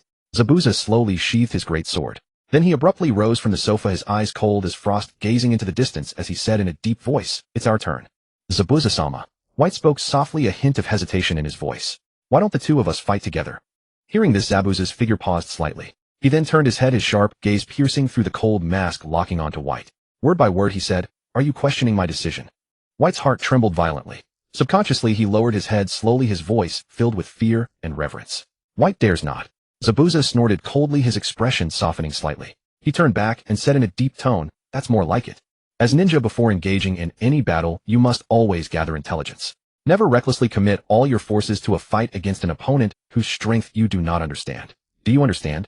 "Understood," White replied respectfully. "Moreover, our opponent is Kakashi, known as the Copy Ninja. We cannot afford the slightest carelessness. We will follow the original battle plan," Zabuza commanded firmly. White silently nodded, saying nothing more. "From this point onward will be the perfect ambush location for Zabuza. You must be extremely careful, Naruto." After disembarking, Kakashi reminded Naruto verbally, but still had no intention of acting himself. "I understand." Confidence gleamed in Naruto's eyes. "I know this plot inside out. I remember clearly exactly where Zabuza will appear. This time I won't let Zabuza repeat his tricks. I must end this quickly. Naruto, you must protect me well. Once this job is done, I'll name the bridge after you." Hearing Zabuza's name, Tazuna instantly grew tense and hurried to speak. After all, Zabuza was a notorious missing nin, infamous and feared by all. "Sasuke, you're responsible for protecting the old man." Kakashi arranged matters methodically, a trace of unyielding authority in his eyes. "Stay behind me, old man." Sasuke spoke with a cold but resolute tone, signaling Tazuna not to worry. He turned slightly, shielding Tazuna behind him. "But I can't feel at ease." Tazuna repeated worriedly, the wrinkles on his face deepening with anxiety. Naruto's display of action had been far too brief. He hadn't had the chance to witness Naruto's true strength. Although Kakashi and the others swore he was safe, his heart remained lodged in his throat, unable to settle. After all, Zabuza's terrifying reputation was well known, even to an ordinary old man like him. How could he possibly feel at ease? "Let's go, old man." Kakashi shook his head helplessly, no longer bothering with Tazuna's muttering, and signaled him to continue. At that moment, Zabuza silently hid in a dense forest by the roadside. He carefully used the cover of the trees to perfectly conceal his figure. "Haku is my second line of defense. Logically, even if he fails, it shouldn't matter." Zabuza analyzed inwardly, a hint of contemplation and calm in his eyes. "But this time I feel an inexplicable unease in my heart," he murmured to himself. Originally, he had planned a grand entrance to intimidate his opponents, but after a second thought, he abandoned the idea. After all, his opponent was the formidable Kakashi and his team. It was safer to use the most reliable tactic, the hidden mist technique, combined with silent assassination. "I must eliminate that old bridge builder as quickly as possible," he vowed silently. While he lay in wait, patiently biding his time for the perfect moment, a melodious voice drifted from afar like a gentle breeze. "The fire release great fireball technique isn't trash. It's just that you don't know how to use it. With a slight improvement, it becomes a powerful and effective ninjutsu." During the journey, Tazuna had been discussing with Sasuke about his clan's inherited ninjutsu. Sasuke reluctantly spoke about his clan's fire release great fireball technique. The usually taciturn boy surprisingly opened up, bitterly criticizing the technique. In his view, the technique was too impractical. Not only could it not burn anyone to death, but it even struggled to land a hit. It was all show and no substance. Then Naruto chimed in. After all, in Naruto's eyes, any ninjutsu was a piece of cake. With a little effort, he could unleash its astonishing power. "Improve a ninjutsu." Zabuza's eyes twitched slightly at the words, a flicker of doubt and disdain crossing his mind. "What nonsense are you talking about? If ninjutsu could be improved so easily, why would I have to work so hard taking missions to save money?" He sneered inwardly, thinking that Naruto was nothing but a greenhorn genin who didn't know his place, completely oblivious to the harshness of survival in the ninja world. What a reckless brat. Zabuya cursed silently, then his fingers moved swiftly, forming hand seals with practiced ease. Boar, dog, bird, monkey, ram, horse, snake, ox. Water release hidden mist technique. Zabuza muttered in his heart. Whoosh. In an instant, thick white mist surged forth like a raging tide from between heaven and earth. In the blink of an eye, the world was shrouded in a dense white curtain, making it impossible to see even a hand in front of one's face. On the road, Tazuna looked around in confusion, his face full of bewilderment. Strange, at this time of day there shouldn't be such thick fog. "Be careful, an enemy is probably here." Sasuke reacted quickly, drawing a kunai with a sharp clink and gripping it tightly, his eyes alert and wary. Naruto's lips curled into a confident smile. So Zabuza had finally lost his patience and shown himself. "Hey Sasuke, you think the fire release great fireball is mediocre, right?" Naruto said without turning his head. "Let me show you its true power." Zabuza, concealed within the thick fog, employed his silent assassination technique, erasing all traces of his presence. He slowly approached his target. "This kid has a big mouth, even bigger than mine. What foolish kid didn't learn properly at the Ninja Academy and came out to take on missions?" Zabuza's eyes flashed coldly. "Fine, let me teach you a lesson and show you the cruelty of the ninja world." Naruto squinted ahead. With his keen perception, he clearly sensed that Zabuza was not far ahead, staring at them like a lurking beast. Unexpectedly, Zabuza had chosen a cautious strategy this time. Naruto thought to himself, in that case I'll give him a big surprise. Naruto's hands moved rapidly, forming the seals for the fire release great fireball technique. Snake, horse, monkey, boar, horse, tiger. He quickly brought his right hand to his mouth and whispered, fire release great fireball technique. Instantly, an immense power gathered in front of Naruto. In the blink of an eye, a massive orange fireball the size of a mountain formed its astonishing scale, instantly altering the visual proportions of the surroundings. Before everyone's eyes, the original field of vision was completely filled by this colossal flame. It was no longer an ordinary fireball, but a towering sky-covering orange wall of fire abruptly standing before them, dwarfing everything around. A cold sweat trickled down Kakashi's forehead. His eyes widened instantly, his gaze involuntarily following the horizon, swallowed by flames slowly moving upward. This is bad, he exclaimed in his mind, then charged toward Sasuke and Tazuna like lightning. His hands moved like lightning, grabbing one person each and then retreating backward at an even faster speed. Naruto can withstand the heat of the flames, but Tazuna definitely cannot. Kakashi felt a lingering fear and silently resolved to advise Naruto to control the power of his ninjutsu during battles, otherwise injuring allies would be a serious problem. And Kakashi marveled inwardly. This is no mere C-rank technique, its power is almost on par with an S-rank technique. After being set down, Sasuke remained in a state of extreme shock, staring blankly at the enormous fireball before him, unable to snap out of it. Is this still the great fireball? He murmured, comparing his own great fireball to this world-shattering sight. His own technique seemed like a tiny, insignificant spark. Tazuna, terrified by Naruto's jutsu, turned pale and his legs went weak. He kept complaining, "Are you trying to destroy the world? I only issued a B-rank mission, there's no need to use a country-obliterating ninjutsu like this." Kakashi cleared his throat and explained, "I looked carefully. The hand seals Naruto used earlier were indeed those of the great fireball technique." He spread his hands and continued to reassure Tazuna. "Uncle, just put your mind at ease. This is just a special case when Naruto uses ninjutsu. When the rest of us ninjas fight, we don't easily destroy heaven and earth like this." However, he silently added to himself, after all, most ninjas can't even achieve this level. "Wow!" Naruto exclaimed in excitement. Before him, the mountain-sized fireball blazed fiercely. It could no longer be simply called a fireball. It was more like a heavenly fire that had fallen from the sky, surging wildly before Naruto. The flames rose, moving without wind. A powerful current of air quickly gathered, forming a massive tornado that tightly surrounded the fireball. In an instant, the original fireball transformed into a towering pillar of fire, reaching the sky, majestic and awe-inspiring. Naruto crossed his arms, completely ignoring the scorching heat of the flames against his face, admiring his own creation with pride. Suddenly, a flash of inspiration struck his mind like lightning. He recalled Madara's awe-inspiring meteor jutsu, the scene of the meteor falling from the sky, still vivid in his memory. But that's not strong enough.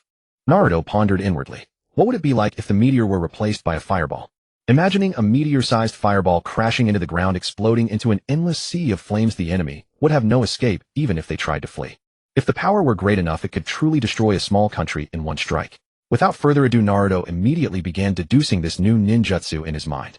Just 1 second later, a flash of enlightenment crossed his mind. Your comprehension is heaven-defying. You deduced the fire release great fireball technique and successfully improved it into an S-rank technique. Fire release extinction meteor fire technique. As for the hidden mist technique Zabuza had used earlier, it was utterly inadequate. Like snow meeting boiling water, the mist was devoured by the flames the instant it touched the fireball. Zabuza, stunned by Naruto's great fireball the moment it was released, stood frozen in place. His masked eyebrows and hair spontaneously ignited, searing pain crawling across his face. This was only the beginning of the technique, far from its fully formed state. The green leaves of the forest beside him seemed to have their life force drained in an instant, turning withered and brittle, curling and twisting, then bursting into flame with a soft pop. His heart screamed in despair, "It's over." In the end, it was Haku, who had been monitoring the battlefield nearby, who defied Zabuza's orders to leap into the adjacent river with him, narrowly escaping the jutsu. Otherwise, Zabuza, struck dead center, would have been reduced to ashes. A few seconds later, the fireball vanished and the world cleared. Only then did Tazuna feel the invisible life and death crisis weighing on his heart completely dissipate. The air instantly cooled, and a gentle breeze brushed his face, as soft as clear water. Before them, the ground had turned scorched and cracked, and the nearby woods had become blazing torches, still burning, with acrid smoke drifting in the air.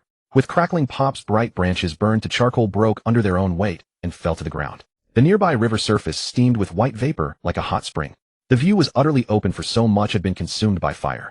Naruto's gaze fell on the river below. The flaw of fire release is indeed that it's too slow to launch. It gave them time to dive into the river. But what about this fire technique of mine that descends from the sky? How will you dodge that? Naruto's heart pounded with excitement, eager to test the newly derived technique. As for Zabuza's life, he no longer cared at all. He could just as easily gather information about the hidden mist village from someone else. Meanwhile, Zabuza and Haku, hiding in the water, saw the orange fireball vanish from the shore and prepared to slip away, silently unaware of Naruto's thoughts. Having witnessed that technique, Zabuza was certain he was no match for this squad. He had to leave quickly or he'd lose his life here. It was his killer's intuition. Had he not seen it with his own eyes, Zabuza might have thought the Hokage of Konoha himself had come. In the hidden mist village, he had heard that tailed beasts were the most powerful weapons in the ninja world. Though he had never seen one, he now felt as if he had faced a direct hit from a tailed beast. With that thought, Naruto began forming hand signs again. Wait! Tazuna suddenly called out, stopping him. What is it, bridge builder uncle? Naruto turned to Tazuna. Naruto, you little brat, if you use another jutsu, our wave country will be destroyed. Spare our nation, please. Tazuna kept clasping his hands in plea. I don't know if I'm lucky or unlucky hiring such a killing machine for so little money. Tazuna muttered to himself. But my mission request was only safe escort, not to wage war and destroy a country. Naruto was giving him too many surprises. Alright. Naruto scratched his head awkwardly. He had lost control of the power and gone a bit overboard. But before that, his eyes turned cold. Let me do one thing. Naruto turned and shouted at the still steaming river. You've been hiding long enough. Come out now. Zabuza's heart jolted. They had been discovered. He said to Haku, I'll cover you. Flee immediately. Zabuza-sama, if we join forces we might still defeat them. Haku replied. Zabuza shook his head helplessly. Impossible. It's impossible. His strength may have reached Kage level. Kage level.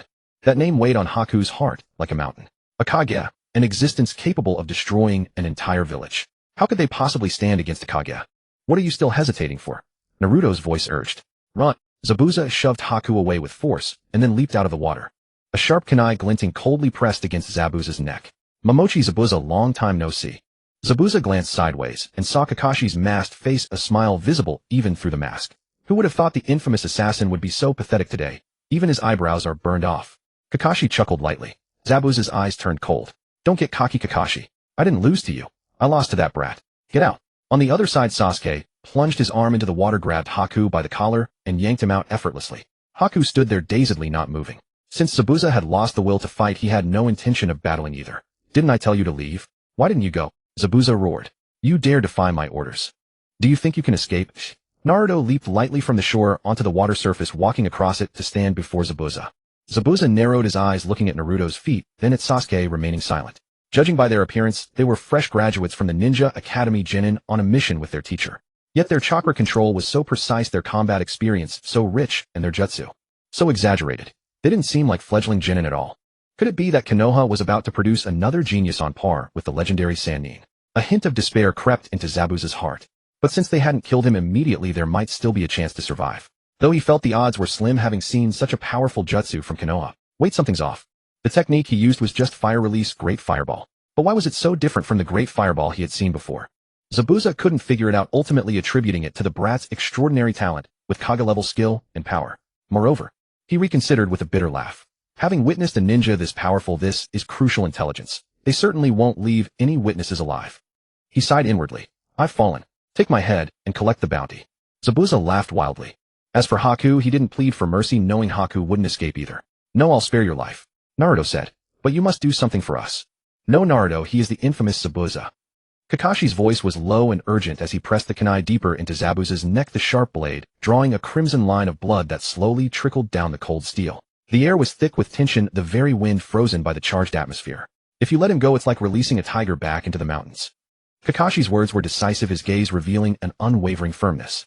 Zabuza suddenly threw back his head and burst into loud laughter, the sound echoing eerily through the silent valley. Kakashi, are you so afraid of me? You... Kakashi's lips curled into a cold sneer, filled with contempt. You overestimate yourself too much, don't you? What he worried about was Naruto. He knew well that Naruto's extraordinary talent, once revealed, would inevitably bring him countless troubles. He hoped this news would leak as late as possible, the later the better. As for Zabuza, in his eyes, he was merely a presence that could be erased at any time. Years as a ninja had made killing as ordinary to him as drinking water. I have my own way, Naruto said with unwavering determination. He understood Kakashi's thoughts all too well, but he felt that his talent could never be hidden, and he was not afraid of others knowing. Kakashi-sensei, have you forgotten? Naruto looked up at Kakashi, his eyes shining with confidence. I still have a technique, the Flying Thunder God. The moment those 3 words left his mouth, it was like a bombshell shattering the tense atmosphere. Zabuza and Haku almost simultaneously turned their heads, their eyes fixed on Naruto, brimming with shock and disbelief. Flying Thunder God. Zabuza murmured, his usually arrogant eyes now flickering with a hint of panic. Isn't that the exclusive technique of the yellow flash? His gaze wandered over Naruto's face, first settling on the 6 unique whisker marks, then slowly moving down to rest on Naruto's striking blonde hair. Blonde hair. Face is similar too. And he knows the flying thunder god. You are the son of the yellow flash. Zabuza's voice suddenly rose, his face filled with disbelief. He finally understood why this seemingly ordinary kid could perform a simple fireball technique with the power of an S-rank jutsu. In this ninja world where bloodline dictated everything, Zabuza firmly believed in the power of lineage. At that moment, he no longer harbored any doubt about Naruto's talent. For a moment, silence fell like a shroud broken only by the howling wind. Kakashi, am I right? He is the 4th Hokage's son. Zabuza suddenly threw his head back and laughed, the sound carrying a triumphant madness at having uncovered a secret. Damn it. Kakashi gritted his teeth and said nothing. He thought to himself that he absolutely could not let Zabuza spread this news, or the consequences would be disastrous. Naruto, however, gave a slight nod, his expression calm. You are very clever. Naruto felt pleased, thinking he could conveniently attribute his talent to his father. You should know what to do. As he spoke, Naruto strode over to stand before Haku, his eyes piercing. Zabuza, I know there's something you care about. With lightning speed, Naruto raised his thumb and gently pressed it against Haku's chest. In an instant, a mysterious flying thunder god mark was imprinted on Haku's body. Zabuza's eyes widened in shock and confusion. How did he figure it out? This is the flying thunder god seal. It cannot be removed no matter what. Whenever I want, I can instantly appear beside Haku and kill him. Naruto said it casually, as if describing the most ordinary thing. Naruto, don't do anything foolish. Kakashi's voice carried a hint of anxiety. I know cold-blooded men like Zabuza all too well. How could he possibly have anything to protect? Zabuza opened his mouth to retort, but ultimately remained silent. Oh, is that so? Naruto's lips curled into a sly smile as he turned to Sasuke. Sasuke, kill Haku. Without a moment's hesitation, Sasuke's eyes flashed coldly as he swiftly raised his kunai and thrust it toward Haku's neck. For him, killing was merely executing a mission devoid of any emotion. Zabuza initially thought Naruto was just testing him, but when he watched Sasuke obey the command, without hesitation, the sharp kunai about to pierce Haku's throat, his heart clenched violently. Stop! Zabuza roared in desperation. Yet Sasuke remained deaf to the cry, his movements only quickening. At the critical moment, a hand shot out and caught Sasuke's wrist with a sharp slap. Sasuke halted, waiting silently for Naruto's next instruction. That's enough. See, we found out the truth. Naruto's face lit up with a victorious smile. Haku slowly removed his mask, revealing a delicate androgynous face that captivated everyone's gaze. His eyes glistened with tears of emotion as he looked deeply at Zabuza. Zabuza-sama, is what you said true? Zabuza let out a long sigh, remaining silent for a long while before finally admitting in resignation. You win, kid. You don't seem like a rookie genin at all. More like a reincarnated cunning old ninja. I'm completely convinced. Kakashi sheathed his kunai, a playful smile curling on his lips as he teased. Well, who would have thought the infamous demon of the hidden mist could have a soft spot? Zabuza snorted coldly, his face grim, and ignored Kakashi. His heart was filled with embarrassment, for this was hardly something to boast about. Alright, now that we've cleared things up, let's talk. Naruto clapped his hands, breaking the awkward silence. I can spare your life, but in return you must go and kill Gato. As for my information, you know what to do. Zabuza pondered for a moment, then slowly nodded. Agreed. But Zabuza suddenly lifted his head, a glint of determination in his eyes. You must agree to one condition. Exchange it for an A-rank ice release technique. Haku's heart warmed, and he softly called out, Zabuza-sama. You're pushing your luck. Kakashi's voice was laced with obvious anger. What right do you have to make demands? Especially a rare ice release technique. We can pay money. Zabuza's head drooped slightly, his voice growing softer. 1 million. Haku quickly added. We can offer 1 million. Kakashi was taken aback. He hadn't expected this mission to bring an unexpected bonus. Kakashi turned to look at Naruto, his eyes full of inquiry. Sasuke also shifted his gaze to Naruto, waiting for his decision. Naruto pondered for a moment before finally nodding. Alright, we'll deliver the 1 million later. Sai quickly interjected. Enough, hurry up and unleash your jutsu. Naruto urged impatiently. I'm in a hurry. Zabuza and Sai were both stunned, exchanging bewildered glances. What does that mean? You don't understand, do you? Kakashi smiled faintly and explained, this is Naruto's talent. Zabuza and Sai stood frozen in place, their hearts overflowing with awe. Such overwhelming talent. Could it really be this unreasonable? Sai cast his gaze towards Zabuza, seeking his judgment. At this point, they had no way out. Zabuza nodded to Sai, his expression resolute. Go ahead, they may truly have a way to handle this. Sai took a deep breath to steady his racing heart and slowly spoke. I possess a unique constitution known as ice release. My most accomplished jutsu is a secret technique. Ice release mirror ice crystals. As he spoke, his hands flew through a series of hand seals with fluid, practiced grace. With each seal, the surrounding air grew intensely cold, as though winter had descended all at once. Moisture in the air rapidly condensed, and dozens of crystal-clear white ice mirrors materialized from the sky, orbiting around Sai and radiating waves of chilling cold. I can hide within the mirrors and move rapidly between them to attack my opponents. As Sai spoke, he lightly leaped and instantly dissolved into one of the ice mirrors. Like this, a flash of white light appeared as Sai's upper body emerged from another mirror, then quickly vanished again, reappearing in a mirror further away. Kakashi was secretly amazed. This was indeed an extraordinarily powerful ice-style jutsu. If not for Naruto's earlier display shattering their morale, and if they had been fighting at full strength, they could have posed a serious threat. Sasuke's eyes gleamed with excitement. This was the first time outside the village that he had witnessed such a miraculous Kekkai Genkai with his own eyes. Naruto stared intently at Sai's jutsu, his gaze shimmering with an unusual light. In an instant, a flash of understanding struck his mind, and he completely comprehended the principle behind the technique. Interesting. Far too simple. He murmured softly, his hands automatically forming hand seals with remarkable speed. Snake, hare, monkey, boar, horse, tiger. As Naruto's clear and resonant incantation echoed through the air, the atmosphere around them shifted dramatically. A bone-chilling cold rapidly spread outward as though the entire world had been sealed inside a colossal ice cellar. Everyone found it difficult to breathe as a thick white mist enveloped everything around them, drastically reducing visibility. Crack! A crisp sound rang out. Zabuza, who had been standing on guard, suddenly felt an unusual sensation beneath his feet. He instinctively looked down, his pupils constricting sharply. The once flowing river water had in merely a few seconds visibly and rapidly frozen into solid, unyielding ice. At the same moment, the corner of Zabuza's eye caught countless faint white glimmers dancing through the air. He squinted and focused carefully, only to realize with shock that countless tiny white ice pellets fine as raindrops were suspended throughout the sky. These ice pellets shimmered with a cold and dangerous gleam in the dim light. This is... Sai's eyes widened in utter shock, his face a mask of disbelief. When he had been training ice-release mirror ice crystals, he had vaguely sensed that the jutsu held even deeper potential, for instance making the ice mirrors smaller. But he had never succeeded. Never in his wildest dreams did he imagine that the boy before him would not only realize that vision effortlessly, but far surpass it, reducing the ice mirrors to the size of raindrops. A tempest of emotion churned within Sai's heart. What extraordinary chakra control was required for this? His gaze remained locked on Naruto, utterly unable to reconcile the seemingly ordinary boy before him with such astonishing talent. Before anyone could fully process their shock, Naruto lightly leaped and seamlessly merged into one of the dewdrop-sized mirrors. In the next instant, a blinding white light erupted, flashing wildly through the space before everyone's eyes. The speed was so extreme that no one could track Naruto's figure. All they could see were golden afterimages streaking across the air like lightning. When the demonstration ended, Naruto landed gracefully on the ground, a confident smile playing on his lips. All right. He waved to Sai and said casually, "Come here. I'll teach you this technique." "See, can you really do that?" Sai asked cautiously, his eyes filled with both anticipation and trepidation. "Of course." Naruto laughed heartily. "However, how small you make your ice mirrors and how many you create will depend entirely on your own practice. It all comes down to your jutsu aptitude." Naruto explained patiently. He knew well that some jutsu were far too complex. Even if he imparted everything he knew, others might still fail to master them. "Thank you so much, Naruto-sama." Sai's voice trembled with emotion, his eyes welling with tears. Naruto waved dismissively, saying, "It's nothing." To him, this was as natural and effortless as breathing. He then went on to explain in detail the hand seals and the key principles of chakra control. Sai studied with utmost diligence. After merely a few attempts, a miracle occurred. The mirrors he produced had shrunk to half their original size. Though still not matching Naruto's, the pace of his progress was nothing short of astonishing. "I did it. I actually did it."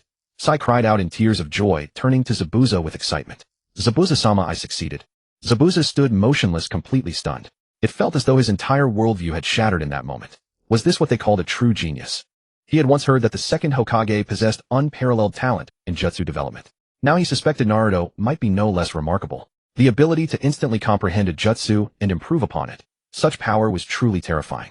Zabuza stared blankly at Sai's ice mirrors and almost involuntarily blurted out, Could you help me improve my jutsu as well?" Hearing this, Kakashi beside him was so shocked that his mouth hung open. "Zabuza, you're dreaming too big." "I'll pay for it," Zabuza said urgently, his eyes burning with desperation. "I'll take more missions and gather the money." "Forget it," Naruto suddenly spoke. Zabuza's heart sank instantly. However, the words that Naruto spoke next took him by pleasant surprise. "I recall there is an improved mist hiding technique. I shall gift it to you," Naruto said with a smile. "However, you must become our hidden agent within Konoha, regularly delivering intelligence to the village." By doing this, Naruto was also thinking of doing Kakashi a favor. Hearing this, Kakashi gratefully nodded at Naruto with appreciation, secretly marveling within his heart, never expecting that this encounter would unexpectedly yield a thoroughly loyal spy. Zabuza did not hesitate and immediately agreed. "Sasuke." Naruto turned to look at Sasuke. "You tell him. This mist hiding technique is not like your ordinary mist jutsu that vanishes the moment it is countered by fire release. It is a mist technique that even the Byakugan cannot penetrate. Naruto added, it is quite valuable. Really? Zabuza asked half in skepticism. Do you think I would deceive you, eh? Naruto responded with absolute confidence. After the instruction was complete, Zabuza and Bai were thoroughly convinced, having already become loyal hidden agents of the Konoha village. When you return, kill Kato and his entire faction to the last man, Naruto instructed with a grave expression. As for the land of ways, you may also use your reputation to protect it lest others come to harass again. Yes. Zabuza and Bai responded in unison, their voices resolute. At this moment, they had both clearly realized that Naruto was the true backbone of this group. Very well, you may depart now. Naruto waved his hand. We will escort the bridge builder and arrive shortly afterward. I hope that by the time we reach our destination, they will all be dead. Yes. The two acknowledged their orders, their figures flashing like phantoms as they vanished from everyone's sight in an instant.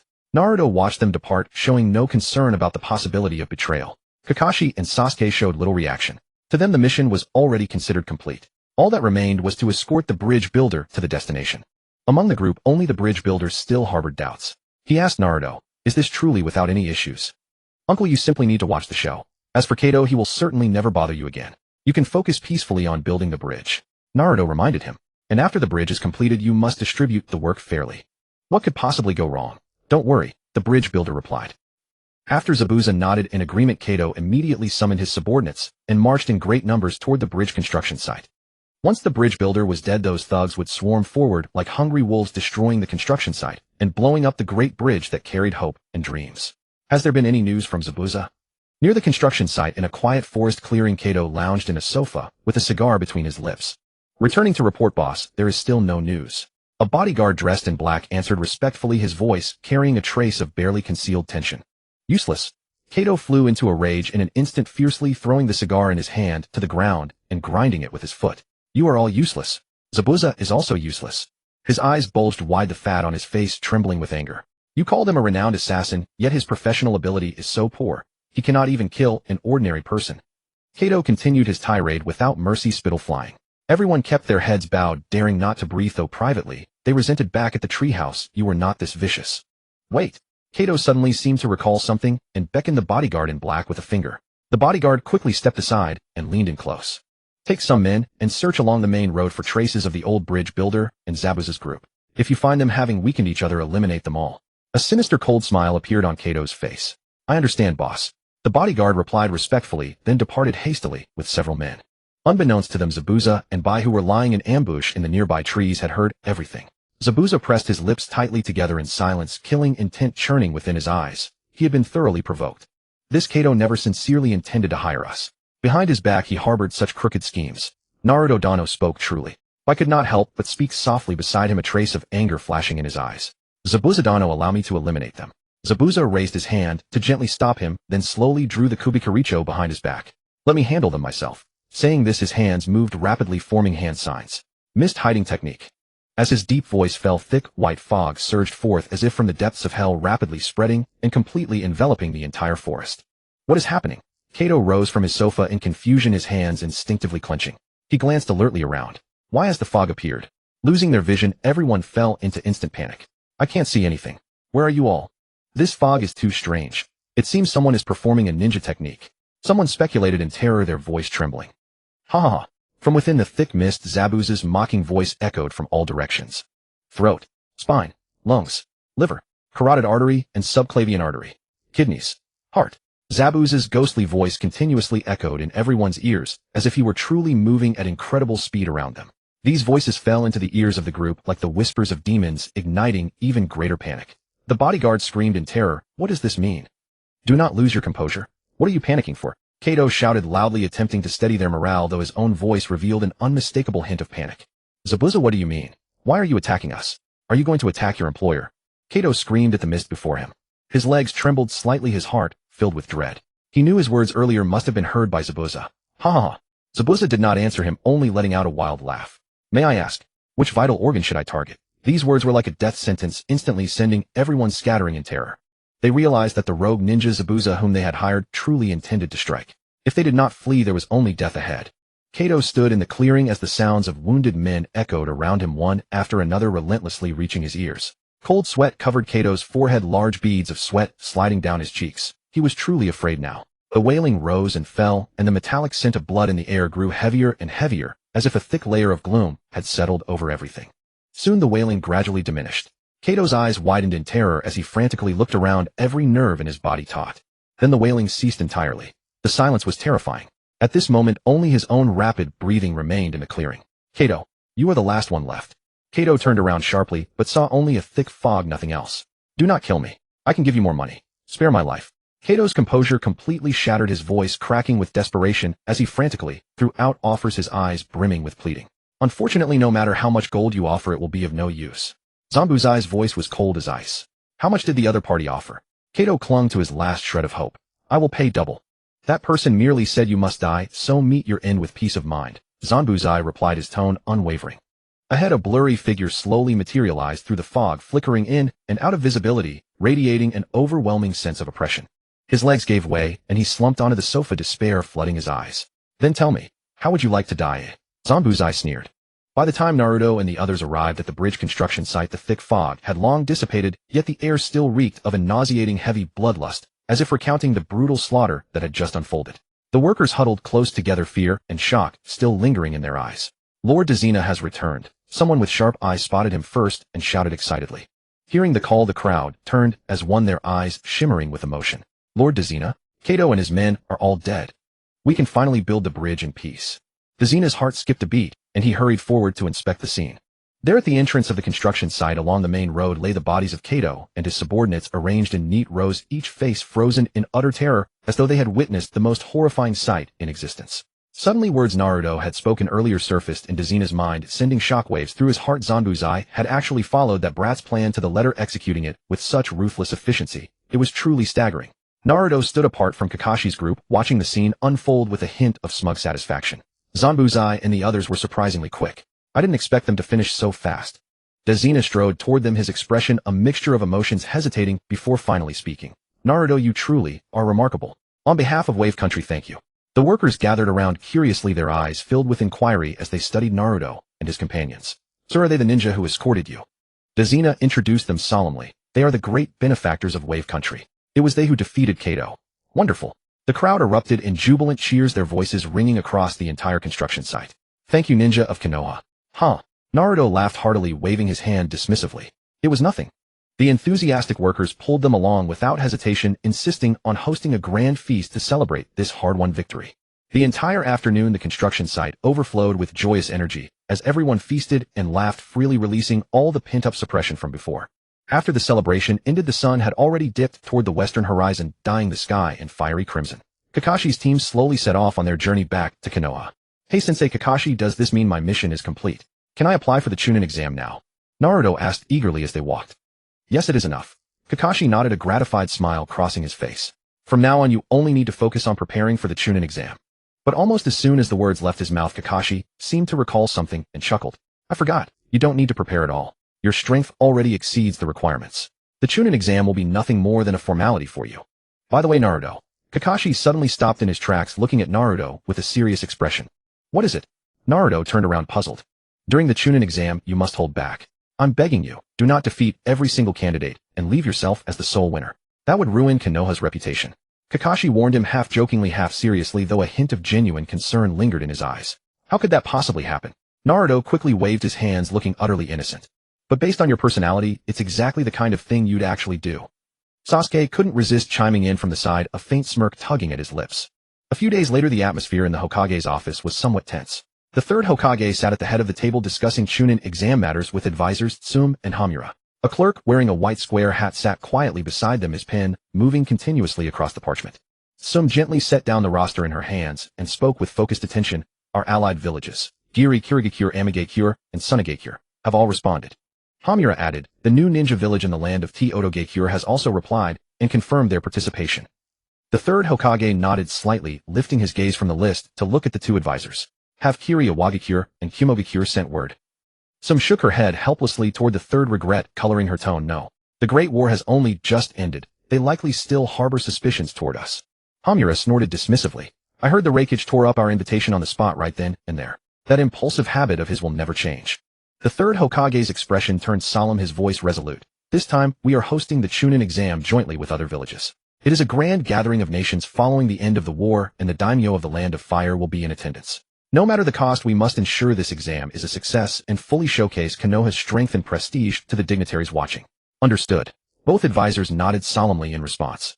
In the ninja world, the Chunin exam was like a grand showcase. The participating ninja were akin to commodities awaiting appraisal. They had to fully display their strength and talent on this stage to attract the attention of potential employers in the audience, thereby securing more mission commissions in the future. Of course, the third Hokage also had his own considerations. If this Chunin exam could be held successfully, it would undoubtedly become a significant achievement in his administration. In the tranquil night, moonlight cascaded like water upon the windowsill of the apartment. Naruto lay quietly on his bed, his gaze fixed upon the ceiling. If I remember correctly, the Chunin exams are set to officially begin on the 1st of next month, July 1st. He calculated silently in his mind, a glimmer of anticipation and excitement shining in his eyes. In a few days, Konoha will be bustling with activity. Shinobi from the Sand and Sound villages will gather here to participate in this Chunin exam jointly hosted by several nations. A faint smile curled at the corners of Naruto's mouth as the impending lively scene played out in his mind. That old man, the third, probably never imagined he'd lose his life after this Chunin exam. At this thought, Naruto let out a cold sneer. He held no deep affection for the third Hokage, and deep down, he felt not a single impulse to lend a hand, not even deeming it worthwhile to offer the slightest hint. According to the original Chunin exam storyline, the first test is a written one, but after that it's all intense battles. Fighting with these brats truly doesn't spark my interest. Maybe during the exams I'll mainly stick to taijutsu. If I were to unleash ninjutsu right away, it would be far too unfair to them. As he mused, Naruto stretched his limbs. Once the Chunin exams are over and both Danzo and the third are dead, I can finally leave the village for training with a clear conscience. As for the mess they leave behind, I'll just leave it for Granny Tsunade to clean up. The thought of Tsunade brought to mind an unforgettable pair of twin mountains, causing him to involuntarily lick his lips and mutter, "It's just a shame that night passed too quickly, I didn't even have time to properly savor it." It was now late June, with some time still left before the next month. I don't have any missions assigned during this period, it's getting a bit boring. Naruto stared at the ceiling, feeling utterly bored, when suddenly his eyes lit up. I'll go see Hinata tomorrow, and check if she's back from her mission. In the secret base of Root, the damp walls of the corridor exuded a chilling air. I truly dislike this kind of sunless, dreary place. The third Hokage took a deep drag from his pipe, and commented with a deadpan expression.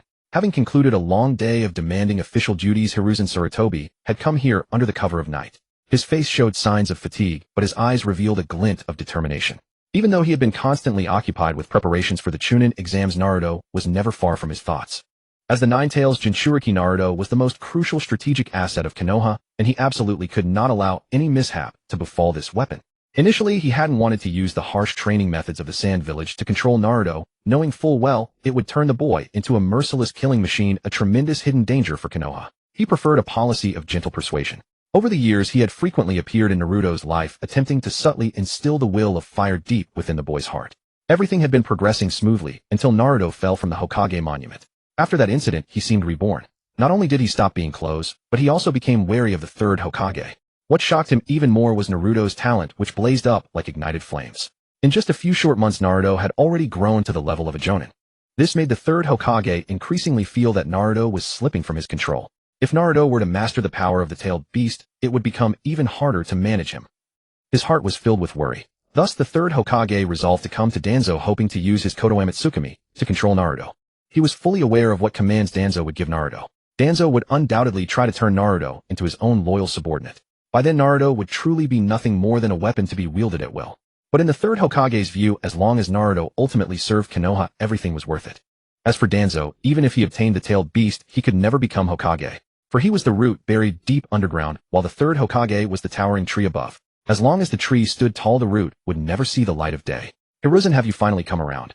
A hoarse voice emerged from the darkness. Danzo, his arm wrapped in bandages and his eye covered with a white cloth, leaning on a cane, slowly stepped out from the shadows. Despite his frail appearance, he concealed immense ambition and power. I've made up my mind. The third Hokage took a deep puff from his pipe and said slowly, but not according to your original plan. Not your original plan. Then why are you here? Danzo frowned, displeasure creeping into his tone. The third Hokage was about to speak, but then cautiously surveyed his surroundings before saying to Danzo, let's find a more private place to talk. Danzo said nothing, silently leading the third Hokage to a secret underground chamber. After ensuring there was no possibility of being overheard, the third Hokage finally spoke. Will you use that eye of yours? Which eye? Danzo wasn't sure. Which one do you think? The third Hokage's gaze was piercing as he stared at Danzo. Of course, Shirsue's eye. Absolutely not. As expected, Danzo flatly refused the third Hokage's proposal. That eye was the most precious treasure he had painstakingly seized from Shirsue, containing the ultimate Jinjutsu Kodoame Tsukumi. How could he possibly waste it on a mere brat? Kodoame Tsukumi's cooldown period lasted over a decade. Using it on Naruto in Danzo's view was an outrageous waste. This time I'll permit you to take Naruto into root. From now on Naruto will be yours. A glint of ruthlessness flashed in the third Hokage's eyes. You've seen the talent he's displayed recently. So what if I have? Danzo retorted without backing down. In his mind, no matter how formidable Naruto became, he was merely a subordinate to be cultivated, whereas Shirsue's I could make him even more powerful. Moreover, he believed that training Naruto into an obedient subordinate didn't require precious Kodoame Tsukumi. Other methods would suffice. The third Hokage remained silent, quietly puffing on his pipe. The situation was unfolding as challengingly as he had predicted. Although Naruto's value was high, it clearly wasn't enough to tempt Danzo. In that case, he had no choice but to play his final trump card. Hokage. The third Hokage slowly uttered 2 words. Hearing this, Danzo's previously calm eyes instantly lit up. I can nominate you to be the 5th Hokage.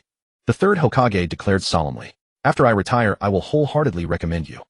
By then, with a powerful subordinate like Naruto supporting you being Minato's son, he can help build your reputation. Combined with my recommendation, even if the elders hold a poor impression of you, you can still ascend to the Hokage seat smoothly. Danzo. The third Hokage pressed on while the iron was hot. Isn't becoming Hokage your lifelong dream? In Tuansang's eyes a faint, barely perceptible glint flashed. The position of Hokage had indeed been his long-cherished dream. For years this desire had burned like an unquenchable flame deep within his heart. He deeply understood that only by ascending to the throne of Hokage wielding supreme power could he fully realize his ambitions and propel my village to an even more prosperous peak. As for controlling the root and carrying out these covert operations in the shadows, though they played an undeniable role, they could never fully satisfy his ever-growing ambition. He longed to stand in the sunlight, receiving the admiration and reverence of all, to become the true master of my village. The third Hokage keenly caught the subtle change in Tuansang's eyes, feeling secretly pleased. Though his face remained impassive, the corner of his mouth lifted slightly as he thought his words had indeed struck a chord in Tuansang's heart and taken effect. Tuansang remained outwardly silent, but his mind raced, weighing the pros and cons of this matter. Sacrificing one eye in exchange for the position of the 5th Hokage, in terms of value this price was barely equivalent. In fact, Tuansang knew clearly that he was actually getting the better end of the deal. After all, even with this eye he had failed to become Hokage all these years, and now, by giving up this eye, the Hokage's seat was within his grasp. Moreover, Bitian Shun was not a one-time use technique that would be permanently invalidated. After a dozen years, once the cooldown period ended, he would once again possess this immensely powerful jutsu. He had been lurking in the shadows for so many years already. A decade or so was nothing more than a brief interlude in his long wait, utterly insignificant. Do you mean what you say? After pondering for a long time, Tuansang finally spoke slowly, his voice hoarse and deep, tinged with caution and suspicion. He knew well that the third Hokage was a cunning character. Who could guarantee that this wasn't another trick of his to gain something for nothing? After all, the 4th Hokage had only recently passed away, and the situation in my village was delicate, with people's hearts uncertain. Of course, the 3rd Hokage answered with unwavering determination, his eyes revealing an indisputable firmness. In his mind, as long as Mingren could be successfully subdued, even if it was through Tuansang's hand, the credit would ultimately fall on him. As for retirement, humph, he would only consider it after he was dead. He was not about to give up his power so easily. Then let's go to the elders and make it clear tomorrow. Tuansang suddenly threw out this statement, his tone carrying a hint of unyielding firmness. To prevent the 3rd Hokage from playing tricks, he felt that only by making this matter public and known to more people could he ensure absolute certainty. That Tuansang. The 3rd Hokage cursed inwardly, but his face remained calm. He thought, as expected, he still doesn't trust me. After weighing the options repeatedly, he nodded and reluctantly agreed. Fine. Tomorrow I will convene a meeting of the elders. Pausing, he continued, as for subduing Mingren, we'll do it during the Chunin exam. You go into the forest and lie in ambush in advance. When the right opportunity arises, immediately use the jutsu on him. Why must I go through such trouble? Tuansang suddenly sneered. Why don't I just use it on you directly? You? Do you think you can succeed? As soon as the 3rd Hokage finished speaking, with a poof, he turned into a puff of smoke and disappeared. It was just his shadow clone. That old fox. Tuansang glared at the spot where the 3rd Hokage had stood, cursing through gritted teeth. The next morning in the Hokage's office, the atmosphere was solemn and grave. Sunlight streamed through the windows, spilling onto the floor. Kakashi, Isama, Shirihong, and other jonin stood in a neat row, each with a different expression. The 3rd Hokage slowly rose from his seat, his gaze sharp as a torch, sweeping over everyone in turn. He cleared his throat and said solemnly, next month on July 1st, we will hold the Chunin exam. You have already completed some necessary missions with your Genin squads. If you deem any of them suitable, you may directly recommend them to participate in this Chunin exam. Asama and Shirihong exchanged a glance, and a certain indescribable message flashed in their eyes. Asama was the first to break the silence, stepping forward and raising his head. The genin under my command have completed the required missions. Although the number hasn't reached a dozen based on my careful observation of them during this time, I firmly believe they have sufficient strength and qualifications to participate in the Chunin exam.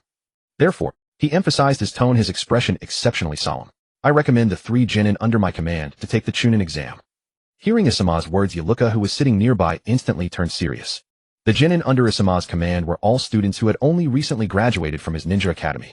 They had been training for less than a year. Wasn't it too hasty for them to take the Chunin exam so soon? The third Hokage nodded slightly, a satisfied expression appearing on his face. Then Shirihong also stepped forward, her voice clear and firm. I also recommend the 3 genin under my command to participate in this Chunin exam. Yaluka's face grew darker, and he muttered to himself, what's gotten into them? Did they all agree on this? Why are they all so eager to push their genin into the Chunin exam? Kakashi, what about you? The third Hokage turned his gaze to Kakashi. Your situation is the most special. Reporting to the Hokage-sama, Kakashi said seriously, I also recommend the genin under my command Mingren and Zuiju to participate in the Chunin exam. What is wrong with all of you? At this, Yaluka could no longer contain himself. He stepped forward, his face full of anxiety, and said, they are all students who just graduated under my supervision. Are you so eager to push them onto the battlefield? Kakashi's face turned cold, and he retorted bluntly, he is your student, but to me they are my subordinates. After saying this, the corner of his mouth lifted slightly, and he smiled. Yaluka, don't worry. Mingren almost single-handedly completed a B-rank mission. These words were like a bombshell, causing a storm of shock throughout the office. A B-rank mission. Among the many jonin present except for the third Hokage and Yaluka, who had already known in advance, the others were stunned speechless. They well understood the weight of this mission. It was a mission that only jonin were qualified to undertake, and once accepted it invariably involved encountering other ninja, leading to a fierce battle. And these ninja were at least Chunin level or above. Everyone silently inferred and reached a shocking conclusion: Xuanhua Mingren was actually already capable of contending with Chunin and even jonin. Asama and Shirihong heard the name Xuanhua Mingren, and their eyes involuntarily twitched slightly. Thinking of this annoying brat who had almost exposed the delicate relationship between them in public, a complex emotion surged in their hearts. I never expected this year's genin to include someone this formidable. The crowd murmured among themselves, their eyes filled with amazement and curiosity. Kakashi, you've trained them remarkably well. Someone exclaimed, flashing Kakashi an admiring thumbs up. It's all the result of their own hard work. Kakashi remained composed, the corners of his mouth curling into a gentle smile. I merely offered a little guidance from the sidelines. Because when it came to his students' growth, he truly had no part in it. Kakashi, stop being so modest. The crowd teased him with laughter. Haha, I really mean it. Kakashi chuckled, waving his hand dismissively. At that moment, someone in the crowd suddenly spoke up loudly. Kurenai, I heard that Hinata Hyuga from your team has been quite impressive lately. I heard she completed a B-rank mission. It couldn't be because of her family connections, could it? Someone asked, his face full of undisguised suspicion. Kurenai Yuhi gently shook her head, her gaze filled with certainty. No, it's because Hinata's eyes suddenly evolved, which dramatically increased her strength. As for the specifics, I'm not a member of the Hyuga clan, so I'm not entirely sure. Oh, the man nodded slightly, his doubts somewhat eased. Speaking of the Hyuga clan, I heard that Niji Hyuga from the branch family has also begun to display his talents wildly after breaking the caged bird seal. The Hyuga clan is truly fortunate to have produced 2 such prodigies this generation. It seems the Hyuga clan's power is about to rise again. The crowd remarked with admiration. Enough. The third Hokage's authoritative voice cut through the discussion. It's decided. All the new genin will participate in this year's Chunin exams. Go back and make your arrangements. Dismissed. On the streets of Konoha, the sunlight cast a gentle glow upon the ground. Naruto was leisurely strolling alongside Hinata, who exuded a faint milky fragrance, fresh and sweet, like a flower blooming in spring. As soon as she saw Naruto, her cheeks still flushed slightly, and she lowered her head, not daring to meet his eyes. If Kiba and Shino were to see the usually courageous Hinata like this, they would surely be stunned speechless. Since her eyes evolved and granted her new power, Hinata had become more confident and composed. Yet only in front of Naruto did she reveal this gentle water-like side of herself. Suddenly, a low sound of a wooden box scraping against the ground came from behind them. Naruto turned around sharply, only to see a rectangular wooden box on the ground, its color blending seamlessly with the earth.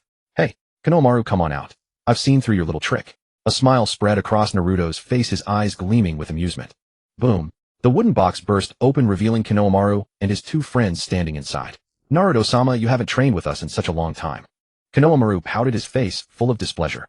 Maybe next time, Naruto said patiently, trying to appease him. Damn it. That's what you said last time. Konohamaru pointed angrily at Hinata and yelled, is it this mean woman who won't let you play with us? Hinata's gaze turned icy cold in an instant, a fierce, killing intent emanating from her that sent chills down one's spine. Walk. So scary. Konohamaru and his friends turned pale with fright and bolted. Hey, Konohamaru. Naruto suddenly remembered that this was a critical period before the Chunin exams. If Konohamaru ran around carelessly and bumped into Kankuro and the others, it would be trouble. With that in mind, Naruto quickly followed. As he rounded the corner, he saw Kankuro wrapped head to toe in black ninja garb, with purple paint on his face, holding Konohamaru by the scruff of his collar, lifting him into the air. Konohamaru kicked his legs in the air like a chicken about to be slaughtered. Jeez. Naruto shook his head in exasperation, inadvertently quoting Shikamaru's catchphrase, "What a drag." "You clown." No. Kankuro put Konohamaru down. Naruto's expression was cold and stern, his voice carrying an undeniable authority. In the latter half of the story, Kankuro did gradually evolve into a comedic character, but at this moment the viciousness on his face was truly chilling. Hearing Naruto's voice, Temari, who was standing beside Kankuro, was the first to turn around. The corner of her mouth curved into a cold smirk. "I don't know where he heard that name, but his description of you is quite accurate, Kankuro." Damn it. A surge of anger welled up in Kankuro's heart. He thought of Gaara. After all, could one really survive living beside Gaara without being obsequiously respectful?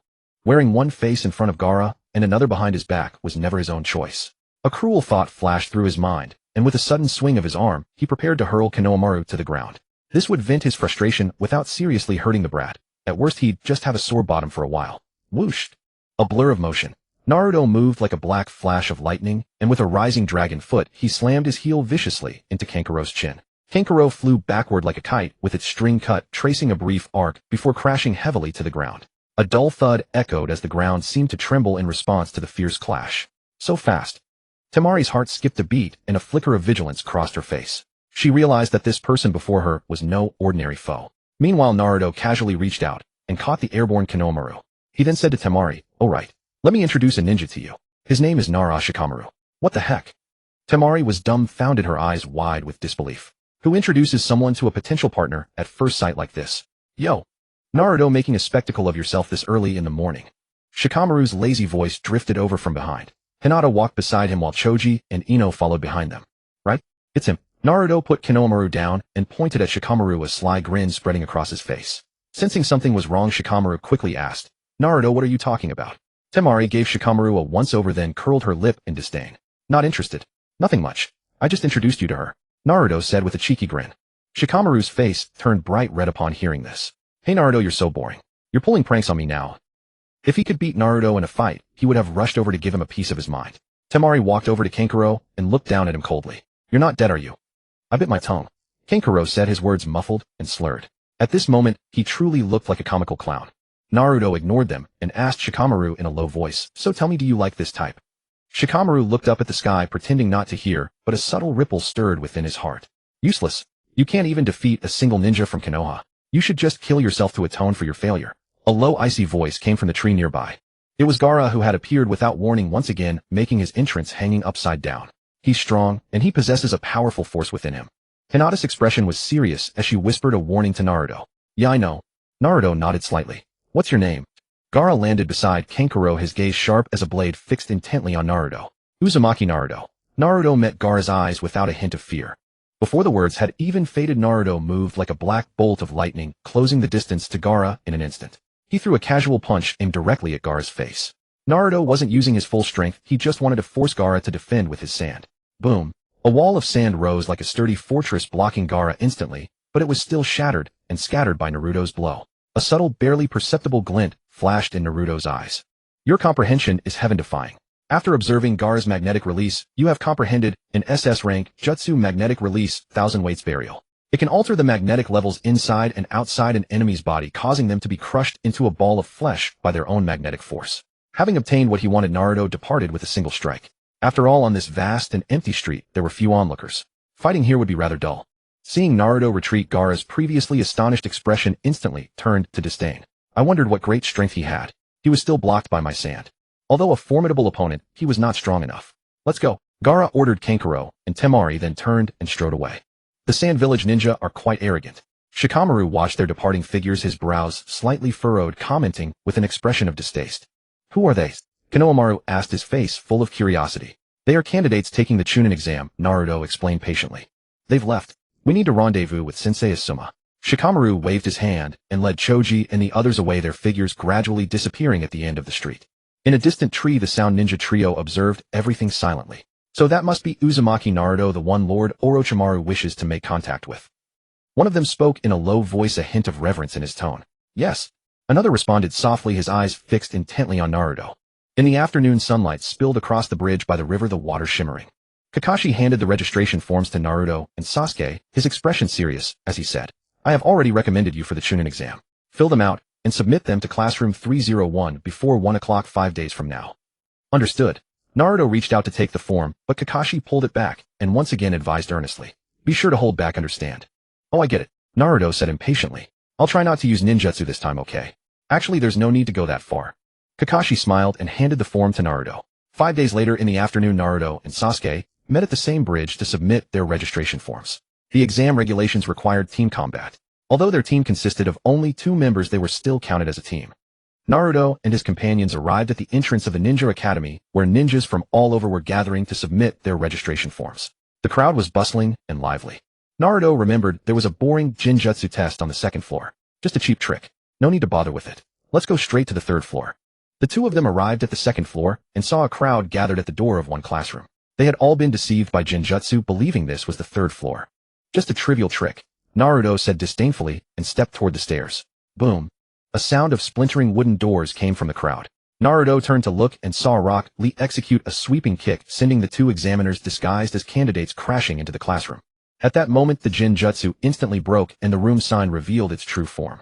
I forgot. Rock Lee doesn't use ninjutsu, so it's completely normal that he fell for the Jinjutsu and couldn't recognize the classroom. Naruto thought to himself. Seeing Rock Lee kick away the 2 people, the crowd erupted into chatter, whispering amongst themselves. He's so strong. He swept both of them away with a single kick. I heard he was the strongest genin from last year. The crowd discussed excitedly, their eyes full of amazement. Hearing their words, he quickly said, I'm not the strongest. Naruto is stronger than me. As he spoke, he spotted Naruto at the stairway. Naruto. With that, little Lee excitedly charged over. The crowd watched Naruto with confusion, their eyes filled with curiosity and doubt. Little Lee ran excitedly to Naruto's side and said enthusiastically, Naruto, long time no see. At that moment, Neji and Tenten came up from downstairs. Upon seeing Naruto, Neji gave a slight, not a hint of respect in his eyes. As they chatted, they went upstairs. Pushing open the door to room 301, they stepped inside. They found the room already filled with candidates, most of whom had unusual appearances and regarded them with unfriendly glares. The overwhelming crowd made Shikamaru and the others clearly feel an invisible pressure. Shikamaru pursed his lips and said with distaste, so many candidates for the exam. Oh, what a bother. Feeling the hostile killing intent from the crowd, Naruto felt a surge of anger welling up inside him. These weaklings were putting on quite a show. Posing for whom? Boom. A killing intent as tangible as water erupted from Naruto, surging toward the candidates in the classroom like a violent wave, making the entire room tremble. The killing intent sliced through everyone's hearts like a blade. Those with weak willpower had already collapsed to the ground. Damn it. Naruto cursed loudly. Whoever keeps putting on airs, I'll beat them out of the exam right now. When watching the anime, Naruto had always been annoyed by these candidates. They acted so impressive, but when the exam came, they turned out to be complete idiots.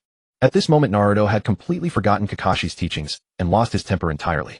Whoever dared to provoke him would be beaten so badly they couldn't get out of bed for 3 days. How terrifying. That killing intent is like a blade. Everyone felt a chill run down their spines, as though their lives were in someone's hands at any moment, filled with terror. Everyone bowed their heads meekly, as submissive as lambs awaiting slaughter. Only some of the stronger genin remained calm and composed, among them Gaara. Let's go find a seat, Naruto said to those around him. Shikamaru and the others were now standing several paces away from Naruto, for compared to these candidates, they suddenly found Naruto far more frightening. Am I really that scary? Naruto said somewhat helplessly. Shikamaru wiped the cold sweat from his forehead and asked cautiously, they all say you completed an S-rank mission. The ninja sin against you didn't die too terribly, right? Naruto thought of Zabuza and Haku's condition, a slight smile playing on his lips as he said, they're alive and well. I don't believe it. Neji said with a skeptical expression, unable to resist commenting. Then the group found seats and sat down. Bang! After a short while, a cloud of white smoke cleared and the chief examiner Ibiki arrived with the other examiners. Ibiki wore a black trench coat with several intersecting scars across his face, giving him a ruthless appearance.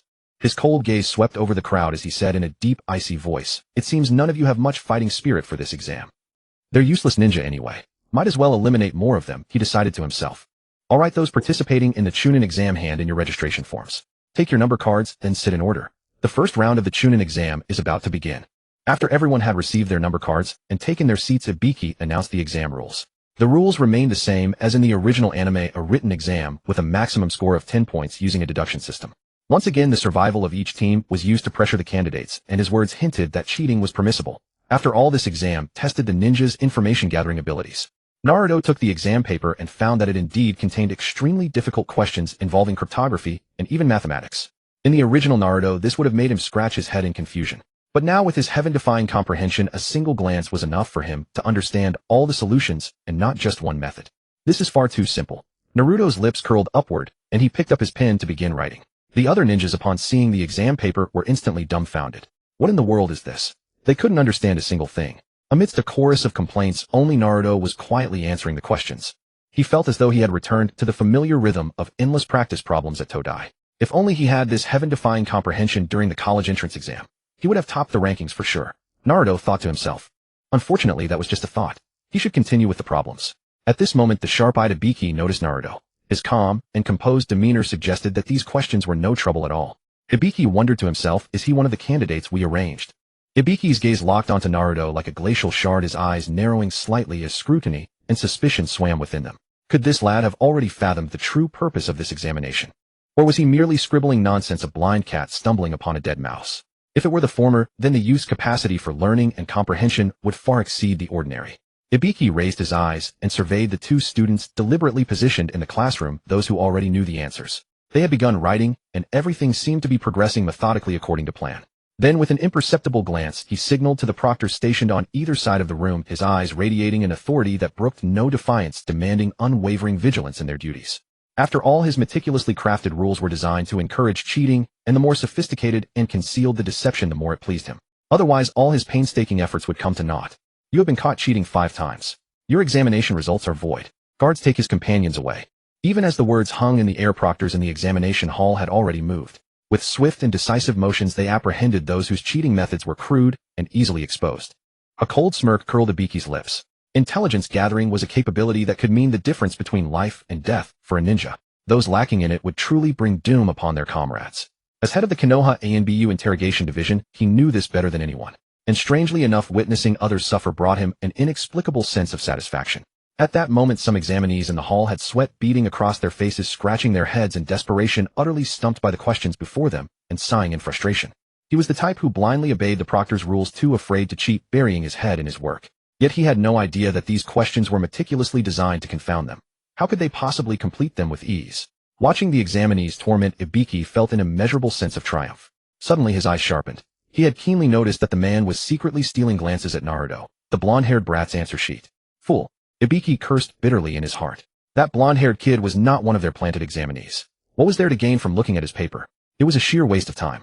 As Ibiki pondered, he observed Naruto set down his pen. So the boy had reached his limit and was about to resort to plagiarism, was he? Lad, this is an important lesson I am teaching you. To be a ninja is to accomplish your mission by any means necessary. Otherwise, in this cruel ninja world, only death awaits you.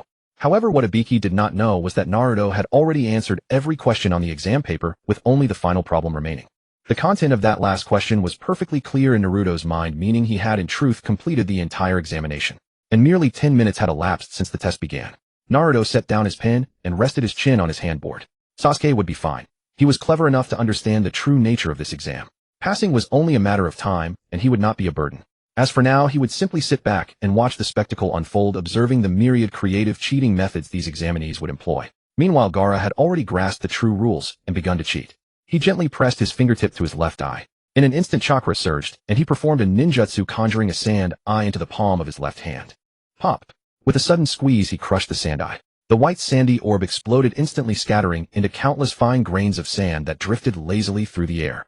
Prior to this, he had carefully observed the two students planted within the examination hall. Yet during his observation, he had discovered something peculiar. That Naruto, who had previously knocked down Kankuro, was answering questions at an astonishing pace, head bowed and concentrated writing, as if completely unaware of the true purpose of this examination, simply busying himself in vain. Idiot! Gaara cursed silently in his heart. I was looking forward to encountering him in the later stages of the exam and killing him with my own hands. It seemed a fool like him would not even pass the first examination. He was hardly worth the effort of killing. Nevertheless, Gaara's eyes shifted slightly, his gaze moving toward Temari and Kankuro. In his heart, he coldly thought, I hope those two are not too foolish. Do not drag me down, or when this exam concludes I will kill them without hesitation. For now he would continue the examination. Gaara manipulated the fine sand, sending it flying into the eyes of the undercover examinee. In the instant the examinee instinctively rubbed his eyes, the sand eye rapidly formed before him, absorbing all the answers from the test paper. All of this was observed by Naruto, who silently commented Gaara's movements were still too obvious. With such conspicuous actions and such a glaring eyeball, if the proctors failed to notice, they would truly be blind. It could only be said that the proctors, perhaps appreciating this novel and unique method of cheating, turned a blind eye. Watching the examinee rub his eyes, Naruto couldn't help but think those two planted examinees were truly unfortunate. How many ninjutsu had they endured and still managed to last this long without being driven mad? That was truly remarkable. At that moment, Naruto suddenly felt something quietly flutter beneath his chin. He immediately understood and sneered. Gaara was up to his tricks again. It turned out that after Gaara had finished cheating using the sand eye, a strong curiosity surged within him. He wanted to see how Naruto had actually performed. After all, the questions were so difficult that in his view Naruto could never have possibly answered them. Thus he carefully maneuvered the sand eye to emerge silently beneath Naruto's chin in a blind spot of his vision. Then when he saw the contents of Naruto's answer sheet, his entire body trembled violently and his heart was thrown into turmoil. Naruto's paper was completely filled and every question had been answered with a different solution, solutions that were not present in the standard answers. What was his true background? Gaara was filled with confusion and an unprecedented sense of crisis surged within his heart. He had always looked down upon written examinations in his eyes, only killing could bring him true pleasure. Yet now this Naruto who had captured his attention had far surpassed him in this examination, filling him with extreme displeasure as if a raging fire was burning wildly within his chest. Have you seen enough? A voice as majestic and resonant as a great bell, deep and authoritative, suddenly exploded within Gaara's mind.